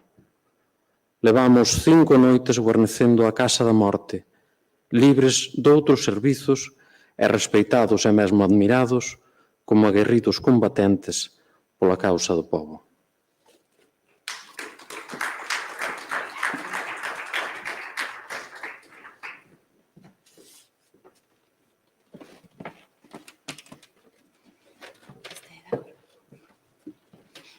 Xa fraqueados, segundo creo mando, pola nosa permanencia nas trincheiras o tempo necesario.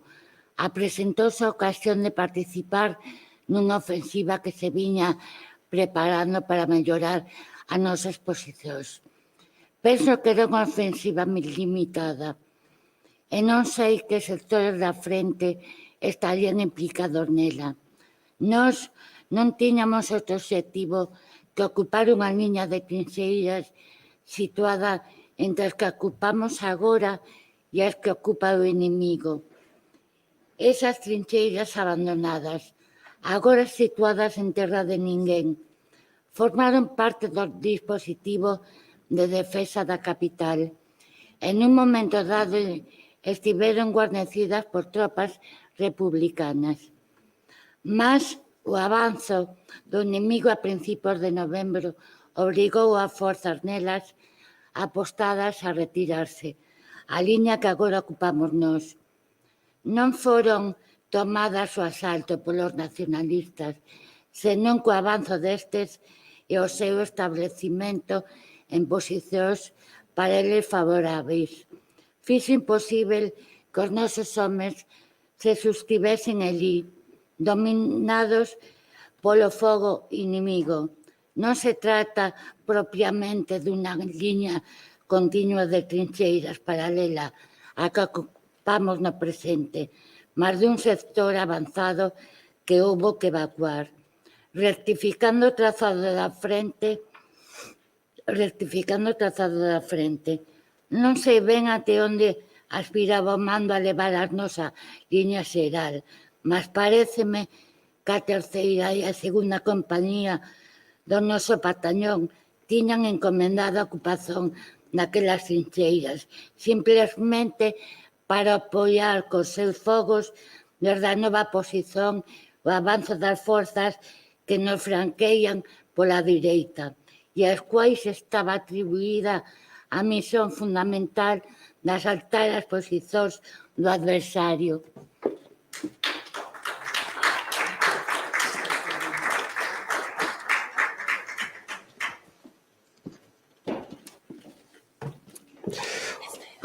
O certo é que recibimos orden de prepararnos para saltar os parapeitos de sacos a través das nosas trincheiras e avanzar a campo aberto para ocupar as abandonadas, e ali esperar orden disparando sobre o enemigo.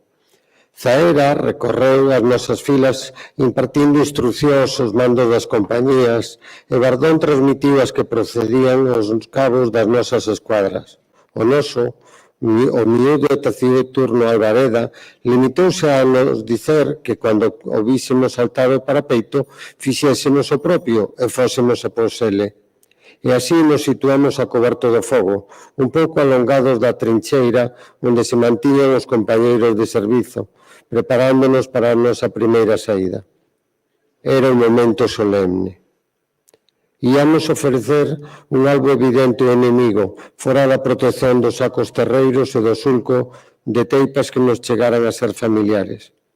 As posibilidades de sair indemnes da acción para cada un de nós eran reducidas.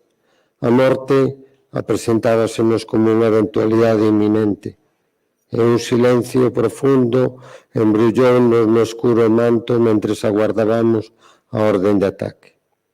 Eu, educado, como quase todos os mozos da miña xeración e cultura no antimilitarismo e no pacifismo, nunca creera que había que facer a guerra, a matribus detestata.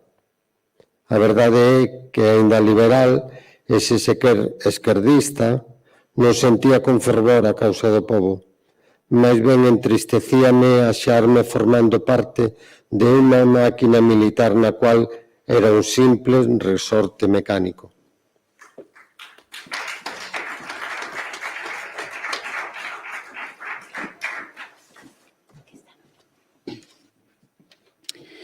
Mas aceitaba a miña situación con estoicismo dabondo, o mesmo que, segundo as apariencias, Martínez e Casado, os meus compañeiros de armas, mentres as nosas actividades se reducían a cavar trincheiras, manexando o pico e a pá, a colaborar nos labores de fortificación e construción de chabolas, a facer exercicios de avanzar arrastrándonos, a torrar o pan de munición nunha fogueira cravada no noso machete, e a disparar algúns carregadores de balas para inquietar o enemigo.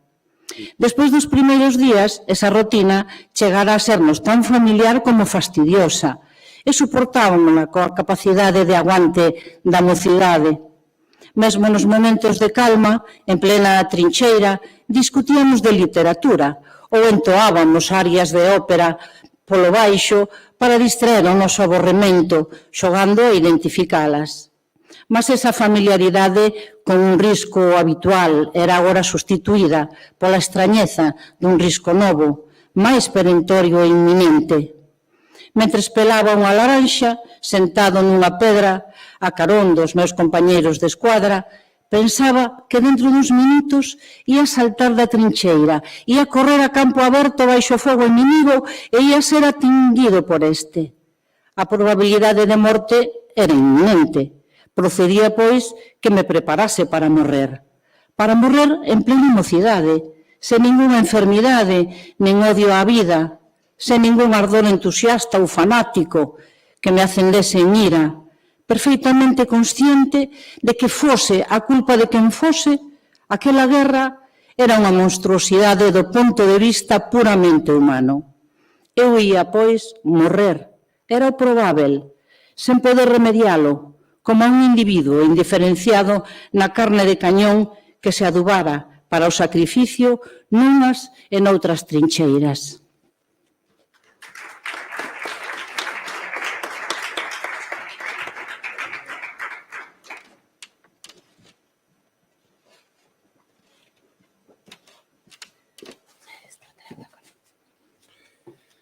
Entón, fiquei admirado da tranquilidade do meu ánimo. Non me refuxiaba na posibilidade e a esperanza de sair indemne ou só ferido. Estaba seguro de que ia morrer. Sentía que o mellor era darme por morto e admirábame non ter medo algún e aceitar con perfeita serenidade, quasi con indiferenza, o meu destino. Descobríame cheio de valor militar. Eu, un home educado nos valores civís. Non sentía ningún furor bélico, ningunha exaltación política. Non cría que houvese ninguna justificación para a miña morte, mas aceitaba quase desdeñosamente a injustiza do meu sacrificio. Non me sentía heroi, nen tampouco mártir. Consideraba inútil toda rebelión contra o destino e asumío con espontánea dignidade humana, sen a menor perturbación. Algúns dos meus compañeiros, todos os quais se comportaban con grande compostura naquele trance, revelaban na palidez e desencaixamento dos seus rostos a repugnancia ao destino criminal. Algúns pensarían nas súas mulleres, nos seus fillos, nas súas mães, nas súas noivas. Casado, que na súa adolescencia tivera ou crera ter vocación eclesiástica, pensaba quizá en Deus, e un anxo interior o confortaba, como outro confortou Cristo en Getsemaní. Casado, sentado con o fusil entre as pernas, tiña a ollada perdida nun alongado horizonte interior e permanecía mudo. Díxenlle algo e pareceu non ouvirme. Rafael, un pouco afastado, Estaba en pé, con os ollos entornados, sen revelar sentimento algún.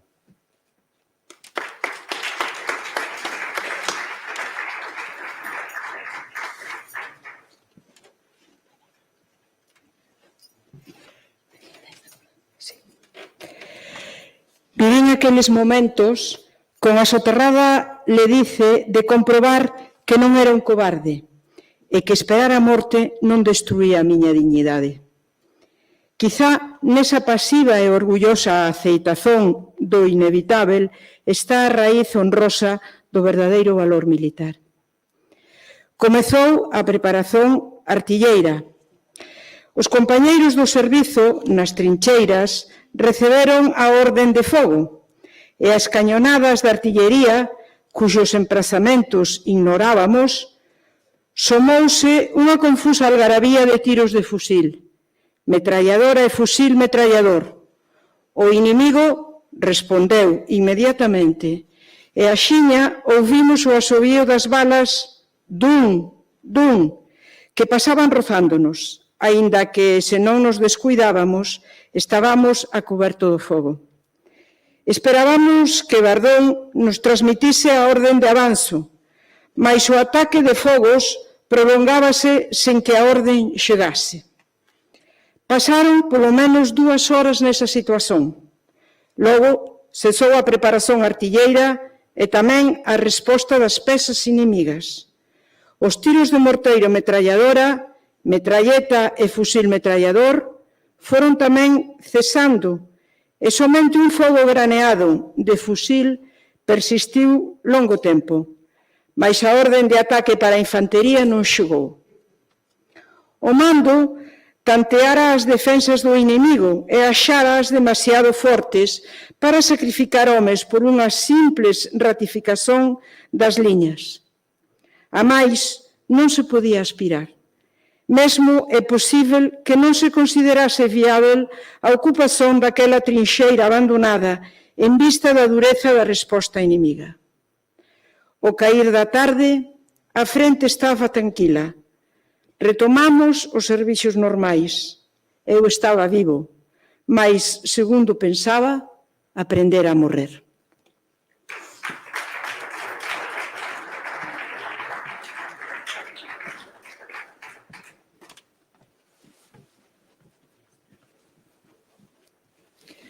Fomos trasladados ao bairro de Usera, tan famoso polos furiosos combates dos primeiros días do sitio. A liña de fogo aproveita os muros das casas, nos quais se abriron torneiras que alternan con as dos parapeitos de tixolo que unen os espazos entre algunhas vivendas. Aquí a guerra é máis movida. Eu acostumeime a disparar e, cumprindo a consigna, de cando en cando envío fogo en dirección ao inimigo. Convén que demos fe da presenza activa. Iso ao menos entenden os nosos superiores. Resulta que non é moi má a miña puntaría. Entre as dúas liñas há un pequeno carro blindado que se inutilizou nos pasados combates e é un albo apropiado para medir a nosa precisión, porque os tiros que disparamos sobre os parapeitos inimigos non podemos saber se dan neles. Fomos reforzados co batallón de xornaleiros do campo procedentes de Ciudad Real, que leva o nome de Mancha Roja, e os milicianos deste batallón están misturados connosco nos postos das trincheiras. Se cuadra, como nos teñen por intelectuais, aínda que entre nós, auxiliares e subalternos do ensino, estiman nos brandos e queren apoiarnos e mesmo controlarnos con a compañía deses gañóns, homes rudos, comunistas ou libertarios, ou mandados por quen o son.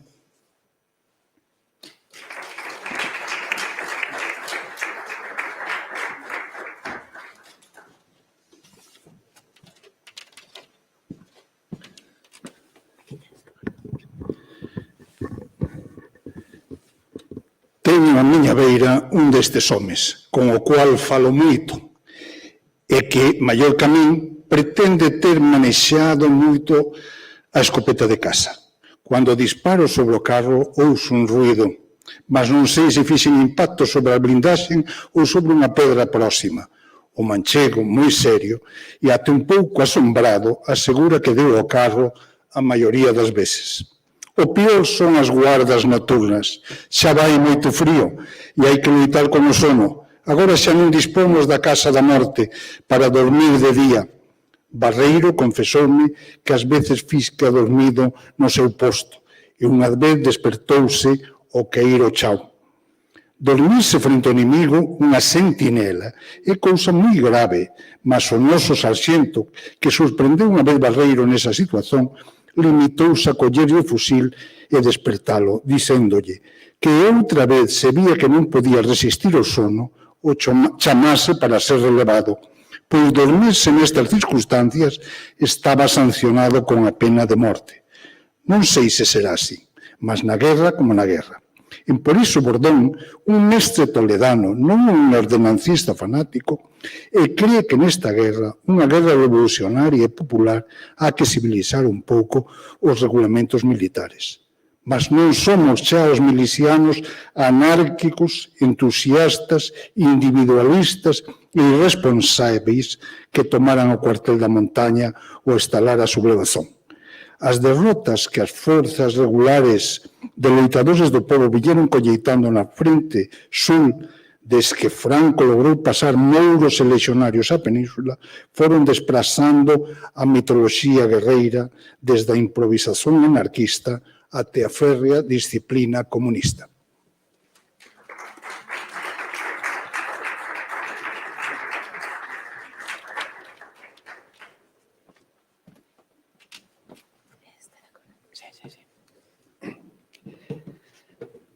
Aínda que estexamos, no entanto, lonxe de constituir un exército debidamente coherente e hierarquizado, vaise esvaíndo o soño do triunfo do pobo en armas, e o modelo revolucionario soviético vaise impondo en todos os aspectos.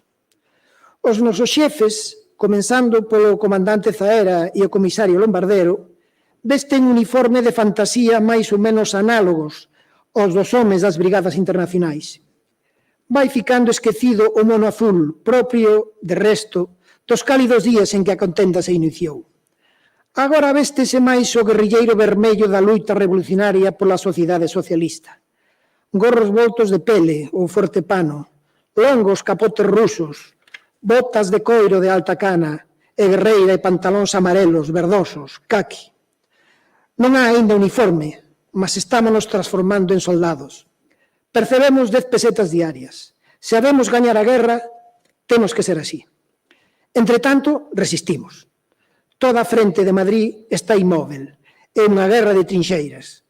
Parece como se os fascistas se convencesen de que non podían forzar as nosas liñas e se limitasen a guarnecer as súas, esperando que a guerra se decida noutras frentes máis móveis, ou tal vez estexan acumulando reservas para desencadear outro asalto cando chegue o momento. Nós, homes civís, educados no antimilitarismo a maior parte, ímonos axeitando a vida militar. Mesmo ímos acadando marcialidade, cada quen ao seu modo. O mesmo Rafael Martínez está transformado. Ninguén sabe o que se axita no seu interior. Nunca fala da súa muller, nen da súa filla.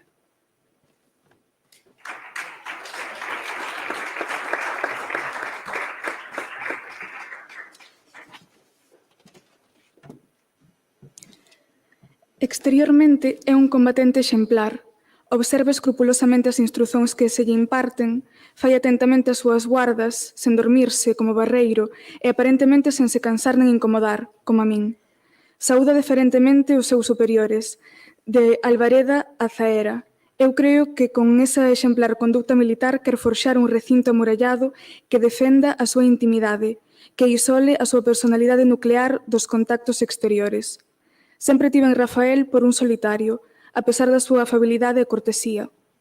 É un home solitario e pudoroso, solitario en medio da sociedade que o aplaude, pudoroso en medio das mulleres que o perseguen. Nunca refuga unha conversa e os nosos anos de compañeiros en Salamanca fixeronme ver con que dozura e encanto corresponde aos afagos das mozas. Mas necesita da sociedade, necesita das mulleres.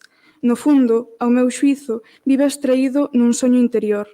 É unha profunda vivencia relixiosa a que o arrouba e o enleva, a que o sostén e lle dá esa serenidade imperturbável. É crente, é ateu, é agnóstico. Móvese na trincheira e con tan pasmona seguranza que me dá a impresión de que non lle afecta nen o horror, nen a miseria, nen a fealdade da guerra, como se en lugar de ser un combatente do batallón de milicias dos traballadores do ensino fose o arcanxo Miguel enviado polo Deus do pobo asoballado a combater pola causa, invulnerável como Aquiles e puro como Galaz. Casado. A nosa sección desfruta por fin do primeiro permiso. Desde o posto de mando do batallón fixemos a viaxe a Madrid nunha camioneta. Íamos aseados e barbeados. Algúns deixaran as barbas crestidas nas trincheiras. Eu conservei o bigode. Era unha mañá de sol a que nos recebeu en Madrid. Era un Madrid onde a guerra, os obuses, os bombardeios dos Juncker, as pavas e a destruizón e a penuria non impedían que estivesen abertos e abarrotados os bares e os cinemas. Fomos de primeiras, Rafael e Maiseu, a nosa pensón da Rúa do Peixe, onde todo o mundo nos recebeu con alegría. Abracei Herminia por primeira vez, aproveitando a euforia do momento. Rafael recebeu de mau da patroa unha mensaxe da súa familia, mensaxe que chegara unhas horas antes, e que non dicía senón «estamos ben», pois non se permitían máis precisóns. Inmediatamente buscou o contacto con outros galegos para ver o que sabían do ocorrido en Galiza.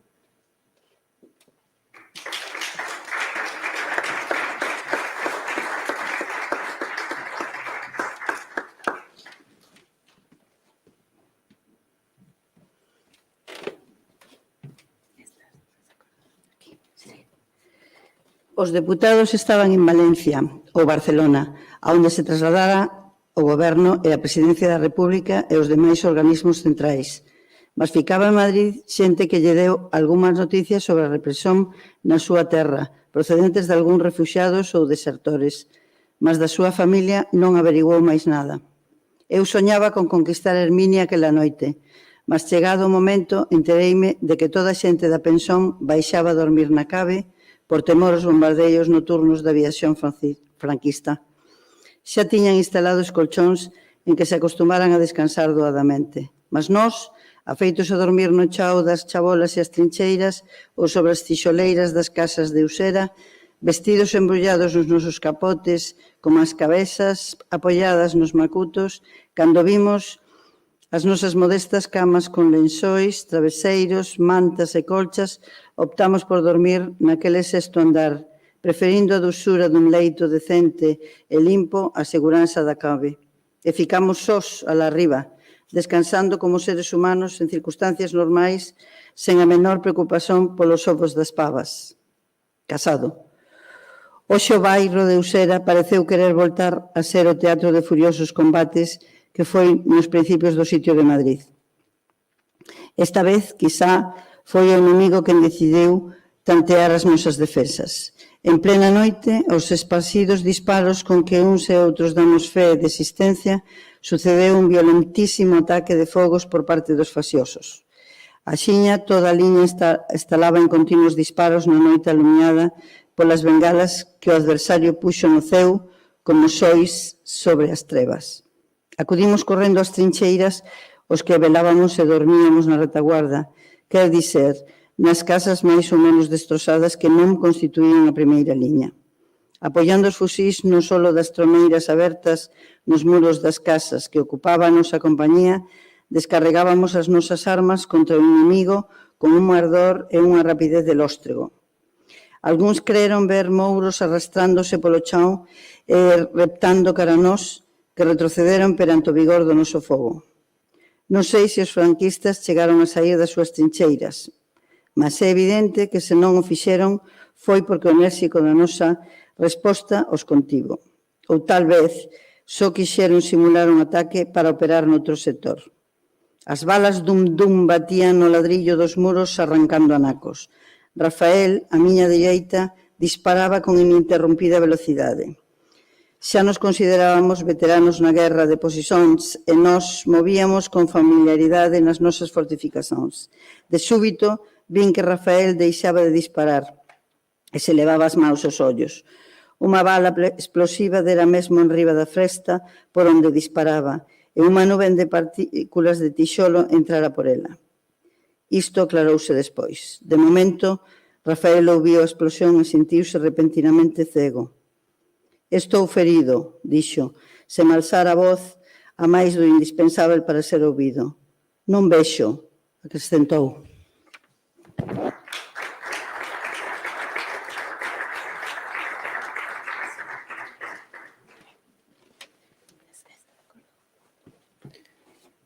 Sen vista e con dor nos ollos, Rafael foi evacuado á retaguarda.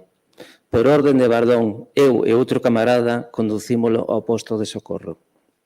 Os sanitarios examinaron os ollos de Martínez e limpáronos e laváronos. Entón, Rafael recobrou a visón, mas os seus ollos estaban cheos de sangue. Preguntóuselle se lle doían e Rafael respondeu, un pouco.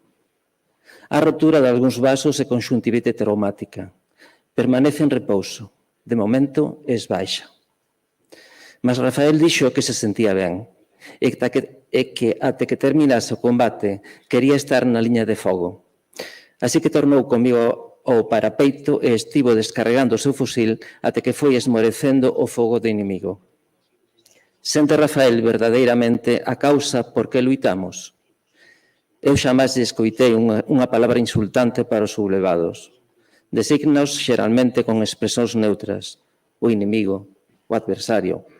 Non refuga os termos habituais de rebeldes, os franquistas, os facciosos, mas nunca se perceben nestas palabras connotazóns de odio ou de ira.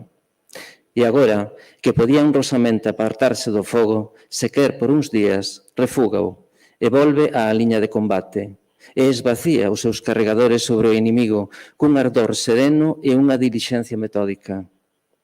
Agora fanlle a cura todos os días 2 veces. O sangue vaise retirando dos ollos, mas continúa a supuración. O capitán ordinou que fique franco do servizo de sentinela mentres non sexa dado de alta.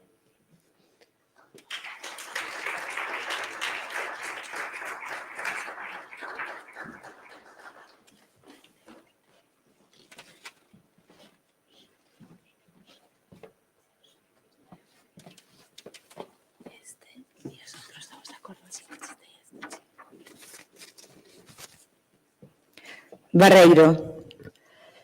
O mando decidiu que había que adiantar a nosa posición. Pola noite, a segunda sección saiu ao campo prevaléndose das trevas e practicou unha trincheira suficientemente funda para que servise de camiño relativamente protegido até unha pequena elevación do terreno, a uns 50 ou 60 metros da posición actual da compañía, onde comezou a preparar un foxo. Mas, ao aproximarse a alba, a forza regresou á súa base sen poder acabar a obra. A noite seguinte, despois que durante o día o inimigo non deu amostras de ter reparado na obra feita, a terceira sección recebeu ordens de ocupar a trinxeira medio preparada e procurar completar o labor da sección segunda. Mas o inimigo vixiaba e sabía máis do que pensábamos, no que di respeito aos nosos movementos. A primeira escuadra do noso pelotón formaba en vanguarda e avanzamos, detrás do cabo, Alvareda, Rafael, Casado e os máis. Mentres, seguimos o camiño coberto que conducía á posición que pretendíamos ocupar. O inimigo non nos hostilizou, mas despregámonos na lomba a meias fortificada e sofremos os primeiros disparos do adversario. Penso que detectaron os nosos movimentos e que esperaban que nos situásemos na prega do terreno máis ao descoberto, onde queríamos atrincheirarnos. Depresa fomos obxetos dun fogo incesante, de morteiro e metralladora, a máis do de fusil. Estivemos pegados ao terreo durante media hora, sen que nos fose posible reatar o traballo da fortificación, a pesar de que levábamos ben distribuídas as tarefas entre os que debían actuar como enxeñeiros e os que tiñan que cubrilos en caso de ataque. Mas é evidente que caíramos nunha trampa e o inimigo tiña información precisa da nosa situación. Mal defendidos por obras non acabadas, insuficientemente preparada a trincheira, rápido comprendemos que non podíamos cumprir o obxectivo asinalado e o tenente deu orden de retirada, mas ao propornos en pé para enfilar a trincheira de comunicación, ficábamos ao descoberto polas condicións do terreno, así que a procuramos a rastos. Mas como tiñamos que sair do sulco encetado na lomba, de todos os xeitos aparecíamos en defensa un certo tempo, A entrada da trincheira de comunicación non apresentaba protección algunha facia o inimigo, pois non se realizaran as obras de enlace, xa que a posición da lomba non estaba disposta. Entramos no camiño cavado a noite anterior ata o pé da lomba, e ao facelo eu, detrás de Rafael e Casado, vin como este último se derrumbaba diante de min, obstruíndome a pasaxe.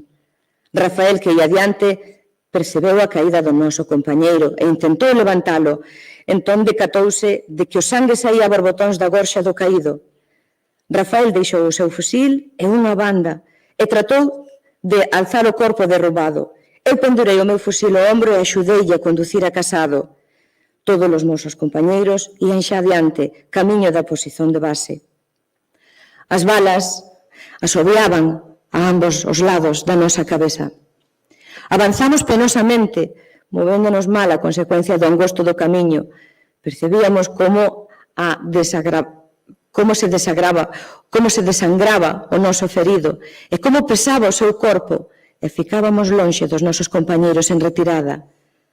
Non falamos, Rafael e máis eu, un só palabra mentres conducíamos Casado, que ampeaba roucamente.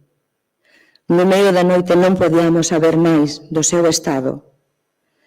Cobertos polo fogo da nosa posición e a punto da extenuación total, atingimos o final do camiño e depositamos o corpo do amigo na trincheira, onde nos desmoronamos esgotados. Vi como o tabardo de Rafael estaba cheio de sangue, mas era sangue de Casado. Rafael estaba ileso, como a min. Evacuaran o ferido, mas este, desangrado, con a xugular rota, non podía sobreviver e era cadáver cando entregaran no posto de socorro. Ainda era moi intenso o fogo do inimigo. Sentados no solo, Rafael e máis eu non trocáramos fala. Apareceu o camarada capitán. Rafael, pesadamente, púxose en pé e explicou que tivera que deixar o fusil para socorrer o ferido. Pediu licenza para intentar recuperar a súa arma. Eu dixen, vou con ele. Mas o capitán dixo, estades tolos, o camiño xa non é practicável. Está mesmo destruído polos morteiros. Retirámonos a descansar. Agora Rafael ten un Mauser que o capitán lle entregou. Moito máis que o teu fusil valía a vida do teu compañeiro que te esforzaste por salvar, dixo. Mas de Casado xa non fica entre nós máis que o sangue que lixa o tabardo de Rafael.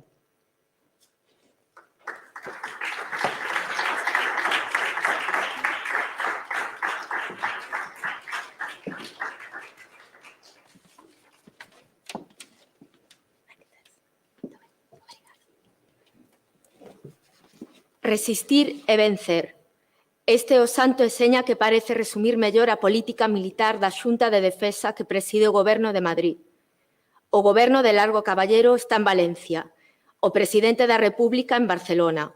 O Goberno de Madrid está presidido polo General Miaja, que pistola en mao contigo a desbandada das milicias desorganizadas na cidade universitaria nos primeiros días da batalla pola capital. Esa batalla foi gaña pola República. Franco, xa xefe do goberno e generalísimo dos exércitos na zona dominada polos rebeldes, convenceuse de que non podía entrar na praza mediante un ataque frontal e suspendeu os intentos de avanzo, sustituíndoos por bombardeos dos avións alemáns e da artillaría emprazada no Cerro Garavitas. Estamos agora máis seguros nas nosas trincheiras ao cair a noite que os habitantes de Madrid que han dormir nos sótaos ou no metro. Desde a morte de Casado, Rafael parece ter perdido o gosto por falar. Xa pertencen á historia aquelas conversas en que os tres lembrábamos os nosos anos de estudantes en Santiago, Salamanca ou Madrid, e mesmo entoábamos arias de ópera ou de zarzuela entre tiro e tiro que estábamos obrigados a disparar para manter a inquietude na banda de enfrente. Rafael mellora dos seus ollos, mas aínda está submetido a tratamento. La guerra es nuestro porvenir. Esta outra consigna que se nos deu un día motivou sarcásticos e sombríos comentarios. Algúns desexarían ir a Madrid a ver no cinema as fazañas do guerrilleiro ruso Chapayev, que ao parecer se movía na estepe con grande lixeireza, mentres nós estamos condenados a permanecer quase inmóveis nas trincheiras, nas chabolas ou nas ruínas, en medio do frío e da lama. Cando chove, unha infinita tristeza nos invade, excepto os que están afiliados a partidos políticos avanzados, que submersos na esperanza da vitoria e a revolución non pensan máis que en contraataques que non se ordenan nunca. A guerra móvese noutras frentes. Aquí vixiamos e fortificamos, tostamos ao lume o noso pan de munizón cravado no machete e vivemos como ratas, impenetrablemente estoicos como Rafael ou resignadamente fatalistas como a min.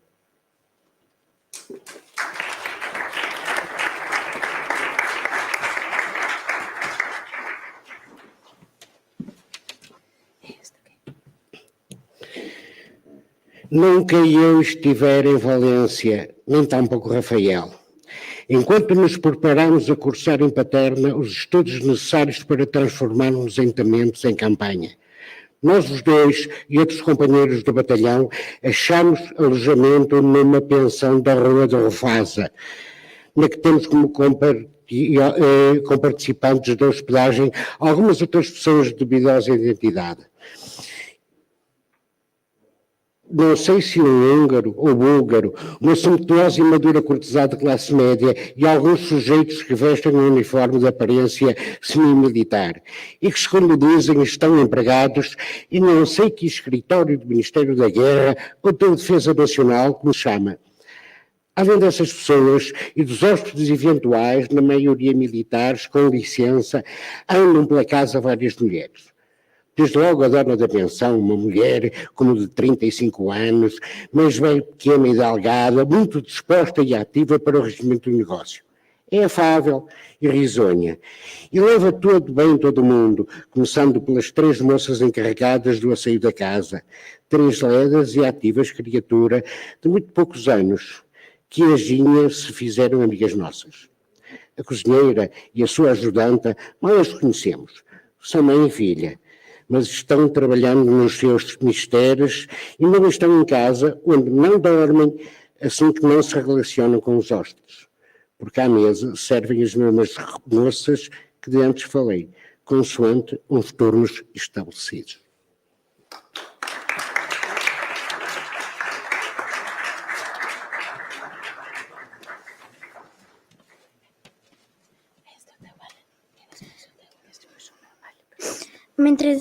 Mentres nos ingresábamos definitivamente na escola, vivimos unha vida que criamos xa sepultada cando estábamos tras os parapeitos no barrio de Usera. Valencia luce alegremente baixo o sol. Cando estivemos de permiso en Madrid, a guerra rodeábanos por todas partes. A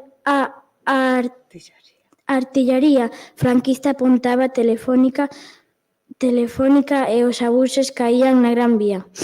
Había cinemas abertos, mas a presencia da guerra era demasiado ostensible nos edificios derruídos. Nos protegidos con sacos terreiros, na envoltura que trataba de resguardar a Cibeles, para que nos esquecéramos da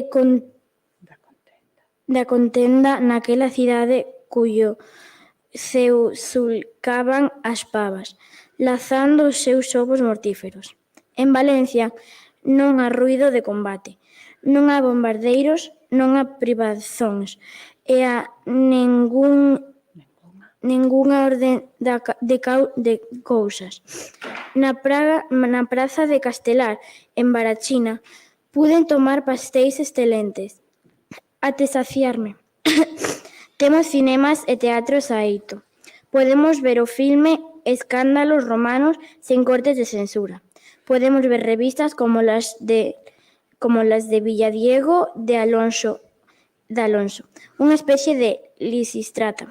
Podemos ver Zarzuela e Ovín, La Viejecita. Hai variedades con tonadilleiras ou con sonetistas que cantan ou danzan con os seus nuns. Sé que o teatro máis serio é ata propagandístico ou social. Alto Laguirre ofrécenos unhas germanías. Mesmo fixemos unha excursión a Albufera e probamos a paella ao ar libre, da cual gostamos máis que das que tomamos con frecuencia nos restaurantes Orolla. A guerra está lonxe, ou está entre paréntesis. Os cafés están cheios de cando entran neles unhas mozas que levan unha pancarta con letreiros e deseños patrióricos e representan unha especie de a propósito excitando os homes a alistarse para combater na frente.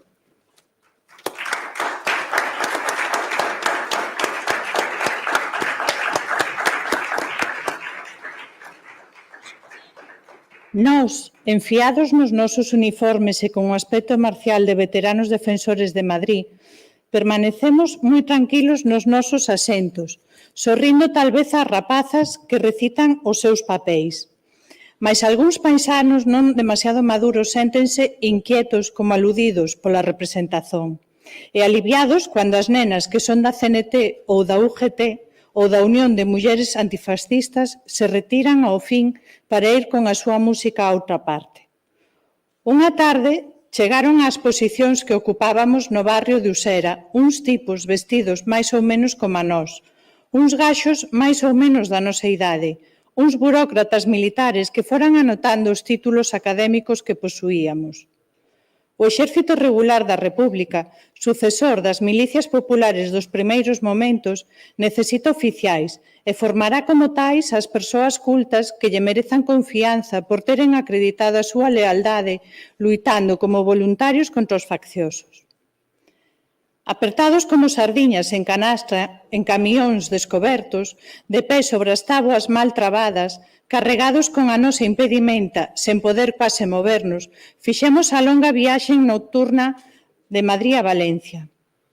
A pesar de que todos debíamos de estar aleccionados polas incomodidades das trincheiras, moitos mal suportaban as da viaxe e constantemente se queixaban da postura dos seus máis inmediatos compañeiros, que obrigaba aos queixosos, segundo estes mesmos pretendían, a adoptar posicións violentas e a sofrer presións insuportáveis. Outros permanecían en silencio, aínda que a todos nos resultaban pouco menos que torturantes os traqueixos do camión na postura que tiñamos que adoptar. De modo que chegamos á meta da nosa viaxe moi moídos e esgotados. Rafael era dos silenciosos estoicos.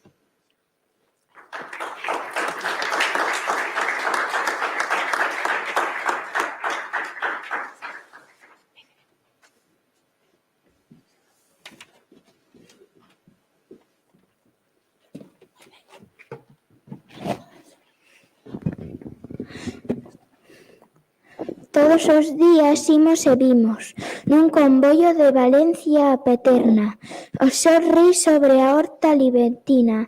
Despois das probas de ingreso, ficaremos internos na escola. Agora dispomos de tempo en abundancia e de suficiente liberdade. Como os que combatemos no batallón de Fetés, somos numerosos. Tropezamos con frecuencia nos lugares de emparcimento na capital, mais onte fomos todos convocados para nos reunir con o comandante da brigada e que pertencemos.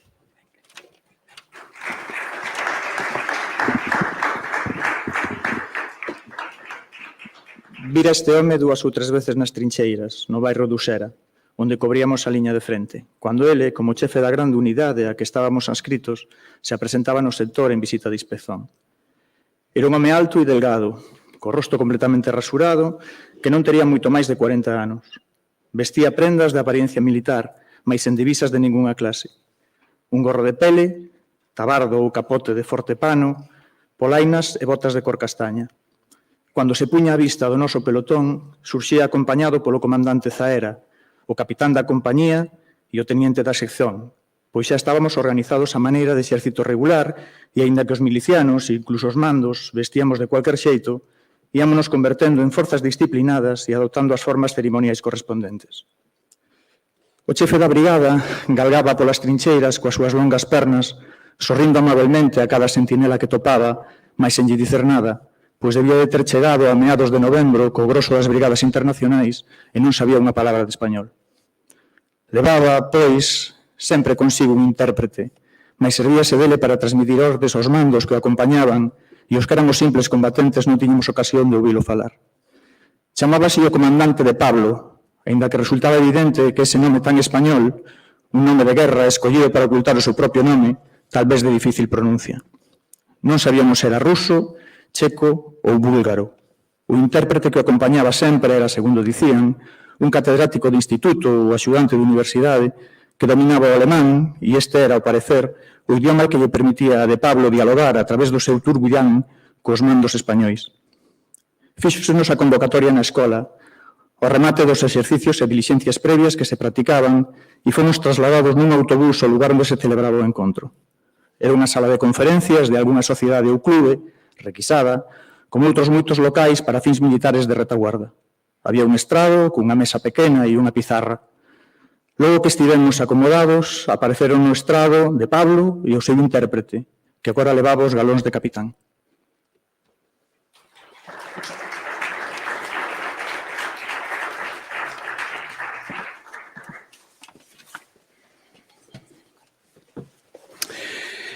Era un home como de 30 e poucos anos, con barba negra corrida. Falou brevemente en primeiro termo, saudando os membros do batallón Félix Bárcena, que se achaban presentes, en nome do chefe da brigada e que o batallón pertencía. O comandante de Pablo viñera a Valencia con outros mandos do exército que defendía Madrid para conferenciar con autoridades do Ministerio da Guerra e non quería irse sen establecer contacto con os futuros oficiais saídos das filas dunha unidade que formaba parte da súa brigada. Aproveitaría a ocasión para darnos conta da morte en combate do comandante do batallón, con o duplo obxecto de render connosco unha homenaxe a aquele valente camarada noso e tratar de extrair das circunstancias en que esa morte se producira algunhas proveitosas lizóns que os que íamos ser oficiais deberíamos tomar en conta. Non chegara até nós ningunha noticia relativa ao noso antigo comandante des que nos xebráramos do batallón. De Pablo comezou a falar en alemán, utilizando a pizarra para ilustrar o seu relato con deseños que representaban a situación da frente no sector e os movimentos realizados ou proxectados na operación que custou a vida a Zaera. Ao acabar cada párrafo detíñese e o intérprete dábanos a correspondente versión en español. Realmente resultou que a operación era unha repetición da que estando nós en Usera se proxectara para ocupar a lomba que a nosa sección tiña enfrente e no curso da cual Casado topara a morte.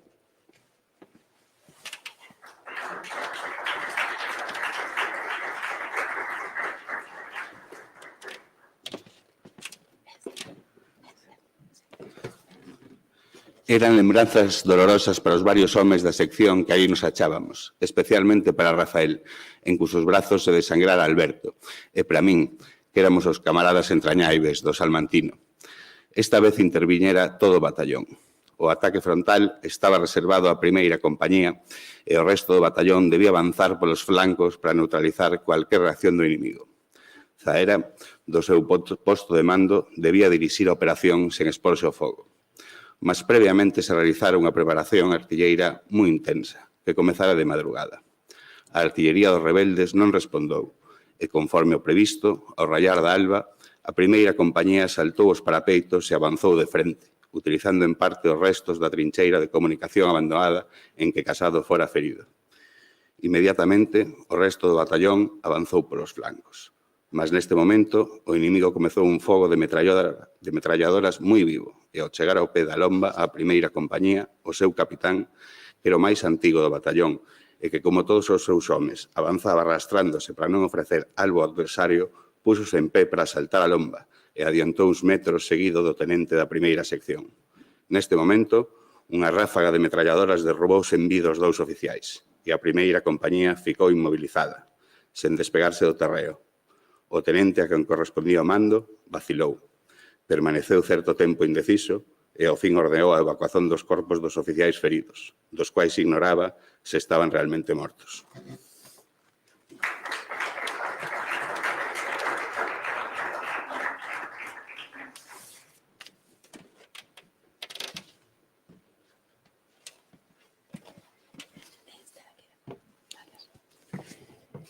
Mentre se efectuaba esa evacuación que obrigaba aos que transportaban os corpos a despregarse do terreo, foron feridos 2 homes dos que realizaban aquel cometido. E como a nosa forza achaba na abada da Lomba, a xente creu que era atacada de flanco e que estaban ao descoberto. Ainda corpo a terra, cando a realidade era que as metralladoras do inimigo disparaban desde niños situados en posicións elevadas, establecidas nunha colina que dominaba a Lomba e as súas inmediacións. O plano era ocupar rapidamente a Lomba e atrincherarse nela.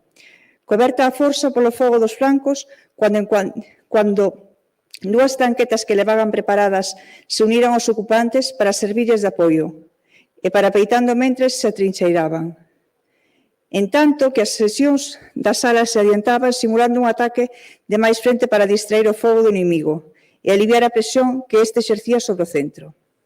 Mas neste momento insou o pánico na primeira compañía, que se creou desprotexida a ambos lados, e parte dela retirouse tumultuosamente ao camiño abandonado, mentres o resto permanecía corpo a terra sen dar pé nen mau.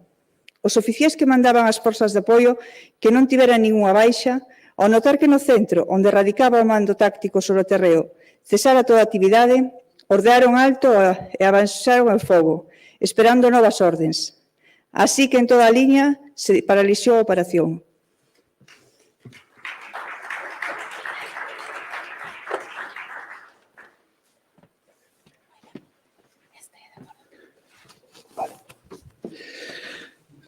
Zaera, no seu posto de mando, cando viu que inexplicablemente as forzas suspenderon o ataque e soubo pola liña de enlaces que non funcionaba o mando sobre o terreno, montou en cólera e, sen pensalo máis, decidiu tomalo pessoalmente e, seguido do seu ajudante, saiu ao campo raso e, expulsando do camiño destruído os soldados que achou, puxose á frente da primeira compañía, mandou ordens ás alas para que se volvese a ofensiva e, encabezando o centro, lançouse á aba da Lomba. E para demonstrar á xente remisa que non estaban batidos de flanco e que non había máis risco que o normal nun combate, comezou a subir en costa a carreira, de forma que asín estivo no alto, mas só un segundo, porque inmediatamente foi abatido polo fogo das metralladoras do inimigo. Isto acrescentou a confusón. Se antes non funcionaba o mando das forzas asaltantes, agora non había mando de batallón. A primeira compañía, de novo orfa, non se sostivo na Lomba, e no posto de mando do batallón, o oficial responsável deu orden ás tanquetas para que saísen a protexer a retirada de todas as forzas, mentres pedía instruccións á brigada. O axudante de Zaera logrou retirar o corpo do seu comandante. O valor heroico demonstrado polo camarada Zaera, segundo declarou de Pablo, non foi acompañado nesta ocasión pola prudencia necesaria. Un comandante non debe abandonar o seu posto para ocupar na primeira liña o de un oficial inferior. A grande lição daquela jornada debía ser ben aproveitada por nós, os futuros oficiais do Exército Popular.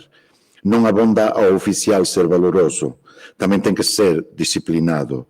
Ao comandante non lle correspondía tomar o mando directo de unha compañía en apertos, mas estar á espreita do seu posto e coordenar os movimentos de todo o batallón e poder receber as ordens da superioridade no lugar que naturalmente lle cumpría.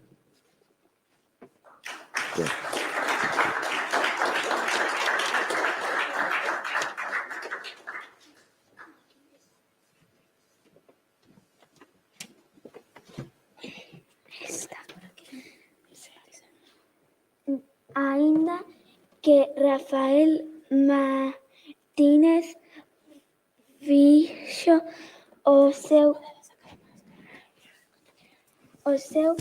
servizo militar en artillería notada, nunca estivera a lombos de un cabalo, segundo ele mesmo me informa, soldado de conta no cuartel do Oreo de Santiago de Compostela mesmo tiña que usar esporas de conte mas ao parecer o reximento non dispunha de cabalos dabondo para expolos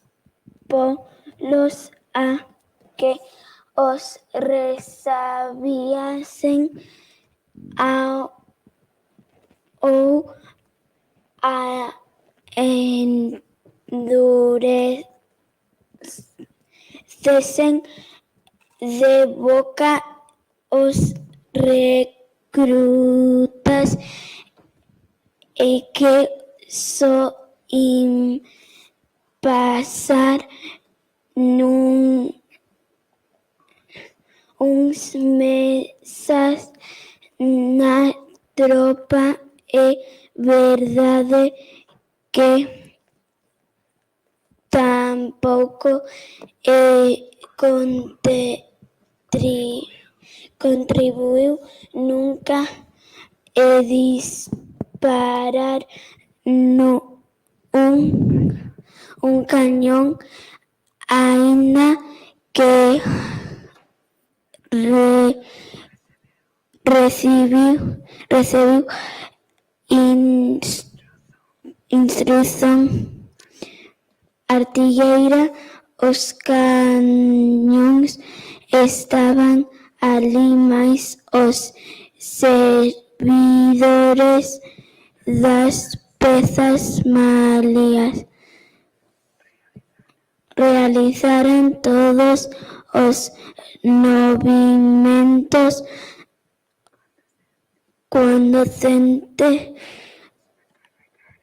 a carregar a disparada. Rafael soía desempeñar o papel de artificio.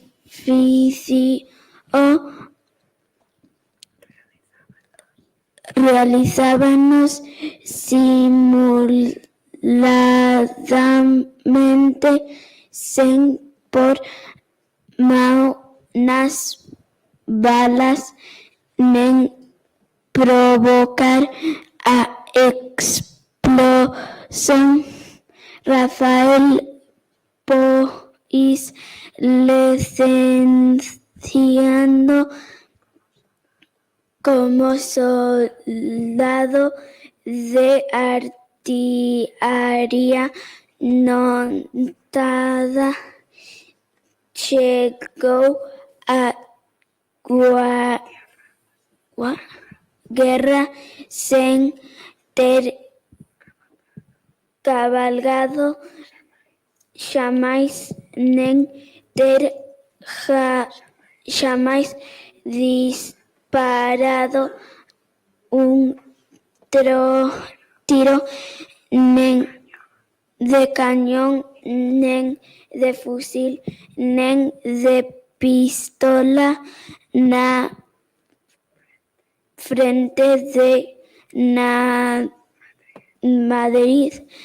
Tivo que disparar o seu fusil a logo e seu Mauser a cabalo non montou ata chegar á escola de Paterna. Eu nado nun meio nas rural, tiven ocasión desde moi novo de montar os cabaliños galegos pequenos, de grande cabeza e firme pagada de que usaban os paisanos do contorno para acudir á feira.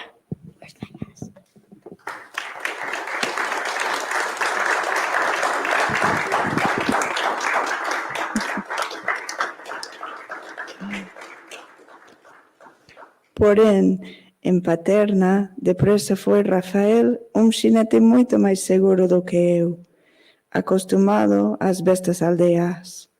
Costoume a adaptación aos cabalos do exército, de grande alzada e inquieto sangue.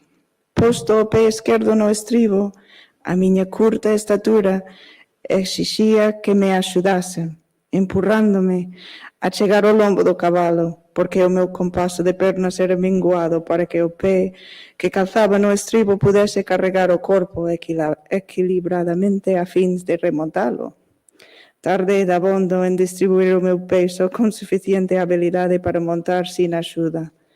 Rafael, con a súa privilexiada estatura, non tiña ese problema. Collía as rédeas e as bridas, fincaba o pé esquerdo no estribo e nun áxil pulo erguía o corpo. A súa perna direita pasaba sobre a garupa do cabalo e o xinete ficaba sobre a sela, voltado para o pescozo do animal. O pé dereito xa tamén no correspondente estribo. Nos pasamos máis que 3 días no picadeiro. Tiñamos que aprendelo todo urxentemente, así que axiña saímos ao campo. Todos tivemos as nosas caídas. Eu mesmo caín ben que unha só vez por non precaverme dabondo no que di respecto á fogosidade da montura, quer dicir, do cabalo, que non tiña a sosegada filosofía dos facos de Ponteareas.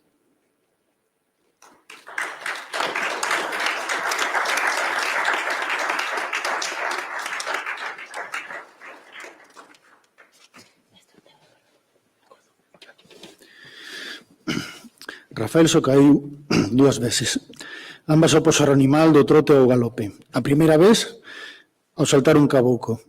O cabalo mudou de ar poucos metros antes da freita e Rafael foi despedido. A segunda, en campo raso. O instructor mandou galope e Rafael, que ia trotando a inglesa con grande facilidade e elegancia, saiu voando da sela. En ninguna destas ocasións se magoou. Na primeira, o cabalo detívose a outra banda do cabouco e Rafael, erguéndose a toda presa, aganchou polo declive do foxo e volveu a montar. Na segunda, o cabalo continuou galopando algún tempo e Rafael, unha vez en pé, botouse a correr tras dele e, achando o detido, montou de novo e incorporouse ao escuadrón. En breve, foi o mellor xinete do grupo. Cando podía, montaba unha égua oveira que desde o primeiro momento se lla mostrou sumisa e nobre. Mas o instructor, que observou a preferencia, berroulle desde a súa montura. Vas moi ben nesa égua, mas non a vas ter na frente, así que tes que mudar con frecuencia de montura. Rafael revelou un gosto pola equitación e unha capacidade de dominio dos cabalos tan grandes que cando saímos da escola era o mellor xinete da promoción.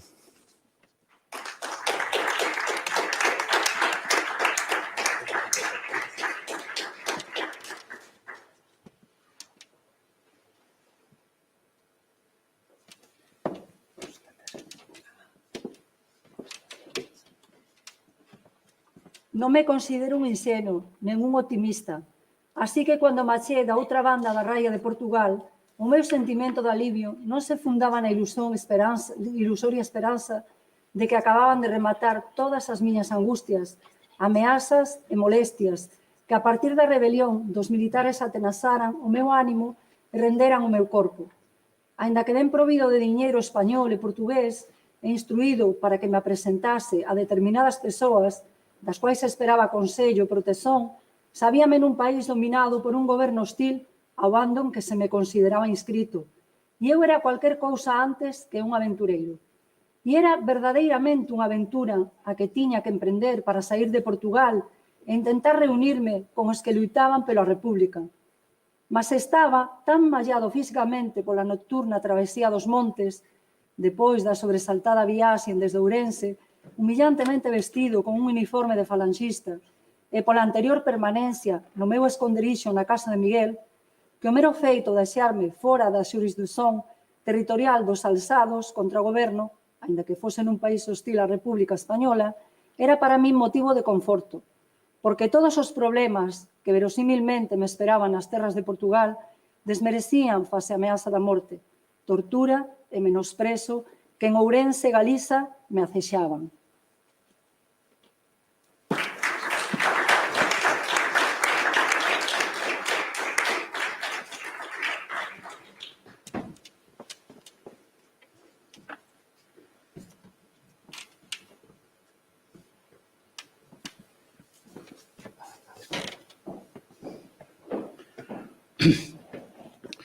Chegado ao límite en que a tensión vai romper as cordas dos nervos e xa non podemos resistir máis, unha mellora aínda problemática na situación era convertida polos meus mecanismos subconscientes de defensa nunha pausa na miña doenza.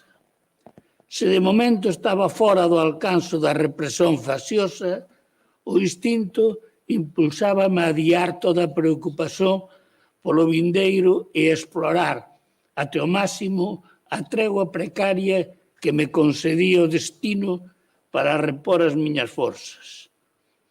Logo xa me ocuparía en calibrar os novos perigos e en trazar os planos que me pudesen conducir ao desfecho da miña situación. Chegara até aquela pobre aldea portuguesa por unha extraña conxunción de axudas procedentes dos dous campos en que estaban divididos os homes da miña terra. Aínda que a miña significación como republicano e galeguista fose moi modesta, Miguel, que como falanxista estaba ben inteirado do espírito que alentaba no movimento, viu desde o primeiro momento que eu tiña que desaparecer do escenario da luita, se non quería desaparecer do mundo. Como conectou a súa fe revolucionaria xose antoniana cos seus sentimentos familiares e en que medida a súa mãe o empurrou a correr graves riscos por salvar o seu primo, é cousa que non teño clara. Mas gracias á súa decisión de protexerme clandestinamente, pois outra cousa era imposible, e a súa moi heterodoxa capacidade de negociar ás costas das autoridades con xentes de flor de rei de dubidosa conduta, estou aínda vivo.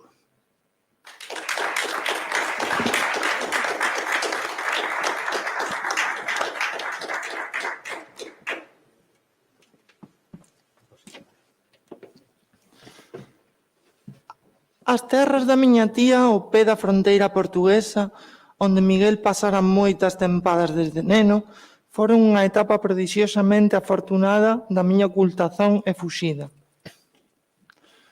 Contrabandistas expertos, pastores coñecedores da raya e mesmo aldeaos que facían negocio facilitando o tránsito clandestino da fronteira aos perseguidos pola xustiza, así como opositores solapados ao réxime de Oliveira Salazar a ambos lados da liña da separación dos dous estados peninsulares, constituían un mundo ben coñecido por Miguel, no cual directamente ou a través de astutos e expertos intermediarios, o meu primo se moveu sen escrúpulos, con admirável valor e destreza para porme a salvo. Así que cando me vin en terra portuguesa, ben munido de cartos e con instruccións para recorrer a certas persoas nos primeiros momentos, puden respirar por primeira vez desde o alzamento, con algún sosego, e a intrépida conduta do meu primo inspiroume azos e desexos de imitalo para moverme usadamente en Portugal ata poder abandonalo a fin de unirme aos republicanos españois. Crin ser sempre un home de letras, oficialmente un xurista cunha vocación máis ben secreta de escritor, e sen frío me dixeran que había de defrontar con vos suceso unha aventura como a que corrín, movéndome en Portugal, onde moitos refuxiados eran devoltos á fronteira con a suficiente serenidade para esguellar os 1000 perigos que me ameazaban, non o creería. Pero ante tantas dificultades, non sería preferível renderme e aceitar o cárcere ou a morte? E, sen embargo, há en min forzas que me sustiveron, forzas que me permitiron, movéndome nunha semiclandestinidade, procurando as persoas que me foran indicadas, sortear as armadillas do destino adverso e sair de Portugal, embarcando para estar agora, por fin, en Valencia.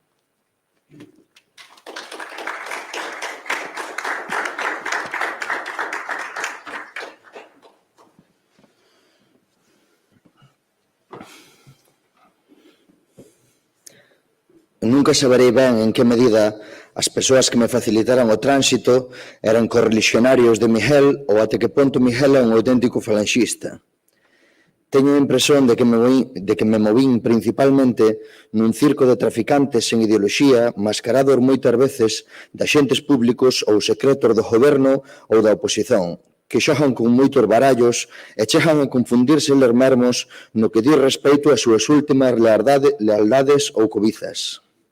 Se saio con ben desta guerra, é escrever as miñas aventuras en Portugal, que sen dúbida son máis interesantes que os romances sobre Escorpio que outrora proxetei e do cual algunhas notas e poucas páxinas ficaran esquecidas ou abandonadas en Ourense. Escorpio. Quen me había dicer que ia tropezalo aos poucos días de eu chegar, vestido ele de alumno dunha escola de oficiais, tomando café con Marcial Fernández, un vello socialista galego a quen eu procuraba por encargo de un ferrolano que viña comigo no barco e que ficara en Bordeus.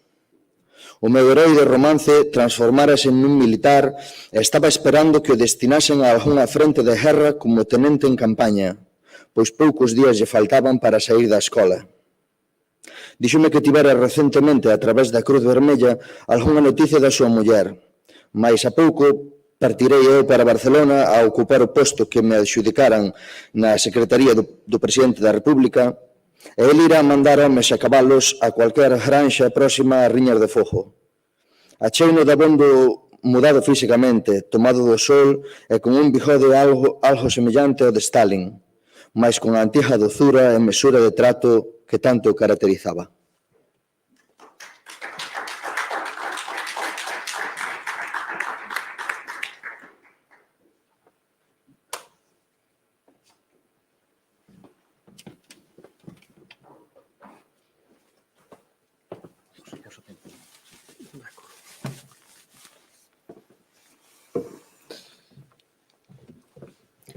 A nosa vida en Paterna decorría rotineiramente. Tiñamos aulas teóricas e prácticas. Non deixou de interesarme a aula de hipoloxía, que me permitiu apreender e distinguir polos seus nomes precisos as capas ou cores dos cabalos. Rafael, a pesar do seu ar abstraído, era nisto, como en todo, sumamente puntual e cumpridor. Non creo que de veras estivese apaixonado polas materias que se nos ensinaran, nem polos movimentos, exercicios e manobras que tiñamos que facer. Supoño que non pensaba seriamente que do coñecemento exacto da nomenclatura hípica e a práctica acuradamente marcial da instrución de campo dependía o triunfo da República na guerra desencadeada. Mais ben, penso que asumía sen vacilación nin crítica algunha toda aquela pedagogía co fin de preservar no posible a súa intimidade, a súa liberdade interior e evitarse explicacións e confidencias. Ás veces, celebrábanse actos de carácter festivo e visitábanos autoridades que nos dirixían discursos. Nunha ocasión apresentouse na escola un ministro da SNT, García Oliver, inspector das escolas militares, o cual nos falou en termos, ao meu xuízo, moi razoables, exhortándonos a luitar disciplinadamente pola vitoria. Había agora ministros senetistas no goberno de Largo Caballero e amostrábanse émulos dos comunistas na exixencia de orden, planificación e austeridade. Todo iso a min pareceme moi ben, mas algúns correligionarios do ministro que figuraban entre os alumnos da escola protestaban airadamente en conversas privadas, acusando aquele de ter falado como cualquier estatista. Porén, nos círculos máis responsables dos anarquistas, pasados os primeiros momentos de inxenua enfuría revolucionaria, prevalecía a opinión de que non podía triunfar a revolución se non se gañaba a guerra. Renunciamos a todo menos a vitoria, chegarase a proclamar como lema.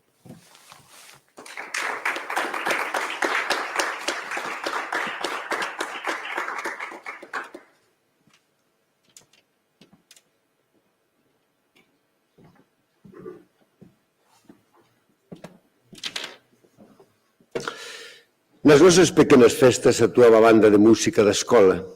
Tocábase desde logo o hino de Riego, mas logo, inevitablemente, o coronel director ordenaba que se interpretase a Internacional e, inmediatamente despois, Hijos del Pueblo, a vibrante chamada ao combate dos anarquistas que eu non coñecía moi ben e da cual gustaba moito.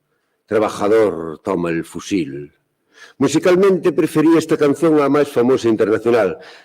Tamén ás veces solicitábamos e conseguíamos que se tocasen outras alegres pezas en contido político. Os valencianos berraban «Horchatera!» e a pouco acompañábamos a banda con a letra popular Paso Doble que tanto se cantaba en Valencia e se bailaba nas reunións. Sobre unha alfombra de flor que cubre la vega entera, entre miradas de amor, pasa la alegre horchatera. Unha noite, serían as 3 da madrugada, despertamos bruscamente. Ouvíase que había varios meses eu deixara de ouvir. Fogo de cañón. Deuse o alarme e ordenóusenos vestirnos e estar preparados para todo o evento. Buques inimigos estaban bombardeando a costa. Para moitos de nós sermos bombardeados non era ningunha novidade. Mas entre os alumnos había rapaciños que pasaban en Valencia todo o que ía de guerra, sen ter ouvido nunca o tronar dunha batería, e algúns, crendo que os tiros eran contra eles e que se preparaba un desembarco, non puderon disimular o seu terror e caíron na histeria.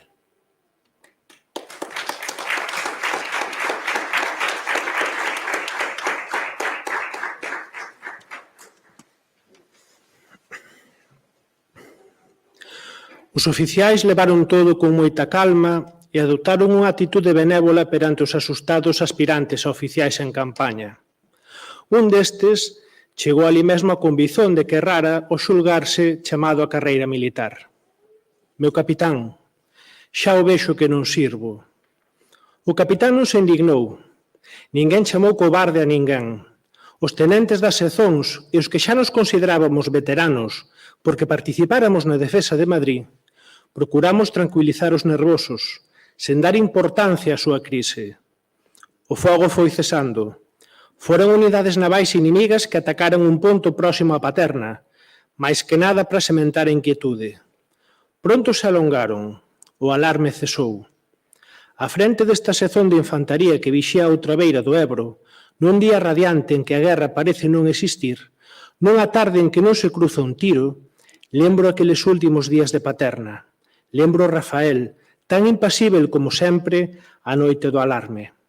Rafael, agora na frente do sul, facendo cualquera operación de recoñecimento ao mando dun escuadrón de cabalos entre as oliveiras de Pozo Blanco ou Alcaudete.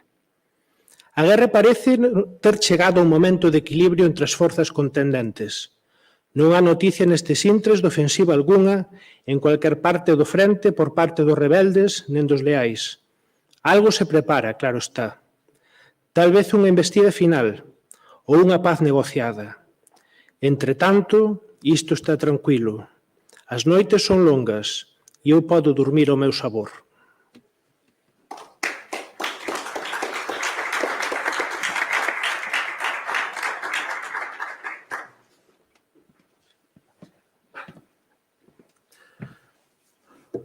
Boa tarde, parabéns por esta maravillosa iniciativa.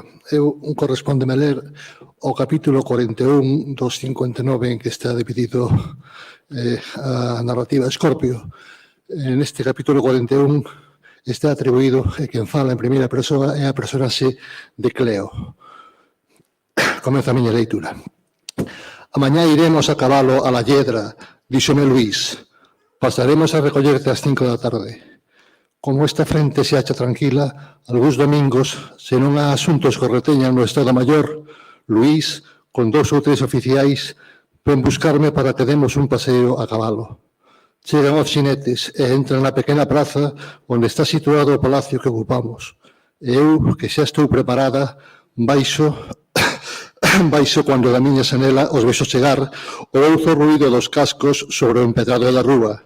Ordinariamente acompáñanos un só ordenanza, un soldado que leva da brida a besta que vou montar eu. Aquela tarde vin chegar á praza 4 xinetes. o capitán Flores, o tenente Pascual, o soldado que conducía o cabalo para min e un oficial máis, descoñecido. Todos desmontaban para esperarme. Despois de saludarme militarmente, o me ver na xanela. Descendín alegremente a escada. Sempre marchaba moi bonita, cos meus pantalóns de montar e a miña gorra de xóquei, golpeando a cosa direita co fusta. Non dubidaba que Flores e Pascual, como o resto dos oficiais do Estado Maior, soñaban moitas noites comigo e eran felices e lle sorría. Aquela tarde, depois de repetiron o seu saúdo, cando estiven a par deles, Flores apresentoume o oficial descoñecido. Rafael Martínez Piñeiro, capitán de cabalería incorporado á Plana Maior.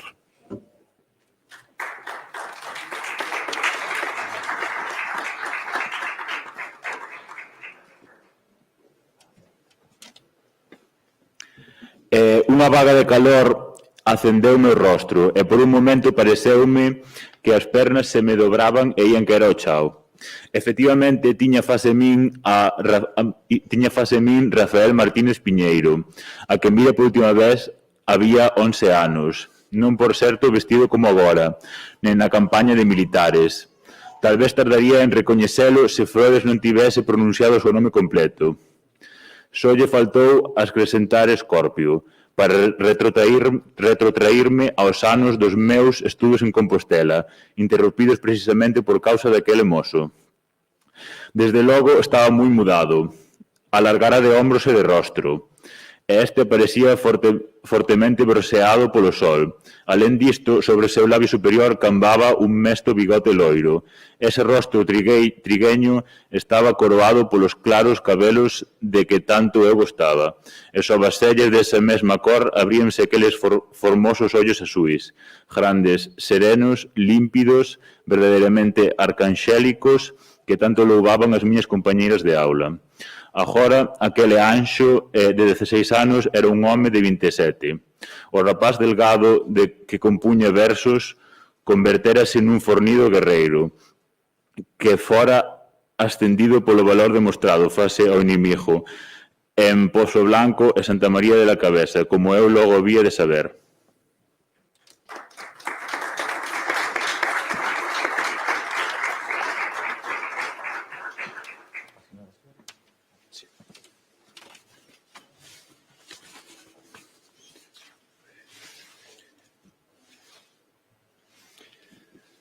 A pesar da capacidade de Escorpio para manter a compostura e o sosego en cualquier situación, unha das súas cualidades máis admiradas por min aquel ano en que fun a súa noiva, o Crinselo en Santiago, esta vez vino palidecer até ficar branco como un morto. Estaba naturalmente tan lonxe de pensar que ia tropezarme en Úbeda, que ia ser eu a muller do chefe de Estado Maior do Corpo de Exército, a cuxa Plana Maior acababa de incorporarse, que non pudo conter a impresión que a miña vista lle produciu até o ponto de evitar que por un instante se lle paralizase o corazón e o sangue se retirase do seu rosto.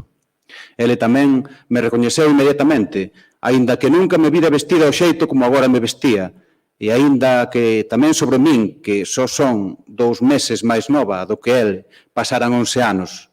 Non me recoñeceu, evidentemente, se entón ollou para min cando aparecí na xanela, mas cando me tivo face a el, e Flores mo apresentou sen dizer o meu nome, pois Escorpio xa sabía que ia coñecer a muller do comandante. É imposible que os oficiais presentes non percebesen as mudanzas que súbitamente se operaran nos nosos semblantes ao que nos defrontamos. Todo transcorreu en brevísimos segundos.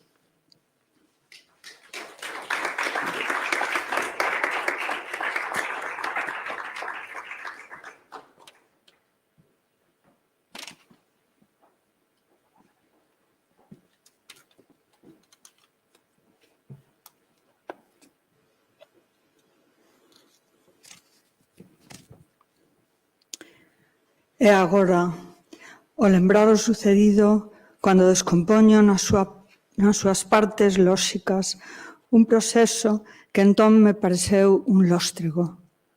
Con velocidade vertiginosa, funcionou a miña mente e a defesa reflexa da ameaza que pairaba sobre min realizouse fulminantemente. A pesar da conmoción de que fun presa, comprendín inmediatamente como debía reagir. Cualquer que fose a conduta que Scorpio adoptase, eu tiña que aterme a dos principios nese momento. O primeiro, renunciar a actuar como se nunca vise anteriormente a aquele home. Non se podería suster tal simulación. Estando destinados Scorpio e máis eu a relacionármonos intensamente en presenza de Luís, perante que non poderíamos ocultar o noso coñecimento anterior. O segundo principio, o que tiña que asustar a miña conduta, era o de renunciar á miña justificada cólera no trato futuro con Rafael. Revelar ao meu marido que aquele home fora o meu noivo e que un día o topara deitado con a miña irmá sería facer imposível toda a convivencia normal. Estábamos destinados os tres a soster unha intensa relación, a menos que bruscamente habitásemos criando unha situación de violencia intolerável.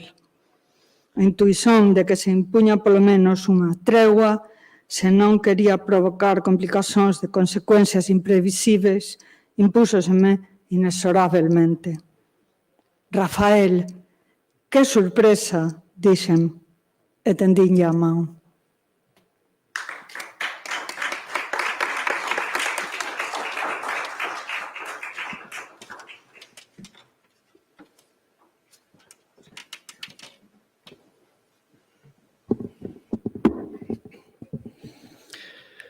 Se Flores e Pascual ficaran espantados pola súbita turbazón que nós experimentáramos ao defrontarnos polo lume das miñas faces e o xelo das de Scorpio, agora, ao saber que éramos antigos compañeros de estudos, creerían ter achado unha explicación satisfactoria para aquela alterazón. Non era pouco toparense inesperadamente dúas persoas que tiñan sido estudantes nas mesmas aulas, depois de 11 anos de mutua ignorancia, nunha pequena cidade onde os dous eran forasteiros empurrados polas vagas dunha guerra implacável. Todo estaba xa claro, e a impresión dos nosos rostros demudados aparecía como un feito natural que perdía interese e era inmediatamente esquecido para ceder na atención daqueles oficiais a romanesca circunstancia do casual encontro, que reataba a relación de dúas persoas que estaban moi lonxe uns minutos antes de pensar nesa posibilidade. Tendín llamao, e el, con grave e respeitoso ademane, bicouma. Non se inclinou sobre ela, aproximando o seu dorso, o dorso da miña mao, a súa boca, sen chegar a tocala cos labios, segundo o xesto ritual quase banido dos usos sociais na zona republicana. Nin menos se limitou a estreitarma, como se fose a dun amigo do mesmo sexo, que era acostumado nestes casos aquí e agora. Mas bicouma afectivamente, colleu a mao que se lle ofrecía e puxo no seu dorso un beixo de duración razoável e asemade razoablemente apertado. Todo sen dicer palabra algunha.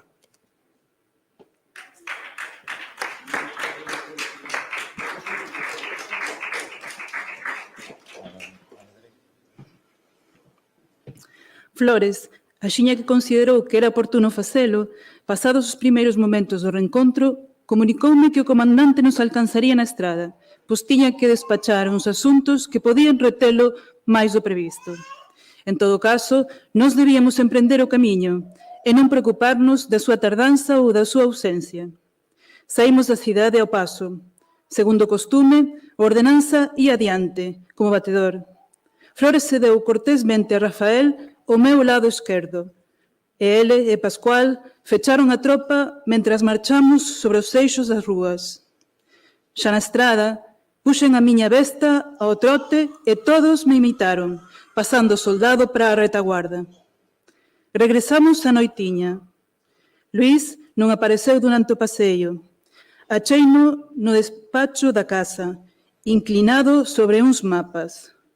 Non levantou a ollada cando eu entrei. Biqueime na tempa a esquerda e púxenme tras ele para dicerlle: sabes, o capitán Martínez resultou ser un antigo compañeiro meu de estudos en Santiago de Compostela. Luís continuaba estudando un mapa con grande interese. Tardou unha miga en reaxir como se non estivese atento ás miñas palabras e non se decatase inmediatamente do seu sentido. Ah, sí? Dixo logo con indiferente cortesía, sen levantar os ollos do papel. E máis nada. Des que eu chegara, non pousara os seus ollos en min. Se estivese nua ou disfrazada de cíngara, non o tería notado.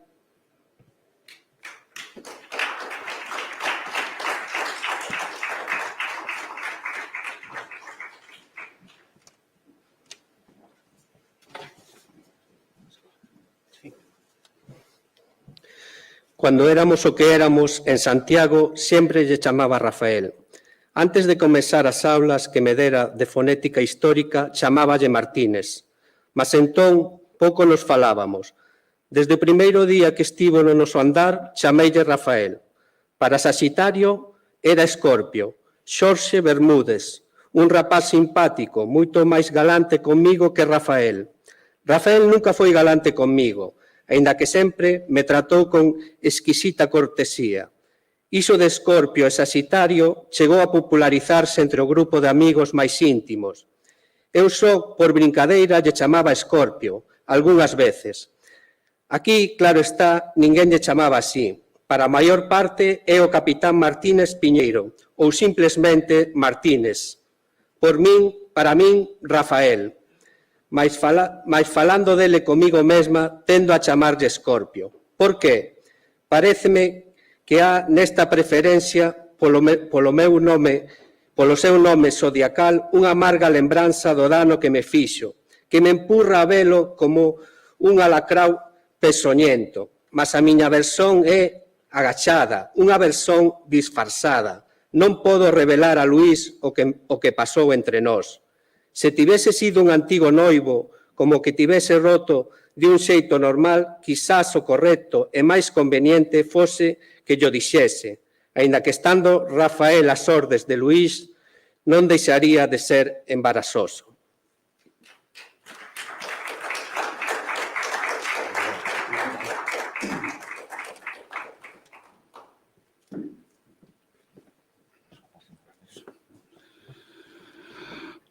Mas tendo rompido tan violentamente, tendo esa rotura motivado a miña saída de Santiago, a desaparición de Eusenia e terríveis desgostos familiares, como poderían conviver Escorpio e Luís? É que este venenosísimo alacrao non me insultou de maneira máis infame. Non debo considerarme ferozmente ofendida. Entón, como sería posible unha convivencia, unha colaboración entre estes dous homes? O menos que terían que facer era alongarse, afastarse, de forma que non se visen nen falasen nunca. Mas iso non é posible. Unha senreira miña vai interferir a marcha da administración militar en tempos de guerra. Non se pode pensar. Así que, como tampouco é concebível que Luís, informado por min desa tristísima, desa horrível historia, pudese suster con impasibilidade Rafael nun posto de confianza, resulta que non há solución satisfactoria. Teño, pois, que constranxer a miña ira, devorar a miña afronta e tratar ese escorpión como se trata un antigo amigo, pois como tal o recoñeceu públicamente o meu instinto de conveniente cando o vin reaparecer en compañía de Flores e Pascual. E así era oportuno, pois nin a sorpresa me permitiu finxir que non coñecía tal home, nen poderíamos suster a fizón indefinidamente, caso de que desde o primeiro momento fose el capaz de entrar no xogo e secundar o meu imposible propósito.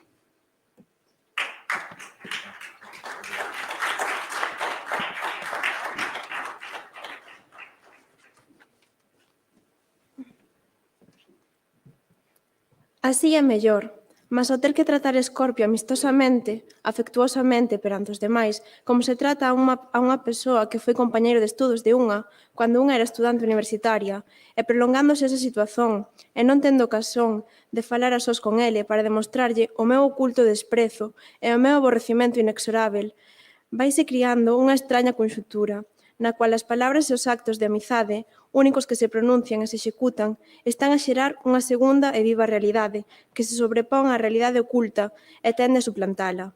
De xeito que ao cabo de 2 meses de relacionarme frecuentemente con Escorpio, sempre diante do meu marido ou de outras persoas, o trato amistoso que me vexo obrigada a dispensarlle vai sendo cada vez menos falso, menos finxido, e as formas van moldeando fundo, en consecuencia do cual, como non ten medio de exprimirse, de comunicarse, de cultivarse, o meu odio vai afogando, vai oscurecendo, vai esmorecendo, vai replegándose, vai debilitándose, vai desaparecendo. Agora vexo claro que este proceso comezou o mesmo día en que tornei a velo, despois de 11 anos daquela ominosa tarde de Santiago, o mesmo día que o vin de novo nesta pequena cidade andaluza, na praciña que há diante do portal principal do palacio en que vivo.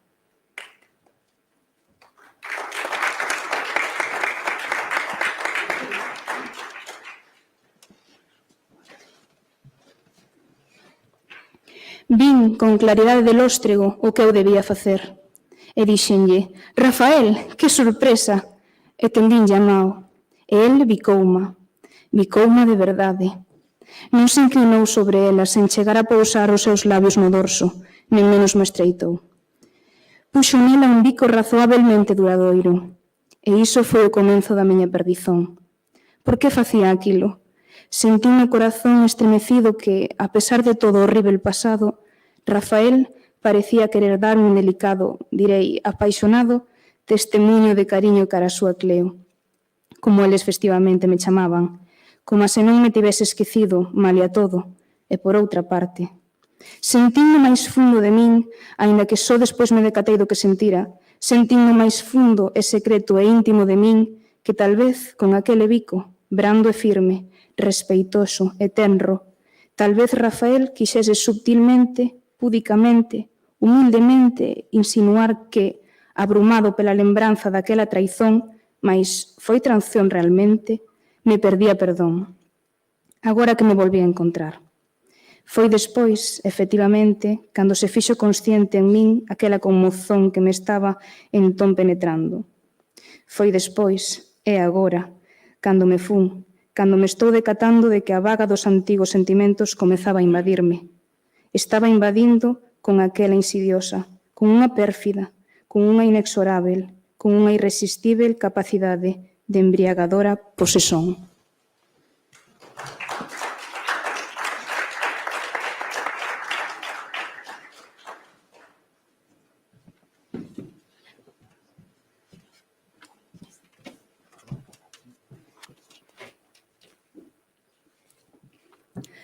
Romero. En plena liña de fogo, este infeliz, un braceiro do campo, cuas analfabeto, tivo unha disputa con seu sarxento, e fora de sí, algo bébedo, cravoulle no peito a baioneta do seu fusil, producíndolle a morte. Como capitán Martínez Piñeiro, el letrado, desinoulle de oficio para que se encargase da defensa do homicida, un antigo miliciano que foi xulgado en xuízo sumarísimo. Martínez visitou o reo no calabouzo, deixoulle tabaco e deulle instruzóns para defrontar o xuízo. Celebrouse este e Martínez fixo un informe moi elocuente e hábil, que por descontado non serviu para nada. Dar morte ao seu superior en campaña frente ao inimigo é delito moi grave e, naturalmente, o desgrazado foi condenado a morte. Como oficial dos servizos xurídicos do Corpo do Exército, fun encarregado de asistir á execución. Tiven que comunicar a sentenza ao reo e que, con a riqueza de patetismo dos andaluces, prorrompeu en laios, lembrando a súa nai e lamentando de ter afastado dos seus prudentes consellos. Martínez pediume que non forzase o infeliz a asinar a sentenza e resolvemos estender unha dilixencia consignando que o estado de ánimo do condenado non lle permitía asinar. Era un campesino das inmediacións de Canena, chamado José González. A madrugada do día seguinte, saímos con 2 coches para Alcaudete, onde había executarse a sentenza, en territorio coberto pola unidade a quen pertenencía o condenado.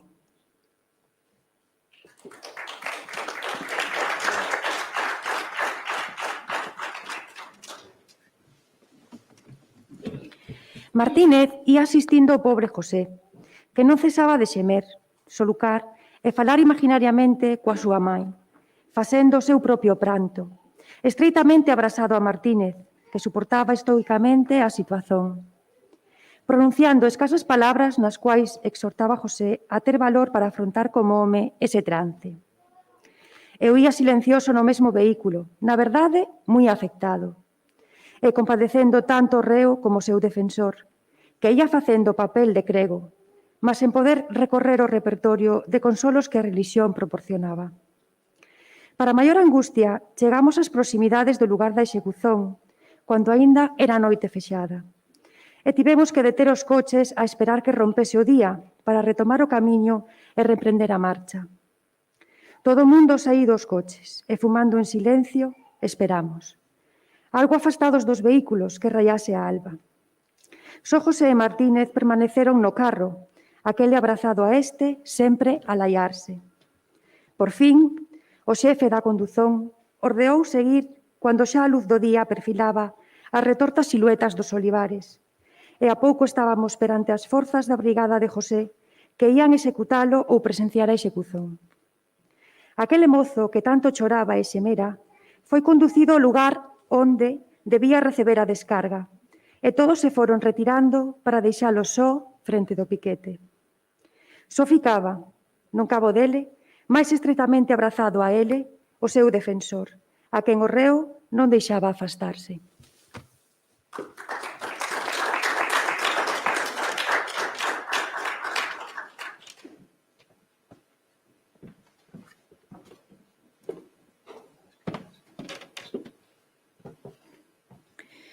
E alí, nos derradeiros segundos, aquel home choroso transformouse. Rexeitou a venda e suplicou ao xefe da forza que lle permitise dar a voz de mando para ordenar o fogo. Con dozura, o xefe respondeulle que non podía facelo, porque o pobre Xosé era un simple soldado. O piquete apuntou, e Xosé non soltara aínda Martínez, e eu temín que polo nerviosismo de alguén se producise a descarga cando o defensor non estivese aínda fora do campo que ia ser albo dos disparos. En fin, Martínez desprendeuse suavemente dos brazos de Xosé e logo de dar uns pasos lateralmente avanzou para nós. E nese momento, cando Martínez, de costas ao reo, camiñaba de fronte a nós, soou a descarga.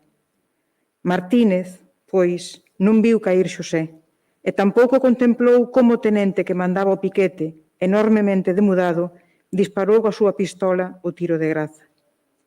Era un día radiante, o sol brillaba no ceo, aínda sen queimar os nosos rostos. Non se ouvían outros ruídos que os das aves que cruzaban o ar.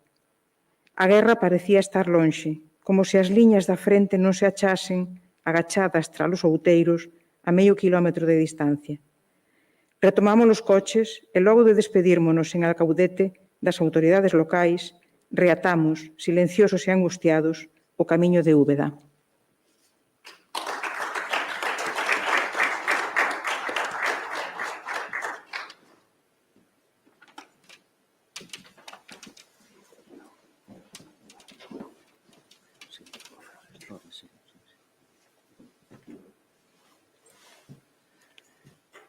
Flores.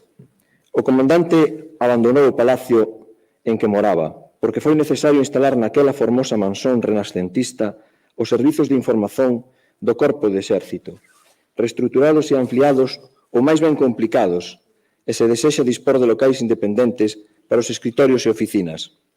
Como agora todos nos aloxamos no parador do Condestábel, moitas veces despois da ceia facemos tertulia, no patio ou nun salón.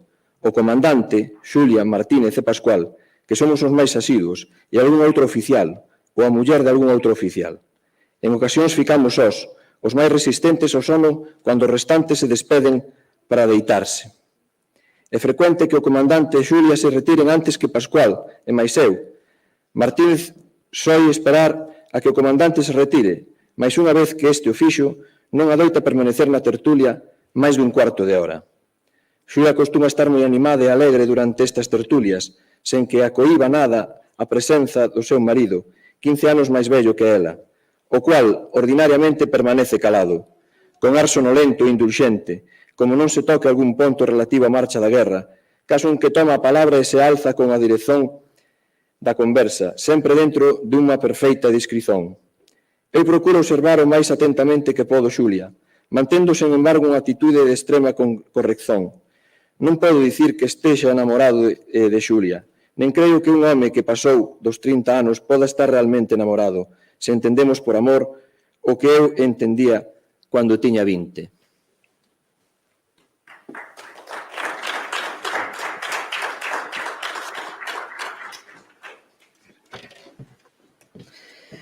Entón, soñaba con permanecer sempre ao pé da rapaza que quería, pro cual non se me representaba outra posibilidade que a de casar con ela. Mal me perseguían pensamentos voluptuosos ao seu respeito. Se pensaban acariciala, eran caricias quase fraternas as que se me ocorrían. Desexaba e até posuía a outras mulleres, mas a amada só me inspiraba ternura. Unha censura inconsciente que proviña da educación que eu recebera, estreitamente conservadora, actuaba sen dúbida sobre os meus sentimentos e era tan forte que nos meus soños me libertaba dela. Así que, se estes eran voluptuosos, nunca a miña amada, aínda que fose a miña noiva, era obxecto consciente para min da miña voluptuosidade. Soñaba moito con ela, mas en eses soños había libido latente, a represión non me permitía que esa libido aflorase o contido manifesto da fantasía onírica, e como non lera Freud, non sabía traducir ese contido a linguaxe erótica, e os posíveis símbolos ficaban indescifrados. Unha relación longa seguramente tería rompido esa barreira, mas as 2 ou 3 noivas que tiven, todas burguesas convencionais, durábanme pouco, pois a miña paixón romántica disipábase renovándose axiña. Fume facendo cínico, e aínda que continuei pensando moito en mulleres, xa non soñaba con unirme a elas de por vida, e acabei por ollalas como obxectos de desexo carnal, ben que sen reducir ese desexo a groseiro apetito, mas envolvendo nun veu de finura e delicadeza estética. Así, cheguei solteiro e ceibo os tempos que corren, mas sempre, ou quase sempre, precedido dun canto dunha muller concreta e bastante prudente para non intentar de feito a conquista dela se esa conquista non oferecía posibilidades de éxito fácil e feliz.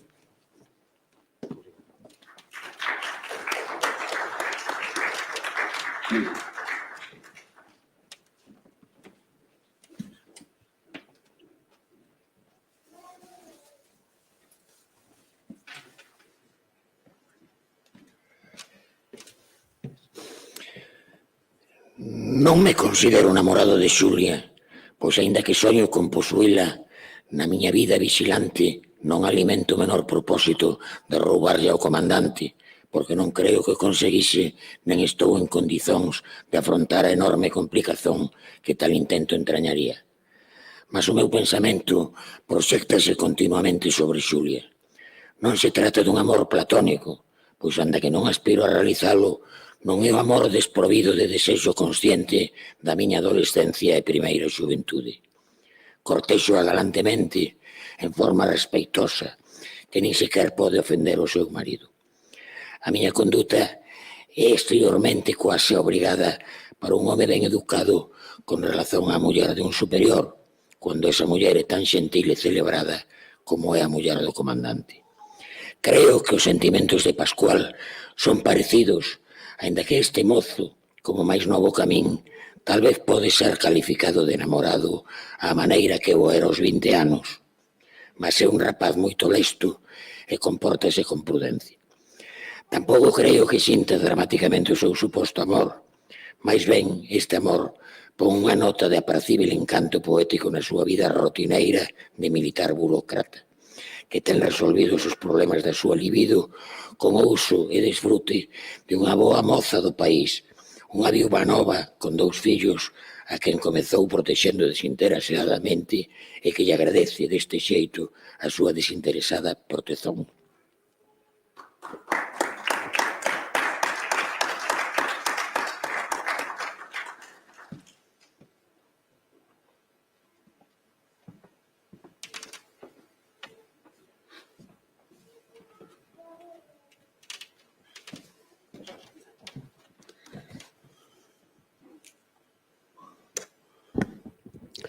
Flores, co calor que fai estes días, a tertulia do xeral prolóngase moito. Onte, excepcionalmente, non se achaba entre nós o comandante, que co xefe do corpo do exército se topa en viaxen de inspección por toda a liña da frente e debería dormir en Alcaudete ou en Artos. Aínda que o comandante permanece máis ben distraído nas tertulias, sen dúbida preocupado cos seus problemas profesionais, e se amostra pasivamente amável coa travesura verbal dos máis novos, a súa enérxica personalidade non deixa de actuar sobre todos nós, mesmo sobre a súa propia muller. Onde faltábanos ese freio, e con unha excepción, os homes estivemos máis ousados no galanteio da dama, e esta máis animada, vivaz e ridora que a cotío. Estábamos 3 capitáns, 2 tenentes e Xulia, única muller. Os capitáns éramos Martínez Romero, do corpo xurídico, e máis eu. E os tenentes, Pascual e Rueda, este de intendencia. Xulia, sentada, segundo Soi, con unha perna montada sobre a outra, como se estivese algo nervosa, trocaba continuamente de extremidade montada a extremidade montante, de xeito que a apoiada no chao e a apoiada na outra perna eran a cada momento xa á direita, xa á esquerda. As pernas de Xulia son encantadoras para o meu gosto.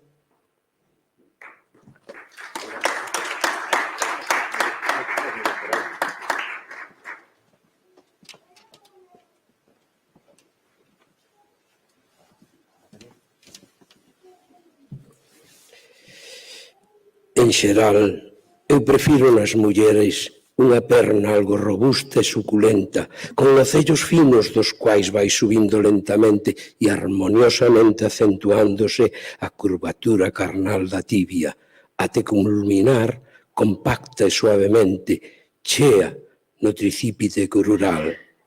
Este tipo de perna que pisa forte, que requer un calzado sólido, que redobra vigoroso sobre o pavimento nunha marcha quase militar, non é o tipo de perna de Xulia, que dentro das miñas preferencias é unha perna típica, mais que nela e só nela me resulta non só amabiosa, máis emocionante. Cando enxergo as pernas de Xulia, envergoño do meu gosto xeral, que me parece groseiro e corriqueiro. As pernas de Xulia non se axustan ao meu vulgar padrón. Aínda que son rectas e firmes, non son poderosas e rotundas, senón delicadas e lixeiras. Pisan como se fosen as pernas dun paxaro, ou dunha flor, ou dunha araxen.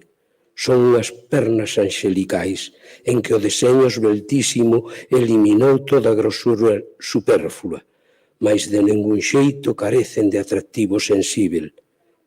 Son unhas pernas dunha conmovedora feminidade, mais unha feminidade tan elegante e distinguida que me fan sentirme ordinario e sáfaro na miña preferencia xeral por outras pernas máis explícita e elementalmente sensuais. Son, tamén, unhas pernas tan alegres que repinican na miña memoria como os pausiños sobre o parche do tambor nunha leda alborada.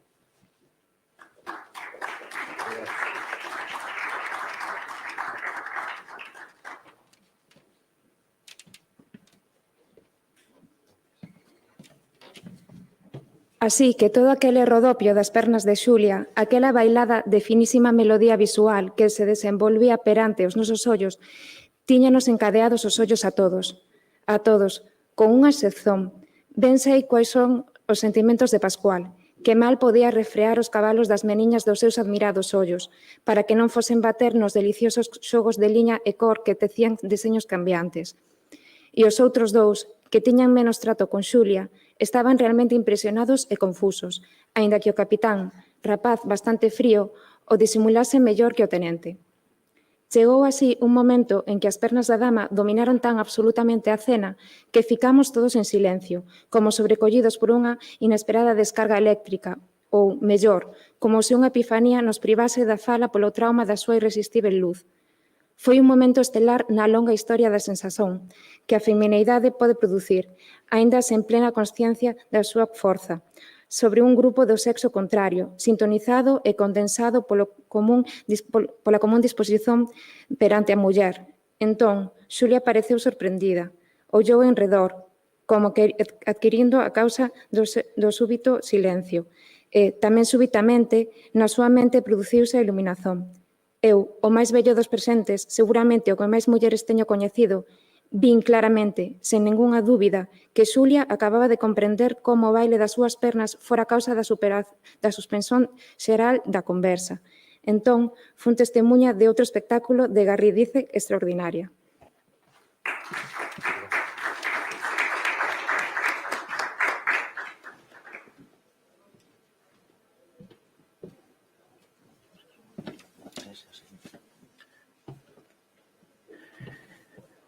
Da florida boca de Xulia saiu un levísimo, quasi imperceptível, quasi suspirado "a". Apoiou os dous pés no solo, descruzando as pernas, e os seus ollos, máis que os seus labios, deseñaron un medio sorriso, desviando a ollada de nós un momento. Era un sorriso que significaba moitas cousas. Por unha banda, facíase maliciosamente cómplice da admiración dos cabaleiros. Por outra, pretendía desculparse pudorosamente de tela provocado. Todo era insinuación, todo era alusón, todo era indicio, todo era elisón, todo era xogo.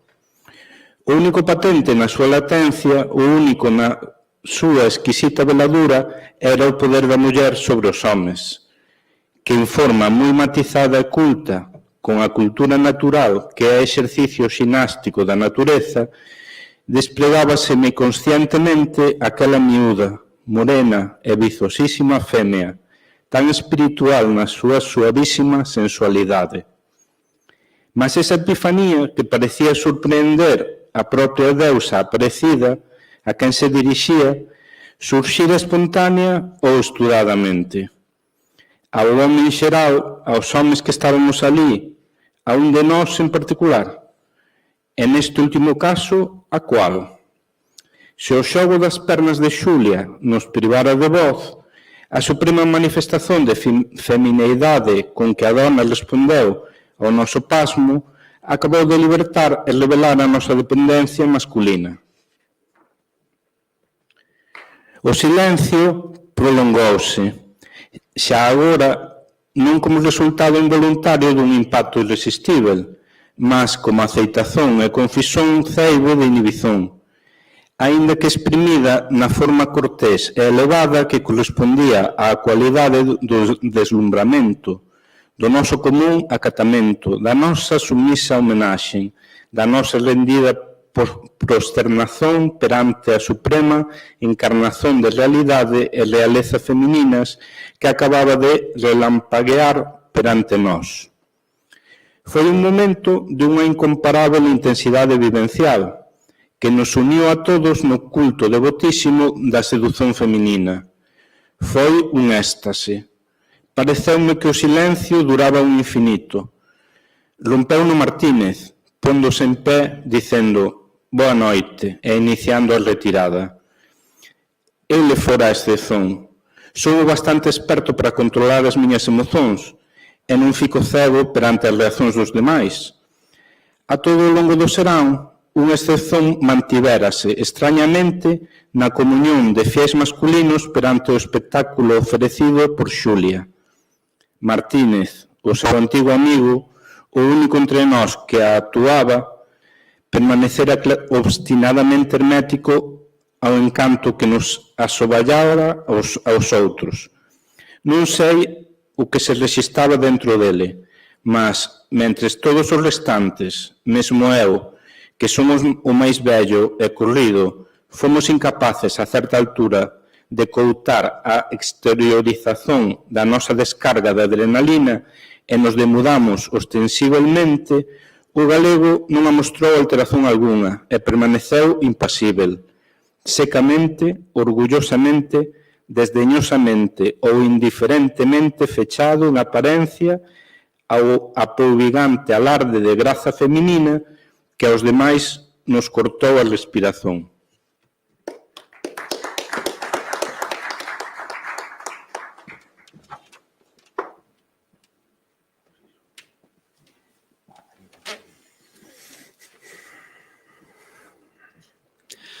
Aínda que cheguei a ser algo así como o secretario particular do secretario da Presidencia da República, grazas á bella amizade do meu defunto pai co xeneral Masquelet, pouco podería dicer, fundado na observación directa, sobre a lúgubre figura do home que ocupa, ao menos teóricamente, a chefatura do Estado. O meu chefe tratoume desde o primeiro momento co grande cordialidade e confianza, mas non ten tempo, nen sen dúbida humor, para facerme confidencias sobre os traballos e os días de don Manuel Azaña. Aínda que poda parecer extraño, nas circunstancias que vive o país avalado por unha guerra cruel na cual a axuda estranxeira a Franco exixe o máximo esforzo de resposta ás forzas leais ao goberno, nas oficinas da Presidencia da República proliferan os problemas xurídico-burocráticos. Teño a impresión de que o secretario, e tal vez o propio presidente, quizá aquele executando o pensamento deste, extreman a pulcritude e a legalidade en todas as actividades da casa, como o desesperado intento de equilibrar e contrastar a conduta revolucionaria e a miúde anárquica con que se desenvolven a sociedade e os organismos que a mesma xerou durante os primeiros momentos da guerra. Isto parece a afirmación obstinada dunha teórica continuidade constitucional, o propósito afincado de conservar, ao menos formalmente, a legitimidade de que o presidente debe ser garante. O secretario tenme feito na práctica chefe do seu gabinete xurídico e é incrível o traballo que teño que despachar, especialmente para resolver expedientes relativos a situacións determinadas polos contactos e roces entre as institucións establecidas pola orden constitucional e a necesidade de recoñecer a realidade de organismos paralelos surxidos das circunstancias e de fasquía máis improvisada e revolucionaria do que suxeita a legalidade vixente en xullo de 1936. Facer a guerra e a revolución asemade, manter as formas constitucionais do poder e moverse en trabas á máquina improvisada para defenderse do fascismo é empresa quase imposível, na cual parece empeñarse desesperadamente o presidente.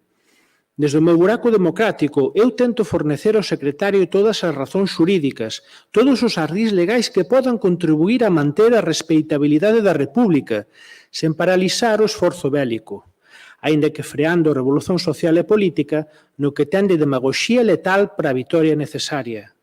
Destino tráxico do presidente, apenas entrevisto por min nalgún acto de recepción de visitantes, deseñado nalgúns trazos isolados por raras confidencias fuxidizas do secretario, Azaña preséntaseme como unha figura tráxica, que viu fundirse en sangue e caos o seu soño dunha república burguesa liberal e radical. Entre a subversión anarquista, horrorizado polos asasinios, enfurecido pola indisciplina, encurralado na súa residencia pola hostilidade do presidente do goberno e as veleidades da soberanía da Generalitat, pregúntase, sen dúbida, Hamlet solitario dun Elsinor de labirintos corredores que debe facer na ilusoria dirección dun navío sen leme, que vai a deriva ou emprende unha rota que o conduza a esnaquizarse contra rochas inevitáveis. Eu creo que Azaña é incapaz de asumir unha guerra revolucionaria, que de primeiras pareceu de corte anarquista e que logo, ao imporen as desfeitas unha consciencia de responsabilidade, pareceu adoptar unha liña de marxismo-leninista ou stalinista.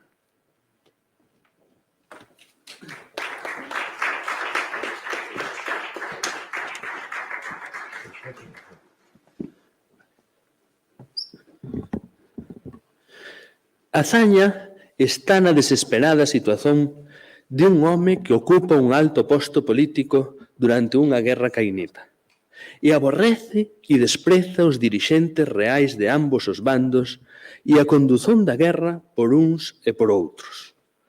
Non há para el, no fundo, tal como están as cousas, bando lexítimo.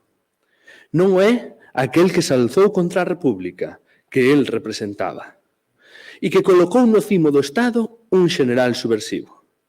Mas tampouco é aquel outro que o mantén prisioneiro na súa incapacidade constitucional e que o eliminaría se a victoria se decantase en favor do exército popular, reorganizado pola disciplina comunista. Este sombrío hóspede de unha maxistratura irrisoria sustense a forza de dignidade e soberbo estoicismo no seu posto, debaténdose nun imposible batallar por conservar a legitimidade e imprimir trazos humanos irrazoáveis a uns acontecimentos que lle repugnan profundamente e que mal confía en que poda reconducir. Quanto tempo resistirá o seu ánimo esta feroz presón da realidade histórica? Faría falta unha grande victoria que agoirase unha paz xenerosa e unha ousada reestruturación do país, para que este home, este intelectual que se estrela contra as terríveis impurezas da tempestade que nos enlouquece, recobrase a fe en sí mesmo e na sociedade española e alentase na esperanza de que voltaría a ser ouvida a súa voz e de que a República resurxiría casta, austera, diamantina e intelixente, como tantos a soñamos, como tantos a perdemos. Fala Rosario. Eu ben sei que moitos me ollan con xenreira, e máis que moitos, moitas. Moitas que se fan moi revolucionarias, mas no fundo das súas almas son máis reaccionarias do que din que o era o meu marido. E escandalízanse do que non deberían chamarlles a atención se é verdade que son tan revolucionarias. Pois as cousas que podan pasar entre homes e mulleres non son cousas para asustar ninguén. E cando esas cousas pasan dentro de 4 paredes, ninguén sabe se pasan ou non pasan. E ao mellor son só suposicións ou murmurazóns.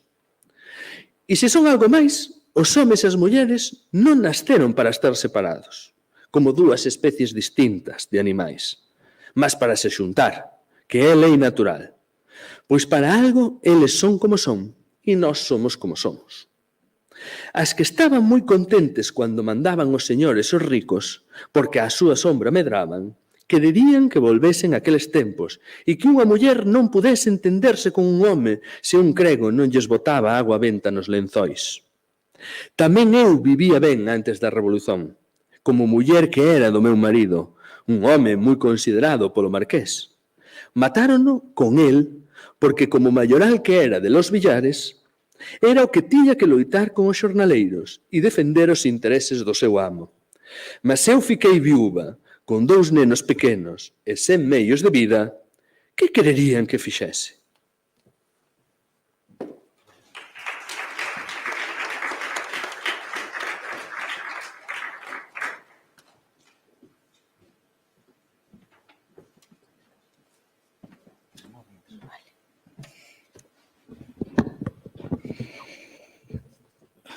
Cando chegou a Úbeda o tenente Pascual, trouxeronme de aloxado forzoso á casa da miña sogra, que aínda vivía e que me recollera cando me botaron do cortixo.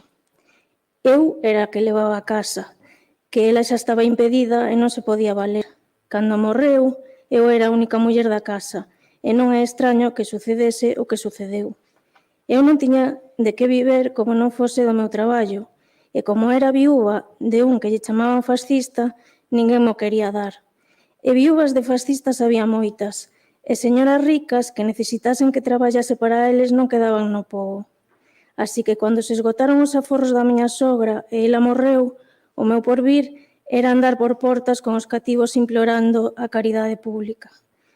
O tenente Pascual xa pasara a viver no Parador, mas como eu lle caíra ben, visitábanos todos os días e cando a miña sogra morreu, continuaba vindo por casa e grazas ás súas influenzas puiden seguir vivendo nesa casa que de non mediar ele me terían botado á rúa.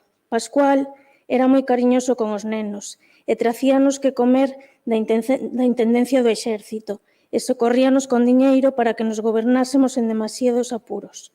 Claro que tiña que pasar o que pasou. Un home novo non pode estar día tras día visitando a unha muller e protexendo contra o infortunio sen pensar en facer algo máis que falar. Eu aínda non cumprín os 27 anos e cando vivía en prosperidade moitos me desexaban e tiña que pararlles os pés porque era unha muller casada.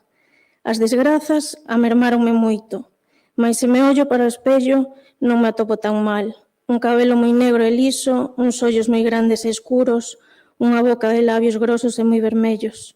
O meu corpo sempre gostou moito aos homes, e agora mesmo, cando paso pola praza, os calases reúnen civis e militares para ollar os víos bardos ou sentarse a tomar ao fresco nas esplanadas dos cafés ou ás portas das casas, así que me ven comezar a hornear, dinme burradas gordísimas, algunhas das quais me fan rir por dentro, porque son unha muller comprometida e tiro para adiante moi seria, ollando a frente con a cara de persoa a que lle deben e non lle pagan, mas por dentro divírtome, porque aínda que o que me din son atrocidades, algunhas son graciosísimas.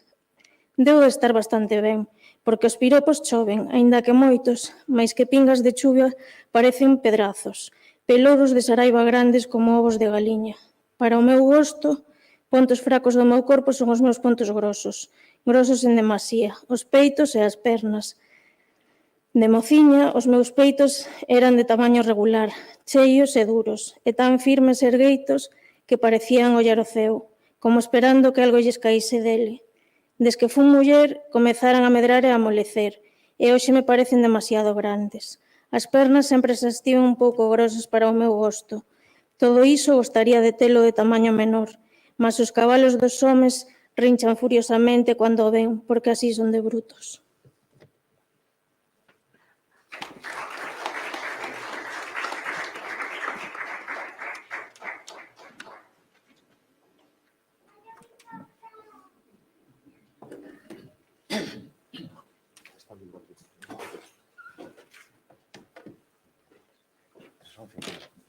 Perfecto. Total, que os meus cativos hoxe non pasan fame. E Pascual me visita cando lle peta. Ainda que nunca pasa a noite na miña casa, así que o que dan por seguro as comadres será seguro ou non será. Non fago ostentación de nada. Non ando polas rúas con ele. Ele tampouco se oculta de visitarme, mas non damos escándalo como outras parellas do povo. Fora de visitarme, ele fai vida independente. Moitos domingos vexo desde a xanela, por detrás da cortina, saír ao campo a cabalo co comandante e a súa muller e outros oficiais. E ele pasa moi serio sen dirixir a vista á miña casa. Eu non me debruzo na xanela, nin sequero a abro, e se está aberta, cando vexo ir, fecho ou retírome. Gostaría de ter os peitos e as pernas como a muller do comandante. Non ten a miña altura, nen a miña anchura de cuadrís. Montada a cabalo como un home, deséñanselle as coxas baixo os pantalós. E son moi proporcionadas co conxunto do seu corpo e de liñas moi feitas. Mas niso prefiro o que me deu, que non é excesivo, mas é xeneroso. Ela ten unhas coxas de nena, e toda ela parece unha nena, aínda que moi linda polo seu reducido tamaño. Mas os peitos e as pernas son un primor, e iso sí. Non é que o peito sexa unha tábua e as pernas uns pouciños, nada diso. Os peitos son redondos e apertados, e as pernas dunha liña moi bonita.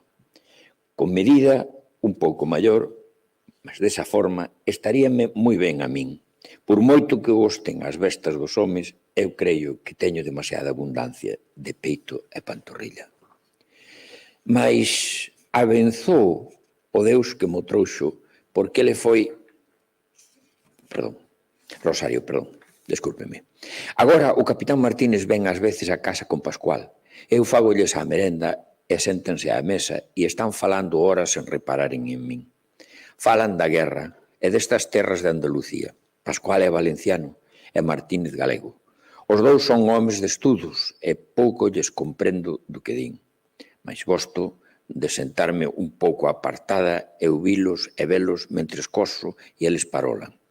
Estou moi agradecida a Pascual e non penso faltarlle, mas soño moito con Martínez, que non mostra ningún interese por min, aínda que me trata con bondade e dozura. Así trata todo o mundo, polo que eu vexo. Desde logo, os meus fillos. A nena, sobre todo. Préstalle máis atención que a min e há que ver que cariño lle colleu a rapaza. Non penso faltarlle a Pascual. mas se unha pudese facer todo o que quixese, hoxe non habería home con quen gostase de entenderme con máis ilusón que con este capitán. É moi serio, moi educado, nunca di unha má palabra, nunca ergue a voz. Des que o vin, fiquei prendada dele. Por qué? É un home como há poucos. O cabelo e o bigode son loiros, como se fose estranxeiro, e é alto como os estranxeiros o son.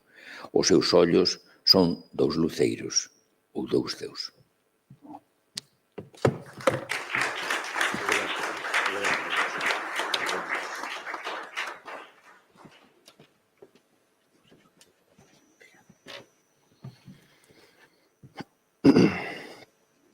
Mas o que me aquela é aquele xeito tan suave de ollar e falar, que parece que agarima e consola, e ao mesmo tempo parece que pede consolo e agarimo. Gostaría de telo na miña cama, con a súa cabeza no meu ombro, e iluminarlle o cabelo, paseniño. Como son nova aínda, cando Pascual comezou a estar comigo, ao cabo, un bon mozo e un home educado, pasaba o mellor que con Calisto, que me levaba máis de 10 anos cando se fixou en min, e con quen me casei porque era unha orfa sen bens e todos mo recomendaron. E ben que me foi, porque era lesto, aínda que algo rude no trato. E en los billares eu non carecía de nada. Calisto era un marido moi fogoso, e foi o primeiro e o único home con quen dormín até que a necesidade me botou nos brazos de Pascual. Nunca fun de outro home, fora destes dous, os quais considero o meu primeiro e o meu segundo marido. O primeiro, marido legal que me trouxo folganzas e fillos, e a quen sempre respeitei e obedecín. O segundo, un marido a meias, un home con quen me deito, mas que non pasa as noites comigo, e con quen non podo sair do brazo pola rúa cando a festa. Mas abenzou o Deus que mo trouxo porque ele foi o pan dos meus fillos e me tirou de mal viver. Por cuánto tempo? E se o destinan fora, e se termina a guerra, non me fago ilusóns. Non creo que case nunca comigo, nen que queira viver comigo para sempre. Mas nestes tempos, quen pensa no porvir? Somente coñecindo os homens. Mas ben vexo que son unha muller normal. Anas, segundo din, que están na cama como paus, sen sentir nada, como non sexa molestia e fastidio, cando os homes as toman. Eu non son desas, mas tampouco son unha ansiosa que non pensa máis que niso. Ben ollado, non estiven o que se di namorada nen de Calisto nen de Pascual, mas agora non fago máis que pensar no capitán Martínez. Con ele sí que sería feliz de verdade. Agora, cando Pascual me toma, fexo os ollos e imagino que estou con o capitán. Non sei que pasaría se ele quixese editarse comigo. Non desexo faltarlle a Pascual, mas se Martínez me solicitase, creo que non sería capaz de dicerlle que non. Mas Martínez non me solicita. Parece que de mí non lle causa impresión nen lle atrae aquilo do que gosto. Eu nen aquilo do que gostan as bestas que me rinchan na praza.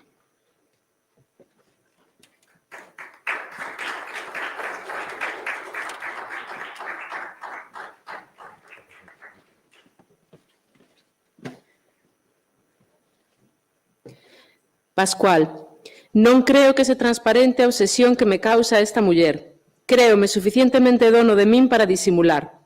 De por parte, todos os que temos algún trato con ela estamos fascinados polo seu encanto. Isto é normal, pois Xulia, tan elegante nas proporcións do seu corpo, cunha garriz tan natural e unha graza tan sorprendente nos seus movimentos, na súa voz e no seu sorriso, destaca sobexamente sobre todas as mulleres que tratamos. Mas non creo que ninguén pase como a min tanto tempo obsesionado pola súa beleza. Físicamente é para min a muller ideal. Rosario é ben boa moza, e eu non me creo un sátiro que necesite practicar a poligamia para estar satisfeito. Sen embargo, desde que me trasladei a viver ao Parador e vexo a Xulia todos os días, a súa imaxe ocupa a miña mente cunha continuidade que me alarma. Fago vida marital normal con Rosario, e isto debía calmar a febre en que Xulia me acende, mas non é así. O mesmo cando Xulia está presente que cando está ausente, perturba o meu pensamento co seu poder de sedución.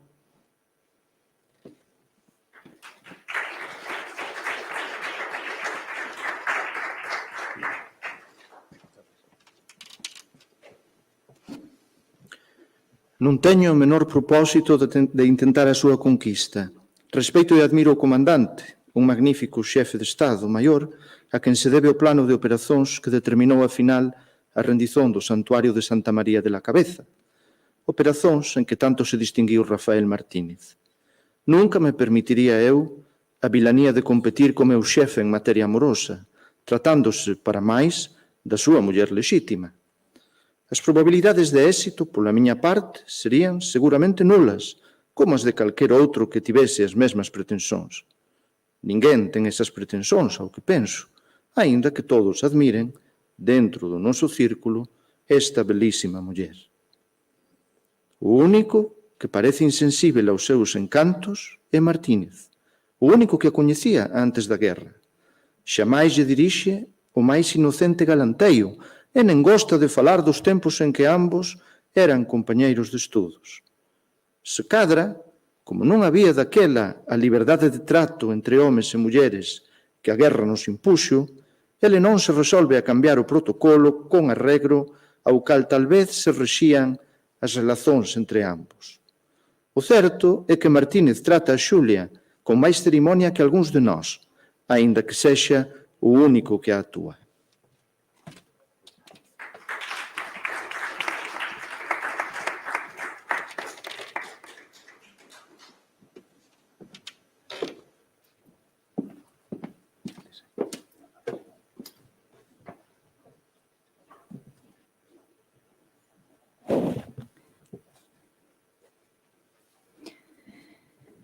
Dispoño o meu sabor de un formoso corpo de muller, pois Rosario é unha muller que en ningunha parte pasa inadvertida. Sendo como é unha filla do pobo con moi pouca instrución, ten o instinto para tratar o home característico das andaluzas, e en garbo, graza, brío e femineidade, poucas poden comparárselle, aínda que ela non se decate. Non creio que estexa tola por min, mas é sumisa e respeitosa, con aquela sumisón ao home que tanto se estima por aquí e que nunca atopei con estes trazos de institución sagrada entre as mulleres valencianas. Rosario é unha femia magnífica e se non morre por min, isto non lle impede vibrar como unha guitarra cando a teño entre os meus brazos. Mas agora, cando a teño entre os meus brazos, un diaño que levo no corpo faime fechar os ollos e ver con os ollos fechos outra muller comigo, outra muller máis pequena, máis lixeira, de pernas máis finas, de cabelos máis curtos, máis estreita de cuadrís, máis cinguida e miúda de busto. E a boca que beixo, e a pel que acaricio, e os suspiros que ouzo, non son os da miña amante, senón os do meu amor.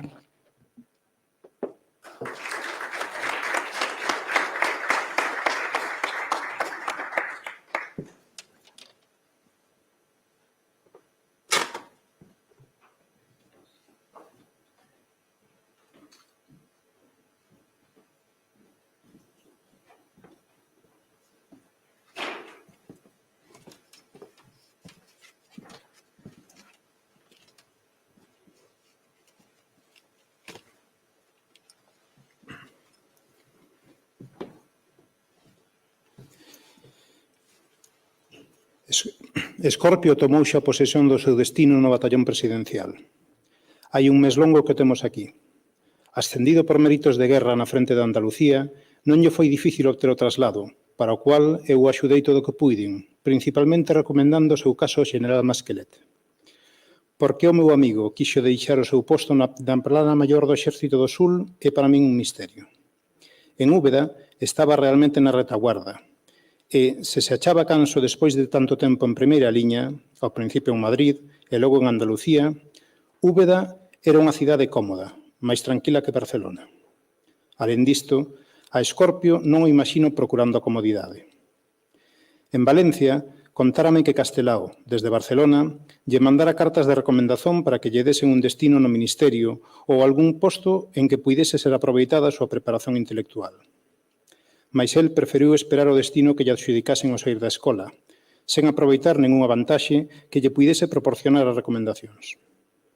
Coa súa experiencia de veterano de dúas frentes, en Úbeda, cabeceira dun exército con unhas liñas de ocupación estabilizadas, tiña máis probabilidades de descanso que agora aquí, nunha cidade que é un obxectivo militar para a aviación inimiga moito máis importante, como proba a experiencia de bombardeos, que aquela pequena cidade do sul que Seica non foi nunca atacada pola Forza Aérea franquista.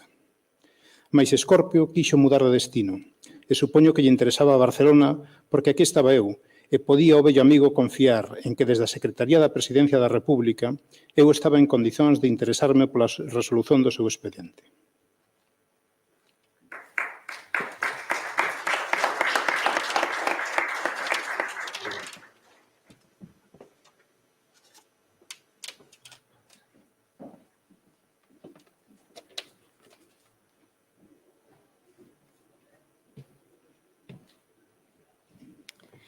Aquí está, sexa como sexa, e cando se acha franco de servizo permanece no seu hotel, onde tamén se aloxa un tenente coronel de intendencia moi afeizoado á ópera e que dispón da discoteca de un músico primo seu que está agora no estranxeiro.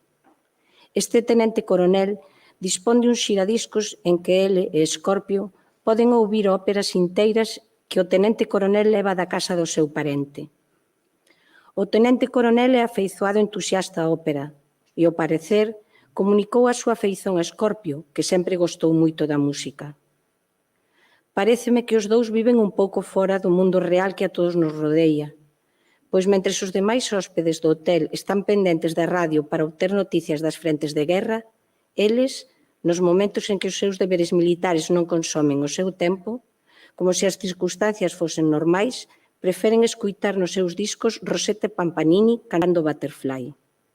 Polo demais, Escorpio, como en todo, é un modelo de disciplina militar e de escrupuloso cumprimento das súas obrigas. Vexo con frecuencia, como que ambos formamos parte do cuadro de persoal da Presidencia da República e ás veces xantamos xuntos. Há 2 días fixémolo convidados polo profesor Maluquer, que está agregado á Embaixada de París e que de cuando en cuando ven a Barcelona con misións para o Ministerio. Estaba ignorante o profesor de que Escorpio se achaba en Barcelona e, cando llo dixen, en ocasión en que veu cumprimentar o presidente, rogoume que avisase Rafael de que ele e a súa muller Amalia estaban na cidade e gostaban de volver a velo.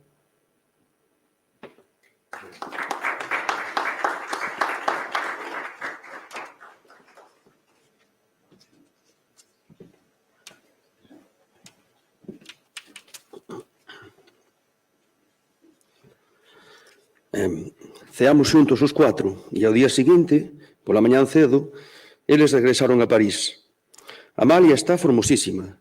Durante a ceia, tratou con moita cordialidade Escorpio, con quen en Santiago estivo ligada, ao xuízo de algunhas persoas por un vínculo de simpatía raiano con namoramento por parte dela.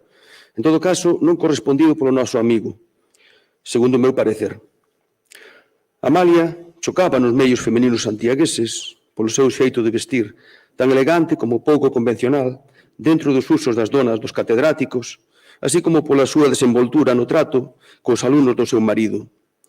As nosas compañeiras, as estudantes de filosofía, que compartillaban cos alumnos de Direito os claustros do edificio central da universidade, moito admiraban, e algunhas sospeitaban que Escorpio e ela sostiñan relacións secretas. Mas isto non parece que fose máis que unha lucubrazón ciumosa de corazóns feridos pola frialdade cortés con que o Ferrolán correspondía ás irreprimíveis insinuacións de certas belezas escolares. Na ceia reinou a máis completa naturalidade de trato entre todos os comensais. O gasto da conversa fixo principalmente Maluquer, que se amostrou bastante consternado pola situación militar. A embaixada en París estaba xestionando desesperadamente a reabertura da fronteira, fechada desde comezos de ano. Algúns confiaban mesmo nunha intervención francesa en axuda de Cataluña, mas Maluquer afirmaba que Franza non se arriscaría a provocar unha conflagración xeral.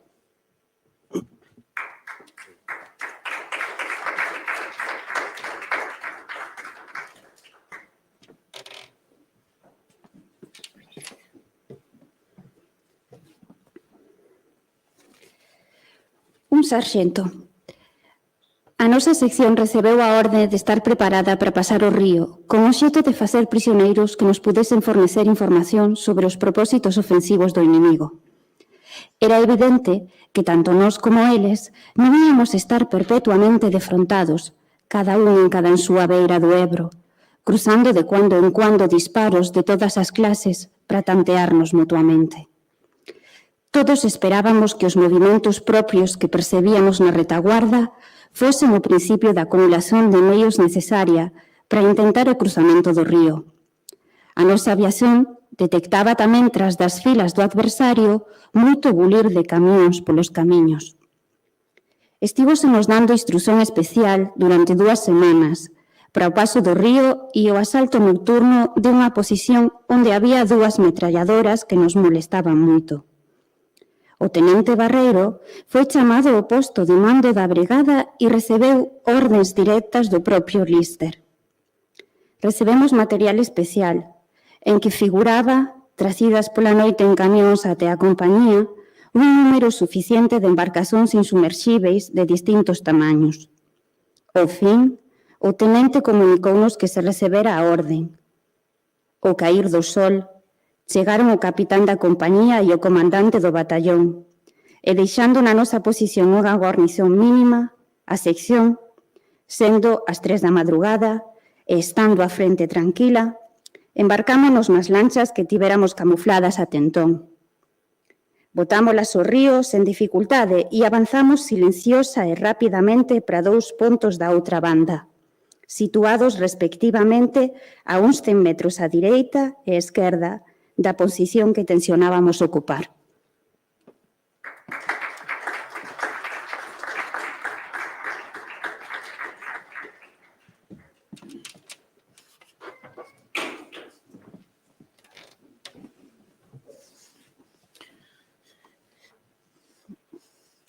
Como sarxento máis antigo, eu mandaba os homes que ian desembarcar á esquerda, mentres o tenente en persoa dirixía a operación pola dereita. Tiñase calculado cuidadosamente o tempo, deixando a marxen suficiente para cualquier dificultade previsível. Cando no meu reloxio se rexistou a hora indicada, comezamos a arrastarnos desde o mato onde nos mantivéramos pegados ao terreno, con o propósito de asaltar a posición sen disparar un tiro a testar sobre o inimigo. Mais entón revelouse que era enganoso o silencio mantido polos fascistas até aquele momento. Non só as metralladoras da posición comezaron a ladrar furiosamente, mas polo noso flanco esquerdo fomos tamén batidos con un nutrido fogo de fusilaría e logo de metralladora tamén. Perante o temor de que, se non respondíamos ao fogo, tivésemos a xiña encima de nós esa forza que nos atacaba de flanco, ordenei facer frente corpo a terra os inimigos que tiñamos á nosa esquerda. Era evidente que, lonxe de sorprender o destacamento que guarnecía a posición, fóramos nós sorprendidos polos reforzos situados a ambos os lados daquela, e alí colocados para impedirnos o asalto, como consecuencia de teren sido descobertos con moita anticipación os nosos planos. Deixáranos cruzar o río e desembarcar a un outro lado do niño de metralladoras, para aniquilarnos na ribeira direita. Ouvíase fogo do lado onde debía operar o tenente Barreiro, que fora atacado como a nós.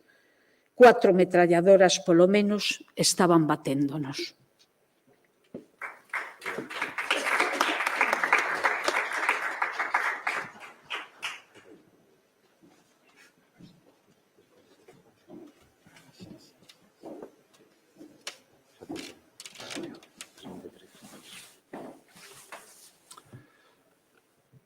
Aínda que sustivemos un vivo fogo de resposta, mesmo montando e pondo en funcionamento a metralladora que levábamos para utilizala en caso de necesidade, non podíamos avanzar, batidos agora pola esquerda e de frente. Era evidente que xa non podíamos asaltar a posición e capturar prisioneiros. Nese momento, o tempo que o cabo da primeira escuadra, que tiña o contiguo, deixaba de disparar e soltaba o fusil, porque acababa de ser ferido, o enlace que tiñamos deixado a carón da Aurela en contacto con o enlace da forza mandada polo tenente, chegou á miña beira arrastrándose e, moi axitado, transmitiume a orden de tomar o mando de toda a forza expedicionaria, porque Barreiro fora gravemente ferido e eu era o sarxento máis antigo entre os presentes. Como depois souben, as forzas nosas da direita foran atacadas ao mesmo tempo que o grupo que o mandaba. E mentres o tenente trataba de descubrir a importancia e a situación dos atacantes, para o cual se despegara do chão temerariamente, unha bala fixo algo no seu peito e caíu inmediatamente. Sen dúbida, comprendeu que estaba gravemente ferido e resignou en min o mando, dando orden de que un cabo baixase a conectar con o enlace e este transmitise ao do noso grupo a súa decisión, que incluía a da retirada.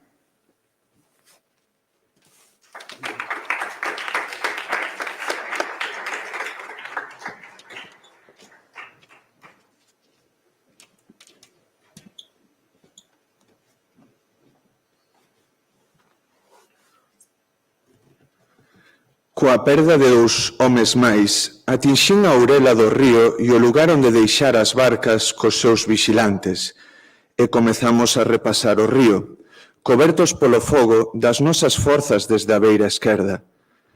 Non tivemos máis baixas e chegamos ao ponto de partida ao mesmo tempo que as embarcazóns da outra meia sección que perdera 6 homes.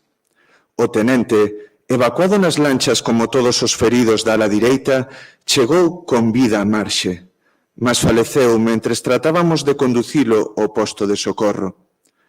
O inimigo cesara no seu fogo, e o noso tamén cesou unha vez que todas as lanchas estiveran atracadas ou varadas. O tenente Barreiro era un galego da provincia de Pontevedra, moi querido polos seus homes. Aínda que moi serio e algo melancólico, cuidábase moito da súa sección e mantiña disciplina sen castigos nen ameazas. Nunca o vin airado, nen lle vin blasfemia nen maldizón algunha. Non fumaba nen bebía, fora do necesario para defenderse do frío nas noites húmidas de inverno. Non se sabía que estivese afiliado a partido algún. Participara na defensa de Madrid, nos combates de novembro de 1936, como miliciano nun batallón formado por mestres de escola.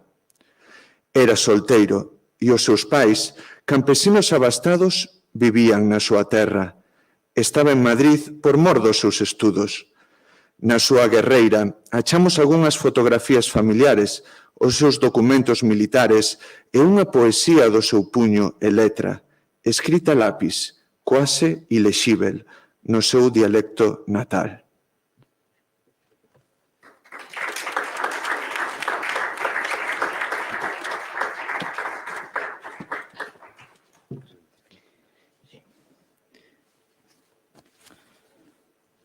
Mentre se celebraba o Consello de Ministros presidido polo Presidente da República, unha manifestación formada principalmente por militares comunistas chegou ás inmediacións do Palacio de Pedralbes. Os rumores que acusaban Indalecio Prieto de derrotismo e suxerían a existencia dun proxecto de negociacións co inimigo produciron unha grande excitación entre os partidarios da resistencia a ultranza. As noticias da frente eran más. Guadalaxara, Brunete, Belchite, Teruel foran victorias pírricas, ou efémeras ou inúteis. Se na primeira desas azóns humilláramos a arrogancia dos italianos, agora Brunete, Belchite e Teruel estaban de novo en poder de Franco. O inimigo ameazaba en toda a liña da frente. Pasionaria comandaba aquelas xentes que brandaban baixo as mesmas xanelas da miña oficina. O Consello tivo que interromperse para que Negrín pudese intentar calmar o protesto que era case un motín. Toda a xente na rúa tiña a impresión de que moitos ministros, comezando polo de Defensa, consideraban a guerra perdida e só se preocupaban de procurarlle o menos desastroso dos fins posíveis, sempre sobre a base dunha mediación estranxeira que obtivese condicións suportáveis do inimigo.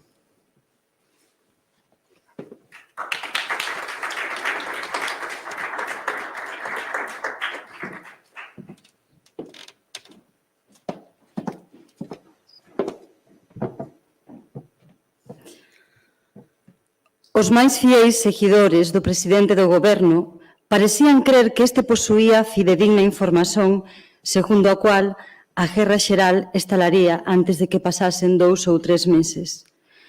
Habería que resistir a todo custo até ese momento. E entón, un exército francés entraría en Cataluña e nos axudaría a rexeitar o adversario, que se dispuña a avanzar desde o Ebro aos Pirineos. Negrín escuitou a arenga de Dolores Ibárruri e contestou con palabras hábeis, mediante as quais conseguiu a retirada dos manifestantes. Aquela mesma noite comezou a nova serie de terríveis bombardeos aéreos que das súas bases nas Illas Baleares desencadearon as forzas italianas, secundadas por alemáns e nacionais franquistas.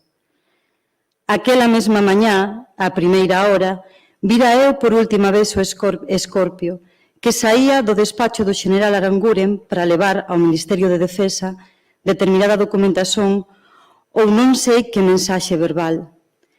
Cando a mañá seguinte me enteirei que non se apresentara no seu posto, comecei a temer que lle tivese sucedido algo.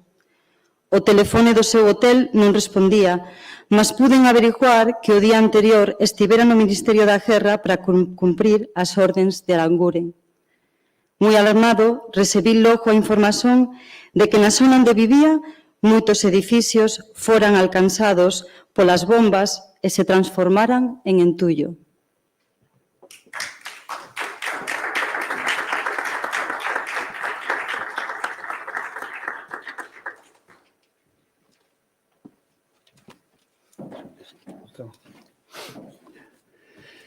Axiña que puden, dirixinme á súa residencia e, cando cheguei, o espectáculo que se ofereceu á miña vista fíxome temer o peor. As bombas caíran de cheo, sobre todo o cuarteirón onde estaba situado o hotel en que residía Escorpio, e a maior parte dos edificios que a constituían estaban total ou parcialmente derruídos. A residencia de Rafael era unha morella de entullo en que traballaba, como noutras casas inmediatas, unha brigada de operarios que tencionaban rescatar os corpos sepultados nas ruínas. Estacionei o carro como me foi posíbel e achegueime ao edificio destruído para inquirir noticias. As aeronaves inimigas chegaran en sucesivos bagallóns durante toda a noite. O alarme aéreo funcionara normalmente e moitas persoas se refuxiaran na próxima boca do metro, nos sótaos e nos portais das casas, segundo a conxuntura se oferecía. Mas todos dispuxeron de escaso tempo para porse a salvo, porque os Henkel e os Saboya parecían procurar algún obxectivo nesa zona. Así que se dirixiron en liña recta a ela desde que cruzaron a costa e estiveron axiña ali. Moitísima xente non pudo refuxiarse en ningures, e a maior parte dos que estaban no interior dos predios ficaron mortos antes de poder sair en busca de amparo.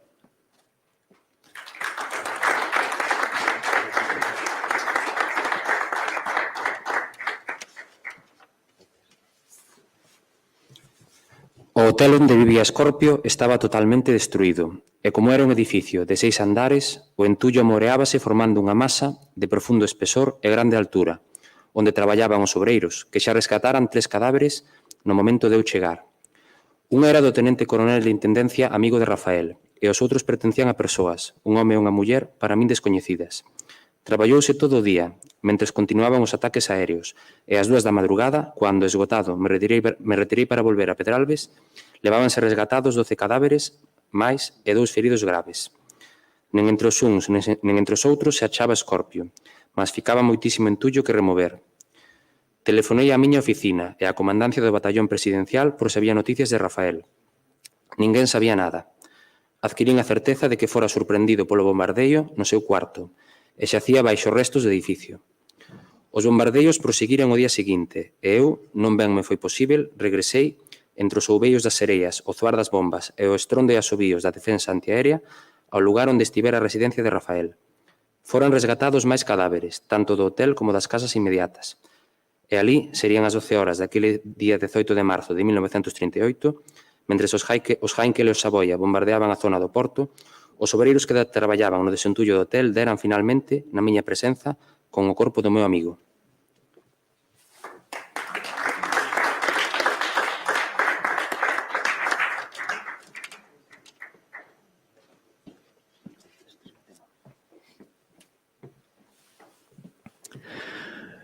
Aínda que morrera esmagado polas traves que as bombas destrozaran e batido polo golpe da súa caída cando se esfundou o solo do seu cuarto, quase non amostraba calcos de fractura do seu cráneo, que foi a causa decisiva do seu falecimento.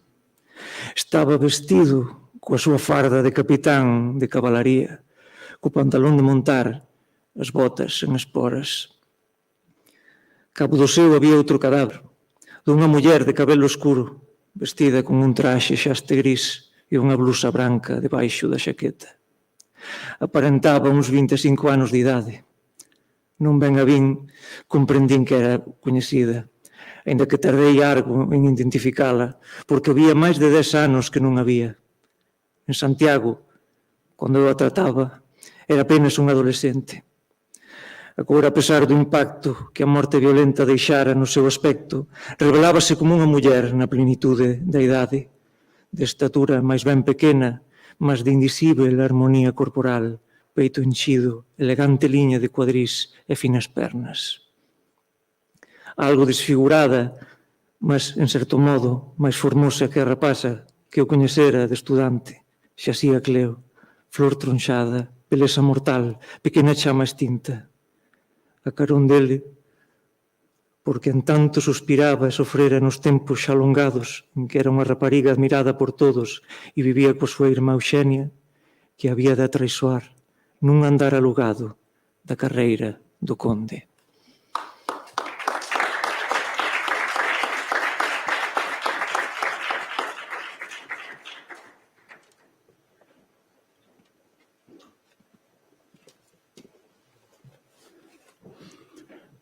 Había algúns sobreviventes entre os empregados e os hóspedes do hotel que se achaban fora do mesmo cando se iniciou o bombardeo, o que puderon obter refuxio nos sótaos ou no metro cando soou o alarme.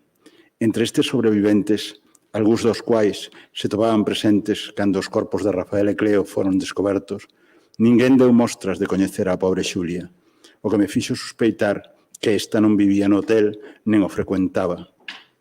Non quixen revelar a personalidade da formosa crioula, convencido de que se achaba con Escorpio no momento en que a morte lle sobreveu. Pensei que non sería de utilidade para ninguén que eu tomase a iniciativa de revelar a identidade de Cleo. Algún día, a familia de Rafael tería noticia da súa desaparición e non serviría de consolo a persoa algunha saber que pasara os seus derradeiros momentos en compañía dunha muller que noutro tempo fora tida pola súa noiva, cando a súa dona actual estaba xa, segundo se dicía, prometida a él. Lembrei cando un día moi alongado no tempo, Escorpio me presentou en Santiago, na Praza das Praterías, aquela rapariga de aspecto tan doce e tranquilo que o tempo del morrer era a súa dona, e da cal levaba moitos meses sen ter noticia algunha. Esa muller dera a Rafael polos días en que comezou a guerra, unha filla que o seu pai nunca vira.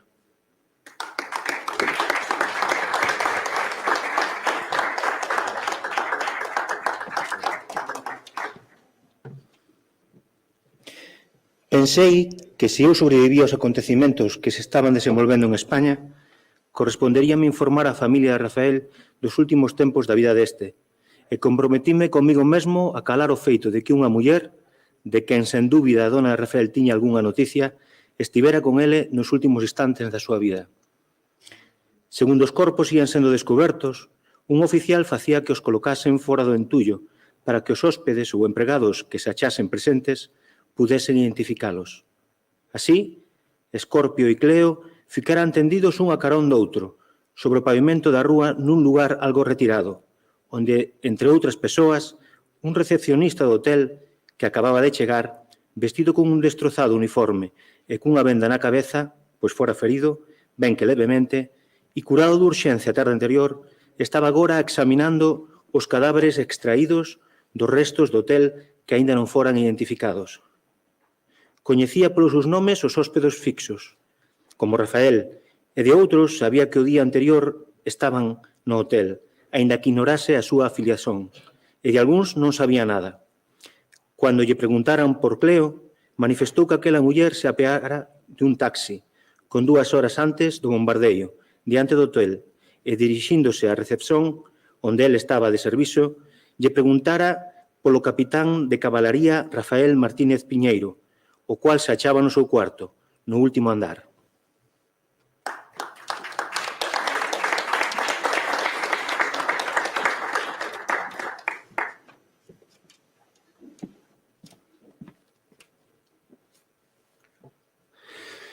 O recepcionista deulle o número do mesmo e a muller tomou o ascensor e desapareceu da súa vista.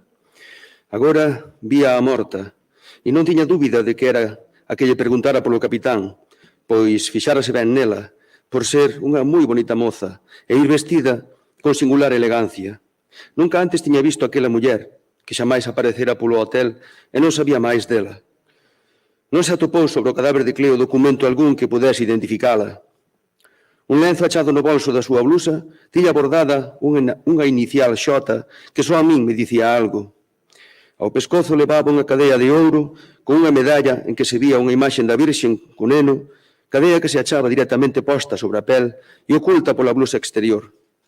Ningún outro sinal de identidade, ningunha xoia, ningún papel. Tampouco se achou bolso ou carteira algunha que pudese dar luz sobre a súa personalidade. Aquela muller, morta a cabo dun home casado a quen coñecera de moza, conservábase solteira ou era tamén casada. Desde cando reatara a súa relación con Escorpio?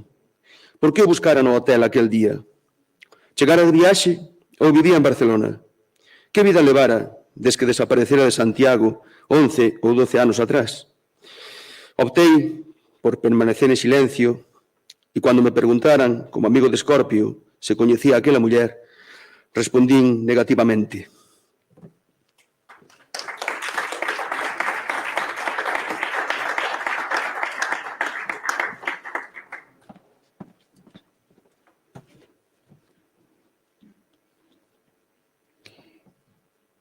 Penso que nunca saberei por que Cleo foi morrer no cuarto de Rafael. Quer dicer, por que motivo fixo a Rafael esa visita que ela lle causou a morte. Como Escorpio estaba completamente vestido co seu uniforme, cabe a posibilidade de que se dispuxese a sair cando chegou Cleo. En ese caso, tal vez non tivese perecido no bombardeio, senón que se achase no hotel, retido pola chegada de Xulia. Esperaba Escorpio esa visita? Non me atrevín a indagar demasiado sobre o particular, mas non había constancia de ningunha chamada telefónica previa, nen de que Rafael dese instruzóns no hotel para que encamiñasen ao seu cuarto visitante algún. No entanto, outros empregados do hotel, mortos ou ausentes, poderían ter noticia nesa eventual chamada ou eses eventuais avisos. Preferín deixar as cousas como estaban. A miña impresión era que Cleo chegou ao hotel inesperadamente e motivada por algunha urxente razón. O que pasou durante as 2 horas aproximadamente que os infelices permaneceron xuntos é imposible de concretar. Mas no traxes de un e outra non había sinal algún de desorden. Quero dicer que nada facía supor que xacesen xuntos e que se vestisen apresuradamente ao escuitar o alarme. Xuraría que a morte non sorprendeu Cleo e Escorpio en análoga situación a aquela en que 10 anos antes, como todos chegamos a saber, sorprendeu Cleo, a Rafael e a Eugenia.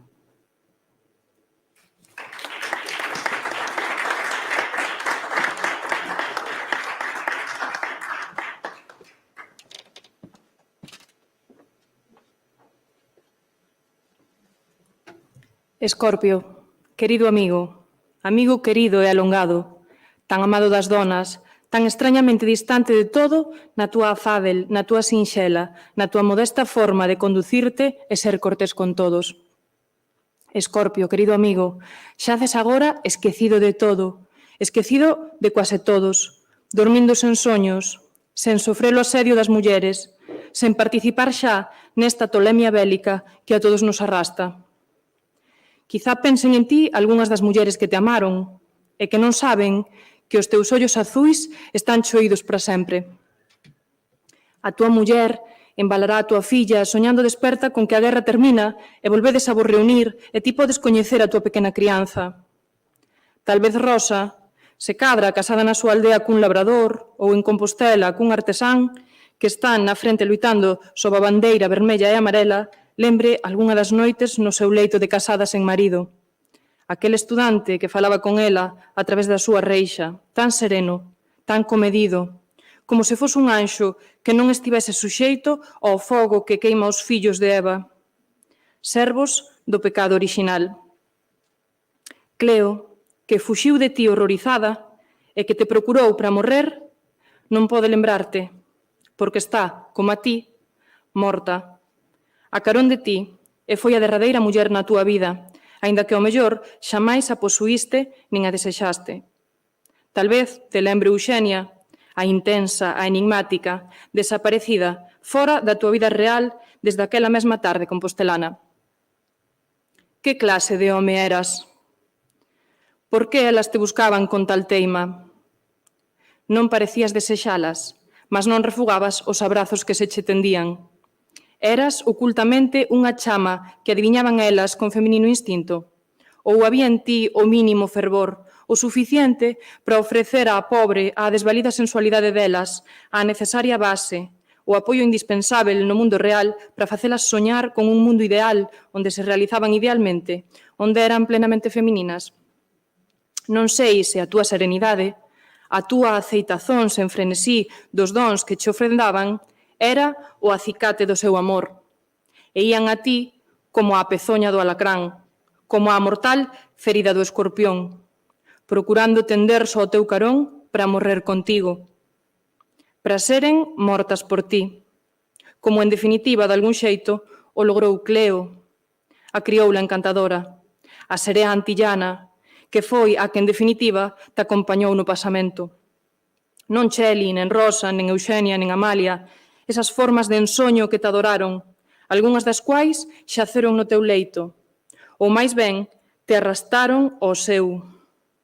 Cleo, tal vez nunca posuída, tal vez nunca amada por ti, ou tal vez secretamente posuída, secretamente amada, Cleo foi morrer contigo.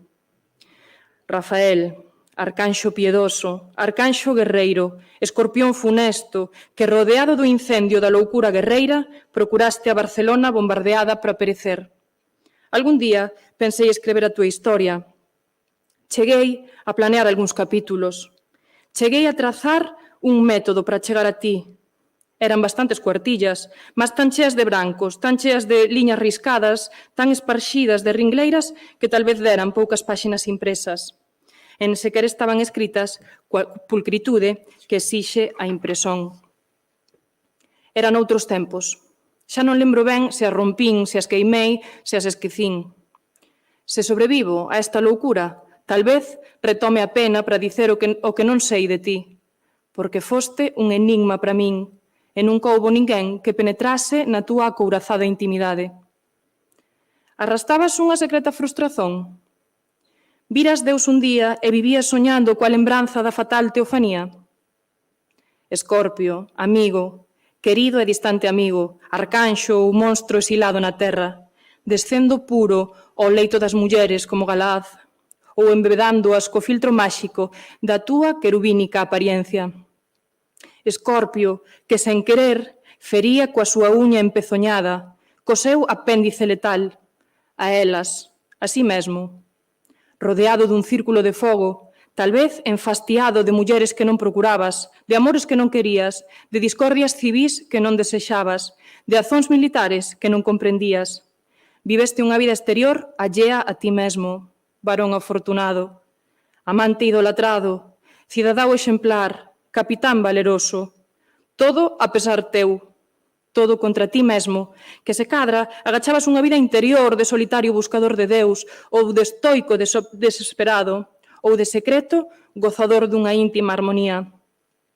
Ou eras un soño dos que te coñecemos, unha función dos nosos pensamentos, unha criatura das nosas saudades. Fun eu o teu criador, ou fun somente unha testemunha da pasaxe pola terra dunha extraña presenza que con designio imperscrutável un criador máis alto deseñou. Habería que recorrer as múltiplas imaxes de ti mesmo que nos espellos puros ou lixados dos ollos que te enxergaron ficaron armacenadas para tencionar compor a tua imaxe verdadeira. Mas pode ser que non haxa ollos que vexan nada como realmente é, e a media aritmética das visóns que deixastes nos ollos que te viron sexa unha cifra falsa, un algoritmo oco, unha forma arbitraria. Foste tal vez o que todos quixéramos ser. Para as mulleres, unha felicidade soñada, Para os homes, o arquetipo de cada un. Grande poeta, imperturbável compañeiro, irreprensível oficial, corpo xentil, formosa alma, limpa figura na lama da luxuria, da política, da guerra, harmoniosa conduta na fea algarabía do manicomio humano. Mas todo é vaduar. Que sabemos de ti? Tal vez o teu tormento interior enmascarábase desa púdica serenidade.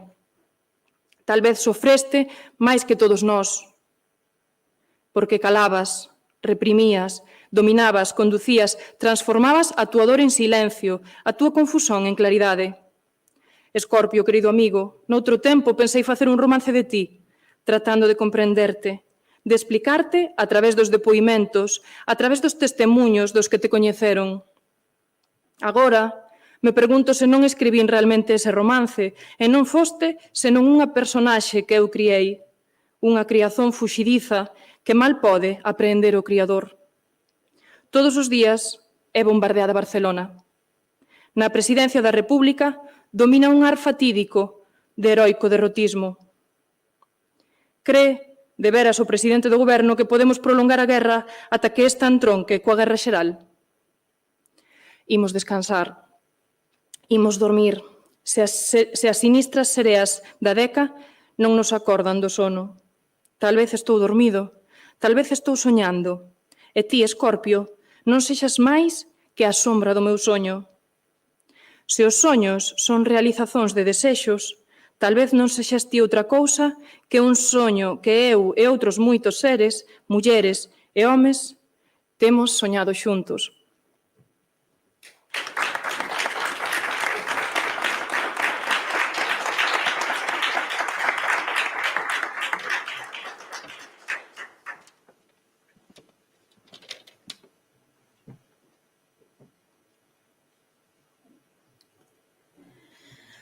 Onte morreu papá.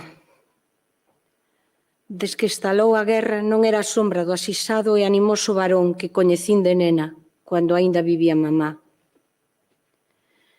Des que estalou a guerra non era a sombra diso. Mas des que morreu mamá até que estalou a guerra era só sombra. Agora nen iso, nen sombra. Aínda que mamá e papá tiveron 5 fillos, contando Rafael e os fillos de Manuel e Mercedes, sobre todo Cheli, foran quase como 3 fillos máis desde que viñeron viver connosco, e aínda que papá nos quiso sempre moito e foi moi cariñoso con todos, mamá era o seu agarimo e o seu castelo. E ficou toco, e fanado e eivado desde que ela morreu. Defendeuse aínda pasados os primeiros momentos, mentres tivo que ocuparse no porvir dos máis novos. Mas todos xa casados, e os rapaces con meios propios de vida, casados a final Rafael e Cheli, pareceu que xa non desexaba máis nada. Des que mamá morreu, deixou todo o negocio. E cando fomos maiores, se as nenas non nos casásemos e os mozos non ingresasen na escola naval militar, teríamos dificultades económicas, porque xa entón viver de rendas non era tan doado. Mas cando todos tiveron os seus meios de vida, mesmo Rafael, coa boa administración de Mercedes, a casa foi adiante.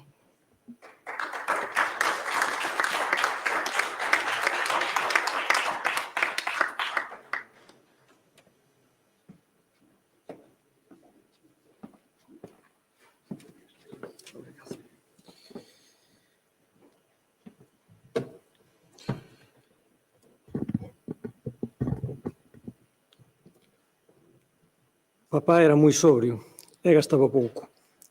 Parecía que xa nada lle interesaba no mundo, que se achaba nele demais e que esperaba con paciencia, mas sen temor, o día en que se reunise con quen fora a súa compañeira.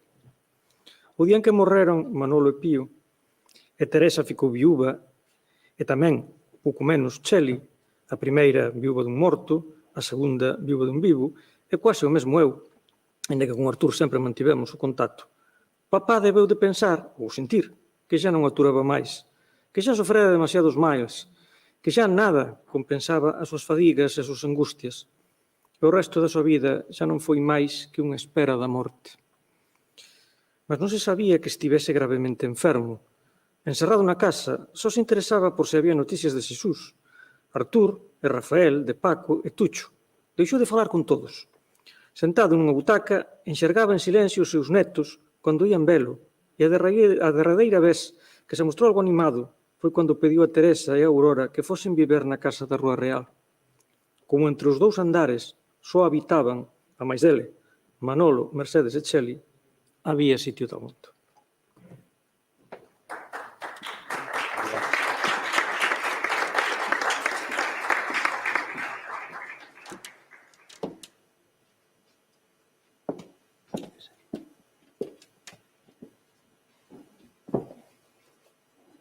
Así que Teresa e Aurora, cada unha con os seus dous cativos, foran viver con ele. E a súa filla, a viúva do seu fillo, e a muller do seu fillo adotivo foran as que recolleron o seu suspiro derradeiro. Cando eu os visitaba, partíaseme o corazón ao ver aquel anciao sentado no seu cadeirón, sen dar fala, con o queixo cravado no peito, só alzado a vista ás veces para ollar algún neto que xogaba ao seu carón. E tres mulleres novas, porque a maior non cumpriu os 32, e a máis moza os 26, cosendo en silencio roupa que os seus nenos sen pais, porque Manolo e Pío estaban mortos, e de Rafael a tempo que nada se sabe. E Xesús, Artur, Paco e Tuxo estaban na guerra, e cualquier día podían caer tamén, aínda que destes tiñamos noticias regularmente. Na semana pasada, papá perdeu a pouca vontade que lle quedaba de facer vida normal. Non se ergue xa da cama e rexeitou todo o alimento. Veu o médico, recoñeceuno e díxonos que aquele corazón non quería latexar, mas que afora da súa debilidade non parecía haber lesón. Ficamos relativamente animadas e ao día seguinte conseguimos que tomase algo.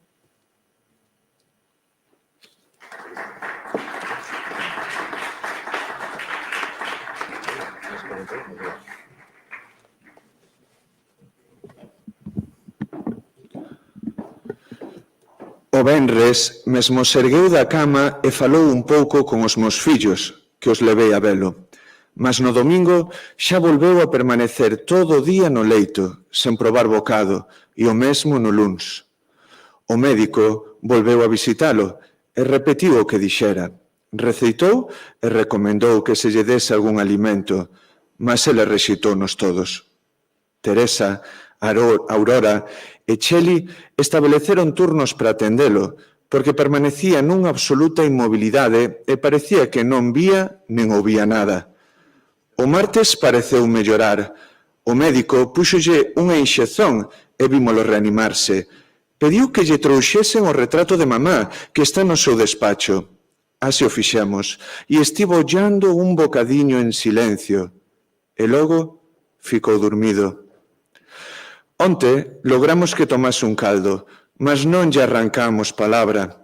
Ás 3 da tarde funme a casa e ficaron ao redor do seu leito Teresa, Cheli e Aurora. Ás 4:30 chamoume Mercedes por telefone. Pouco depois deu deixalas. Teresa e Aurora saíran do cuarto e ficara Cheli con papá. Ao cabo dunha hora, Cheli notou que papá respiraba con axitación. Chamou a campaíña e as outras viñeron correndo. Viron como papá abrira os ollos, volvía a choelos e, exhalando un suspiro, ficaba inmóvel. Comprenderon que acababa de morrer.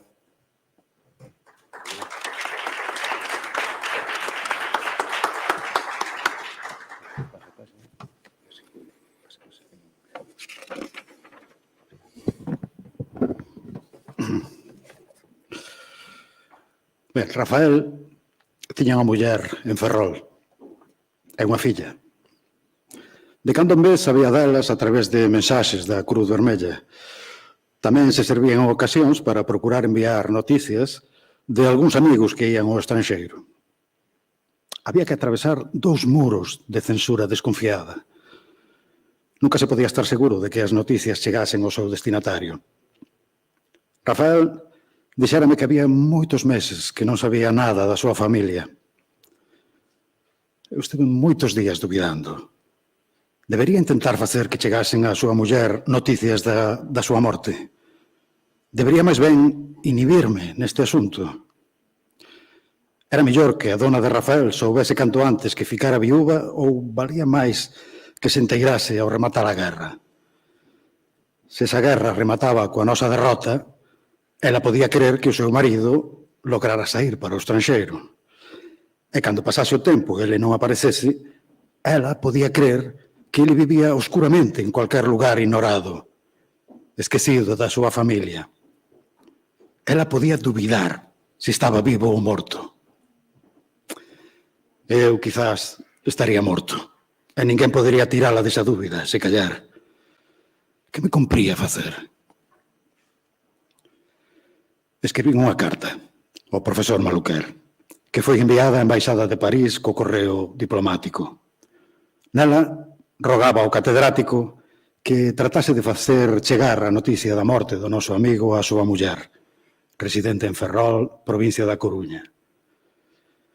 Dáballe cumprida información das circunstancias da desgraza e enviáballe a documentación e algúns obxectos persoais que foran achados sobre o cadáver para que se custodiasen na embaixada ou onde o profesor estimase oportuno a fin de que algún día pudiesen ser entregues á familia de Rafael. Todo isto ficaba reservado ao coñecemento de Maluquer. E na carta que ele tería que escrever non se podería sequer indicar que Rafael fora morto polas bombas da aviación nazi, ou fascista, ou franquista. Nen sequer se podía insinuar que morrera en acción de guerra. Tais cartas non se cursaban, ou non se entregaban aos destinatarios. En fin, había que intentar esa vía de acceso á dona de Rafael. Recibín axiña unha moi atenta resposta de Maluquer, que se mostraba desolado pola desgraza e me prometía facer todo o posible para comunicar á viúva a triste noticia. Dicíame que Amalia, como ele mesmo, estaba moi afectada. A ninguén dixen cousa ningunha sobre a presenza de Cleo no derradeiro acto da traxedia de Escorpio.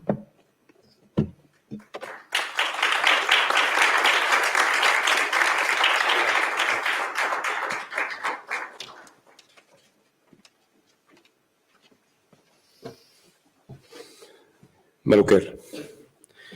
Madame de Rafael Martínez Piñeiro, confío en que esta misiva chegará á señora. Éme, indisiblemente doloroso, ter que ser mensaxeiro de tristes noticias. Querería furtarme a esta dura misión, mas teño que asumila perante a posibilidade de que de outro xeito a información que debe receber tardase demasiado en chegarlle e algúns pormenores nunca se aclarasen. Perdoe que decida non atormentala máis con inútiles circunloquios e lle diga xa claramente que se trata do falecimento do seu marido, meu querido e inolvidável discípulo Rafael Martínez. Rógolle que se digne aceitar a expresión da miña máis sincera condolencia. O 16 de marzo último, en Barcelona, ocorreu o lutuoso acontecimento. Un amigo, de que tal vez teña a señora algún coñecemento, don Emilio Salgueiro, asistiu ao sepelio e depositou en lugar seguro un informe no cual se conteñen dados concretos sobre as circunstancias do óbito e o lugar onde descansan os restos mortais de Rafael. A conxuntura que vivemos e o curso que a seguir esta carta, que espero non sofra o rigor da censura por motivos humanitarios e lle sexa entregada normalmente, non me permiten hoxe maiores precisións. Con grande aflición, e reiterándolle a súa máis sentida solidariedade neste trance, fica da señora afectísimo, seguro, servidor, que veixe respetuosamente a súa man e se ponga aos seus pés, Guillerme Maluquer.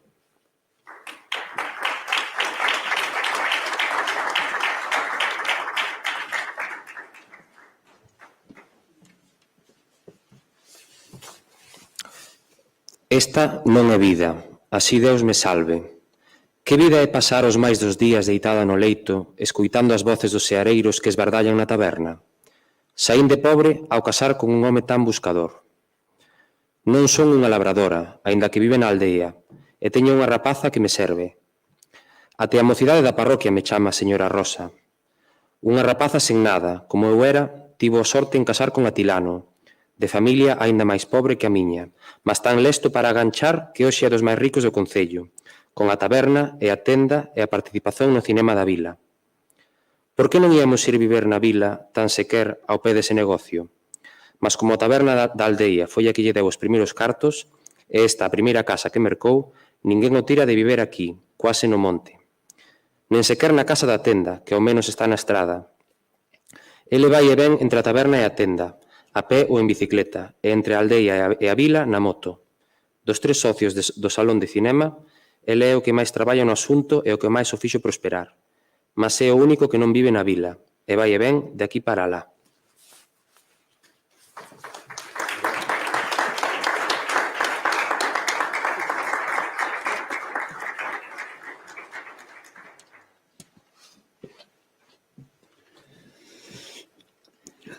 É bon home, trátame ben, aínda que non sexa fino. Mas que vida é esta miña sen saúde nen alegría? Da miña familia de moza xa non fica ninguén na aldea. A mai morta, irmáus non tiven, os máis parentes fóronse. Con esta má saúde fun perdendo a graza da xuventude. Xa non son sombra da muciña que en Santiago aprendía a coser e ia aos bailes da Carricova.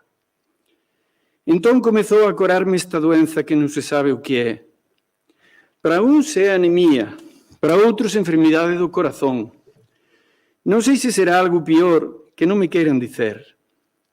Nada me dói, mas todo me fatiga, todo me cansa, todo me tira as forzas. Métenme en cama, danme mil boticas e non melloro. Non teño fillos. Atilano xa non dorme comigo. Niso é considerado. Mas que vida é esta? Chegará un momento en que non poda levantarme do leito. Para que viver? A Carricova. Lémbrome do forno e dos parrafeos con Rafael na casa da miña tía. Era un señorito. Acabou por desaparecer. Non vivemos no cabo do mundo e antes da guerra chegábame algunha noticia súa ou vía o seu nome nos xornais. Mas agora non vive aquí ninguén das miñas amigas de Santiago, ningunha das miñas amigas de Santiago, nen sei que delas foi, e nos xornais o nome dele non aparece. Ao mellor morreu na guerra ou matárono por arredista, pois facía versos en galego, se o colleron os nacionais, ou por señorito, se lle botaron mau os vermellos.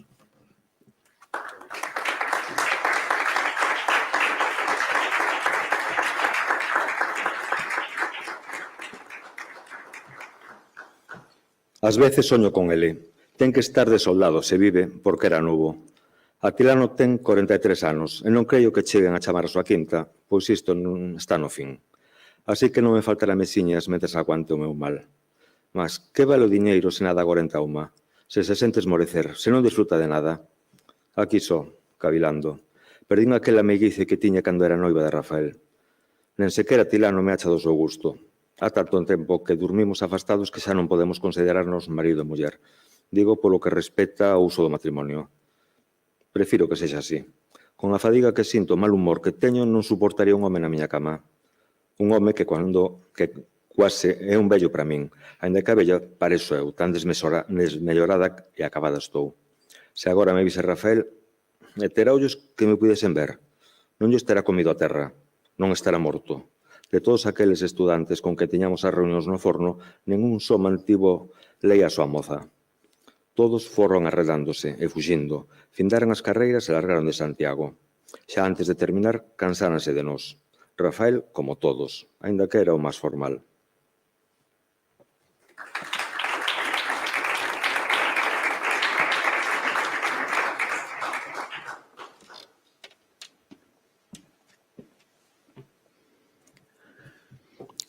Salgueiro pareceu máis leal a Lucía. Hoxe non sei nen dele nen dela. Como non saio da aldea e quase da cama, nen das amigas teño noticias. Nen me importan. Todo aborrezo. Isto non é viver. Rafael parecía formal. Tal vez xa entón me enganaba. Mas sequer nunca intentou asogallarme, nen se permitiu a máis mínima liberdade comigo. Cando falábamos pola reixa en casa da tía, soía procurar a miña mau por entre os barrotes. O terceiro día, xa eu non lle negaba. E así estábamos felices, polo menos eu, falando de cualquier cousa, inocentemente, como dous irmáus, aínda que eu soñaba con casármonos. Foron os momentos máis felices da miña vida, os únicos felices, para unha pobre enferma como a min. Ele non intentou tan sequer rozar a miña boca coa súa. Era tan delicado, tan cabaleiro. Que terá sido dele? Din que a guerra está findando, que os nacionais entraron en Barcelona e que o goberno comunista fuxiu para Rusia. Quen sabe se tamén estou acabando eu? Quen sabe se tamén estou fuxindo para outro mundo? Gostaría de me topar nese outro mundo con Rafael.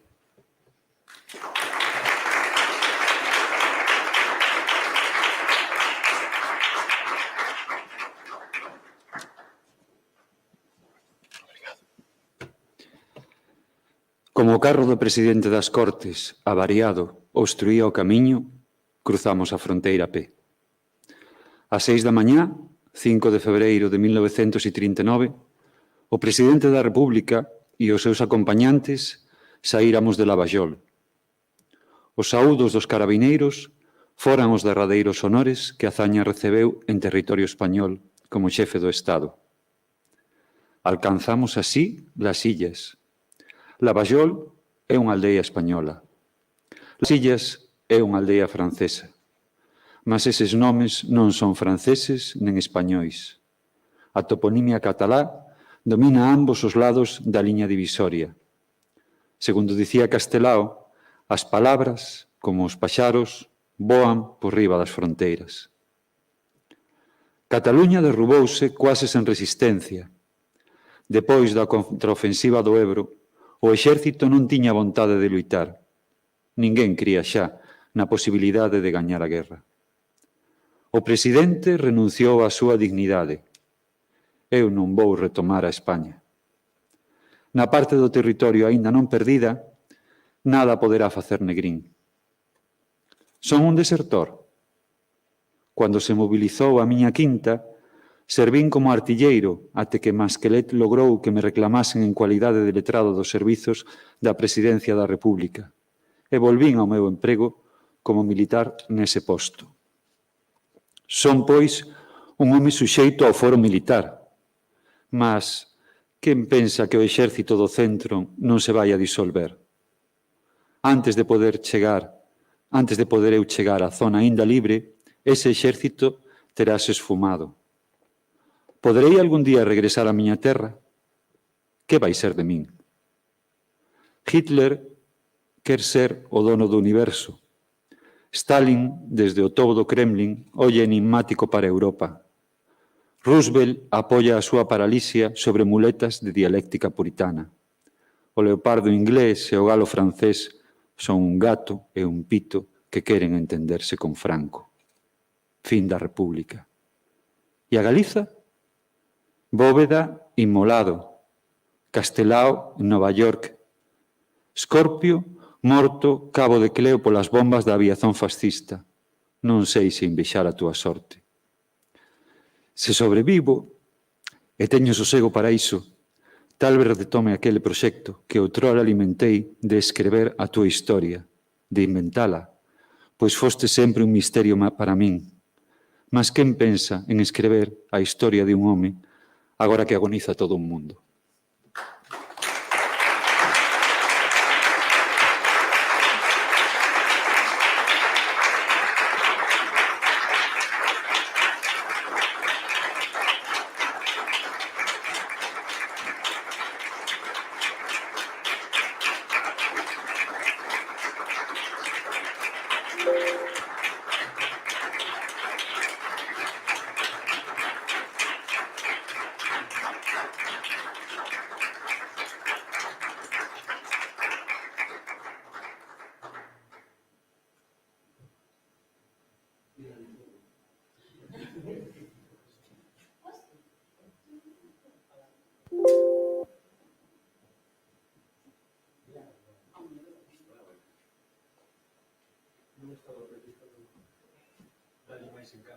Sí. Eu gostaba deste final, así, non? Simplemente fechando o libro, que despois soase música, mas de repente iso fallou. Penso que foi un pequeno fallo ao longo de todo o día. E penso que todos nós merecemos que non só Carballo Calero neste caso e a súa obra Escorpio, sino tamén todos nós merecemos un aplauso por ter mantido esta lectura continuada ao longo de todo o día e por sermos o suficientemente teimosos como para que, a pesar das circunstancias que nos levaron a desistir do acto deste acto de homenaxe en 2020, termolo completado en 2021. Moito obrigado a toda a xente. Obrigado.